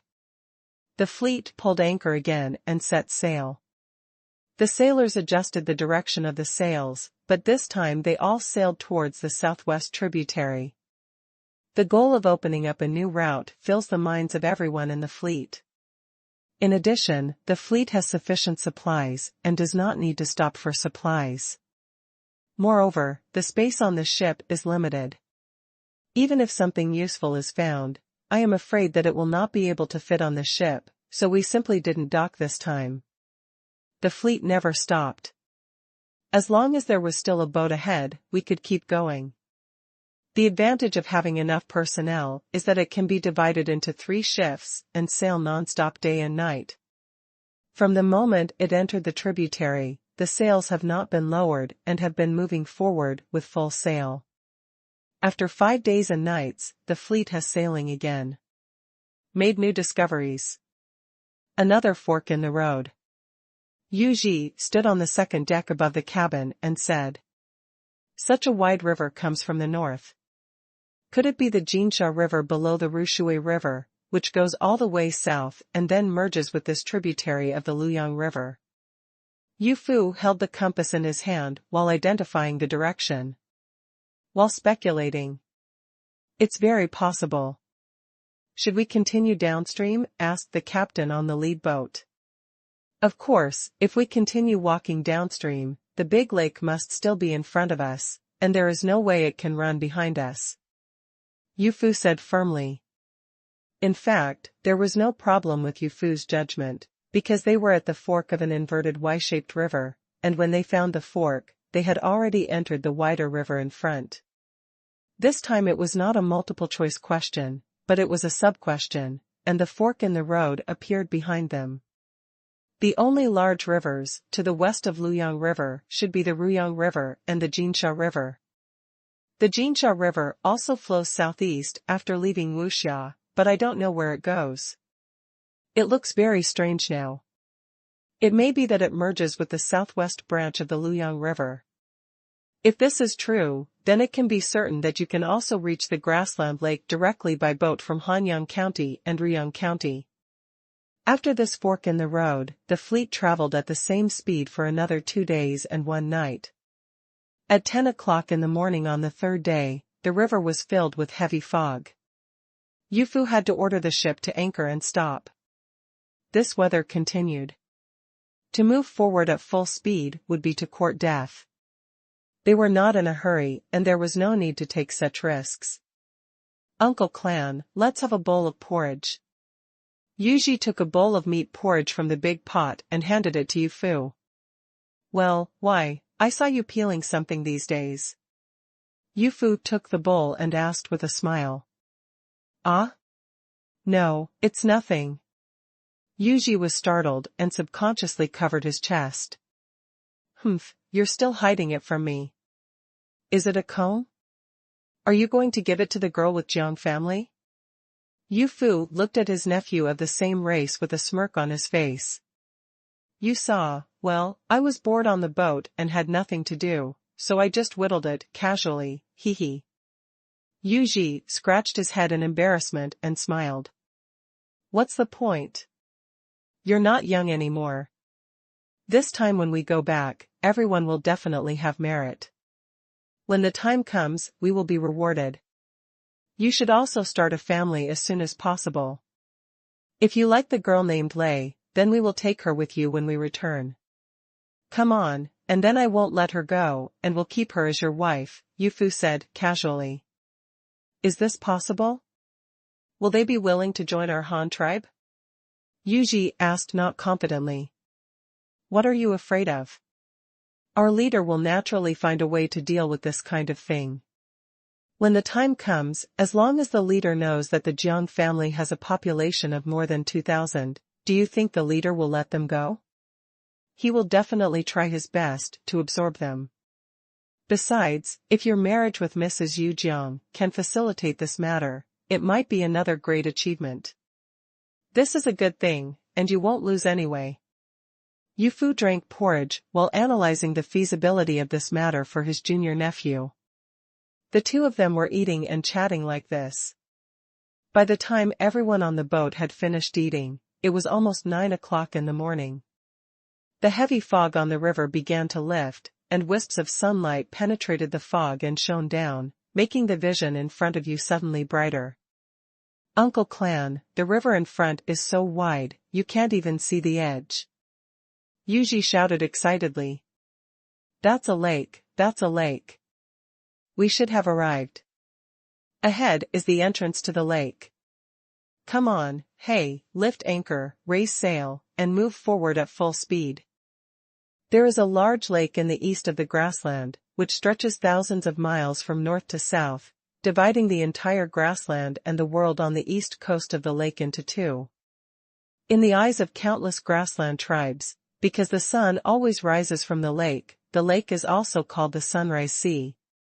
Is considered the birthplace of the sun, and the lake's thousands of miles of waterfront serve as summer pastures for grassland tribes to survive. These nomadic tribes migrate to the lake every summer and autumn, where there are luxuriant water plants, abundant fresh water, and numerous wild animals for hunting, making it an important habitat for them. This process will continue until the end of autumn. Before winter completely enters, they will migrate to the valley to the west of the grassland to spend the cold winter. There are forests there for them to cut down, providing them with fuel for the winter and the survival of their herds. Food. But it is still early September, and it is still early before the cold winter, so the nomadic tribes will naturally not leave the shores of the Great Lakes. Autumn is the harvest season for the farming tribes, and the same is true for the nomadic tribes. They will drive their livestock to eat more forage. Store a thick layer of fat on your body to survive the cold winter. The Qianyang tribe is just one of the many nomadic tribes on the grassland. They are stationed at the northernmost point on the west coast of the Great Lakes, which is considered the edge of the grassland. The strength of the Qianyang tribe can also be inferred based on its geographical location.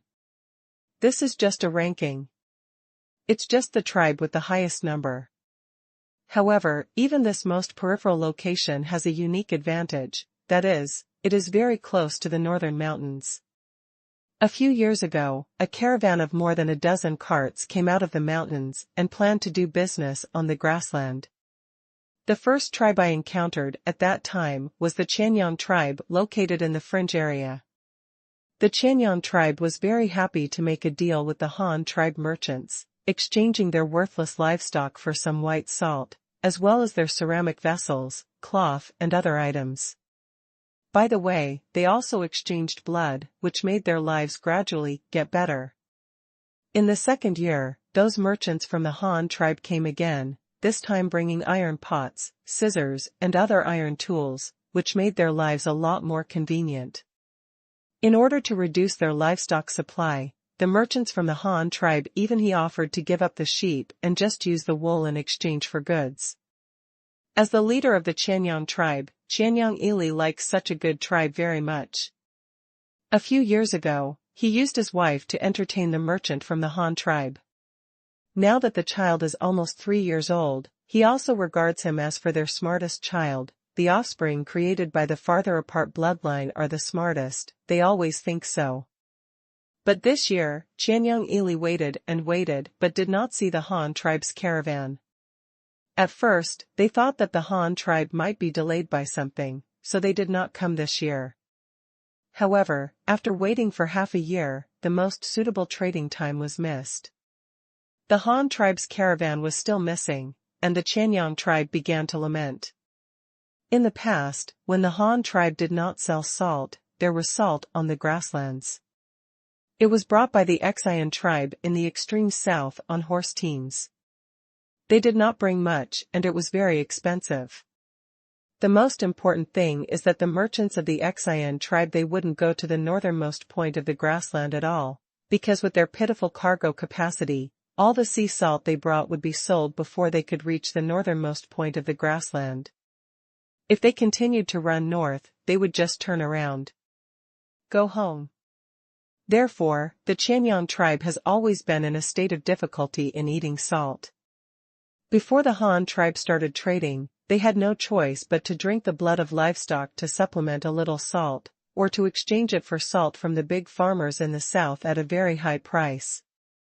The tribe came back in exchange for some second-hand salt, but was often exploited by middlemen, which was extremely miserable. This year is even worse. The Han tribe did not come in the first half of the year, and the Qianyang tribe once again lived a life without salt. However, the strange thing is that the Qian tribe no longer sells salt, but exchanges all the salt for a people named in the south of the grassland. The nomadic leader of Motan, and then this guy released the news again: if you want salt, you have to bring your livestock to him in exchange. The price is more expensive than that of the Qian tribe and the Han tribe. Not only do you need livestock, but you also have to submit to him indirectly. For example, they cannot do anything Mao Dun orders them to do. If they object, their supply of white salt will be cut off. As soon as this situation occurs, many tribes will naturally disagree. I will do whatever you ask me to do. I'm not your subordinate, so why should I listen to you? Since you won't sell me salt to eat, then I won't buy it. I will just go and grab it. So a fight broke out on the grassland. At first, the tribes who refused to surrender really got some. But the situation soon turned around. The tribe in Mao Dun didn't know where they got a batch of bronze stirrups. Relying on these bronze stirrups, Mao Dun formed a heavily armored cavalry team, which was almost invincible and rarely faced an opponent. Last year, there was a conflict between the Han tribe's caravan and the Qian tribe's original merchant elders. Most of the Qian tribe's caravan was annihilated and countless grain, sea salt and livestock were plundered. This aroused great hatred from the original merchant elders, and later used a trick to induce the Snow Wolf tribe in the southwest plateau of the prairie robbed the Han tribe's caravan, but the result was unexpected. During the night attack, they were blocked by a car formation of a Han tribe's caravan, and were repeatedly charged and killed by the caravan's heavy cavalry. In the end, not only did they fail to grab anything, but they suffered heavy losses. The Han tribe also used the enemy's corpses to build a jingguan on the grassland. The banner "anyone who offends a strong man will be punished, no matter how far away" was still flying. After this battle, the name of the Han tribe shocked the grassland. Most of the nomadic tribes could only tremble. No one dared to attack the Han tribe. However, there were also a few powerful tribes who saw something different from it, such as the Han tribe. Bridles, stirrups, high-bridge saddles, heavy armor, and long knives, these things can improve combat effectiveness, and Mao Dun is one of them. He imitated the heavy cavalry of the Han tribe's caravans and created a similar team.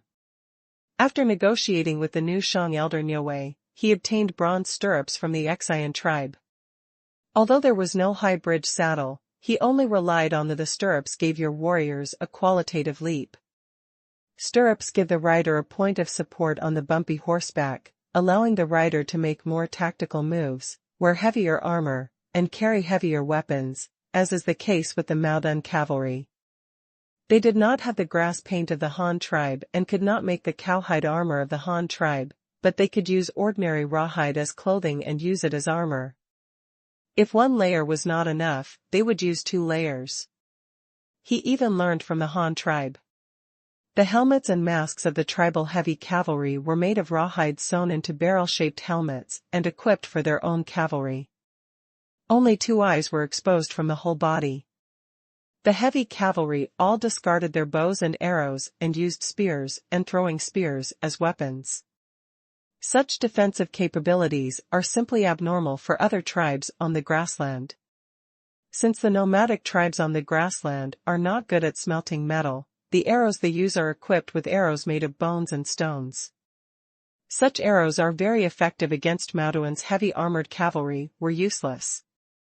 The plate armor made of 2 layers of rawhide was enough to withstand such arrow attacks, but the spears and spears thrown by the heavy cavalry were not something they could resist. Of course, there are not many such heavy armored cavalry in Maudan, with a maximum number of only 500. They are regarded by him as the elite among the elite. But with such a small number of heavy cavalry, they can often defeat the enemy in one round of charge. Maudan relied on the policy of heavy cavalry in one hand and white salt in the other to rise rapidly on the grassland. He collected a group of tribesmen who were willing to surrender to him as his subordinates, and used a large amount of white salt to win them over. During the war, he used these subordinates, he used his light cavalry as cannon fodder, and when the fight was almost done, he sent his heavy cavalry out to crush the enemy. The livestock and people they finally grabbed were all divided among his younger brothers, so the younger brothers gathered around him more loyally. Dane sighed. In just half a year, the forces under Maudan's control reached a population of 120,000, with 8,000 string and bow wielders, making him the dominant force in the southeastern part of the grassland. But there are also bold people who are not foolhardy. For example, the Surutu tribe in the central grassland has a good relationship with the Han tribe. When Yofu led the heavy cavalry to intercept and kill the snow dire wolves, they even let the Surutu tribe out. People helped them guard the caravan. Although Surutu did not have Mauduan's bronze stirrups, he took a different approach and made his own stirrups from bones, bamboo, and other materials. For example, he put a hemp rope through a bamboo tube and hung it on both sides of the horse's back to use as stirrups. Although such stirrups are easy to break and cannot be used, they are easy to make and cheap, and he can afford to use them even if they are thrown away after one use. In addition, this guy bought some carriages from the Han tribe before, and he actually imitated the Han tribe's carriage formations to play defensive battles. Of course, these few carriages are definitely not enough, but Maudan is completely lost on the grassland now. Many of the remnants of his plundered tribes defected to Surutu, and some tribes who were not confident that they could block Moton's attack also followed suit and joined Surutu's camp. They assembled the vehicles they bought from the Han tribe and built defenses with antlers and wooden fences. They also made some simple stirrups according to Surutu's method, and also formed a heavy cavalry of hundreds of people. The team, although still far behind in terms of quality, still blocked Modu's fortifications and blocked Modu's northern expedition to unify the grassland in the middle of the grassland.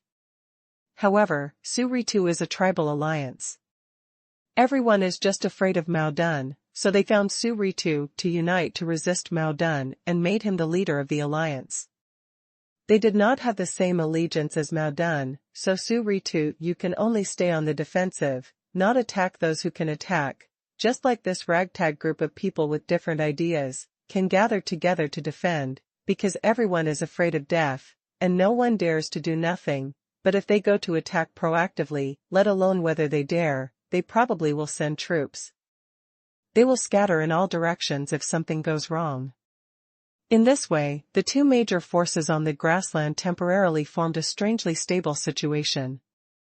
However, since Maudan had salt in his hands, he took the initiative and was not afraid of Surutu's stubborn resistance. In his eyes, it's just a pointless struggle. His subordinates are loyal to him, and he also controls the distribution of white salt, and is on the active offensive side.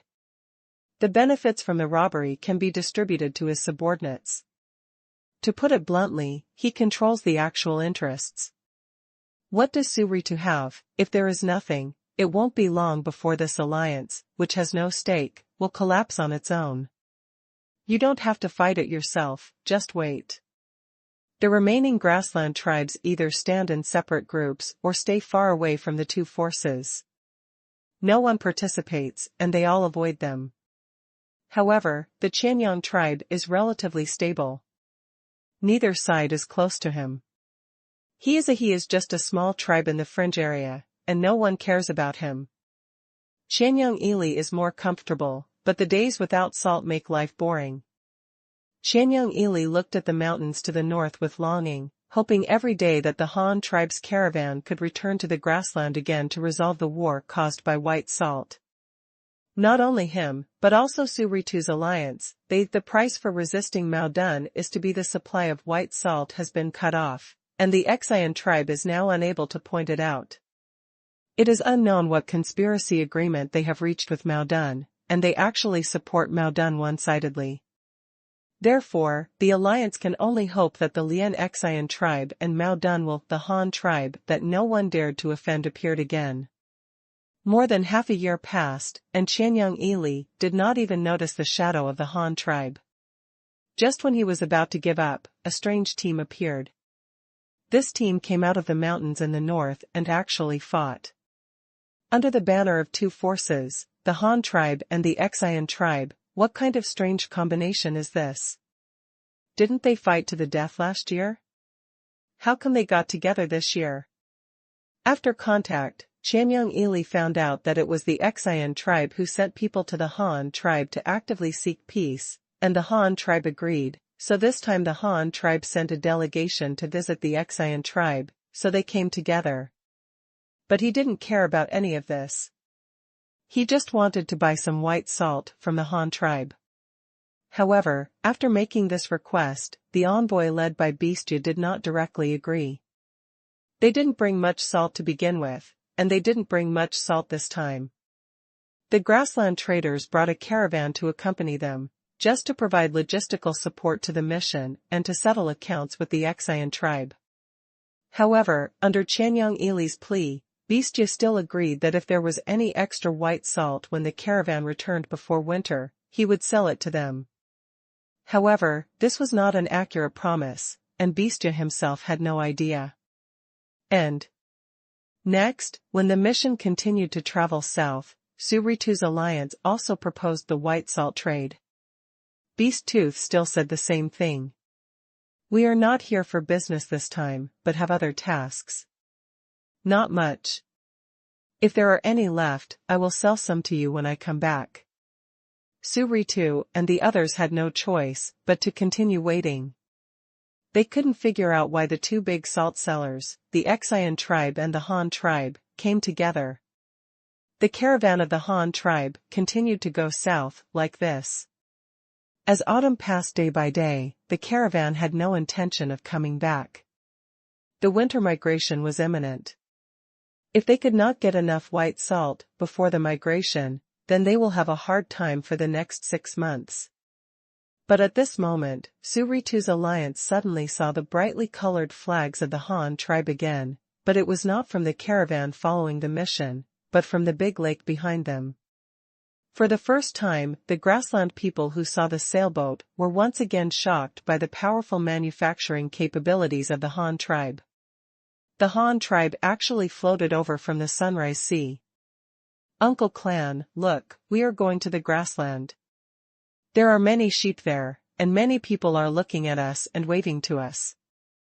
Yuji stood on the cabin again cheered from the second deck. Well, I saw it.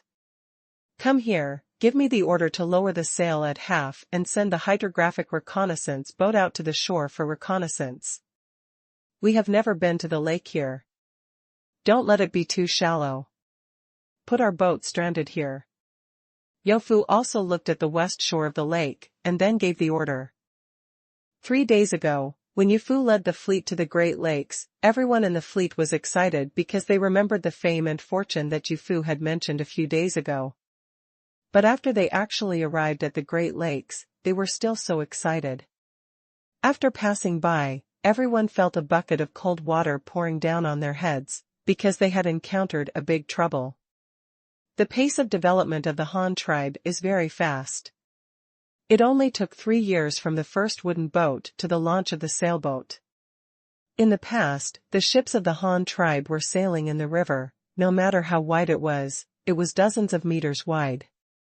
Whether it is a small river or a large river hundreds of meters wide, they all have one thing in common, that is, no matter how you drive, you can see the river banks on both sides. But now, they plunged into the big lake, surrounded by boundless water. Everywhere they looked the same. If they just walked around like this, they would probably get lost in this big lake and never find them again. If there is no waterway back, this is a very serious problem. Without landmarks, how to navigate on the water where you can't see the edge? It's embarrassing to be lost in a freshwater lake on land, but this is what they are experiencing now.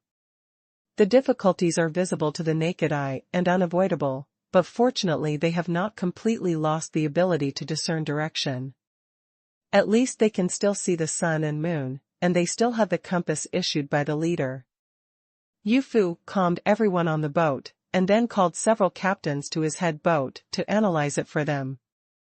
Assuming that the place we are now is the Great Lake in the eastern part of the grassland, then we are now at the easternmost entrance of the Great Lake. If we slowly turn around along the shore of the lake, we will definitely not get lost. Even if we go the wrong way, we can also turn around and go back the same way. Everyone said nothing after hearing this, but they all nodded, indicating that this was the safest plan. But this is too slow. We may not be able to return home before winter. Even if we return the same way, it will take longer to go back than we came. Don't forget, we were going down the river when we came, it's a countercurrent when we go back, and even if we can use it to cross the wind, it will definitely take longer than when we came here. Everyone nodded again. It was indeed what Yu Fu said, but some people had forgotten this before, thinking that it would only take the same time to return to the tribe as when they came. Little did they know that the return trip was all against the current, and the speed would definitely not be faster. Then what should we do now? Do we really have to go to the middle of the lake? There is no reference there. The captain of the second ship asked aloud. We have no choice but to go to the middle. Yu Fu said helplessly, spreading his hands. Then, in that case, you don't have to worry. According to our boat speed, no matter how big the lake is, it will only take us a few days to walk. No matter which direction we go, we can reach the other shore. But we must remember one thing. We cannot determine our position now, and there is no way to mark the route on the water, so we need to go straight, look for one direction and walk in a straight line, so that even after reaching the other side, as long as we can remember that point, if we turn around from the point on the other side and walk in a straight line, we can still find the entrance to the river. So, let's go straight west all the way. Anyway, we have a compass in our hands, so we are not afraid of losing the direction. In addition, in order to avoid problems with the compass leading to wrong directions, we must use the compasses together. At least 3 compasses are needed on the lead ship, so that even if one of them has a problem, we will not run in the wrong direction, and the following ships must follow the lead. The boat would be fine. Yu Fu once again put forward his opinion. Everyone nodded again, thinking that this arrangement was very appropriate. Although it was still a bit risky, they could only find ways to minimize the risk, especially the proposal to use the compass intensively. The thing invented by the leader was good, but no one could. I'm sure this thing won't go wrong at critical moments, so it's a very good idea to get a few more pieces to increase the fault tolerance rate. Everyone unanimously approved the plan, and the fleet was allocated a total of 6 compasses, 2 for each ship. Now several captains also contributed 1 piece each, so that there are 4 compasses on the lead ship where Yu Fu is, and the error tolerance rate is higher. Everyone was thinking that even if something went wrong, it wouldn't be possible for all 4 pieces to break together. The fleet set off again like this. In order to save time, they raised both sails and adjusted them to the fastest speed. Yofu also arranged 4 people on the lead boat to observe the compass at the same time, and check the direction every once in a while, and then adjust the course in time so that the fleet's route always points due south.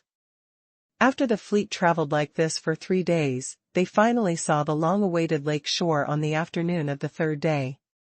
On the shore of the lake in the distance, various water birds are playing and eating on the water. The land on the shore is rich in water and grass, and large groups of horses, cattle, and sheep are wandering wantonly. Among the livestock groups, not far away, white tents are dotted in the yellow and green grassland. This kind of scene is all too familiar to those crew members who used to follow the merchants on the grassland. This is indeed their destination.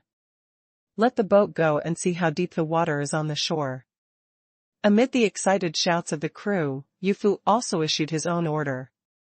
On the other side of the bank, those who were driving their livestock to graze had already discovered the abnormal situation on the water, so they immediately ran to their tribes to report to the leader. Click, click, click. The horse galloped, and the tent a few miles away arrived in an instant, and then the knight's roar came. Chief, I saw the flag of the Han tribe. Chief, the people from the Han tribe are here. The knight shouted all the way towards the leader's tent, causing countless tribesmen to watch along the way, but he ignored it and just ran towards the leader's tent. But before he could reach the place, Suritu himself emerged from the tent. The people from the Han tribe are here? Where are they? Is it a caravan coming back from the south or a mission?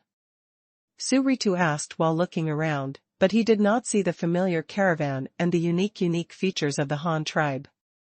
Flag, I couldn't help but feel a little annoyed. Chief, the people of the Han tribe are here, on the Sunrise Sea. The knight said quickly, but he hesitated in the middle of the sentence. Will people appear from the water? If he hadn't seen it with his own eyes, he wouldn't have believed it if others said it. What? On the Sunrise Sea? Are you brave? You dare to lie to me with such crazy talk. That person can still come out of the water? Why don't you say that the people of the Han tribe are all transformed from fish? Suritu went up and kicked the grazing rider to the ground. The poor rider felt aggrieved and couldn't fight back, so he could only mutter, I'm not lying. They really came from the water in the east. If you don't believe it, the leader should go and see for himself. They were still some distance away just now. Now I should have arrived at the shore. Suritu became dubious after hearing this. He would definitely not believe it if it was from other tribes, but for the Han tribe, no matter how strange things happened, as long as they were linked to the Han tribe, they would be possible. There was no other way, Suritu had no choice, but to go and see it in person as this guy said. Ignoring the herdsman at the bottom, Suritu got on his big yellow horse and ran to the lake in a hurry. As soon as he arrived, he saw a group of herdsmen not grazing, but gathering together towards the lake in the distance. Pointing. The Han tribe's sailboat stopped and was lowering the boat. After waiting for a while, several boats sailed or paddled, all sailing towards the shore. The sailboats also formed a line and followed them from a distance. Behind, getting closer to the shore. The herdsmen were all shocked.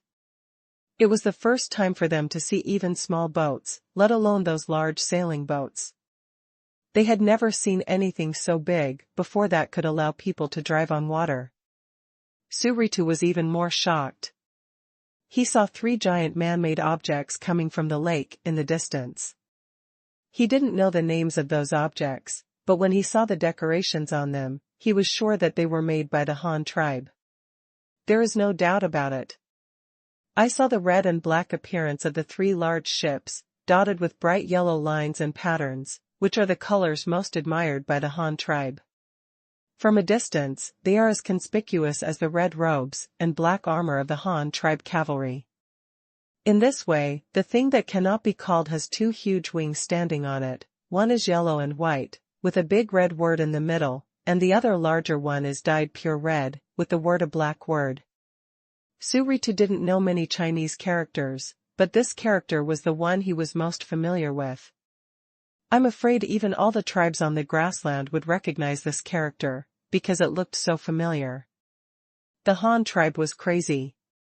Except for the white salt used for eating, everything else sold to them was branded as made by the Han. It was hard not to look at it, but then I remembered it after just looking at it. It didn't take long for Yu Ji to get close to the shore in a landing boat exploring the way. The approach of the boat startled waterfowl, including ancient giant geese more than 2 meters high, white cranes with long legs and thin necks, and high-altitude birds.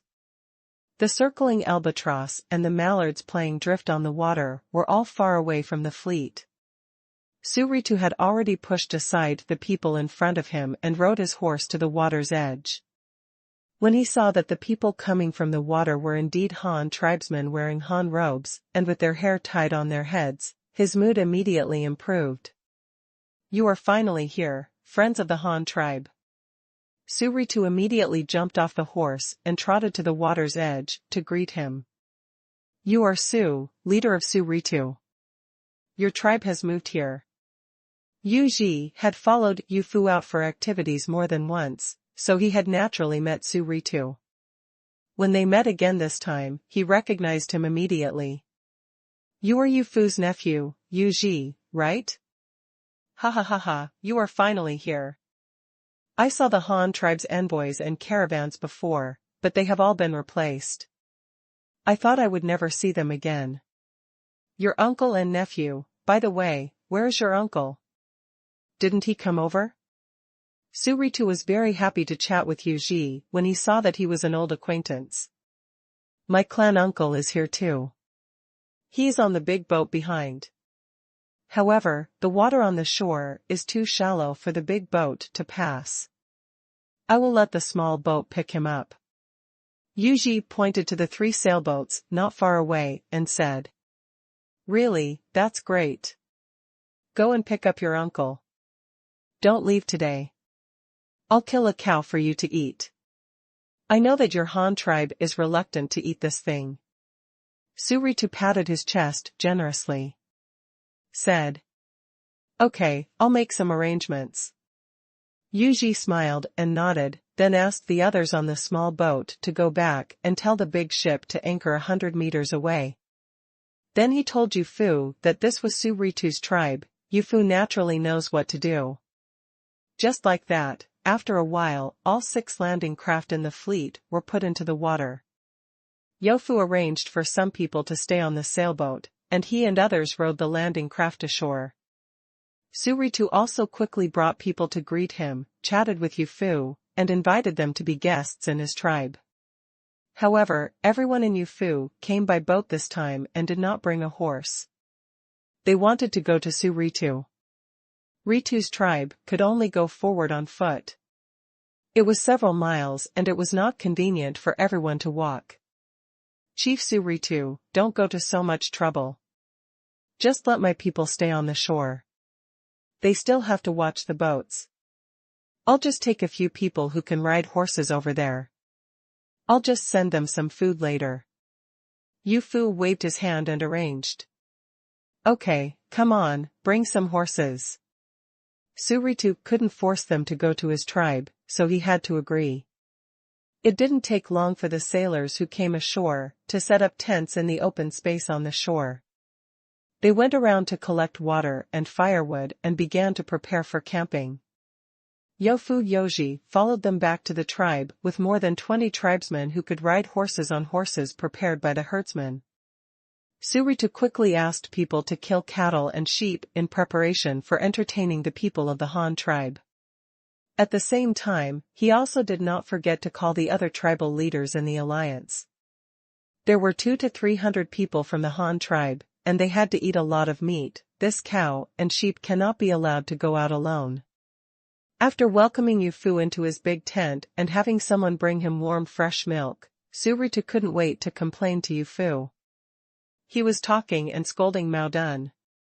Their various crimes destroyed the peace on the grassland, insulted other tribes, killed their men, and robbed their livestock and people.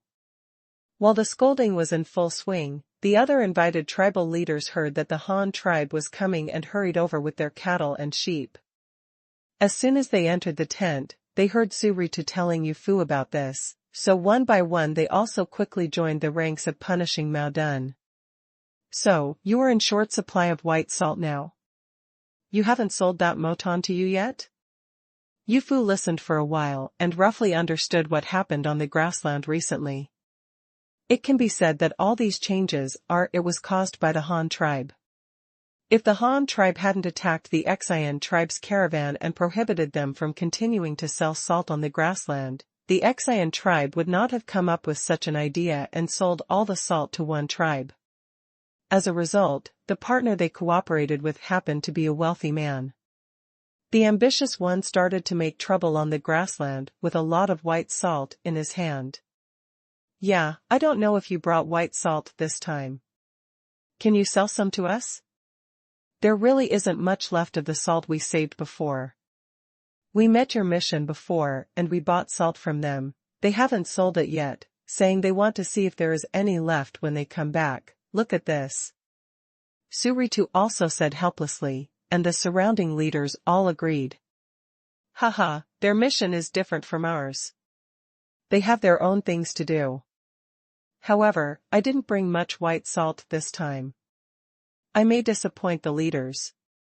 Yu Fu thought for a moment and said. When everyone heard this, they immediately showed frustrated expressions, but they did not dare to complain about the Han tribe, because the Han tribe was the only tribe that could provide a large amount of white salt, and the other tribe had completely fallen to Mao Dun. They could no longer treat the Han tribe. The tribe was offended, so they still treated Yu Fu respectfully. As you know, we came by water this time and it was our first time walking this way. We didn't expect to reach the grassland at first, so we weren't prepared to make a deal with you. But as for white salt, we have some, but not much, and it's not like we can't sell it to you. If you can share it evenly and eat less on a daily basis, you'll have no problem surviving this winter. We have opened up the waterway to the grassland this time. It will be faster in the future and we can carry more goods. If you need it, we can come by waterway as soon as next spring and bring you a lot of white salt. You should also migrate here early next spring, so that this crisis can be solved. It's just that we came by water this time. We can't take away live livestock for the time being, so we can only trade some dead things, animal skins, beef tendons, and horns. We want these. See how much you can get. If you want to exchange, I let people bring the white salt from the ship. Oh, and there are pots, pans and cloths. I brought some with me, of course, if you want them. Yu Fu thought for a moment. This time their fleet was to open up a new route downstream, and they were also prepared to deal with strange tribes. They did bring some cargo. In the bottom warehouses of the 3 sailboats, in addition to the supplies for the crew, except for that, everything else is stuffed with all kinds of goods.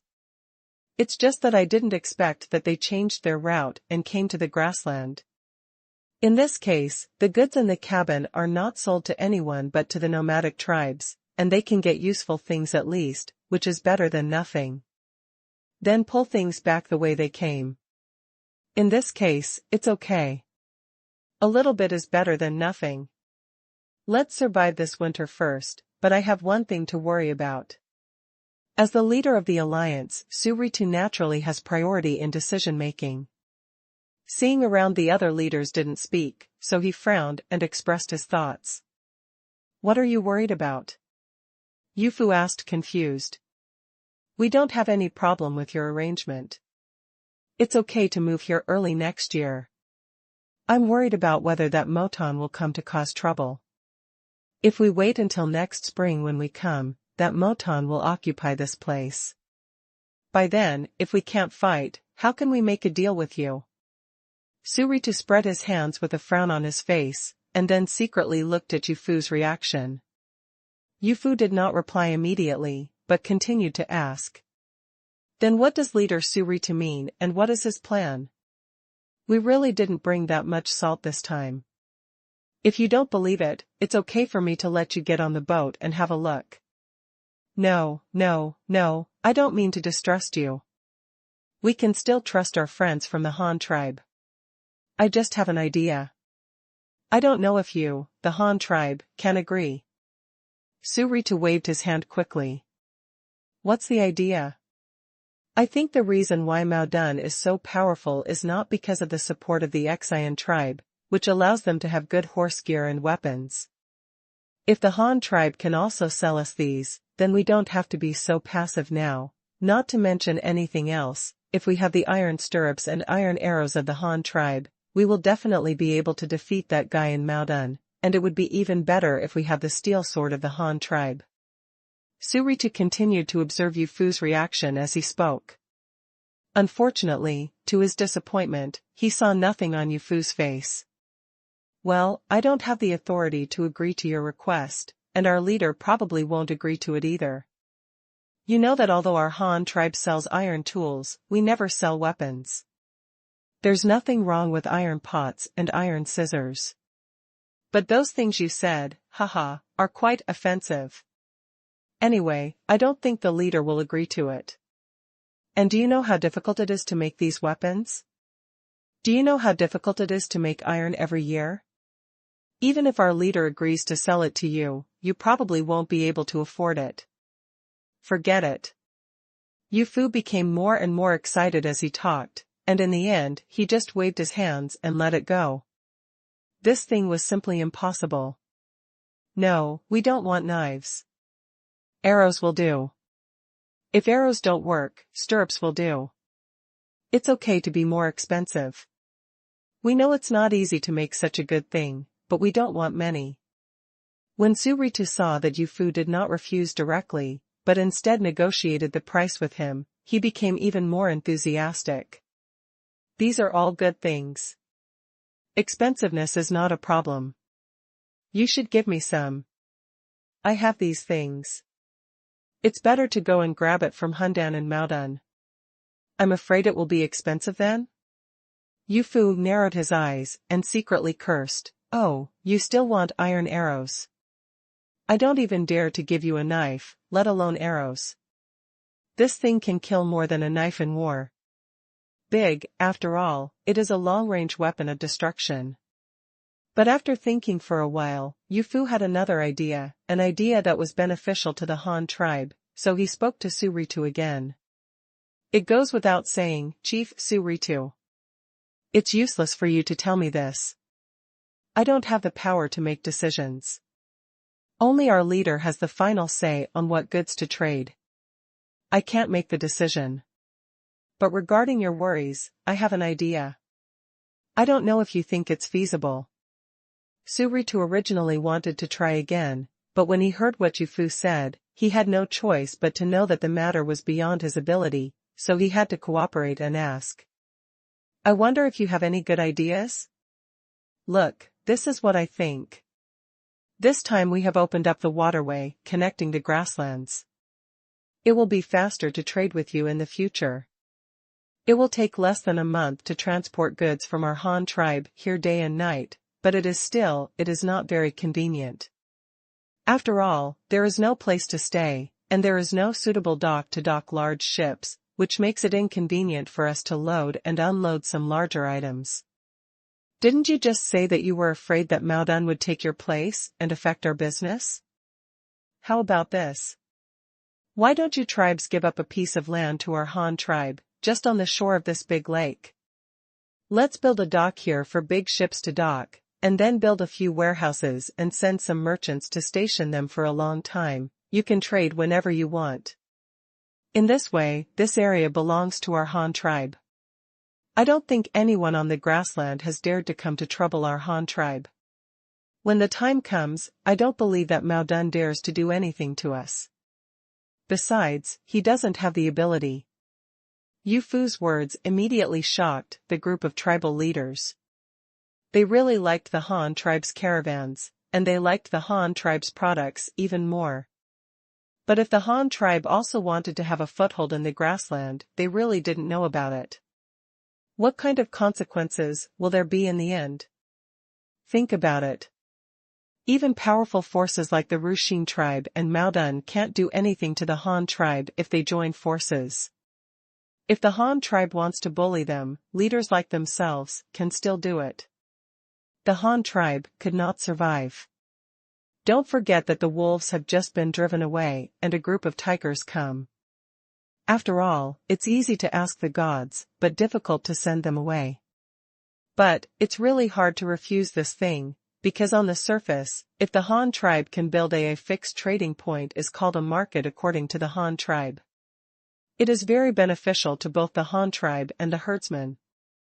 This is indeed a good idea. People from the Han tribe are permanently stationed here. I don't think Maodun dares to do anything. I just don't know how much space the Han tribe needs. If this place is too big, we won't do it. It's easy to handle. The lake is full of fertile water and grass, and we graze here every summer and autumn. After thinking for a long time, Suritu couldn't come up with a countermeasure. It would be better to test Yufu's attitude first and ask about the size of the place before making a decision. As soon as he said this, the other leaders nodded in agreement. Seeing them like this, Yufu secretly laughed in his heart. Can the ability of farming people to manage the land be comparable to that of nomadic tribes like you? However, he came up with such an idea just because he caught the opponent's weakness of not being good at using land. Well, it's not very big, about 5 kilometers in length and width. Yufu thought for a moment and said. Length and width, 5 kilometers, how big is that? Suritu obviously didn't know much about the length unit of the Han tribe, so he seemed confused when he heard Yufu say this. I can't tell you clearly about this. It's getting late today. Why don't I have someone measure it out for you tomorrow? Yufu spread his hands and said that there was nothing he could do. You can't explain this thing just by talking about it. It must be you have to let them see it. Well, you guys must be tired after walking such a long way here. Let's not talk about this today. We'll talk about it tomorrow. Let's eat first. Suritu had no choice. If you don't know, you can only wait until tomorrow. After finishing this topic, there were herdsmen outside the door who quickly brought food. The beef and mutton were very good. Anyway, so many tribes raised funds. There is more now, and it will be better to share more when the salt is distributed tomorrow. The people in the Han tribe were not polite. Although mutton was not rare, beef was indeed rare in the Han tribe. After all, cattle were strong laborers in the Han tribe. Regardless of whether it was public or private, the common people would like to be treated as uncles and eat the cattle. It is normal for animals to be better than others. No one is willing to kill them, and the law does not allow them to be killed unless they want to be buried with cattle. After everyone happily had dinner, early the next morning, Yufu led the nomadic leaders to the river. First, he asked the people stationed by the river to get the salt and other goods from the big ship, and then trade with these leaders. Those who have animal skins, tendons, and horns will take these dead objects. If not, they can only use cattle and horses to pay in cash. If it is not possible, some people can only go back overland. In short, travel Fu would not agree to their credit. It has always been the rule of the Han tribe caravans to pay with one hand and deliver the goods with the other hand. In this way, both parties will not suffer losses, so that they can have credibility and both parties can rest assured. Here, people were arranged to trade goods and count the quantities. Yufu sent a team of people to measure the land. The fleet brought ropes and rulers. Measuring the land was not difficult. So someone quickly took action and measured it westward along the lake. It was 5 kilometers long and 5 kilometers wide. It was about the same size as a modern small county with a population of 1 million. For the current Han tribe, it is equivalent to a county city. Ruyang County, the largest county city of the Han tribe, has a city wall of 1 kilometer square. The city has a population of about 10,000 people, and with the surrounding fields, it is no more than that. If we can really occupy such a piece of land in the grassland, it will basically be equivalent to adding a county to the Han tribe. Of course, it is only possible to achieve this data using the business methods of the Han tribe. If it is replaced by a nomadic tribe, haha, sorry. One morning passed, and at about 11 o'clock at noon, the crew measured out this area. The length and width of the area were 5 kilometers, and it was impossible for people to see the edge at a glance.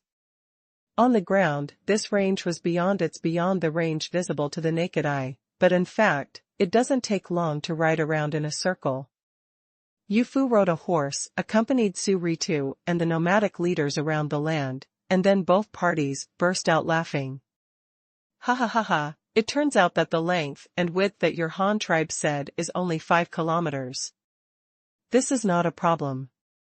Even if the other leaders don't agree, our tribe, Su Ritu, can still give up these places to our friends from the Han tribe. I just hope that after the Han tribe's caravans settle in for a long time, they can get better deals with my tribe, Su Ritu said with a hearty laugh. Hey! How can this work? How can you, Su Ritu, take all the benefits? Our tribe can also give up such a small amount of land to our friends in the Han tribe. When the time comes, the things we sell to us should be more discounted. Follow the message. Another leader who walked around said quickly. Yes, our tribe can also provide some. I think we should all give way to the pastures and leave a 1,000-man tribe station for our friends from the Han tribe. Let alone 5 in length and width. Kilometers, is it okay to be several times larger? The nomadic leaders behind also expressed their willingness to donate land. Naturally, they hoped that the Han tribe would take care of them during future transactions. Yu Fu looked at the crowd and laughed secretly. He was no longer the old Yu Fu who had never seen the world. He had been doing business on the grassland for more than 2 years and had eaten and slept with the herdsmen here. Naturally, he had touched the grassland a long time ago. Understand the living habits of these nomadic tribes. Their nomadic tribes generally live in families. Each family lives in a tent, and the entire tribe is composed of tents. Herdsmen's food all comes from livestock, but instead of eating meat, they eat various dairy products, such as cheese, yogurt, beef and mutton every day. Sorry, I'm overthinking this. Only the leaders can afford such food, and the lower-level herdsmen can only eat some meat in winter. If you really want to eat meat, there is nothing you can do about it. What should you do? When hunting, isn't it close to the lake? Can't we eat waterfowl, fish, wild beasts, and wolves? Generally, a herder family of 5 people needs at least 50 sheep, more than 5 horses, more than 5 cattle, and several shepherd dogs. To be distributed to an individual person, that is to say, a herdsman needs at least 1 horse for riding and grazing, 10 sheep and 1 cow to provide goat milk, and this only provides the most basic cheese and other food. Not counting meat and sheepskin and wool, for clothing. Moreover, according to the characteristics of the prairie cavalry, 1 person is not worthy of more than 3 horses. They are embarrassed to say that they are cavalry, so this is only the minimum configuration. This adds up to 80 or 90 livestock per household. Such a large number of livestock rely entirely on grazing and feed on wild aquatic plants. How much grass is needed? Many people may not believe it. A good pasture 5 kilometers long and wide can only be enough for 2 or 3 herdsman families to graze for a month at most. Those livestock, especially sheep, are simply plowing machines, eating grass too fast. However, it is impossible for them to grow back immediately after eating, so they can only keep migrating and live in pursuit of water and grass, so they are called nomadic tribes. Therefore, from the perspective of the Han tribe, the land that Yofu wants is a county and capital, and the surrounding fields can easily support thousands of people. However, from the perspective of these nomadic herdsmen, the long-term width of 5 kilometers is just the settlement of a few herdsman families, and even small ones can be ignored. The lifestyles and values of the two parties are different, so they are so generous to the conditions proposed by Yufu, but this is exactly what the Han tribe needs. The matter of the nomadic tribes giving land to the Han tribe was quickly finalized, and the area finally determined was 4 times larger, about 10 kilometers long and 10 kilometers wide. It sounds big, but for the vast grassland it's nothing to say. However, the final location has not been determined and will not be determined until specific exploration and measurement. The two parties are currently discussing only the area. This means that no matter where your Han tribe occupies in the future, you can only choose the area near the water of the big lake. The area can only be as large as 10 kilometers long and wide, no matter how big it is. Of course, this was what Yufu proposed on his own initiative, and the reason was, it doesn't matter which land our Han tribe wants. The main purpose of wanting this land is to build docks and warehouses, so we have to find a place first. The location must be the most suitable for building a dock, otherwise it will be useless if we allocate land randomly. The nomadic leaders headed by Su Ritu took the initiative to increase the territory of the Han tribe. The first was to show goodwill to the Han tribe and to win over the Han tribe. The second was to facilitate future transactions. After all, the nomadic tribe could most of the animals exchanged were livestock. After these livestock were exchanged to the Han tribe couldn't take them away right away. They had to need a pasture for temporary settlement, right? That's why they came up with this. Yufu is not afraid of anyone who comes. Isn't it good to have too much land? The last thing that Han tribes don't want too much is land. With land, there will be output, and with output, there will be money. Who would want too much money? After the agreement was reached, all the leaders involved in the negotiation, including Yufu, under the leadership of Su Ritu, planned to kill the cow in the grassland way to make an oath. On the morning of the 3rd day after arriving in the grassland, I don't know where these leaders found a pure white heifer. According to their nomadic tribes, the white cow is the most sacred and is a sacred object that can communicate with the gods. As a sacrifice, you can go up to heaven to hear your vows, and your vows can be heard by the gods. So, on the crisp autumn grassland, several shamans in costumes presided over the ceremony, and then set up an altar. Surrounded by a group of leaders, the heifer's head was chopped off to sacrifice to the sky, and then the leaders including Yufu, everyone wiped their foreheads with cow's blood, and then put their hands on the cow's head to swear an oath. It was nothing more than that the nomadic tribes must abide by their oaths and provide territory to the Han tribes, and the Han tribes must ensure fair dealings with them. If you violate your oath, you will be punished by God. Finally, the wizards chopped off 2 horns, and then Yufu and Su Ritu each held 1 horn as proof of their oath. Although Yufu completed the entire blood alliance ceremony with them, he still didn't like it very much. It was just 2 horns with not a word written on them. Can these be used as a voucher? Moreover, the entire punishment for violating the oath is placed on the illusory god, but there is no third party to guarantee it. How binding this treaty is will only depend on how superstitious the person who swears the oath is. In 3 days, Su Ritu and the others exchanged everything on the ship, except for the supplies for the return journey, into animal skins, horns, tendons, and other items. Yufu led the fleet and began to return. The 3 sailing ships lined up in a column and headed eastward on the same route.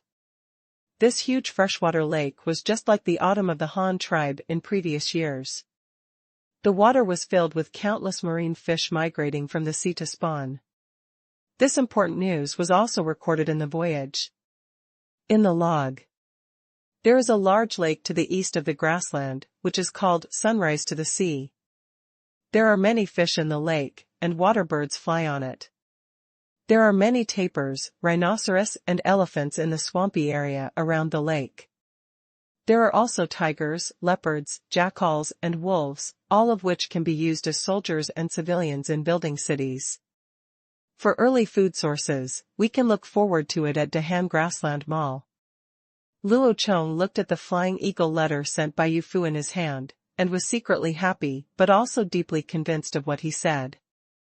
There is an ancient saying, anyone with his back turned to the sky will be eaten by me. This is so true. As long as it is a creature with its back facing upward, we, the big foodie empire, dare not eat anything. Even if it is Hu Jianren with his back facing backward, we dare to try it. In the letter, Yu Fu briefly reported what happened recently, from leaving the deer tribe's coal mine to later encountering the barbarian tribe. He wanted to trade with them but was suddenly attacked by the other side, causing the fleet to lose several men. And then went to the sandbank, met the crocodiles entrenched in the water, and the raccoon tribe on the shore, and successfully lured the raccoon tribe, including their raccoon slaves, onto the boat. Then there was the discovery of the Jiang family downstream and the invitation to the leader of the other party to come to the Han tribe. It also emphasized that the leader with the Jiang family was extremely difficult to deal with, and this matter has not yet been determined. In the end, they discovered the waterway leading to the grassland lake through a tributary, and successfully reached the grassland, as well as the changes in the grassland in the past 6 months, and the agreement between Yu Fu and the leaders of Surutu on donating land to the Han tribe. At the end of the letter, he also emphasized that if the leader agreed to build the city, he would arrange the necessary supplies and manpower as soon as possible, as well as more ships. Luo Chong was very happy after reading this letter. It was naturally a good thing that the Han tribe had a chance to develop. However, the Han tribe was developing too fast, resulting in the need for manpower and materials everywhere. This labor force, the problem is so difficult that we must find a way to solve it. Fortunately, the basic construction of each newly established county this year has been almost completed, so the cannibal slaves can be freed up, but Luo Chong certainly will not let them idle for retirement, and there are new construction projects now. Wouldn't it be nice to send them all? And that barbarian tribe dared to kill the people of my Han tribe. They really deserve to die. However, I hope that God has the virtue of a good life, and I, Luo Chong, am not a murderous person. Why not give them a chance to reform through labor? Arrest them all and work for the Han tribe to atone for their sins. But as soon as he thought of this, Luo Chong started to worry again. It was easy to catch people, but he couldn't catch the slaves himself, so he had to form an army, which still required talents. Well, after going around and back to the starting point, there is still a lack of people. How difficult is it to discuss a new empire? Luo Chong just wanted to say one thing: it's too difficult for me. In the past, the spring and autumn period and the warring states period, the struggle between the Qing dynasty to unify the 6 kingdoms, and the Ming dynasty's battle to expel the Mongolian Yuan dynasty, any one of the troops involved in these wars amounted to millions. Where did they come from with so many troops? Are their productivity higher than the current Han tribe? No, the Han tribe now even surpasses them in some aspects of technology. So why did the Han tribe have no soldiers? It's not because of the system and background issues. I think back on the 7 heroes of the Warring States period, any one of them could pull out at least 200,000 troops. Why? Because they had food in stock, and because they used the compulsory conscription system. What is compulsory conscription? It means no military pay, no clothes, no shoes. If you are still alive after the beating, you may have merit, but if you die, you won't even get a pension. Moreover, this kind of compulsory military service system must ensure that only sons are not recruited.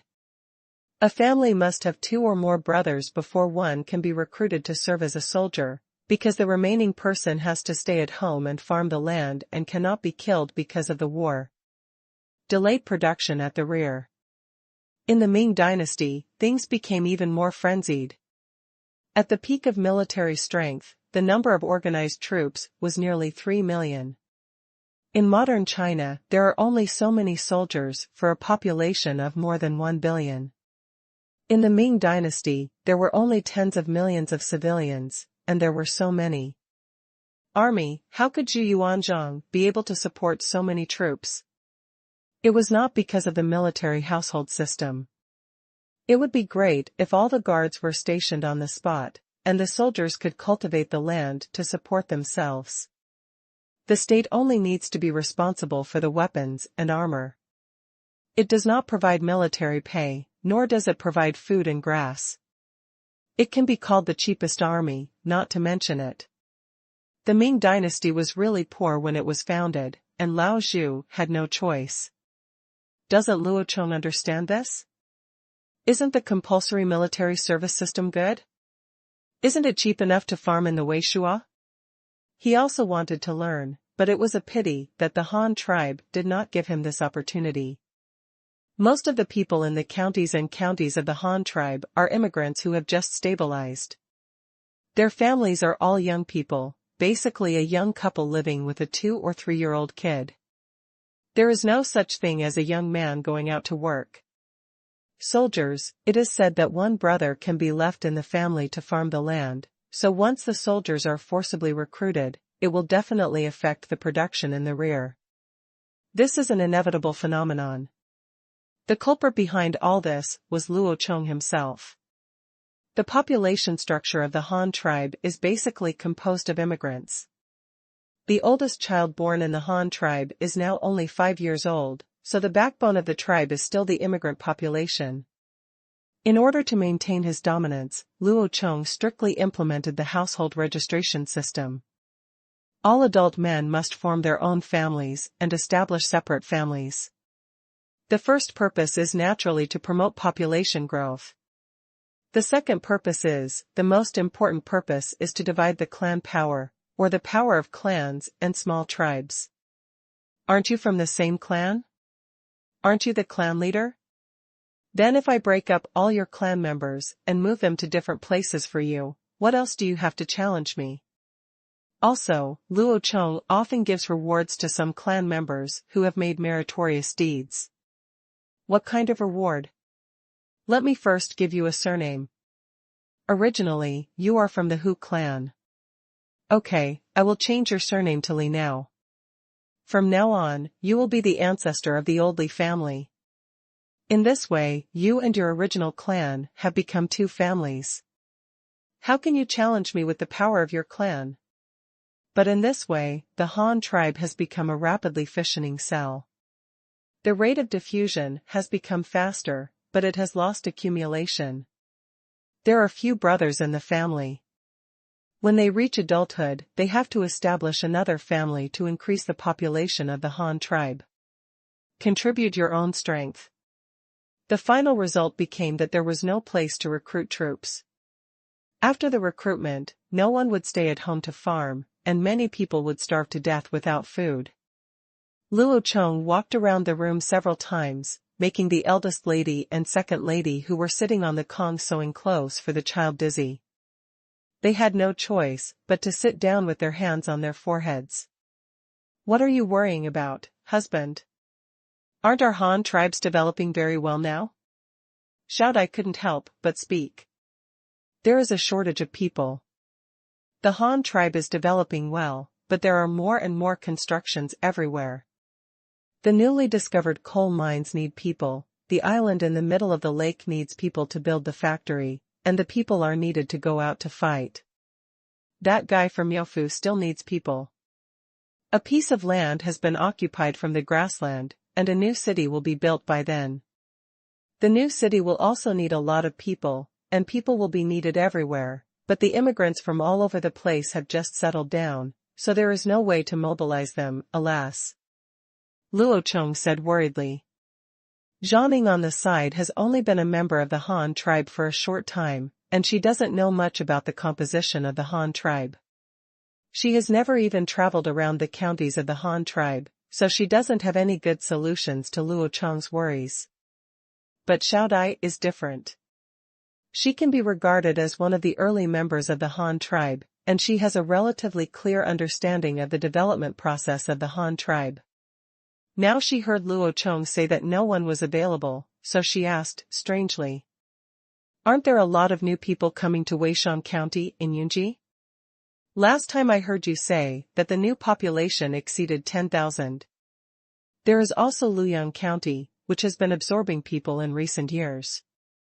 They can't transfer people there. Some people? Luo Chong was stunned for a moment after hearing this, and then suddenly burst into laughter.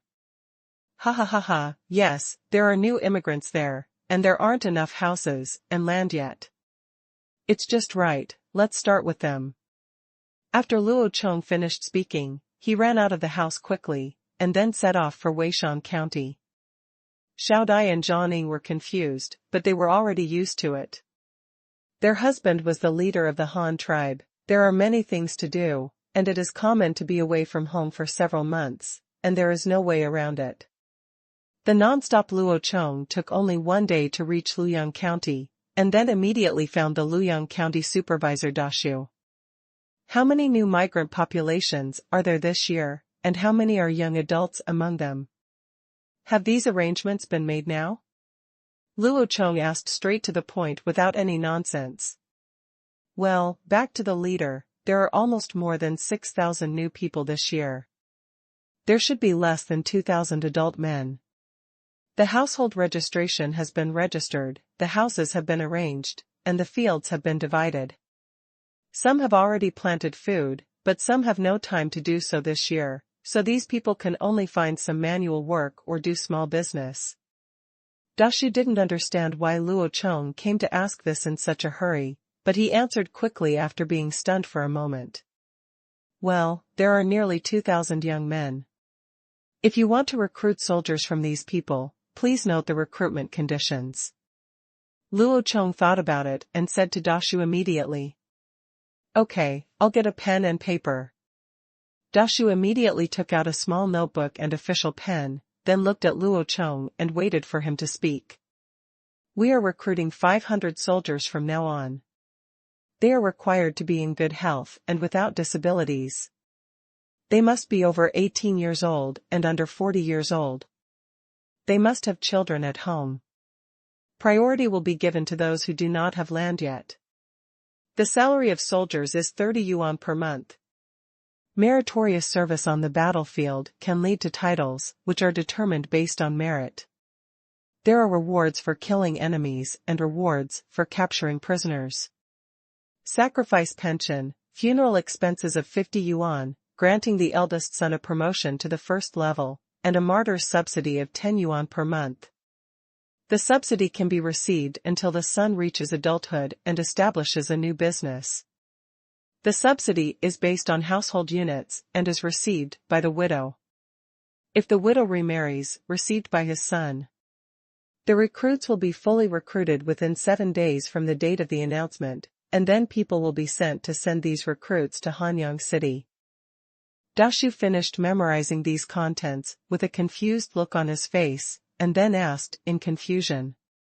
The leader wants to recruit troops? Are we going to fight? With whom? Someone killed a member of the Youfu fleet. This revenge must be avenged. Every member of our Han tribe cannot die in vain, so we must send troops to fight them and capture some prisoners. We have so many construction projects now that we lack the manpower is working hard. Moreover, Youfu wrote a letter saying that he has acquired a piece of land on the grassland, so he will build a city on the grassland next year. This city will also need a large number of troops. After all, it is so far away from our power and surrounded by some powerful forces. It is not easy to guard against it. They don't worry about me. Luo Chong relaxed a lot when he saw Dashu writing down the order to recruit troops. At least he had finished one thing first, so he sat down and explained to Dashu. Build a city on the grassland? No, didn't Youfu take a boat to go downstream? How did he end up on the grassland? Dashu asked, very puzzledly. After all, it was he who boarded the boat from him in the first place. If you sent it off in person, can this boat still make it to the grassland? Haven't you heard that there is a big lake to the east of the grassland? They followed the tributary of the lower Luoyang River to find a waterway leading to the big lake in the grassland, and then they could go directly to the grassland. Luo Chong sipped his tea and explained again. Ah? Can the lower reaches of Luyang River lead directly to the grassland? The big tree stood up in shock. Are you surprised? I was also surprised at first, but this is a good thing for our Han tribe. In the future, transactions with the grassland tribe and the Xian tribe will be more convenient, so we don't have to worry anymore. The Han tribe lacks cattle. With cattle, there will be more fields. With fields, there will be food. With food, the Han tribe will be able to move faster and more steadily. Yofu nodded in agreement, but then he asked again. Then these soldiers we have recruited will be stationed on the grassland for a long time in the future. What will happen to their wives? This is all short-term. When cities and houses are built on the grassland, many people will definitely be needed to do the work. If they are willing, they can just take over the women and children. After all, it is the land of the Han tribe. Over there is no shortage of water in the big lake, and you can farm, so living there is not a life. Luo Chong took this very seriously and did not worry about it at all. Dashi nodded again and said nothing, but Luo Chong remembered something again, so he asked him. How's the school going now? There's nothing wrong with it. Also, I asked you to expand the papermaking workshop. How do you arrange this? The school is running very well, and there are no problems. Besides, it has only been a few days, and problems occurred so quickly, which shows that our preliminary preparations were wrong.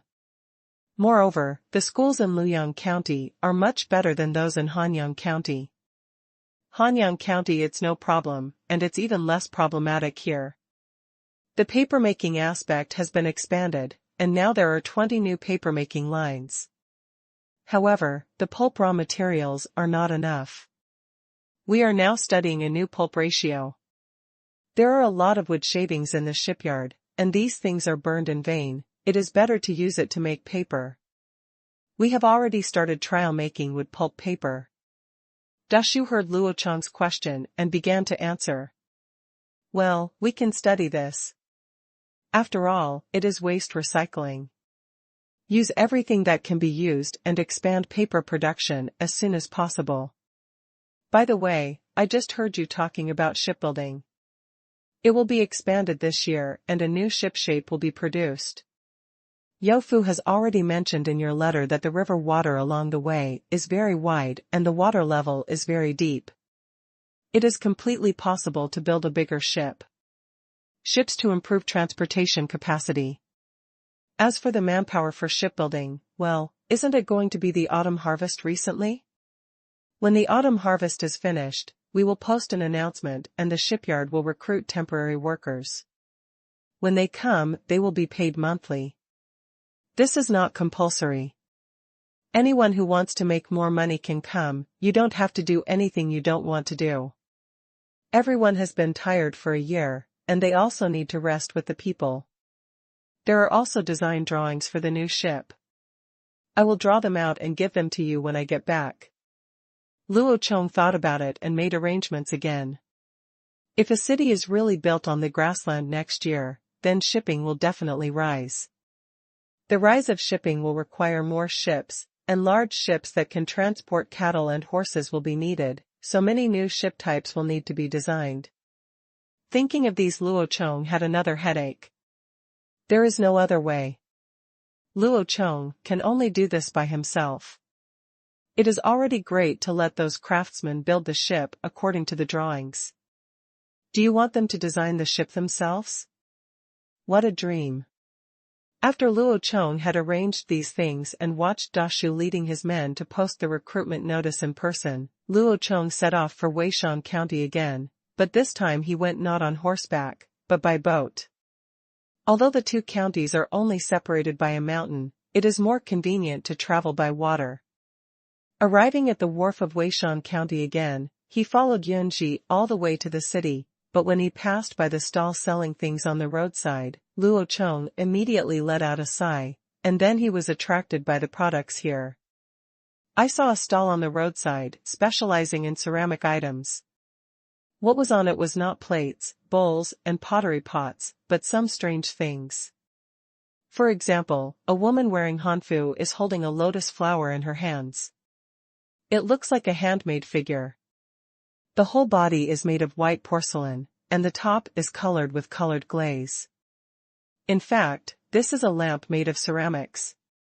The lotus held in the hand of the maid is where the lamp oil is placed.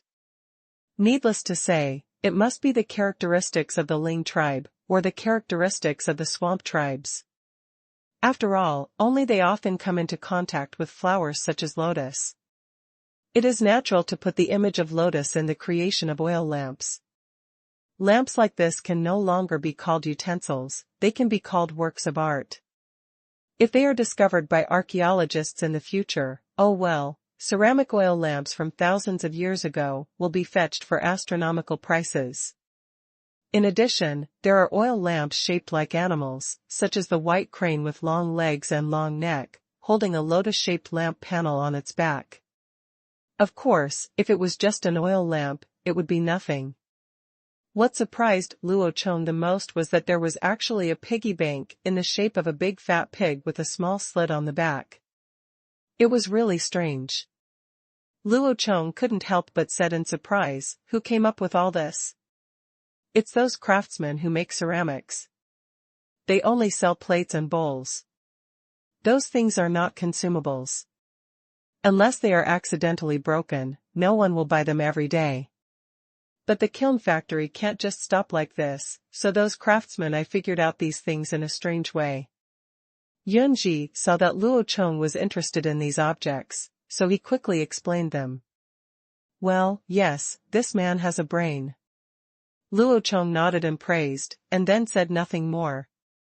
Since the Han tribe uses coins as currency, it is normal for a thoughtful person to invent a piggy bank to save money. It cannot be such a coincidence. There must be another time traveler appearing in the counties below the Han tribe. Luo Chong thinks this is not a coincidence. How reliable, if it is really a time traveler, then he will definitely show up. Shaking his head to get rid of these messy thoughts, Luo Chong followed Yunji to the county magistrate's office in Weishan County. As it turned out, Yu Yi happened to be here as well. It just so happened that everyone was here, so Luo Chong asked Dashu again. The question was asked to both of them again. "Please report how many people, how many families, how many households, how many young adults there are in Weishan County, how many people have been allocated land, and how many people have no land." Well, there are almost more than 18,000 people now. The tribes that have not moved to the island in the center of the lake have now finished harvesting food. It has not been a month since they arrived, and there are also the tribes around the lake. Recently, they have only come after harvesting the grain. There are also many tribes from the tribes that we bought sweet poles from this year who have agreed to come. However, their sweet poles have not been harvested in the second half of the year, so they may not be able to move them until winter. Come over. Household registration is done for them as soon as they come here. Now there are nearly 5,000 households. Young Zhuang is the head of the household, so there is not much difference. As for the land distribution, the leader knew that these people had just moved here not long ago. Even if the land was distributed, they would not have time to plant anything this year, so most of them were idle. However, they brought harvested food, and they had just harvested it. When we come to our Han tribe, I don't collect taxes from them. They can keep all the food by themselves, so they will not run out of food before next year's food harvest. The leader can rest assured. Also, although their land is idle now, we have already dug ditches. When the land is plowed next spring, it will definitely not affect spring plowing. Yunji knew that he had obtained his governorship from Luo Chong, but the 50,000 people he promised had not yet been obtained, and the land allocation had not been settled yet. He was very worried that Luo Chong would be dissatisfied, and then come and kill yourself, or remove yourself from the position of county guard, so in the end you basically just defend yourself. I hope Luo Chong can also understand his work. But what he didn't expect was that Luo Chong wasn't angry at all, but was very happy. Yunji was surprised by this. It's better not to start planting. In this way, now I will arrange a task for you to recruit troops in your Weishan County. Well, let's recruit 2,500 people first. The conditions for recruiting troops are here. You can copy a few copies according to this announcement. Just post it and ask Yi to help you if you don't understand. I'll recruit them within 7 days and then have them sent to Hanyang City. Luo Chong thought for a moment, then took out a copy of the recruitment notice copied by Dashu and handed it to Yunji, asking him to follow the rules. Ah? Recruiting troops? What do you mean? After all, Yunji had only been in the Han tribe for a short time. Although this guy was quite talented in managing people's livelihood, he didn't know much about the Han tribe's soldiers and military system. Bing is a warrior, the name of our Han tribe. They are specially used for fighting. They are usually responsible for defending the city and other things. Yi saw that Yunji didn't understand, so he explained to him from the side, and then suddenly asked Luo Chong said. Chief, with so many soldiers recruited, are we going to fight? Who will we fight with? We need to fight, but more importantly, we need to garrison. Your brother is on his way back now. When he comes back, ask him to explain to you. Luo Chong narrowed his eyes and replied calmly. Can you let me go? I will also go to fight. Now every day I either go out to transport people or draw maps everywhere. I haven't changed places for a long time. When Yi heard that Luo Chong said that he really wanted to fight, he immediately starting to get excited. It's none of your business. Just stay here and cooperate with Yunji to implement the 50,000 people he mentioned. Don't think about doing anything else before that. You have to start and finish everything. Do you understand? Since I accepted it in the first place, this task must be done well and completed. Luo Chong directly reprimanded Yi. This guy is still not as reliable as his brother. He can't calm down and is too impetuous to do anything important. Well, that's okay. Yi heard what Luo Chong said and could only agree reluctantly. Chief, I have another question. You have mobilized so many young men from Weishan County. What will happen next spring when we don't have enough manpower for spring plowing? Yunji saw that Yi was speechless and immediately raised his question. Didn't you say that there will be another batch before winter? Let the newcomers help them. Those who are willing to help will be exempted from 10% of the grain tax next year. As for the lack of labor, I will find a way to get you more cattle. Come here, don't worry, our Han tribe will not be short of cattle by the second half of next year. Luo Chong thought for a while and immediately made arrangements. Oh, then I'll be fine. I'll recruit all the troops within the stipulated time. Now that the leader has figured out a way, he can just act according to the orders, and there are more cattle tilting, which is naturally the best. Why are those tribes willing to join the Han tribe? Many people just see that there are better food, the advanced farming technology of the Han tribe, and a large number of cattle. Who wouldn't want to work more relaxedly and harvest several times more food in the end? After Luo Chong had arranged things in Weishan County, he went back without stopping. There were 2,500 people in Weishan County and 500 people in Luoyang County, which totaled 3,000. However, Luo Chong still felt that there were not enough people. Since we plan to recruit troops, we might as well recruit more. What is the strategic intention of this battle? It is to capture prisoners alive. If it is just to kill people, with the military level and equipment of the Han tribe, 500 people are enough to crush the more than 2,000 people of the barbarian tribe, but capturing them alive is not enough. You have to surround them and fight them to achieve the goal of capturing them all. Otherwise, if the other party can't beat you at first sight, won't they run away? Therefore, Luo Chong needs a lot of troops this time, and he will station troops on the grassland in the later stage. He does not mind having too many troops at all. So Luo Chong went all the way west to Ruyang County, and asked Shuda to recruit 500 troops from Ruyang County. Then he ordered Danshan County and Madian County to recruit 150 troops each, and Fumagwan County in the north. Recruiting 200 soldiers, there are also 155 soldiers from the original unit stationed in various places. Added up in this way, the total strength reaches 4155. The original veterans will serve as officers to train the new recruits. One veteran will lead 25 recruits. It is a bit too much, but it will not cause problems. After several months of training, by the spring of next year, with these more than 4,000 people in hand, Luo Chong can dare to say that he will be invincible in fighting the entire continent. Luo Chong hurriedly returned to Hanyang City. Although the recruitment order required that the recruits be recruited within a week, it would take some time for them to come over.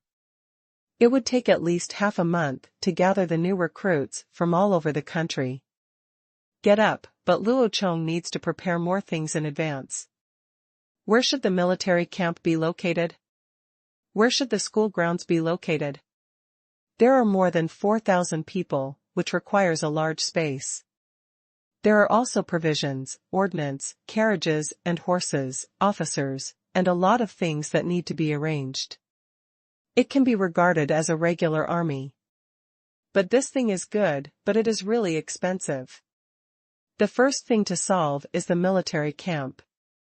It needs a large open space, but it cannot be too far away from the Han tribe, otherwise it will be inconvenient to contact. Finally, after thinking for a long time, Luo Chong decided to set up the military camp outside the valley north of Fuma Pass, where it's all open land. It's relatively close to Baima Pass, and it's not too far from Hanyang City, so it's a relatively suitable place. But that place is still an empty field without even a barracks, so it still needs to be rebuilt. There is no shortage of manpower for this, so just let the big soldiers do it. Then there are the military uniforms and armor, which must be prepared now. Regarding the clothes, Luo Chong directly arranged for his mother-in-law to handle it. She would prepare the cloth, and Shuda would recruit women from Ruyang County to sew it. The border area has a large population, so it is easy to do this. The flag is also made by Ruyang County. Now the largest brocade textile center of the Han tribe is there. If they are not allowed to make it, let someone else make it. Of course, Hanyang City cannot be idle. They must give full play to their respective advantages. In this case, the matter of making ordnance falls on Hanyang City. What Luo Chong is most concerned about is actually the batch of crossbows that he started making last year. Now nearly a year has passed, and he doesn't know what they are like. Walking into the carpentry workshop of Hanyang City again, it is still in full swing. The biggest project is shipbuilding. Hanyang City builds small boats and Luoyang County builds large ships. This has always been the case. In addition, there are also those crossbows. As the saying goes, wood is made in winter, horns are made in spring, tendons are made in summer, and harmony is made in autumn. Now that it is autumn, it is time for these crossbows to have everything ready and just need to be assembled. Specialized craftsmen are busy assembling each bow according to the bow frame and special tools designed by Luo Chong. 2,500 compound recurve short bows. This is a short bow specially equipped for cavalry. It takes less effort to pull than a hardwood longbow, but its range is higher than that of a longbow. The longest throw distance of a light arrow is 300 meters with ease. Batch, heavy arrows without armor target, the killing distance is 150 meters. Targets with heavy arrows and armor must be shot within 100 meters. Although it is the same bow, there are too many ways to use it. Different arrows are used in different situations. Choose armor-piercing arrows. Or killing arrows is a matter of knowledge. Of course, the Han tribe does not have that many cavalry at all now. If they want to arm 2,500 cavalry, they must prepare at least 10,000 qualified war horses. Where can Luo Chong get it? So it is better to wait until the grassland has established itself. If you have more cows and horses, think again. Since there is no cavalry, there is no need to worry about the short bows used by the cavalry, but the crossbows used by the infantry must be obtained first.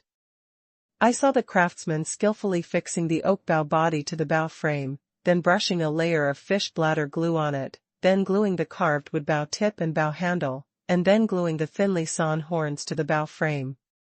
On top, use a rope winder to tightly wrap the two parts that were just bonded together with hemp rope, and then put them aside to dry. There are also craftsmen nearby, taking out a batch of semi-finished products that have been glued with horns. These have been dried. Then they use the same steps to fix the semi-finished products on the bow frame and brush the swim bladder on the side of the bow tire that is not attached with horns. Glue, and then apply a layer of tendons made of beef tendons. After pressing firmly, apply a layer of glue, and then stick a layer of tendons until the entire bow body is patched and smooth with the tendons. This step is crucial, because the so-called tensile strength of the bow is entirely determined by the thickness of the tendon attached, so a vernier caliper must be used to check the thickness of the tendon layer. Gluing horns and tendons on both sides of the wooden tire is not the end. After it is completely dry, glue is applied and a layer of birch bark is wrapped around it. Firstly, it is for a beautiful appearance, and secondly, it is waterproof, moisture-proof and wear-resistant. The bow body wrapped with birch bark is very smooth and flat, but it is not finished yet, because the outside still needs to be painted, further modified and waterproofed. The finished product after painting is radiant and looks seamless. If you don't see the bow with your own eyes, the assembly process of the body, no one will believe that it is pieced together from many things. After the compound bow was made, he sat down in front of the crossbow arm that had been prepared in advance, and then brought a D-shaped foot hoop made by a metallurgical workshop, and finally fixed it all with bolts and mortise and tenon joints. The only thing that made Luo Chong feel very kind was that the crossbow arm of this kind of crossbow was Luo Chong's favorite look. The comfortable crossbow bed on the front was made into the shape of the rifle's handguard, and the trigger on the back was a round trigger. The ring and crossbow tail are also made into the shape of the curved stock of a modern rifle. If you only look at the back, someone who doesn't know better would think it is a well-known rifle from World War II. After all these are installed, the only thing left is to hang the string. However, the workshop will only temporarily hang the string and test fire a few times to check whether the arrow groove is smooth and whether the trigger is normal. The actual test of the sight at Wangshan, if there is any deviation in the distance, after all inspections have passed, the bowstring must be removed and the bowstring will not be restrung until it is distributed to the soldiers to prevent the elasticity of the bow arm from declining and shortening the service life. Luo Chong took a crossbow that had just come off the assembly line and tried firing it several times before asking the barrel next to him. "How long will it take to complete this divine arm crossbow?" Back to the leader. This time there are 2,500 recurved short bows and 3,500 divine arm crossbows. Now 600 divine arm crossbows have been completed. The remaining number can be completed within a month. The short bows can be completed before winter. Luo Chong nodded. This speed was within his expectation, and he couldn't say that they were slow. After all, this thing was different from swords and guns, so there was no rush. Well, subsequent weapons must also ensure this quality. It doesn't matter if they are better, but they must not be worse than this batch. In addition, we will continue to make this crossbow. Starting from this winter, we will make another 10,000 crossbows.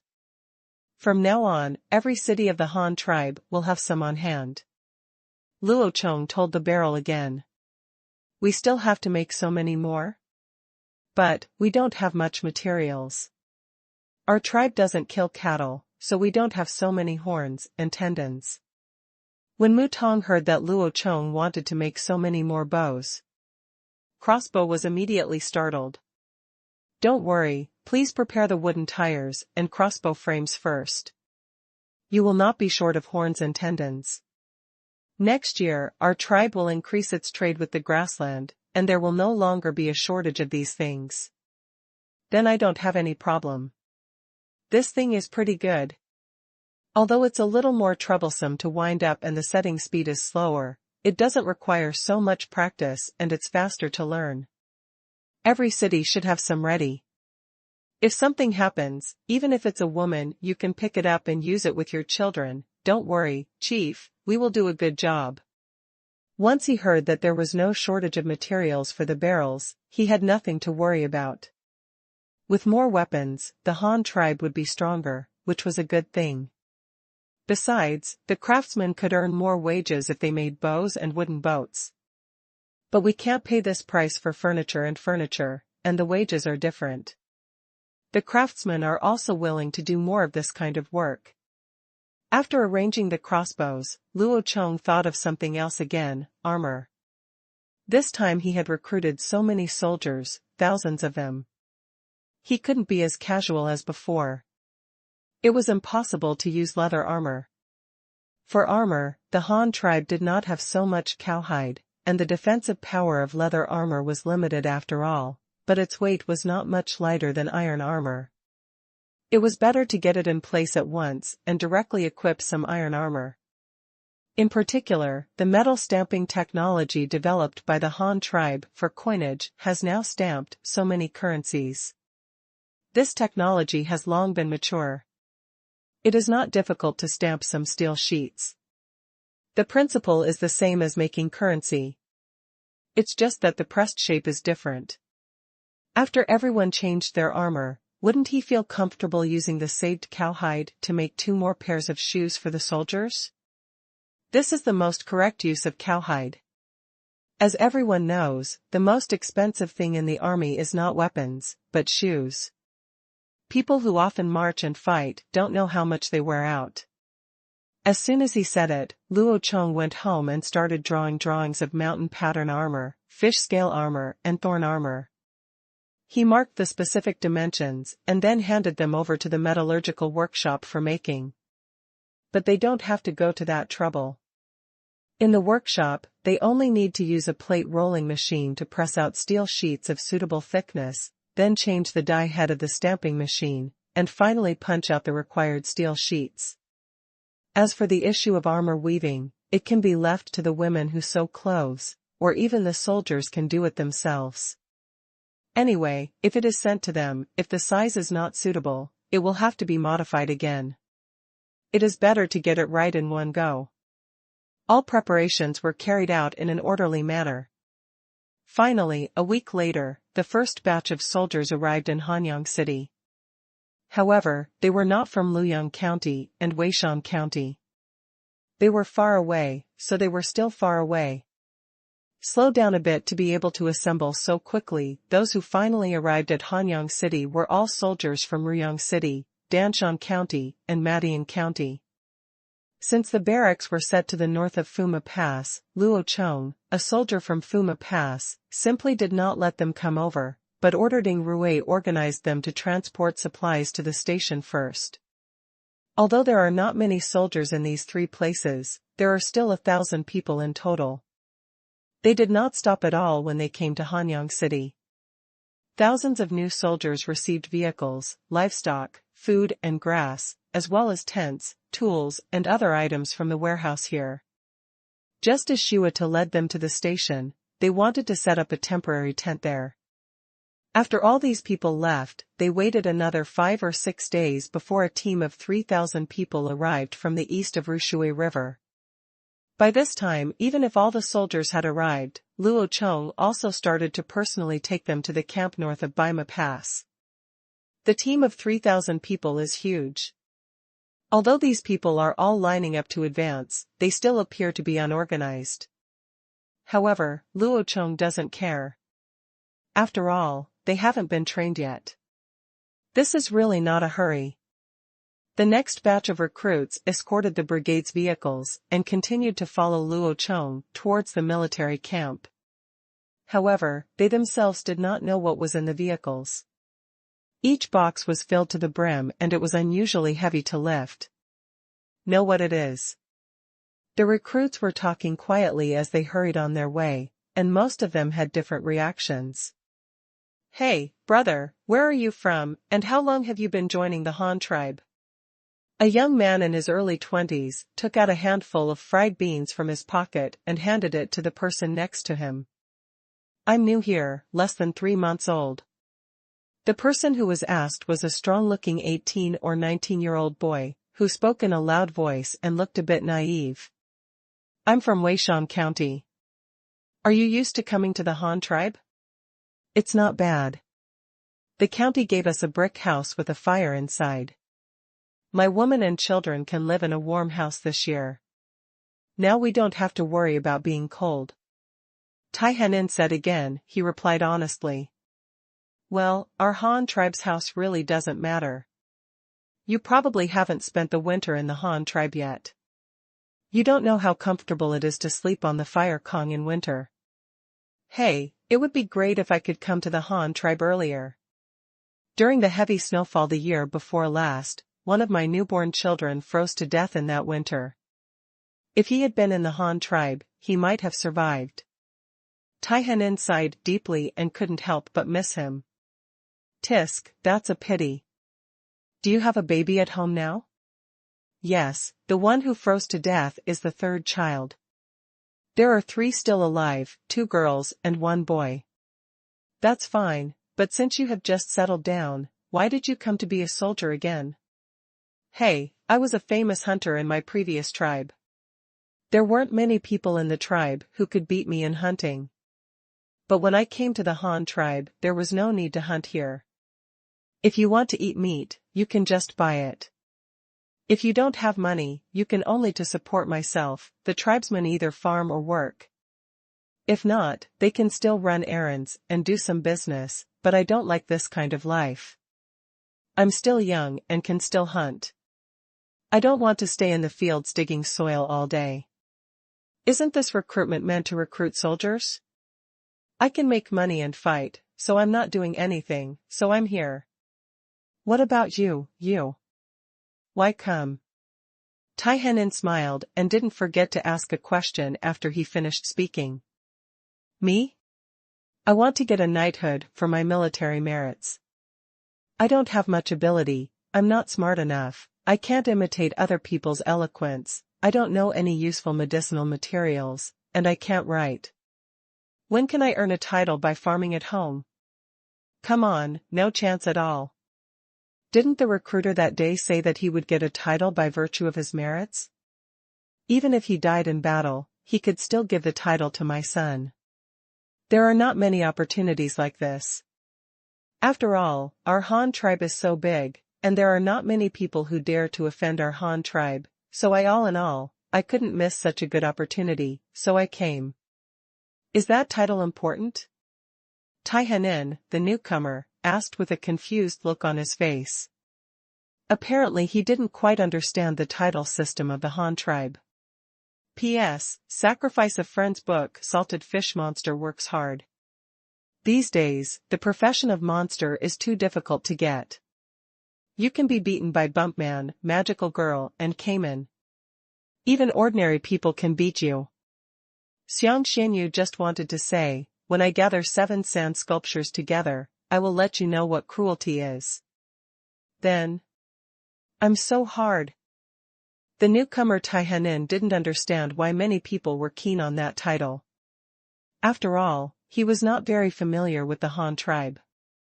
The reason why he signed up to join the army was just because he was not used to digging in the fields every day. And there are not a few people who join the army for reasons like his. The farming and breeding life of the Han tribe is very good and very stable, but those deep-rooted hunting skills have almost become their instinct. Now they have such a man who can toss them around. Opportunity, there is no reason to give up. Besides, you can get paid as a soldier. It's not like you don't make money, so why not do it? In addition, there are the old people who aim at winning military titles. These people have been joining the Han tribe for 2 or 3 years. They know very well that if they just rely on farming the land honestly, they will rarely have the chance to win the title. The Han people, the tribe was very powerful, and there were not many enemies who dared to confront the Han tribe, so they knew very well that this opportunity was rare. There is another type of people, one of the few who have seen the Han tribe army. They are very envious of the armor and equipment of those soldiers. They are either wearing armor and holding steel swords and large shields, or they are going to the grassland with 2 horses and 1 person wearing a majestic mask. Galloping, how can they not be fascinated by it? Regardless of the purpose of these people becoming soldiers, they still came, following their leaders, step by step toward the military camp where they would be trained for life. Thousands of people arrived at the camp in just one day, but found that there were only tents, a large amount of wood and various construction tools. It looked like a large construction site, not a military camp. Could we be deceived? This recruitment is not for fighting at all, but for construction workers? The 4,000 recruits were immediately dumbfounded, but they did not dare to say anything. After all, they had just come, and this time the leader also came. The leader of the Han tribe was very trustworthy and would not deceive them. Just when the recruits were full of doubts and stood there at a loss, a violent drumming sound suddenly sounded in the empty camp, startling all the recruits who were discussing in low voices, and then they were heard by the sound of drums. They were drawn in the direction, and saw their leader standing on a temporary high platform with 2 men wearing black cowhide armor, looking at them. Luo Chong held a loudspeaker rolled out of copper in his hand and shouted down.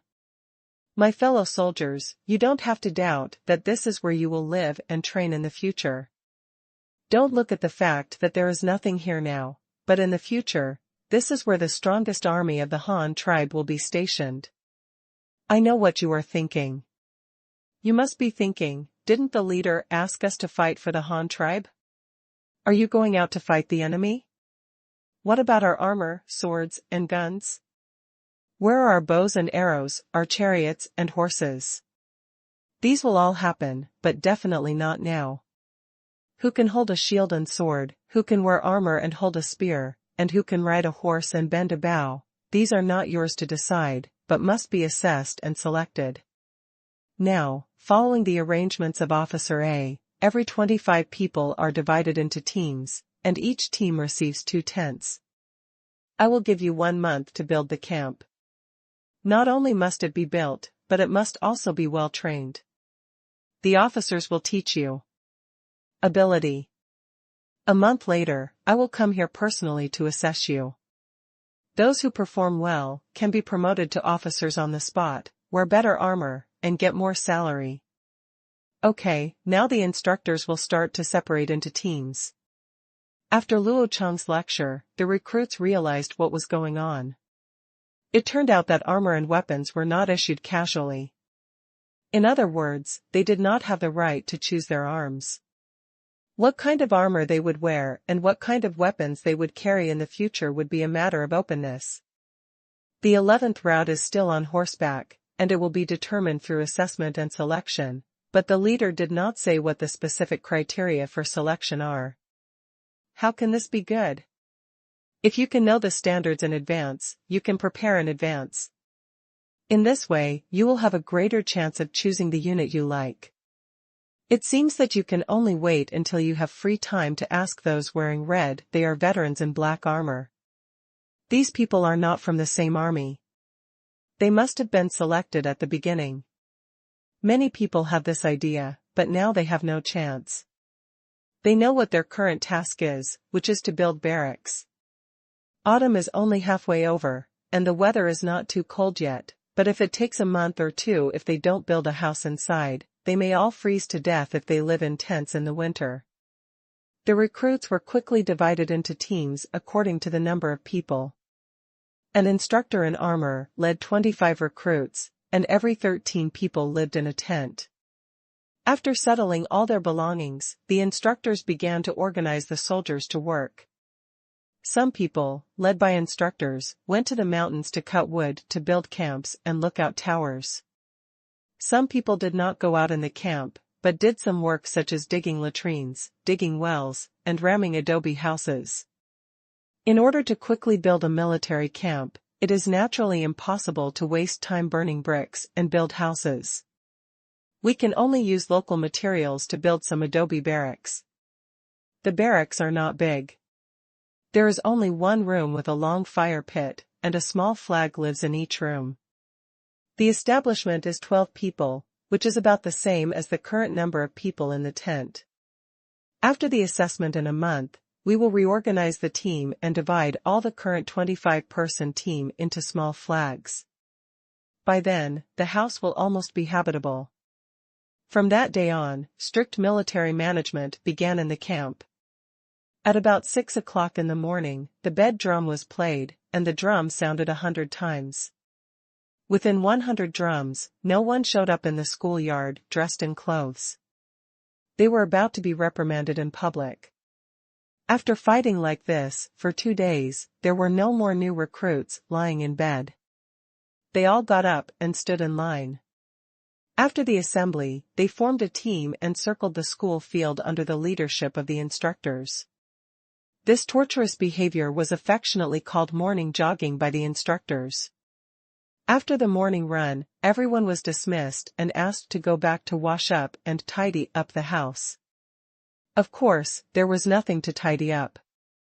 There was not even a quilt, so don't expect them to fold tofu cubes, put the tableware in the prescribed position, and it's already pretty good if the area inside the tent is cleaned and the curtains are opened for ventilation. After cleaning up the house, they started lining up to have breakfast. Then they started working under the leadership of the instructor. After a break for lunch, they had to practice lining up. They continued to work in the afternoon, and in the evening they had to organize and learn military law. While learning military law and using military law to learn to read, a group of people took branches and learned to write on the ground in front of them, 5 times a day, no more, no less. Life in the military camp is boring. The recruits have gradually learned the rules here. No matter what they do, they require neatness, speed, and teamwork. Just like the morning drum, they must be heard before the drum stops.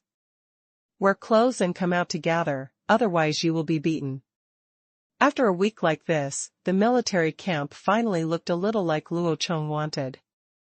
It was surrounded by a tall wooden fence, and there was a wooden watchtower at a distance, the gate of the military camp. There are soldiers standing guard everywhere, and the public toilets and wells in the camp have been dug. Now we just need barracks, warehouses, and livestock sheds.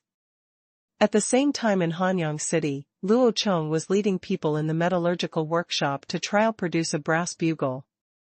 The bugle was actually the simplest musical instrument. To put it bluntly, it was just a trumpet that had been twisted in a circle to produce sound. It's all about blowing through the mouth, and the tone is all determined by the vibration of the lips and the amount of air exhaled. There is no complicated scale adjustment device, that is, it is just a pipe in the beginning, and the pronunciation depends entirely on the mouth. The technology of rolling copper plates is already very mature among the Han tribe. The production of bugles is nothing more than cutting thin copper plates into the required shapes, then hammering or grinding them into the desired shapes by sheet metal workers, and finally using bronze solder and soldering iron to weld the gaps, and then welding each section together is not difficult, but it is not very easy either, especially the welding step. The melting point of bronze, with a copper to tin ratio of 1:1, is about 500 to 600 degrees. This alloy is then made into thin strips. When using it, the soldering iron is burned into dark red to directly heat the welding rod.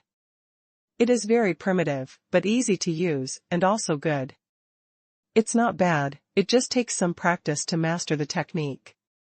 The Han tribe did not have such a thing as music scores, so Luo Chong could only teach people the skills of blowing the bugle step by step. In modern times, the bugle has dozens of different functions, and the complexity is rare. It can even be summarized into a language and flag language. Similarly, if you are a friendly force, you can use the bugle to report your own number when you can't see the other party. However, that was a product during World War II. At that time, there were no communication tools such as wireless walkie-talkies, so the use of bugles evolved. A way of delivering messages on the battlefield. However, in the modern era of high informationization, it is naturally impossible to use this method anymore, so the sign language is gradually lost. Rao is a soldier from Luo Chong, but because of the age of his birth, he only remembers a few. He had never heard of the other most basic signal numbers, such as the commonly used reveille signal, lights out signal, assembly signal, charge signal, dinner signal, and warning signal. He had never heard of the others, let alone memorized them. Not only Luo Chong was busy here, but other departments responsible for preparing supplies were also idle. Those who collected medicinal materials and sewed clothes. Each soldier had 2 pairs of single leather boots, 1 pair of wool boots, 2 sets of white linen underwear, and spring and autumn robes. 2 sets of trousers, 1 set of cotton robe and trousers, and 1 quilt. Of course, cotton is impossible to have. The quilts of the Han tribe are all made of linen and have a quilt core made of 3 layers of wool felt. Even the cotton clothes worn by soldiers for the winter are the same. In view of the shortage of materials, they are expensive to make. So the quilts and cotton padded clothes are all one piece for each person. Anyway, no matter what spring, summer, autumn or winter, you wear a base layer, and you have to wear a base layer when sleeping, so just wash the base layer frequently and change it frequently. Wash the coat. It's not convenient to get up, so it doesn't matter if you wash it twice less. In addition, there is the helmet issued this time. The shell of the helmet is directly stamped from a thin steel plate. There is nothing worth mentioning about this. What needs to be mentioned is the lining of the helmet. The helmet must have a lining, and it must also have the functions of support and cushioning. If there is no lining, there are only 2 results if you directly buckle the helmet on your head. The first is like the Guangdong Army in Japan. When they first issued helmets, they did not have linings. As a result, in the Soviet Union, in the winter, the soldiers' scalps were so frozen that they stuck to the helmets. Once they took off the helmets, even the scalp was torn off, which is why the Japanese with a butt curtain under the helmet later appeared. The second reason is that because there is no buffer layer, wearing such a helmet will cause the helmet to deform when the head is hit hard. In the end, the head will be stuck in the helmet and cannot be removed, and it may even cause secondary damage. These are the experiences summed up with the blood of the predecessors. In the previous life, a certain rabbit crossed the river by touching the eagle sauce, and Luo Chong, as a traveler who crossed the river by touching the eagle sauce in another world, would naturally not repeat such mistakes.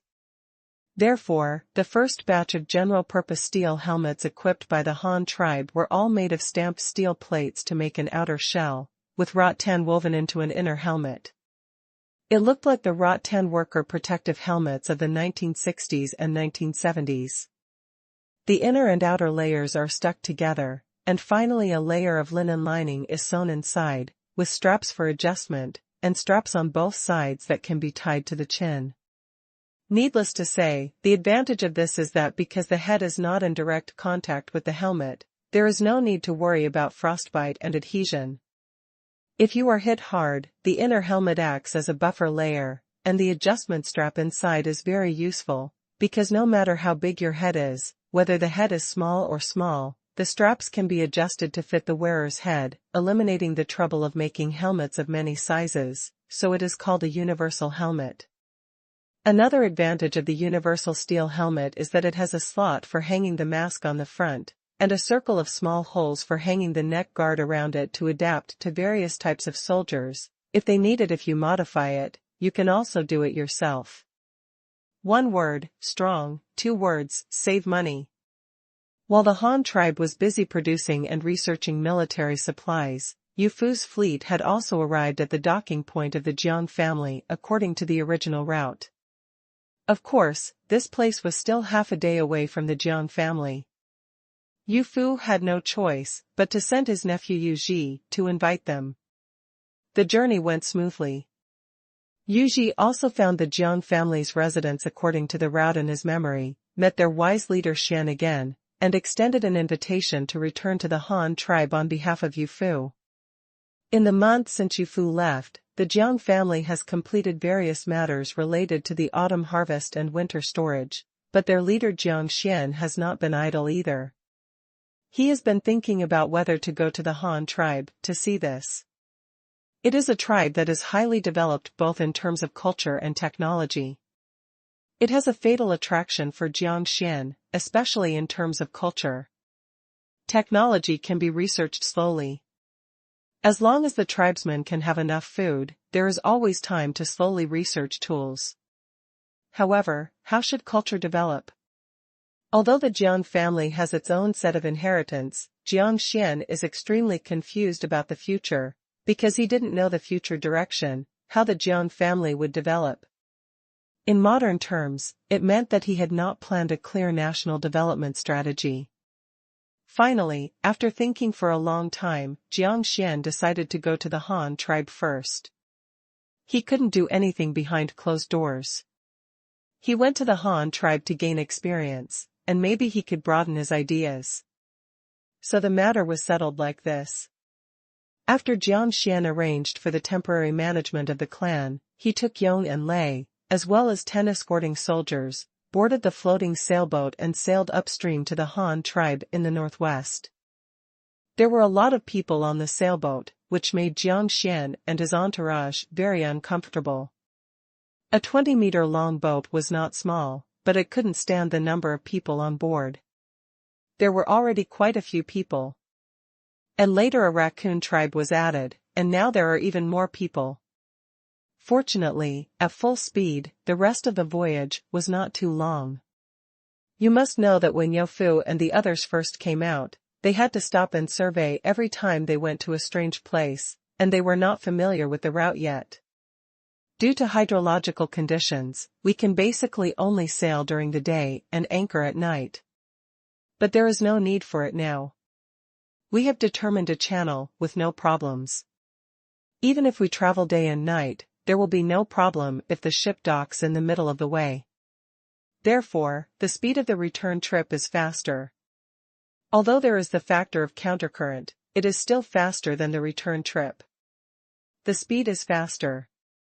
A few days later, when the fleet passed by the territory of the barbarian tribe, the entire fleet was cursing at those on the shore, but Yu Fu did not give an order to stop the ship, but continued to order the fleet to move forward. People from the Jiang family didn't know why, so Jiang Xian came to Yu Fu and asked. Leader of the tour group, I don't know if you and the tribe on the shore. Jiang Xian didn't finish what he said, and the remaining words were obviously waiting for Yu Fu to fill in. Yu Fu had nothing to hide, so he explained a few words casually.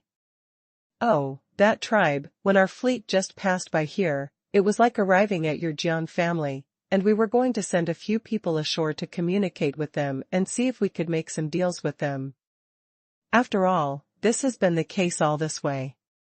Basically, most of the tribes agree to trade with us. Even if they don't let us trade, they won't do anything to us. But the people of this tribe directly sent soldiers to snatch the gifts we brought ashore, killed several of our crew members, and took away several weapons, so the people in the fleet hated them very much. Kill your people? Jiang Xian was shocked when he heard this. He didn't expect that such a tribe would exist. The Han tribe has a lot of good things. It is obvious that you can get benefits from trading with the Han tribe. Even if a bunch of idiots don't want to trade, they won't kill people and rob them. Isn't this just stupid? Yes, a few died. The bodies were cremated and put in jars. They were on this boat. I promised them to take them home. Yu Fu said with a gloomy look. So what happened to this matter in the end? Let's just forget it? Jiang Xian asked tentatively again. He wanted to know the Han tribe's attitude towards this kind of thing.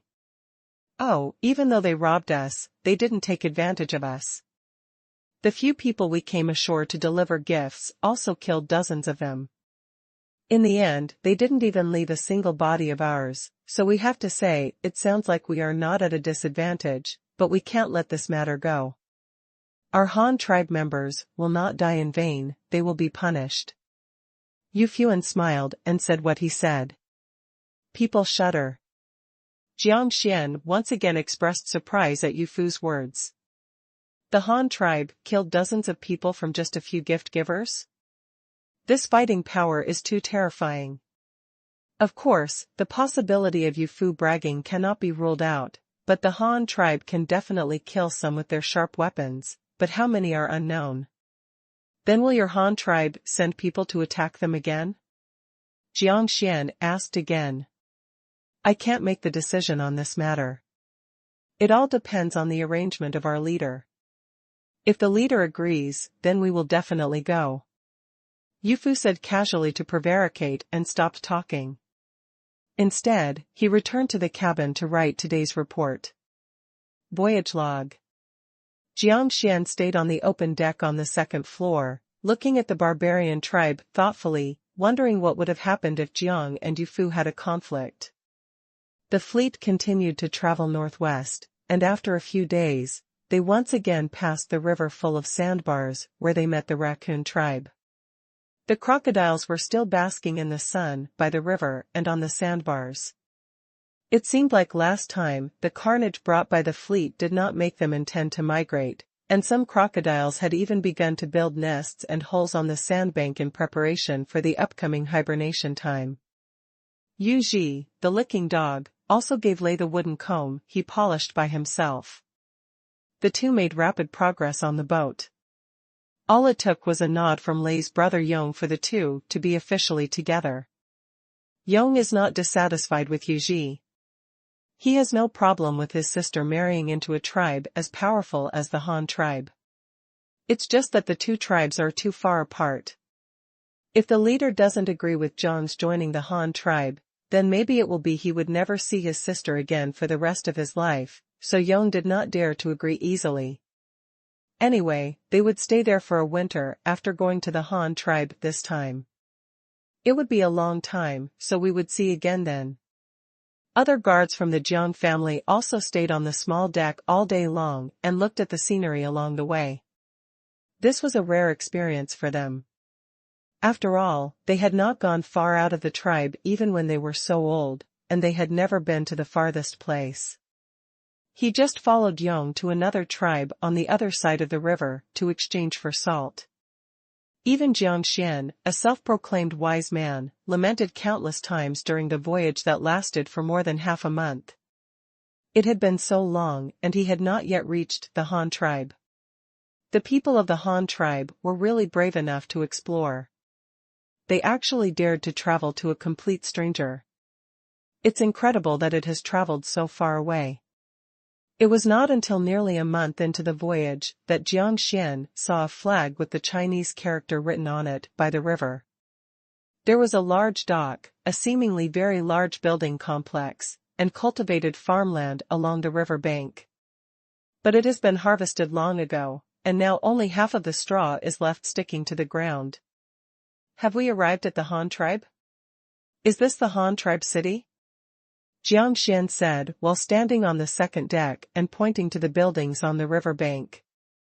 No need, this is not a city, it is just a wharf built by the Han tribe outside, and our people are engaged in production here. It is not a city, it can only be said to be a stronghold, or base. So we won't stop the boat here. Once we get here, we can reach Luoyang County in a day or two. We have no shortage of supplies on the boat, so it's better to go back early. Yu Fu looked at the base built by Jing Yan at the Lu tribe and was quite surprised. He didn't expect that they moved so fast. They had already repaired the base. The large dock was built with wood and bricks. It looked very. It is strong and can accommodate many large ships. After all, this is a dock for transporting ore. If the load-bearing capacity is not enough, the heavy ore may crush the dock. There is also a huge open-air storage yard next to the dock, which is specially used to accumulate ore waiting to be transported away. It is very large and very flat. If it is completely filled with ore, it may not be able to be transported in a week. The large yard next to the stockyard is also very conspicuous. There are residential areas, two-story office buildings, and a large number of warehouses.